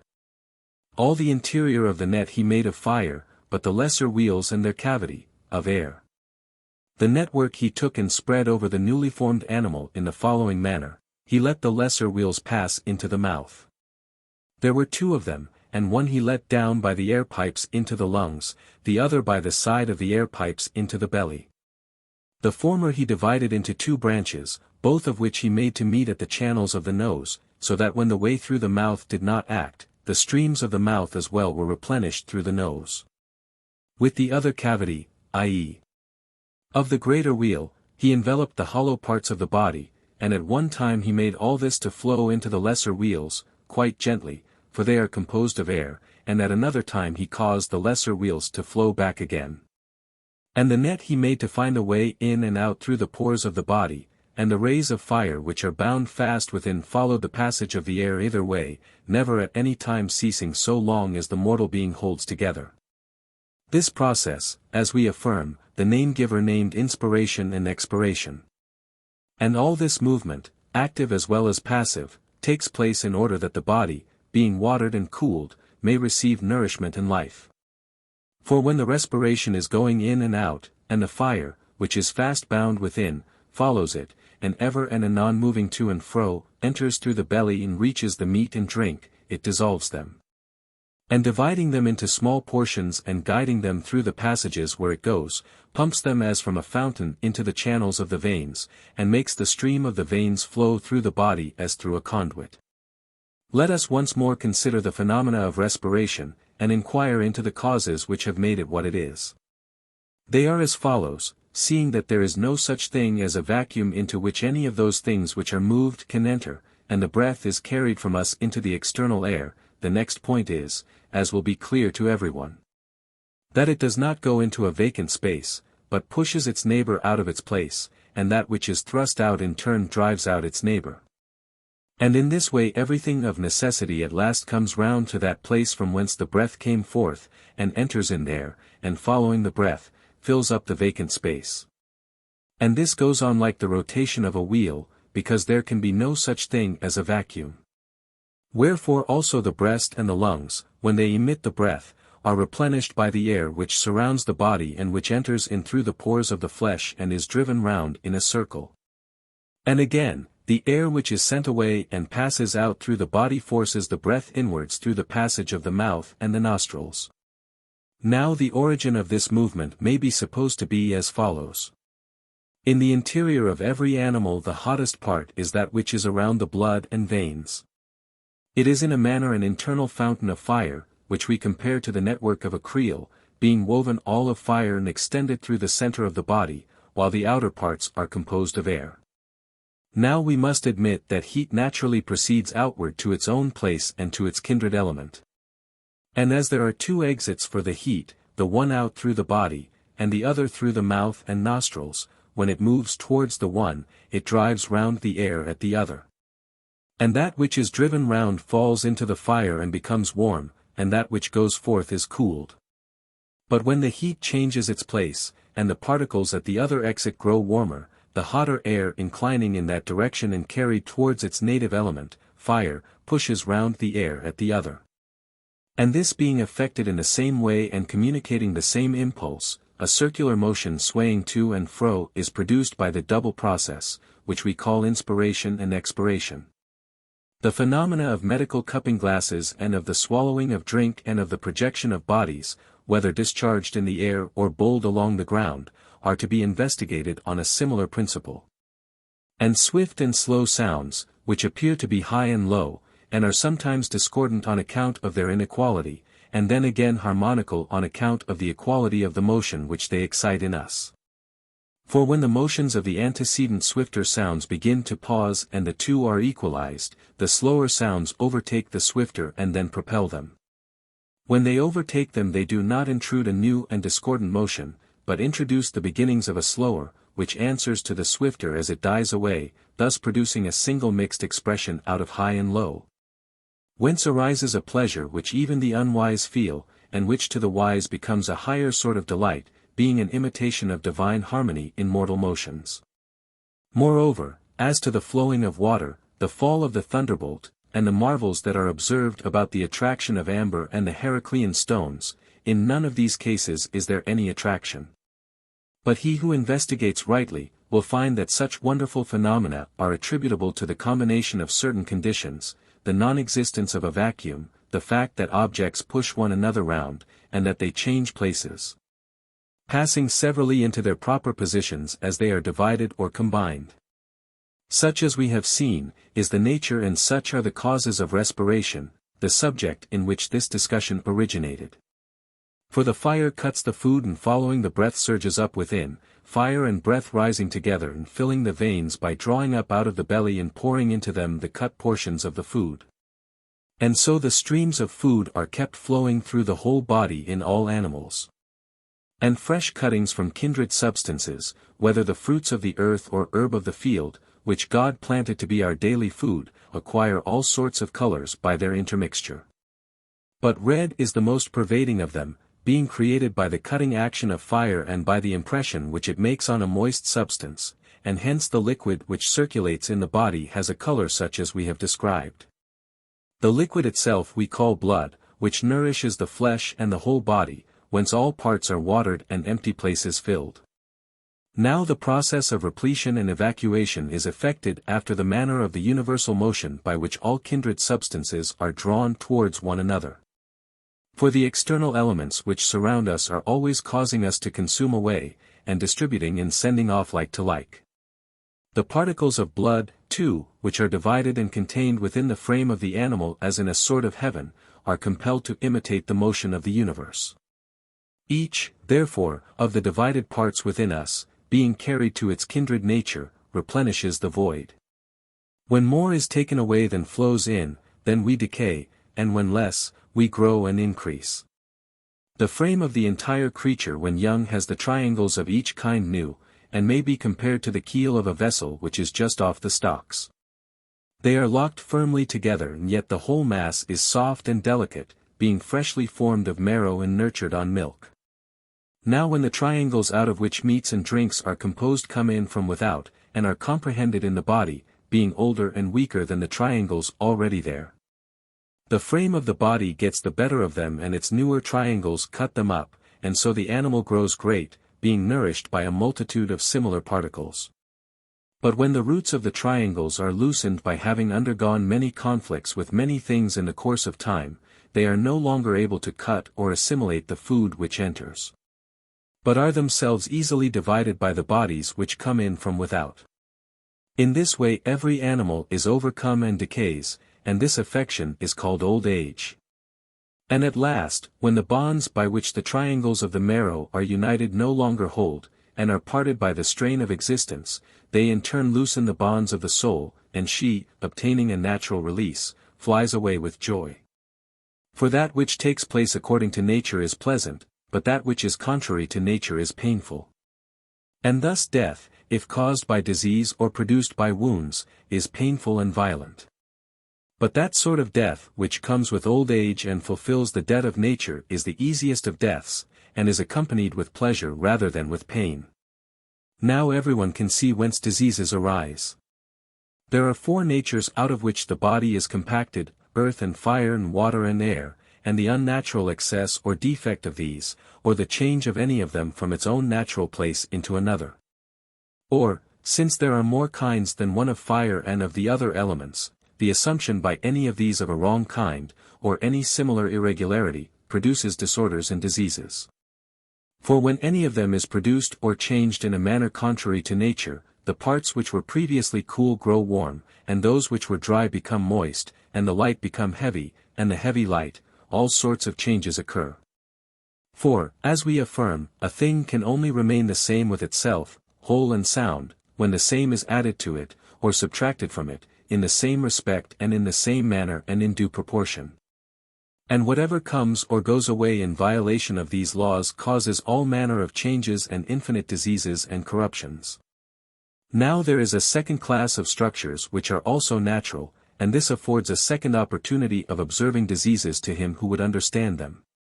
For whereas marrow and bone and flesh and sinews are composed of the four elements, and the blood, though after another manner, is likewise formed out of them, most diseases originate in the way which I have described. But the worst of all owe their severity to the fact that the generation of these substances proceeds in a wrong order, they are then destroyed.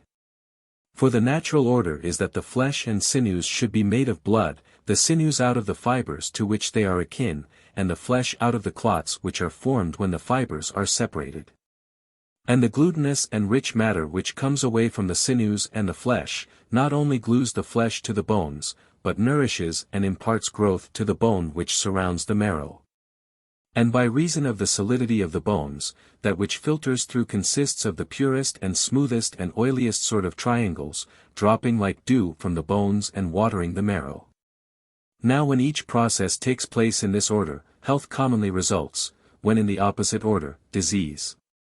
For when the flesh becomes decomposed and sends back the wasting substance into the veins, then an oversupply of blood of diverse kinds, mingling with air in the veins, having variegated colors and bitter properties, as well as acid and saline qualities, contains all sorts of bile and serum and phlegm. For all things go the wrong way, and having become corrupted, first they taint the blood itself, and then ceasing to give nourishment to the body they are carried along the veins in all directions, no longer preserving the order of their natural courses, but at war with themselves, because they receive no good from one another, and are hostile to the abiding constitution of the body, which they corrupt and dissolve. The oldest part of the flesh which is corrupted, being hard to decompose, from long burning grows black, and from being everywhere corroded becomes bitter, and is injurious to every part of the body which is still uncorrupted. Sometimes, when the bitter element is refined away, the black part assumes an acidity which takes the place of the bitterness, at other times the bitterness being tinged with blood has a redder color. And this, when mixed with black, takes the hue of grass, 146 and again, an auburn color mingles with the bitter matter when new flesh is decomposed by the fire which surrounds the internal flame. To all which symptoms some physician perhaps, or rather some philosopher, who had the power of seeing in many dissimilar things one nature deserving of a name, has assigned the common name of bile. But the other kinds of bile are variously distinguished by their colors. As for serum, that sort which is the watery part of blood is innocent, but that which is a secretion of black and acid bile is malignant when mingled by the power of heat with any salt substance, and is then called acid phlegm. Again, the substance which is formed by the liquefaction of new and tender flesh when air is present, if inflated and encased in liquid so as to form bubbles, which separately are invisible owing to their small size, but when collected are of a bulk which is visible, and have a white color arising out of the generation of foam, all this decomposition of tender flesh when intermingled with air is termed by us white phlegm. And the whey or sediment of newly formed phlegm is sweat and tears, and includes the various daily discharges by which the body is purified. Now all these become causes of disease when the blood is not replenished in a natural manner by food and drink but gains bulk from opposite sources in violation of the laws of nature. When the several parts of the flesh are separated by disease, if the foundation remains, the power of the disorder is only half as great, and there is still a prospect of an easy recovery. But when that which binds the flesh to the bones is diseased, and no longer being separated from the muscles and sinews, 147 ceases to give nourishment to the bone and to unite flesh and bone, and from being oily and smooth and glutinous becomes rough and salt and dry, owing to bad regimen, then all the substance thus corrupted crumbles away under the flesh and the sinews, and separates from the bone. And the fleshy parts fall away from their foundation and leave the sinews bare and full of brine, and the flesh again gets into the circulation of the blood and makes the previously mentioned disorders still greater. And if these bodily affections be severe, still worse are the prior disorders. As when the bone itself, by reason of the density of the flesh, does not obtain sufficient air, but becomes moldy and hot and gangrened and receives no nutriment, and the natural process is inverted, and the bone crumbling passes into the food, and the food into the flesh, and the flesh again falling into the blood makes all maladies that may occur more virulent than those already mentioned. But the worst case of all is when the marrow is diseased, either from excess or defect, and this is the cause of the very greatest and most fatal disorders, in which the whole course of the body is reversed. There is a third class of diseases which may be conceived of as arising in three ways, for they are produced sometimes by wind, and sometimes by phlegm, and sometimes by bile. When the lung, which is the dispenser of the air to the body, is obstructed by rheums and its passages are not free, some of them not acting, while through others too much air enters, then the parts which are unrefreshed by air corrode, while in other parts the excess of air forcing its way through the veins distorts them and decomposing the body is enclosed in the midst of it and occupies the midriff. Thus numberless painful diseases are produced, accompanied by copious sweats. And oftentimes when the flesh is dissolved in the body, wind, generated within and unable to escape, is the source of quite as much pain as the air coming in from without. But the greatest pain is felt when the wind gets about the sinews and the veins of the shoulders, and swells them up, and so twists back the great tendons and the sinews which are connected with them. These disorders are called tetanus and opisthotonus, by reason of the tension which accompanies them. The cure of them is difficult, relief is in most cases given by fever supervening. The white phlegm, though dangerous when detained within by reason of the air bubbles, yet if it can communicate with the outside air, is less severe, and only discolors the body, generating leprous eruptions and similar diseases. When it is mingled with black bile and dispersed about the courses of the head, which are the divinest part of us, the attack if coming on in sleep, is not so severe. But when assailing those who are awake it is hard to be got rid of, and being an affection of a sacred part, is most justly called sacred. An acid and salt phlegm, again, is the source of all those diseases which take the form of catarrh, but they have many names because the places into which they flow are manifold. Inflammations of the body come from burnings and inflamings, and all of them originate in bile. When bile finds a means of discharge, it boils up and sends forth all sorts of tumors. But when imprisoned within, it generates many inflammatory diseases, above all when mingled with pure blood. Since it then displaces the fibers which are scattered about in the blood and are designed to maintain the balance of rare and dense, in order that the blood may not be so liquefied by heat as to exude from the pores of the body, nor again become too dense and thus find a difficulty in circulating through the veins. The fibers are so constituted as to maintain this balance. And if anyone brings them all together when the blood is dead and in process of cooling, then the blood which remains becomes fluid, but if they are left alone, they soon congeal by reason of the surrounding cold. The fibers having this power over the blood, bile, which is only stale blood, and which from being flesh is dissolved again into blood, at the first influx coming in little by little, hot and liquid, is congealed by the power of the fibers. And so congealing and made to cool, it produces internal cold and shuddering.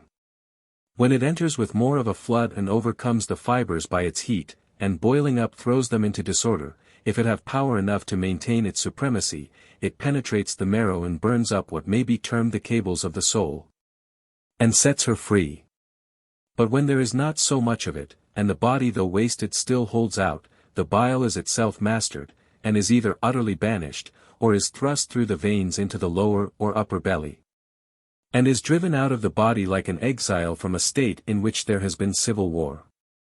Whence arise diarrheas and dysenteries, and all such disorders.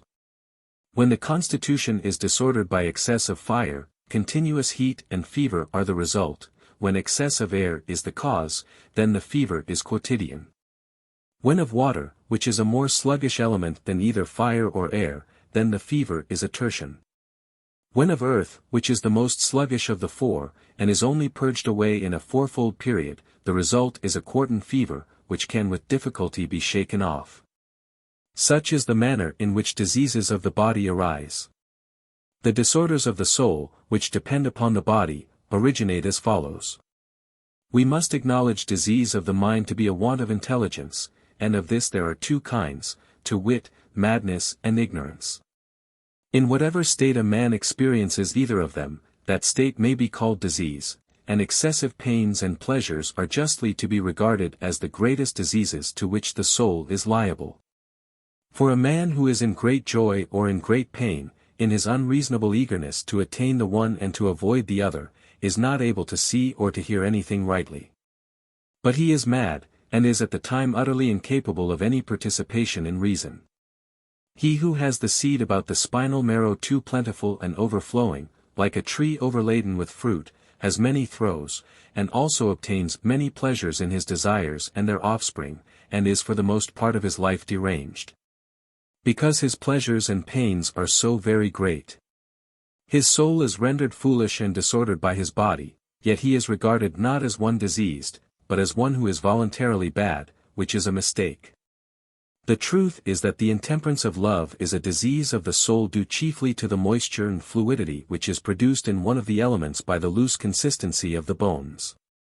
And in general, all that which is termed the incontinence of pleasure and is deemed a reproach under the idea that the wicked voluntarily do wrong is not justly a matter for reproach. For no man is voluntarily bad. But the bad become bad by reason of an ill disposition of the body and bad education, things which are hateful to every man and happen to him against his will. And in the case of pain too, in like manner the soul suffers much evil from the body. For where the acid and briny phlegm and other bitter and bilious humours wander about in the body, and find no exit or escape, but are pent up within and mingle their own vapours with the motions of the soul, and are blended with them, they produce all sorts of diseases, more or fewer, and in every degree of intensity. And being carried to the three places of the soul, whichever they may severally assail, they create infinite varieties of ill temper and melancholy, of rashness and cowardice, and also of forgetfulness and stupidity. Further, when to this evil constitution of body evil forms of government are added and evil discourses are uttered in private as well as in public, and no sort of instruction is given in youth to cure these evils, then all of us who are bad become bad from two causes which are entirely beyond our control. In such cases the planters are to blame rather than the plants, the educators rather than the educated. But however that may be, we should endeavor as far as we can by education, and studies, and learning, to avoid vice and attain virtue. This, however, is part of another subject. There is a corresponding inquiry concerning the mode of treatment by which the mind and the body are to be preserved, about which it is meet and right that I should say a word in turn. For it is more our duty to speak of the good than of the evil. Everything that is good is fair, and the fair is not without proportion, and the animal which is to be fair must have due proportion. Now we perceive lesser symmetries or proportions and reason about them, but of the highest and greatest we take no heed. For there is no proportion or disproportion more productive of health and disease, and virtue and vice, than that between soul and body. This however we do not perceive, nor do we reflect that when a weak or small frame is the vehicle of a great and mighty soul, or conversely, when a little soul is encased in a large body, then the whole animal is not fair. For it lacks the most important of all symmetries. But the due proportion of mind and body is the fairest and loveliest of all sights to him who has the seeing eye. Just as a body which has a leg too long, or which is unsymmetrical in some other respect, is an unpleasant sight, and also, when doing its share of work, is much distressed and makes convulsive efforts, and often stumbles through awkwardness, and is the cause of infinite evil to its own self, in like manner we should conceive of the double nature which we call the living being. And when in this compound there is an impassioned soul more powerful than the body, that soul, I say, convulses and fills with disorders the whole inner nature of man, and when eager in the pursuit of some sort of learning or study, causes wasting. Or again, when teaching or disputing in private or in public, and strifes and controversies arise, inflames and dissolves the composite frame of man and introduces rheums. And the nature of this phenomenon is not understood by most professors of medicine, who ascribe it to the opposite of the real cause. And once more, when a body large and too strong for the soul is united to a small and weak intelligence, then inasmuch as there are two desires natural to man, one of food for the sake of the body, and one of wisdom for the sake of the diviner part of us, then, I say, the motions of the stronger, getting the better and increasing their own power, but making the soul dull, and stupid, and forgetful, engender ignorance, which is the greatest of diseases. There is one protection against both kinds of disproportion, that we should not move the body without the soul or the soul without the body, and thus they will be on their guard against each other, and be healthy and well balanced. And therefore the mathematician or anyone else whose thoughts are much absorbed in some intellectual pursuit, must allow his body also to have due exercise, and practice gymnastic. And he who is careful to fashion the body, should in turn impart to the soul its proper motions, and should cultivate music and all philosophy, if he would deserve to be called truly fair and truly good. And the separate parts should be treated in the same manner, in imitation of the pattern of the universe. For as the body is heated and also cooled within by the elements which enter into it, and is again dried up and moistened by external things, and experiences these and the like affections from both kinds of motions. The result is that the body, if given up to motion when in a state of quiescence, is overmastered and perishes. But if anyone, in imitation of that which we call the foster mother and nurse of the universe, will not allow the body ever to be inactive, but is always producing motions and agitations through its whole extent, which form the natural defense against other motions both internal and external, and by moderate exercise reduces to order according to their affinities the particles and affections which are wandering about the body. As we have already said when speaking of the universe, he will not allow enemy placed by the side of enemy to stir up wars and disorders in the body, but he will place friend by the side of friend, so as to create health. Now of all motions that is the best which is produced in a thing by itself, for it is most akin to the motion of thought and of the universe. But that motion which is caused by others is not so good, and worst of all is that which moves the body, when at rest, in parts only and by some external agency. Wherefore of all modes of purifying and reuniting the body the best is gymnastic.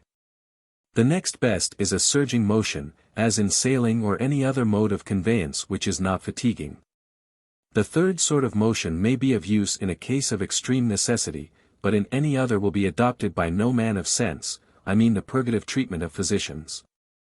For diseases unless they are very dangerous should not be irritated by medicines, since every form of disease is in a manner akin to the living being, whose complex frame has an appointed term of life. For not the whole race only, but each individual, barring inevitable accidents, comes into the world having a fixed span, and the triangles in us are originally framed with power to last for a certain time, beyond which no man can prolong his life.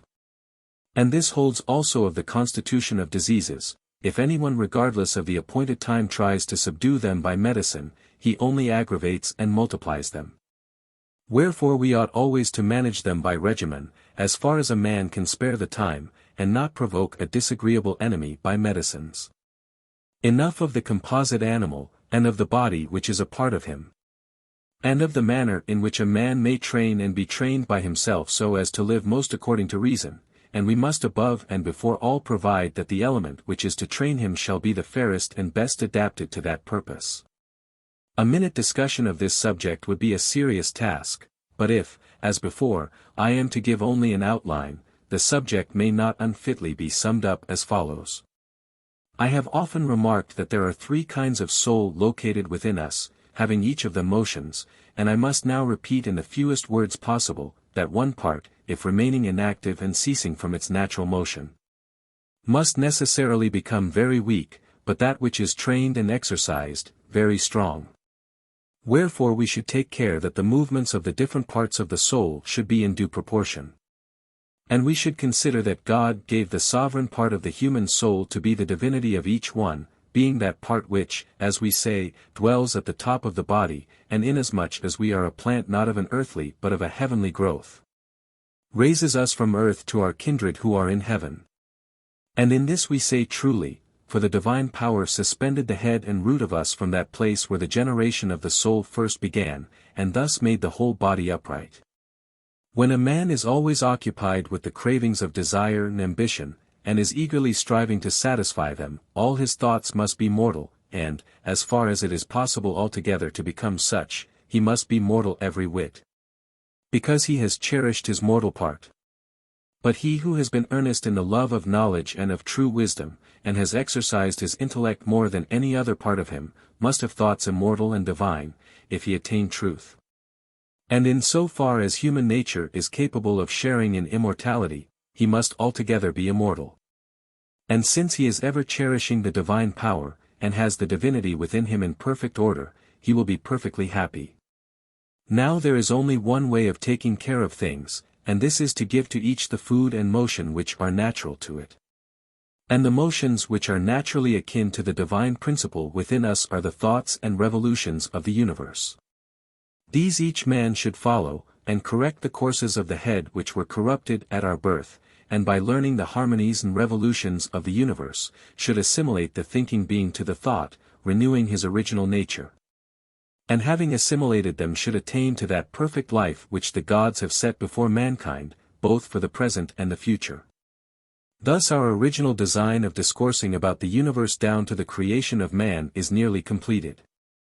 A brief mention may be made of the generation of other animals, so far as the subject admits of brevity. In this manner our argument will best attain a due proportion. On the subject of animals, then, the following remarks may be offered. Of the men who came into the world, those who were cowards or led unrighteous lives may with reason be supposed to have changed into the nature of women in the second generation. And this was the reason why at that time the gods created in us the desire of sexual intercourse, contriving in man one animated substance, and in woman another, which they formed respectively in the following manner.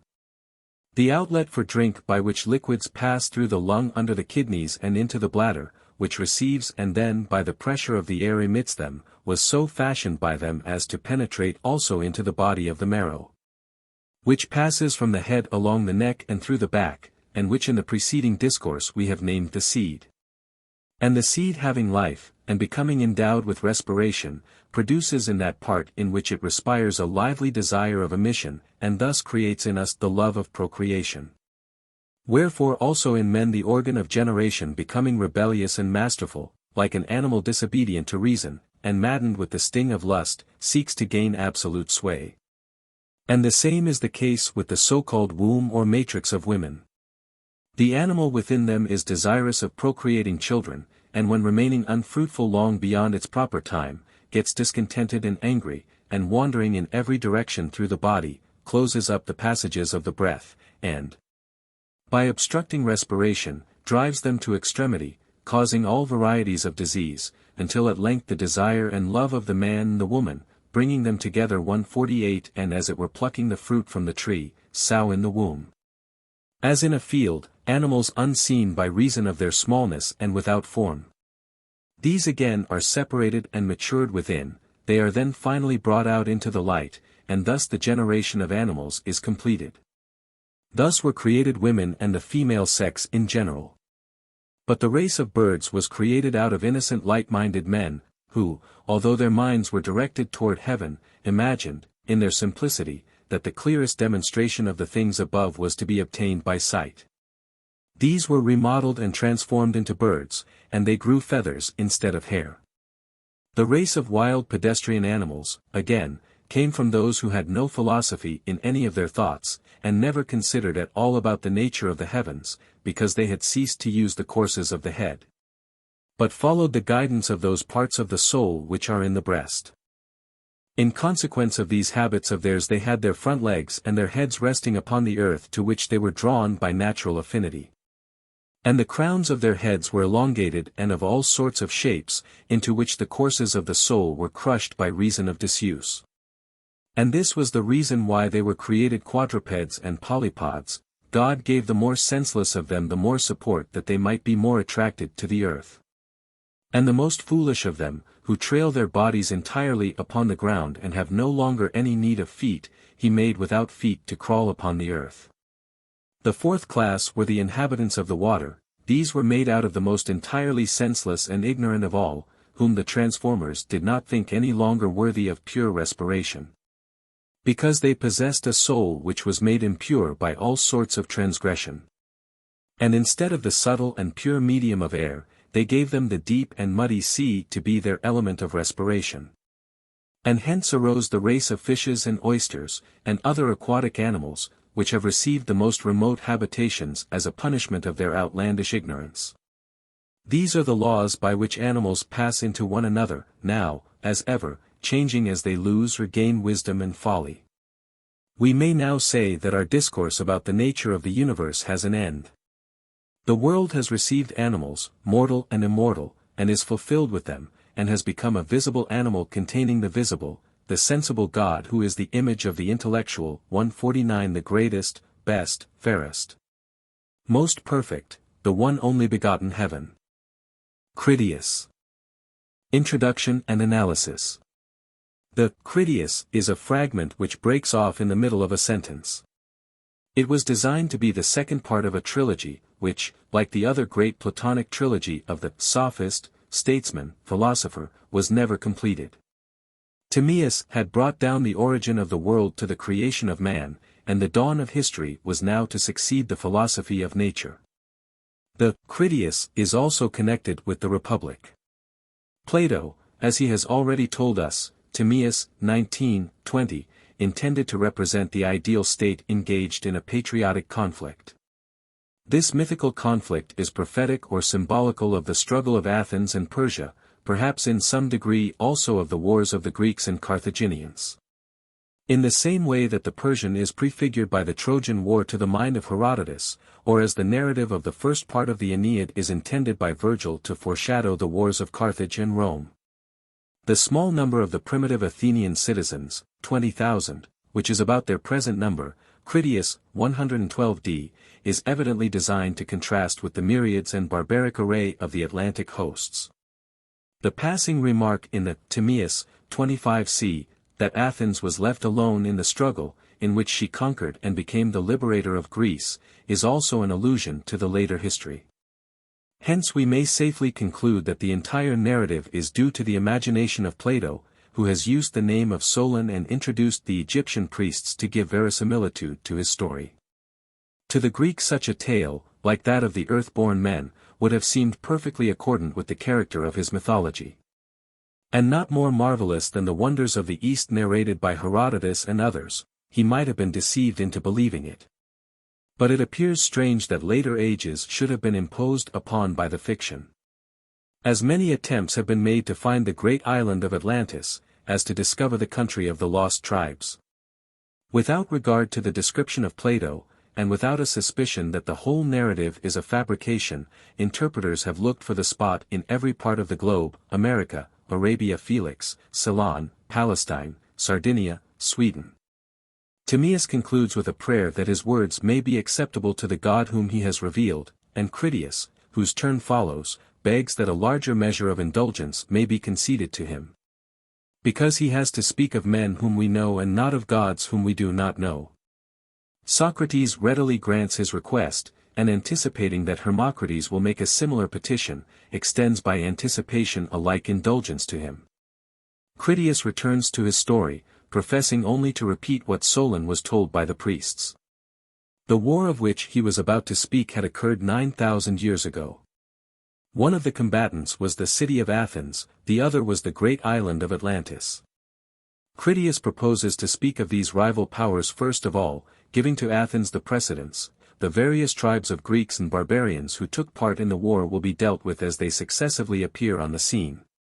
In the beginning the gods agreed to divide the earth by lot in a friendly manner, and when they had made the allotment they settled their several countries, and were the shepherds or rather the pilots of mankind, whom they guided by persuasion.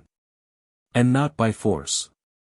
Hephaestus and Athena, brother and sister deities, in mind and art united, obtained as their lot the land of Attica, a land suited to the growth of virtue and wisdom. And there they settled a brave race of children of the soil, and taught them how to order the state. Some of their names, such as Cecrops, Erectheus, Orycthonius, and Erysichthon, were preserved and adopted in later times, but the memory of their deeds has passed away.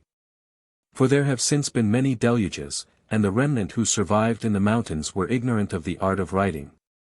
And during many generations were wholly devoted to acquiring the means of life.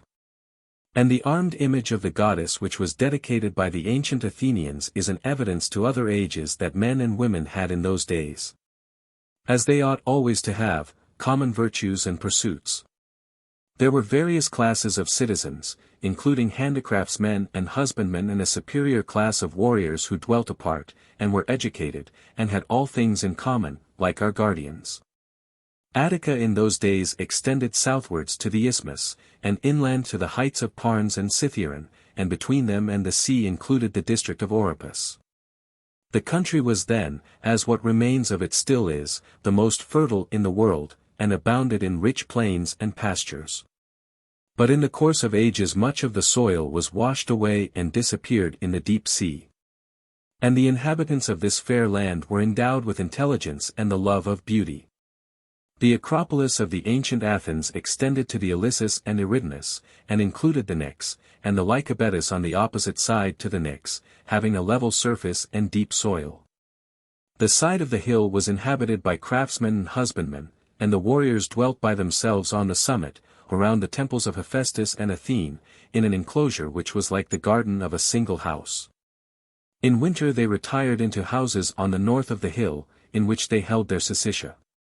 These were modest dwellings, which they bequeathed unaltered to their children's children. In summer time the south side was inhabited by them, and then they left their gardens and dining halls. In the midst of the Acropolis was a fountain, which gave an abundant supply of cool water in summer and warm in winter. Of this there are still some traces. They were careful to preserve the number of fighting men and women at 20,000, which is equal to that of the present military force. And so they passed their lives as guardians of the citizens and leaders of the Hellenes. They were a just and famous race, celebrated for their beauty and virtue all over Europe and Asia.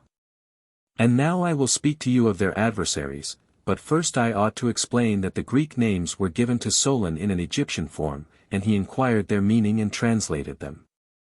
His manuscript was left with my grandfather Dropides, and is now in my possession. In the division of the earth Poseidon obtained as his portion the island of Atlantis, and there he begot children whose mother was a mortal. Towards the sea and in the center of the island there was a very fair and fertile plain, and near the center, about 50 stadia from the plain, there was a low mountain in which dwelt a man named Evener and his wife Leucippe. And their daughter Cleito, of whom Poseidon became enamored. He to secure his love enclosed the mountain with rings or zones varying in size, 2 of land and 3 of sea, which his divine power readily enabled him to excavate and fashion, and, as there was no shipping in those days, no man could get into the place.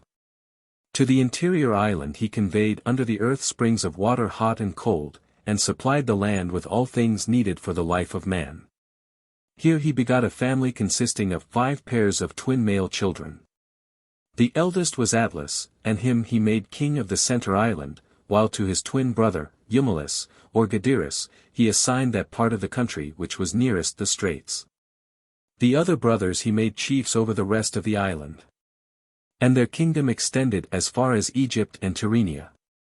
Now Atlas had a fair posterity, and great treasures derived from mines, among them that precious metal orichalcum. And there was abundance of wood, and herds of elephants, and pastures for animals of all kinds, and fragrant herbs, and grasses, and trees bearing fruit. These they used, and employed themselves in constructing their temples, and palaces, and harbors, and docks, in the following manner. First, they bridged over the zones of sea, and made a way to and from the royal palace which they built in the center island. This ancient palace was ornamented by successive generations, and they dug a canal which passed through the zones of land from the island to the sea. The zones of earth were surrounded by walls made of stone of divers colors, black and white and red, which they sometimes intermingled for the sake of ornament. And as they quarried they hollowed out beneath the edges of the zones double docks having roofs of rock. The outermost of the walls was coated with brass, the second with tin, and the third, which was the wall of the citadel, flashed with the red light of orichalcum. In the interior of the citadel was a holy temple, dedicated to Cleito and Poseidon, and surrounded by an enclosure of gold, and there was Poseidon's own temple, which was covered with silver, and the pinnacles with gold. The roof was of ivory, adorned with gold and silver and orichalcum, and the rest of the interior was lined with orichalcum.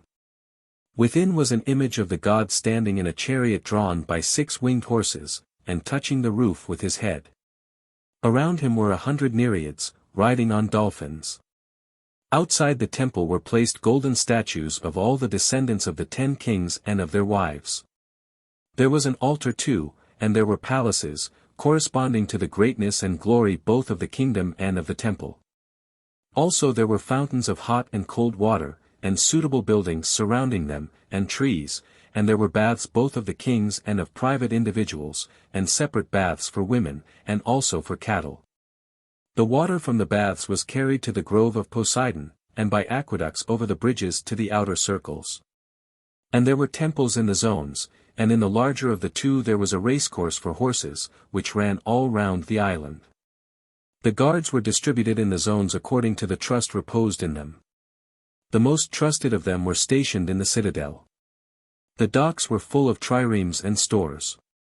The land between the harbor and the sea was surrounded by a wall, and was crowded with dwellings, and the harbor and canal resounded with the din of human voices. The plain around the city was highly cultivated and sheltered from the north by mountains. It was oblong, and where falling out of the straight line followed the circular ditch, which was of an incredible depth. This depth received the streams which came down from the mountains, as well as the canals of the interior, and found a way to the sea. The entire country was divided into 60,000 lots, each of which was a square of 10 stadia. And the owner of a lot was bound to furnish the sixth part of a war chariot, so as to make up 10,000 chariots, 2 horses and riders upon them, a pair of chariot horses without a seat, and an attendant and charioteer, 2 hoplites, 2 archers, 2 slingers, 3 stone shooters, 3 javelin men, and 4 sailors to make up the complement of 1,200 ships. Each of the 10 kings was absolute in his own city and kingdom.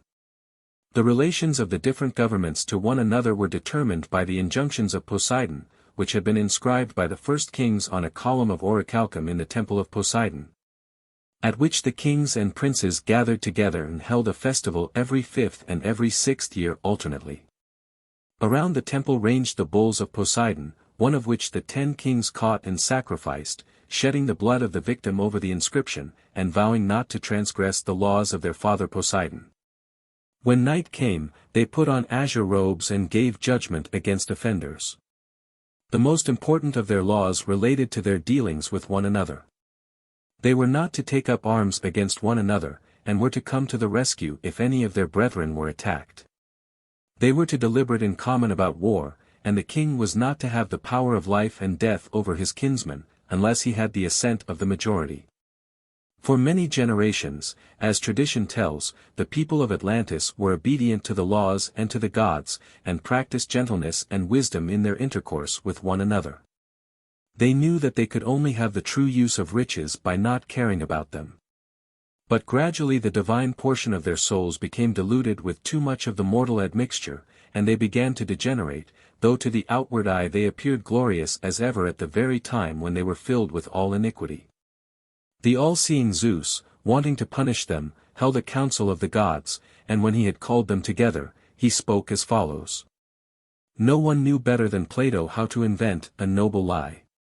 Observe, 1. The innocent declaration of Socrates, that the truth of the story is a great advantage. 2. The manner in which traditional names and indications of geography are intermingled. Why, here be truths. 3. The extreme minuteness with which the numbers are given.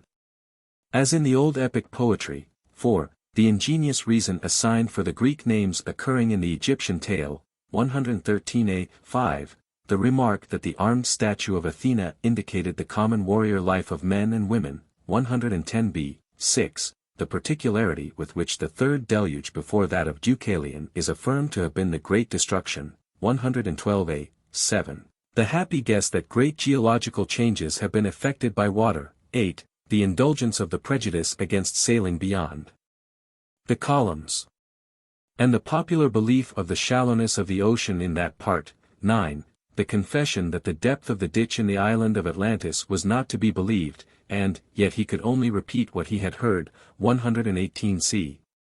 Compared with the statement made in an earlier passage that Poseidon, being a god, found no difficulty in contriving the water supply of the center island. 113e. 10. The mention of the old rivalry of Poseidon and Athene, and the creation of the first inhabitants out of the soil. Plato here, as elsewhere, ingeniously gives the impression that he is telling the truth which mythology had corrupted. The world, like a child, has readily, and for the most part unhesitatingly, accepted the tale of the island of Atlantis. In modern times we hardly seek for traces of the submerged continent, but even Mr. Grote is inclined to believe in the Egyptian poem of Solon of which there is no evidence in antiquity. While others, like Martin, discuss the Egyptian origin of the legend, or like M. de Humboldt, whom he quotes, are disposed to find in it a vestige of a widely spread tradition. Others, adopting a different vein of reflection, regard the island of Atlantis as the anticipation of a still greater island, the continent of America. The tale, says M. Martin, rests upon the authority of the Egyptian priests. And the Egyptian priests took a pleasure in deceiving the Greeks. He never appears to suspect that there is a greater deceiver or magician than the Egyptian priests, that is to say, Plato himself, from the dominion of whose genius the critic and natural philosopher of modern times are not wholly emancipated. Although worthless in respect of any result which can be attained by them, discussions like those of M. Martin, Timaeus, Tome IPP. 257, 332, have an interest of their own, and may be compared to the similar discussions regarding the lost tribes, 2 Esdras 1340. As showing how the chance word of some poet or philosopher has given birth to endless religious or historical inquiries. See Introduction to the Timaeus. In contrasting the small Greek city numbering about 20,000 inhabitants with the barbaric greatness of the island of Atlantis, Plato probably intended to show that a state, such as the ideal Athens, was invincible. Though matched against any number of opponents, compare Republic 4:423b.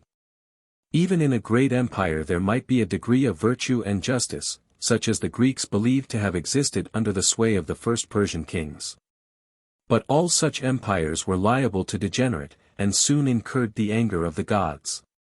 Their oriental wealth, and splendor of gold and silver, and variety of colors, seemed also to be at variance with the simplicity of Greek notions. In the island of Atlantis, Plato is describing a sort of Babylonian or Egyptian city, to which he opposes the frugal life of the true Hellenic citizen. It is remarkable that in his brief sketch of them, he idealizes the husbandmen, who are lovers of honor and true husbandmen, 111e, as well as the warriors who are his sole concern in the Republic. And that though he speaks of the common pursuits of men and women, he says nothing of the community of wives and children. It is singular that Plato should have prefixed the most detested of Athenian names to this dialogue, and even more singular that he should have put into the mouth of Socrates a panegyric on him, Timaeus 20a. Yet we know that his character was accounted infamous by Xenophon, and that the mere acquaintance with him was made a subject of accusation against Socrates. We can only infer that in this, and perhaps in some other cases, Plato's characters have no reference to the actual facts. The desire to do honor to his own family, and the connection with Solon, may have suggested the introduction of his name. Why the Critias was never completed, whether from accident, or from advancing age, or from a sense of the artistic difficulty of the design, cannot be determined. Critias. Persons of the dialogue. Critias. Hermocrates. Timaeus. Socrates. Timaeus, how thankful I am, Socrates, that I have arrived at last, and, like a weary traveler after a long journey, may be at rest. And I pray the being who always was of old, and has now been by me revealed, to grant that my words may endure in so far as they have been spoken truly and acceptably to him. But if unintentionally I have said anything wrong, I pray that he will impose upon me a just retribution, and the just retribution of him who errs is that he should be set right. Wishing, then, to speak truly in future concerning the generation of the gods, I pray him to give me knowledge, which of all medicines is the most perfect and best. And now having offered my prayer I deliver up the argument to Critias, who is to speak next according to our agreement. Critias, and I, Timaeus, accept the trust, and as you at first said that you were going to speak of high matters, and begged that some forbearance might be shown to you, I too ask the same or greater forbearance for what I am about to say. And although I very well know that my request may appear to be somewhat ambitious and discourteous, I must make it nevertheless. For will any man of sense deny that you have spoken well? I can only attempt to show that I ought to have more indulgence than you, because my theme is more difficult. And I shall argue that to seem to speak well of the gods to men is far easier than to speak well of men to men, for the inexperience and utter ignorance of his hearers about any subject is a great assistance to him who has to speak of it. And we know how ignorant we are concerning the gods. But I should like to make my meaning clearer, if you will follow me. All that is said by any of us can only be imitation and representation. For if we consider the likenesses which painters make of bodies divine and heavenly, and the different degrees of gratification with which the eye of the spectator receives them, we shall see that we are satisfied with the artist who is able in any degree to imitate the earth and its mountains, and the rivers, and the woods, and the universe, and the things that are and move therein, and further, that knowing nothing precise about such matters, we do not examine or analyze the painting. All that is required is a sort of indistinct and deceptive mode of shadowing them forth. But when a person endeavors to paint the human form, we are quick at finding out defects, and our familiar knowledge makes us severe judges of anyone who does not render every point of similarity. And we may observe the same thing to happen in discourse. We are satisfied with a picture of divine and heavenly things which has very little likeness to them, but we are more precise in our criticism of mortal and human things. Wherefore, if at the moment of speaking I cannot suitably express my meaning, you must excuse me, considering that to form approved likenesses of human things is the reverse of easy. This is what I want to suggest to you, and at the same time to beg, Socrates, that I may have not less, but more indulgence conceded to me in what I am about to say. Which favor, if I am right in asking, I hope that you will be ready to grant. Socrates, certainly, Critias, we will grant your request, and we will grant the same by anticipation to Hermocrates, as well as to you and Timaeus. For I have no doubt that when his turn comes a little while hence, he will make the same request which you have made. In order, then, that he may provide himself with a fresh beginning, and not be compelled to say the same things over again, let him understand that the indulgence is already extended by anticipation to him. And now, friend Critias, I will announce to you the judgment of the theatre. They are of opinion that the last performer was wonderfully successful, and that you will need a great deal of indulgence before you will be able to take his place. Hermocrates, the warning, Socrates, which you have addressed to him, I must also take to myself. But remember, Critias, that faint heart never yet raised a trophy, and therefore you must go and attack the argument like a man. First invoke Apollo and the Muses, and then let us hear you sound the praises and show forth the virtues of your ancient citizens. Critias, friend Hermocrates, you, who are stationed last and have another in front of you, have not lost heart as yet. The gravity of the situation will soon be revealed to you. Meanwhile I accept your exhortations and encouragements. But besides the gods and goddesses whom you have mentioned, I would specially invoke Mnemosyne. For all the important part of my discourse is dependent on her favor, and if I can recollect and recite enough of what was said by the priests and brought hither by Solon, I doubt not that I shall satisfy the requirements of this theatre. And now, making no more excuses, I will proceed. Let me begin by observing first of all, that 9,000 was the sum of years which had elapsed since the war which was said to have taken place between those who dwelt outside the pillars of Heracles and all who dwelt within them. This war I am going to describe. Of the combatants on the one side, the city of Athens was reported to have been the leader and to have fought out the war. The combatants on the other side were commanded by the kings of Atlantis, which, as I was saying, was an island greater in extent than Libya and Asia, and when afterwards sunk by an earthquake, became an impassable barrier of mud to voyagers sailing from hence to any part of the ocean. The progress of the history will unfold the various nations of barbarians and families of Hellenes which then existed, as they successively appear on the scene. But I must describe first of all the Athenians of that day, and their enemies who fought with them, and then the respective powers and governments of the two kingdoms. Let us give the precedence to Athens. In the days of old, the gods had the whole earth distributed among them by allotment. There was no quarreling. For you cannot rightly suppose that the gods did not know what was proper for each of them to have, or, knowing this, that they would seek to procure for themselves by contention that which more properly belonged to others. They all of them by just apportionment obtained what they wanted, and peopled their own districts. And when they had peopled them they tended us, their nurslings and possessions, as shepherds tend their flocks, excepting only that they did not use blows or bodily force, as shepherds do, but governed us like pilots from the stern of the vessel. Which is an easy way of guiding animals, holding our souls by the rudder of persuasion according to their own pleasure. Thus did they guide all mortal creatures. Now different gods had their allotments in different places which they set in order. Hephaestus and Athene, who were brother and sister, and sprang from the same father, having a common nature, and being united also in the love of philosophy and art, both obtained as their common portion this land, which was naturally adapted for wisdom and virtue. And there they implanted brave children of the soil, and put into their minds the order of government. Their names are preserved, but their actions have disappeared by reason of the destruction of those who received the tradition, and the lapse of ages.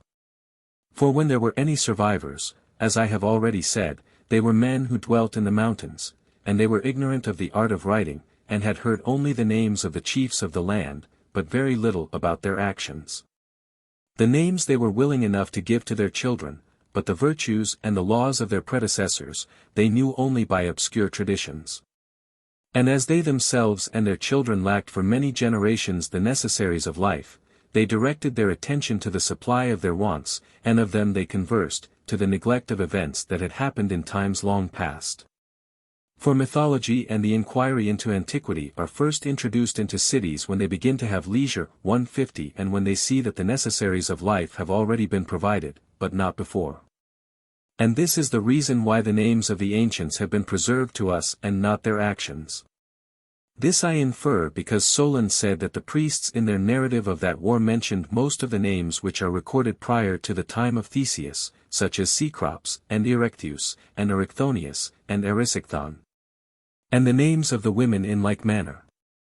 Moreover, since military pursuits were then common to men and women, the men of those days in accordance with the custom of the time set up a figure and image of the goddess in full armor, to be a testimony that all animals which associate together, male as well as female, may, if they please, practice in common the virtue which belongs to them without distinction of sex. Now the country was inhabited in those days by various classes of citizens.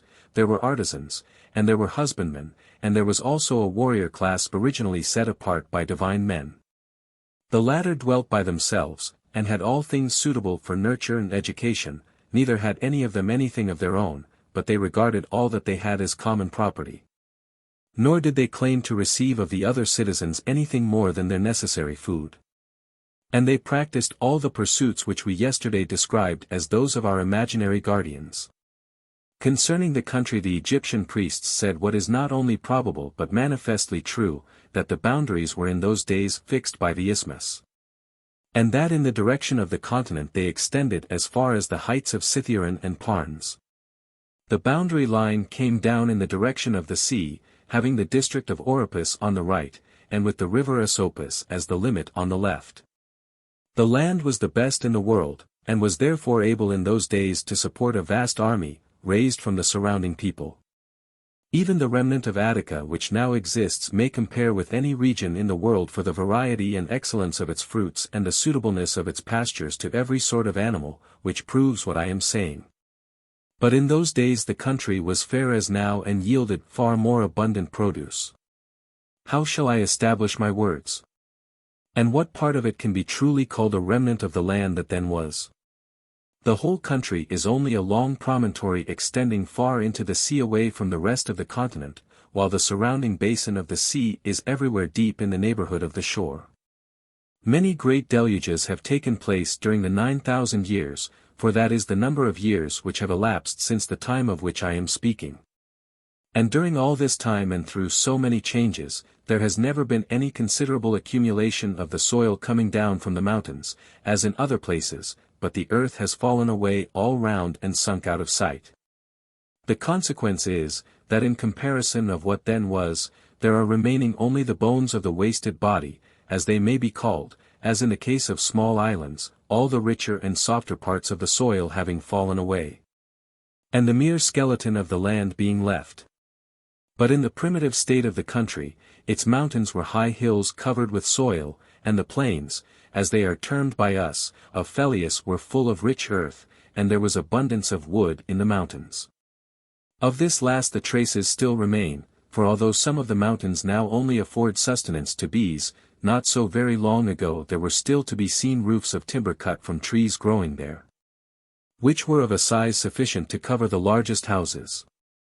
And there were many other high trees, cultivated by man and bearing abundance of food for cattle. Moreover, the land reaped the benefit of the annual rainfall, not as now losing the water which flows off the bare earth into the sea, but, having an abundant supply in all places, and receiving it into herself and treasuring it up in the close clay soil, it let off into the hollows the streams which it absorbed from the heights, providing everywhere abundant fountains and rivers, of which there may still be observed sacred memorials in places where fountains once existed. And this proves the truth of what I am saying. Such was the natural state of the country, which was cultivated, as we may well believe, by true husbandmen, who made husbandry their business, and were lovers of honor, and of a noble nature, and had a soil the best in the world, an abundance of water, and in the heaven above an excellently attempered climate. Now the city in those days was arranged on this wise. In the first place the Acropolis was not as now. For the fact is that a single night of excessive rain washed away the earth and laid bare the rock. At the same time there were earthquakes, and then occurred the extraordinary inundation, which was the third before the great destruction of Deucalion. But in primitive times the hill of the Acropolis extended to the Eridanus and Ilissus, and included the Nix on one side, and the Lycabettus as a boundary on the opposite side to the Nix, and was all well covered with soil, and level at the top, except in one or two places. Outside the Acropolis and under the sides of the hill there dwelt artisans, and such of the husbandmen as were tilling the ground near. The warrior class dwelt by themselves around the temples of Athene and Hephaestus at the summit, which moreover they had enclosed with a single fence like the garden of a single house. On the north side they had dwellings in common and had erected halls for dining in winter, and had all the buildings which they needed for their common life, besides temples, but there was no adorning of them with gold and silver, for they made no use of these for any purpose. They took a middle course between meanness and ostentation, and built modest houses in which they and their children's children grew old, and they handed them down to others who were like themselves, always the same. But in summertime they left their gardens and gymnasia and dining halls, and then the southern side of the hill was made use of by them for the same purpose. Where the Acropolis now is there was a fountain, which was choked by the earthquake, and has left only the few small streams which still exist in the vicinity. But in those days the fountain gave an abundant supply of water for all and of suitable temperature in summer and in winter. This is how they dwelt, being the guardians of their own citizens and the leaders of the Hellenes, who were their willing followers. And they took care to preserve the same number of men and women through all time, being so many as were required for warlike purposes, then as now, that is to say, about 20,000. Such were the ancient Athenians, and after this manner they righteously administered their own land and the rest of Hellas. They were renowned all over Europe and Asia for the beauty of their persons and for the many virtues of their souls, and of all men who lived in those days they were the most illustrious. And next, if I have not forgotten what I heard when I was a child, I will impart to you the character and origin of their adversaries. For friends should not keep their stories to themselves, but have them in common. Yet, before proceeding further in the narrative, I ought to warn you, that you must not be surprised if you should perhaps hear Hellenic names given to foreigners. I will tell you the reason of this. Solon, who was intending to use the tale for his poem, inquired into the meaning of the names, and found that the early Egyptians in writing them down had translated them into their own language. And he recovered the meaning of the several names and when copying them out again translated them into our language. My great-grandfather, Dropides, had the original writing, which is still in my possession, and was carefully studied by me when I was a child. Therefore if you hear names such as are used in this country, you must not be surprised, for I have told how they came to be introduced. The tale, which was of great length, began as follows. I have before remarked in speaking of the allotments of the gods, that they distributed the whole earth into portions differing in extent, and made for themselves temples and instituted sacrifices. And Poseidon, receiving for his lot the island of Atlantis, begot children by a mortal woman, and settled them in a part of the island, which I will describe. Looking towards the sea, but in the center of the whole island, there was a plain which is said to have been the fairest of all plains and very fertile. Near the plain again, and also in the center of the island at a distance of about 50 stadia, there was a mountain not very high on any side. In this mountain there dwelt one of the earth-born primeval men of that country, whose name was Evener, and he had a wife named Leucippe, and they had an only daughter who was called Clyto. The maiden had already reached womanhood, when her father and mother died. Poseidon fell in love with her and had intercourse with her, and breaking the ground, enclosed the hill in which she dwelt all round, making alternate zones of sea and land larger and smaller, encircling one another. There were 2 of land and 3 of water, which he turned as with a lathe, each having its circumference equidistant every way from the center, so that no man could get to the island, for ships and voyages were not as yet. He himself, being a god, found no difficulty in making special arrangements for the center island, bringing up 2 springs of water from beneath the earth, one of warm water and the other of cold. And making every variety of food to spring up abundantly from the soil. He also begot and brought up 5 pairs of twin male children. And dividing the island of Atlantis into 10 portions, he gave to the firstborn of the eldest pair his mother's dwelling and the surrounding allotment, which was the largest and best, and made him king over the rest. The others he made princes, and gave them rule over many men, and a large territory. And he named them all. The eldest, who was the first king, he named Atlas, and after him the whole island and the ocean were called Atlantic. To his twin brother, who was born after him, and obtained as his lot the extremity of the island towards the pillars of Heracles, facing the country which is now called the region of Gades in that part of the world. He gave the name which in the Hellenic language is Eumelus, in the language of the country which is named after him, Gadeirus. Of the second pair of twins he called one Amphirs, and the other Avaemon. To the elder of the third pair of twins he gave the name Mesius, and Autochthon to the one who followed him. Of the fourth pair of twins he called the elder Elasippus, and the younger Mestor. And of the fifth pair he gave to the elder the name of Ozas, and to the younger that of Diaprepes. All these and their descendants for many generations were the inhabitants and rulers of divers islands in the open sea. And also, as has been already said, they held sway in our direction over the country within the pillars as far as Egypt and Tyrrhenia. Now Atlas had a numerous and honorable family, and they retained the kingdom, the eldest son handing it on to his eldest for many generations. And they had such an amount of wealth as was never before possessed by kings and potentates, and is not likely ever to be again, and they were furnished with everything which they needed, both in the city and country. For because of the greatness of their empire many things were brought to them from foreign countries, and the island itself provided most of what was required by them for the uses of life. In the first place, they dug out of the earth whatever was to be found there, solid as well as fusel, and that which is now only a name and was then something more than a name, orichalcum, was dug out of the earth in many parts of the island. Being more precious in those days than anything except gold. There was an abundance of wood for carpenter's work, and sufficient maintenance for tame and wild animals. Moreover, there were a great number of elephants in the island. For as there was provision for all other sorts of animals, both for those which live in lakes and marshes and rivers, and also for those which live in mountains and on plains. So there was for the animal which is the largest and most voracious of all. Also whatever fragrant things there now are in the earth, whether roots, or herbage, or woods, or essences which distill from fruit and flower, grew and thrived in that land. Also the fruit which admits of cultivation, both the dry sort, which is given us for nourishment and any other which we use for food, we call them all by the common name of pulse, and the fruits having a hard rind. Affording drinks and meats and ointments, and good store of chestnuts and the like, which furnish pleasure and amusement, and are fruits which spoil with keeping, and the pleasant kinds of dessert, with which we console ourselves after dinner. When we are tired of eating, all these that sacred island which then beheld the light of the sun, brought forth fair and wondrous and in infinite abundance.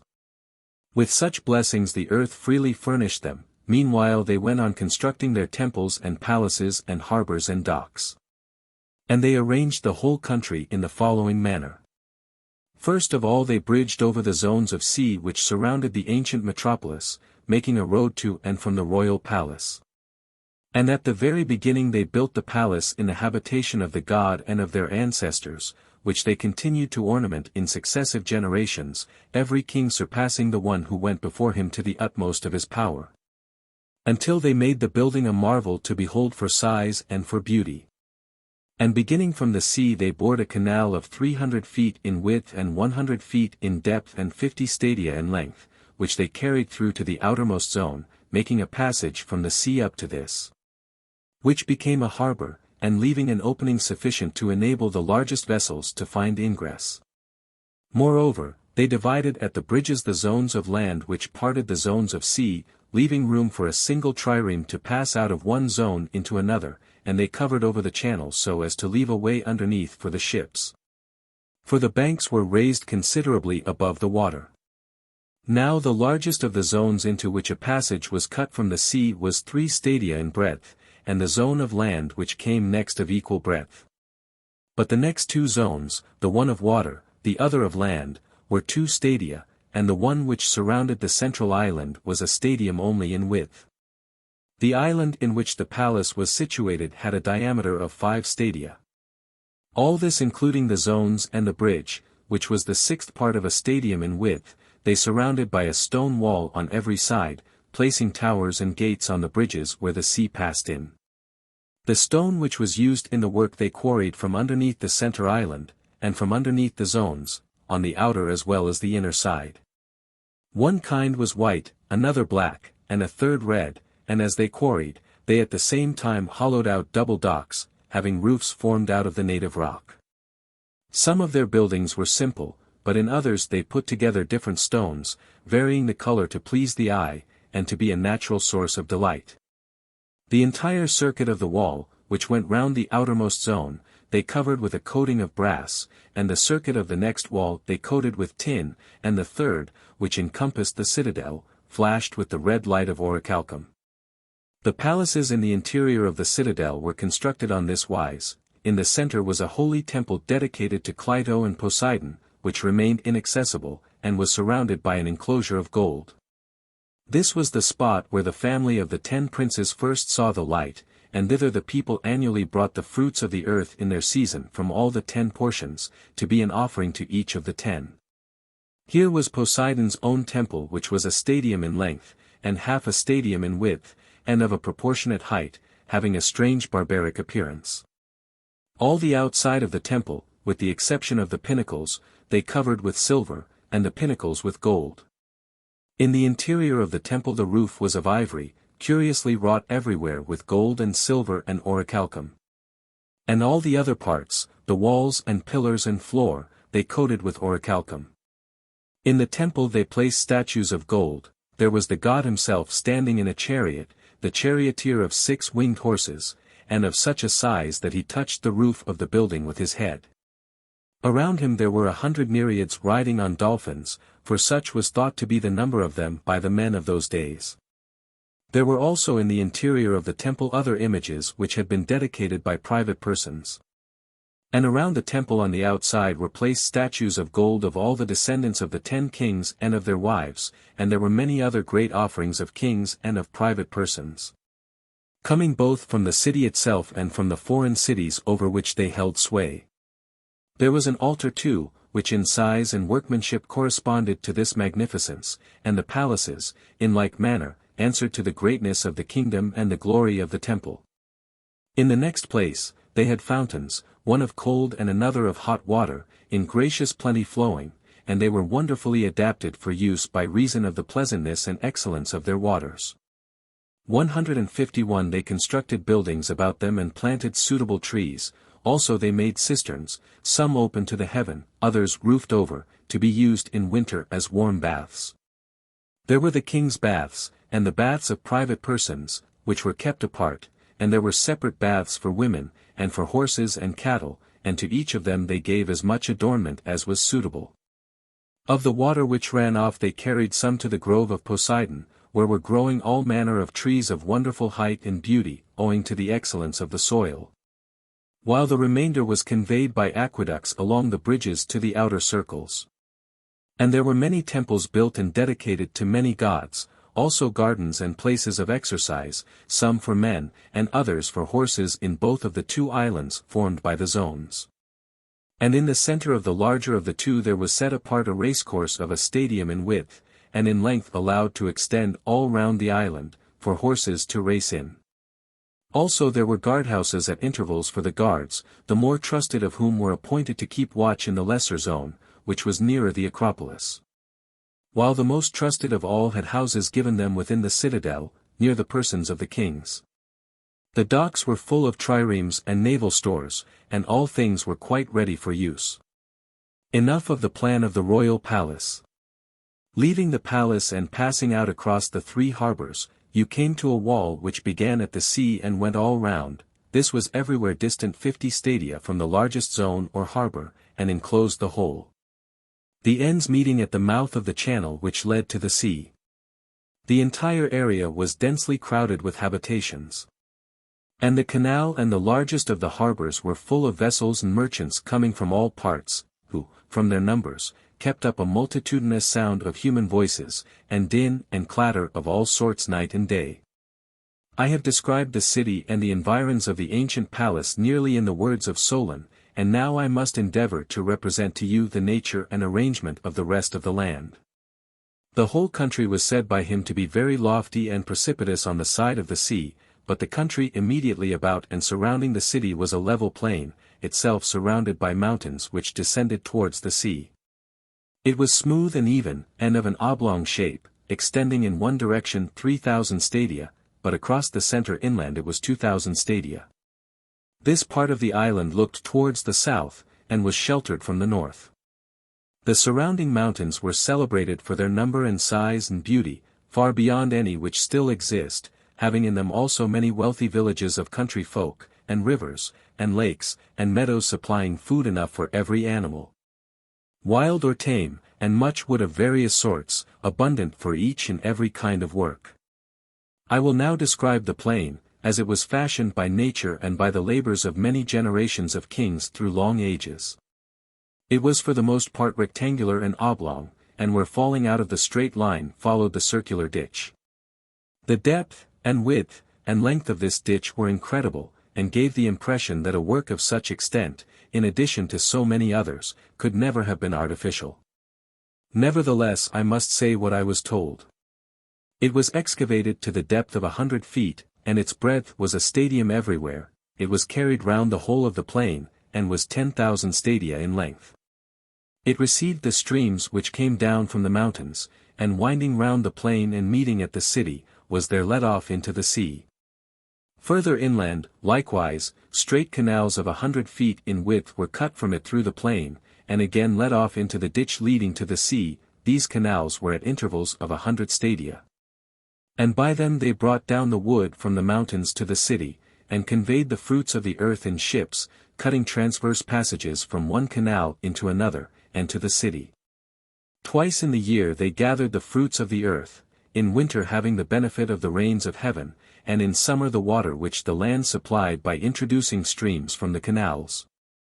As to the population, each of the lots in the plain had to find a leader for the men who were fit for military service, and the size of a lot was a square of 10 stadia each way, and the total number of all the lots was 60,000. And of the inhabitants of the mountains and of the rest of the country there was also a vast multitude, which was distributed among the lots and had leaders assigned to them according to their districts and villages. The leader was required to furnish for the war the 6th portion of a war chariot, so as to make up a total of 10,000 chariots. Also 2 horses and riders for them, and a pair of chariot horses without a seat, accompanied by a horseman who could fight on foot carrying a small shield, and having a charioteer who stood behind the man-at-arms to guide the 2 horses. Also, he was bound to furnish 2 heavy-armed soldiers, 2 archers, 2 slingers, 3 stone-shooters, and 3 javelin men, who were light-armed, and 4 sailors to make up the complement of 1,200 ships. Such was the military order of the royal city.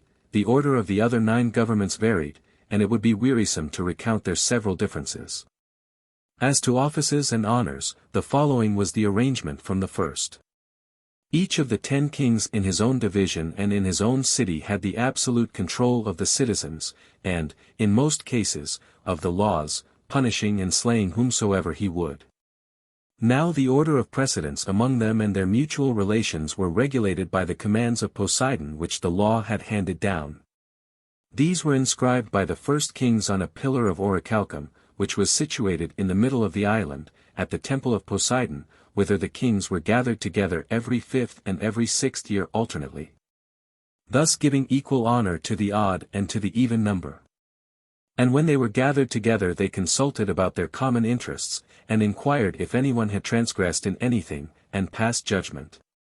And before they passed judgment they gave their pledges to one another on this wise: there were bulls who had the range of the temple of Poseidon. And the 10 kings, being left alone in the temple, after they had offered prayers to the god that they might capture the victim which was acceptable to him, hunted the bulls, without weapons, but with staves and nooses.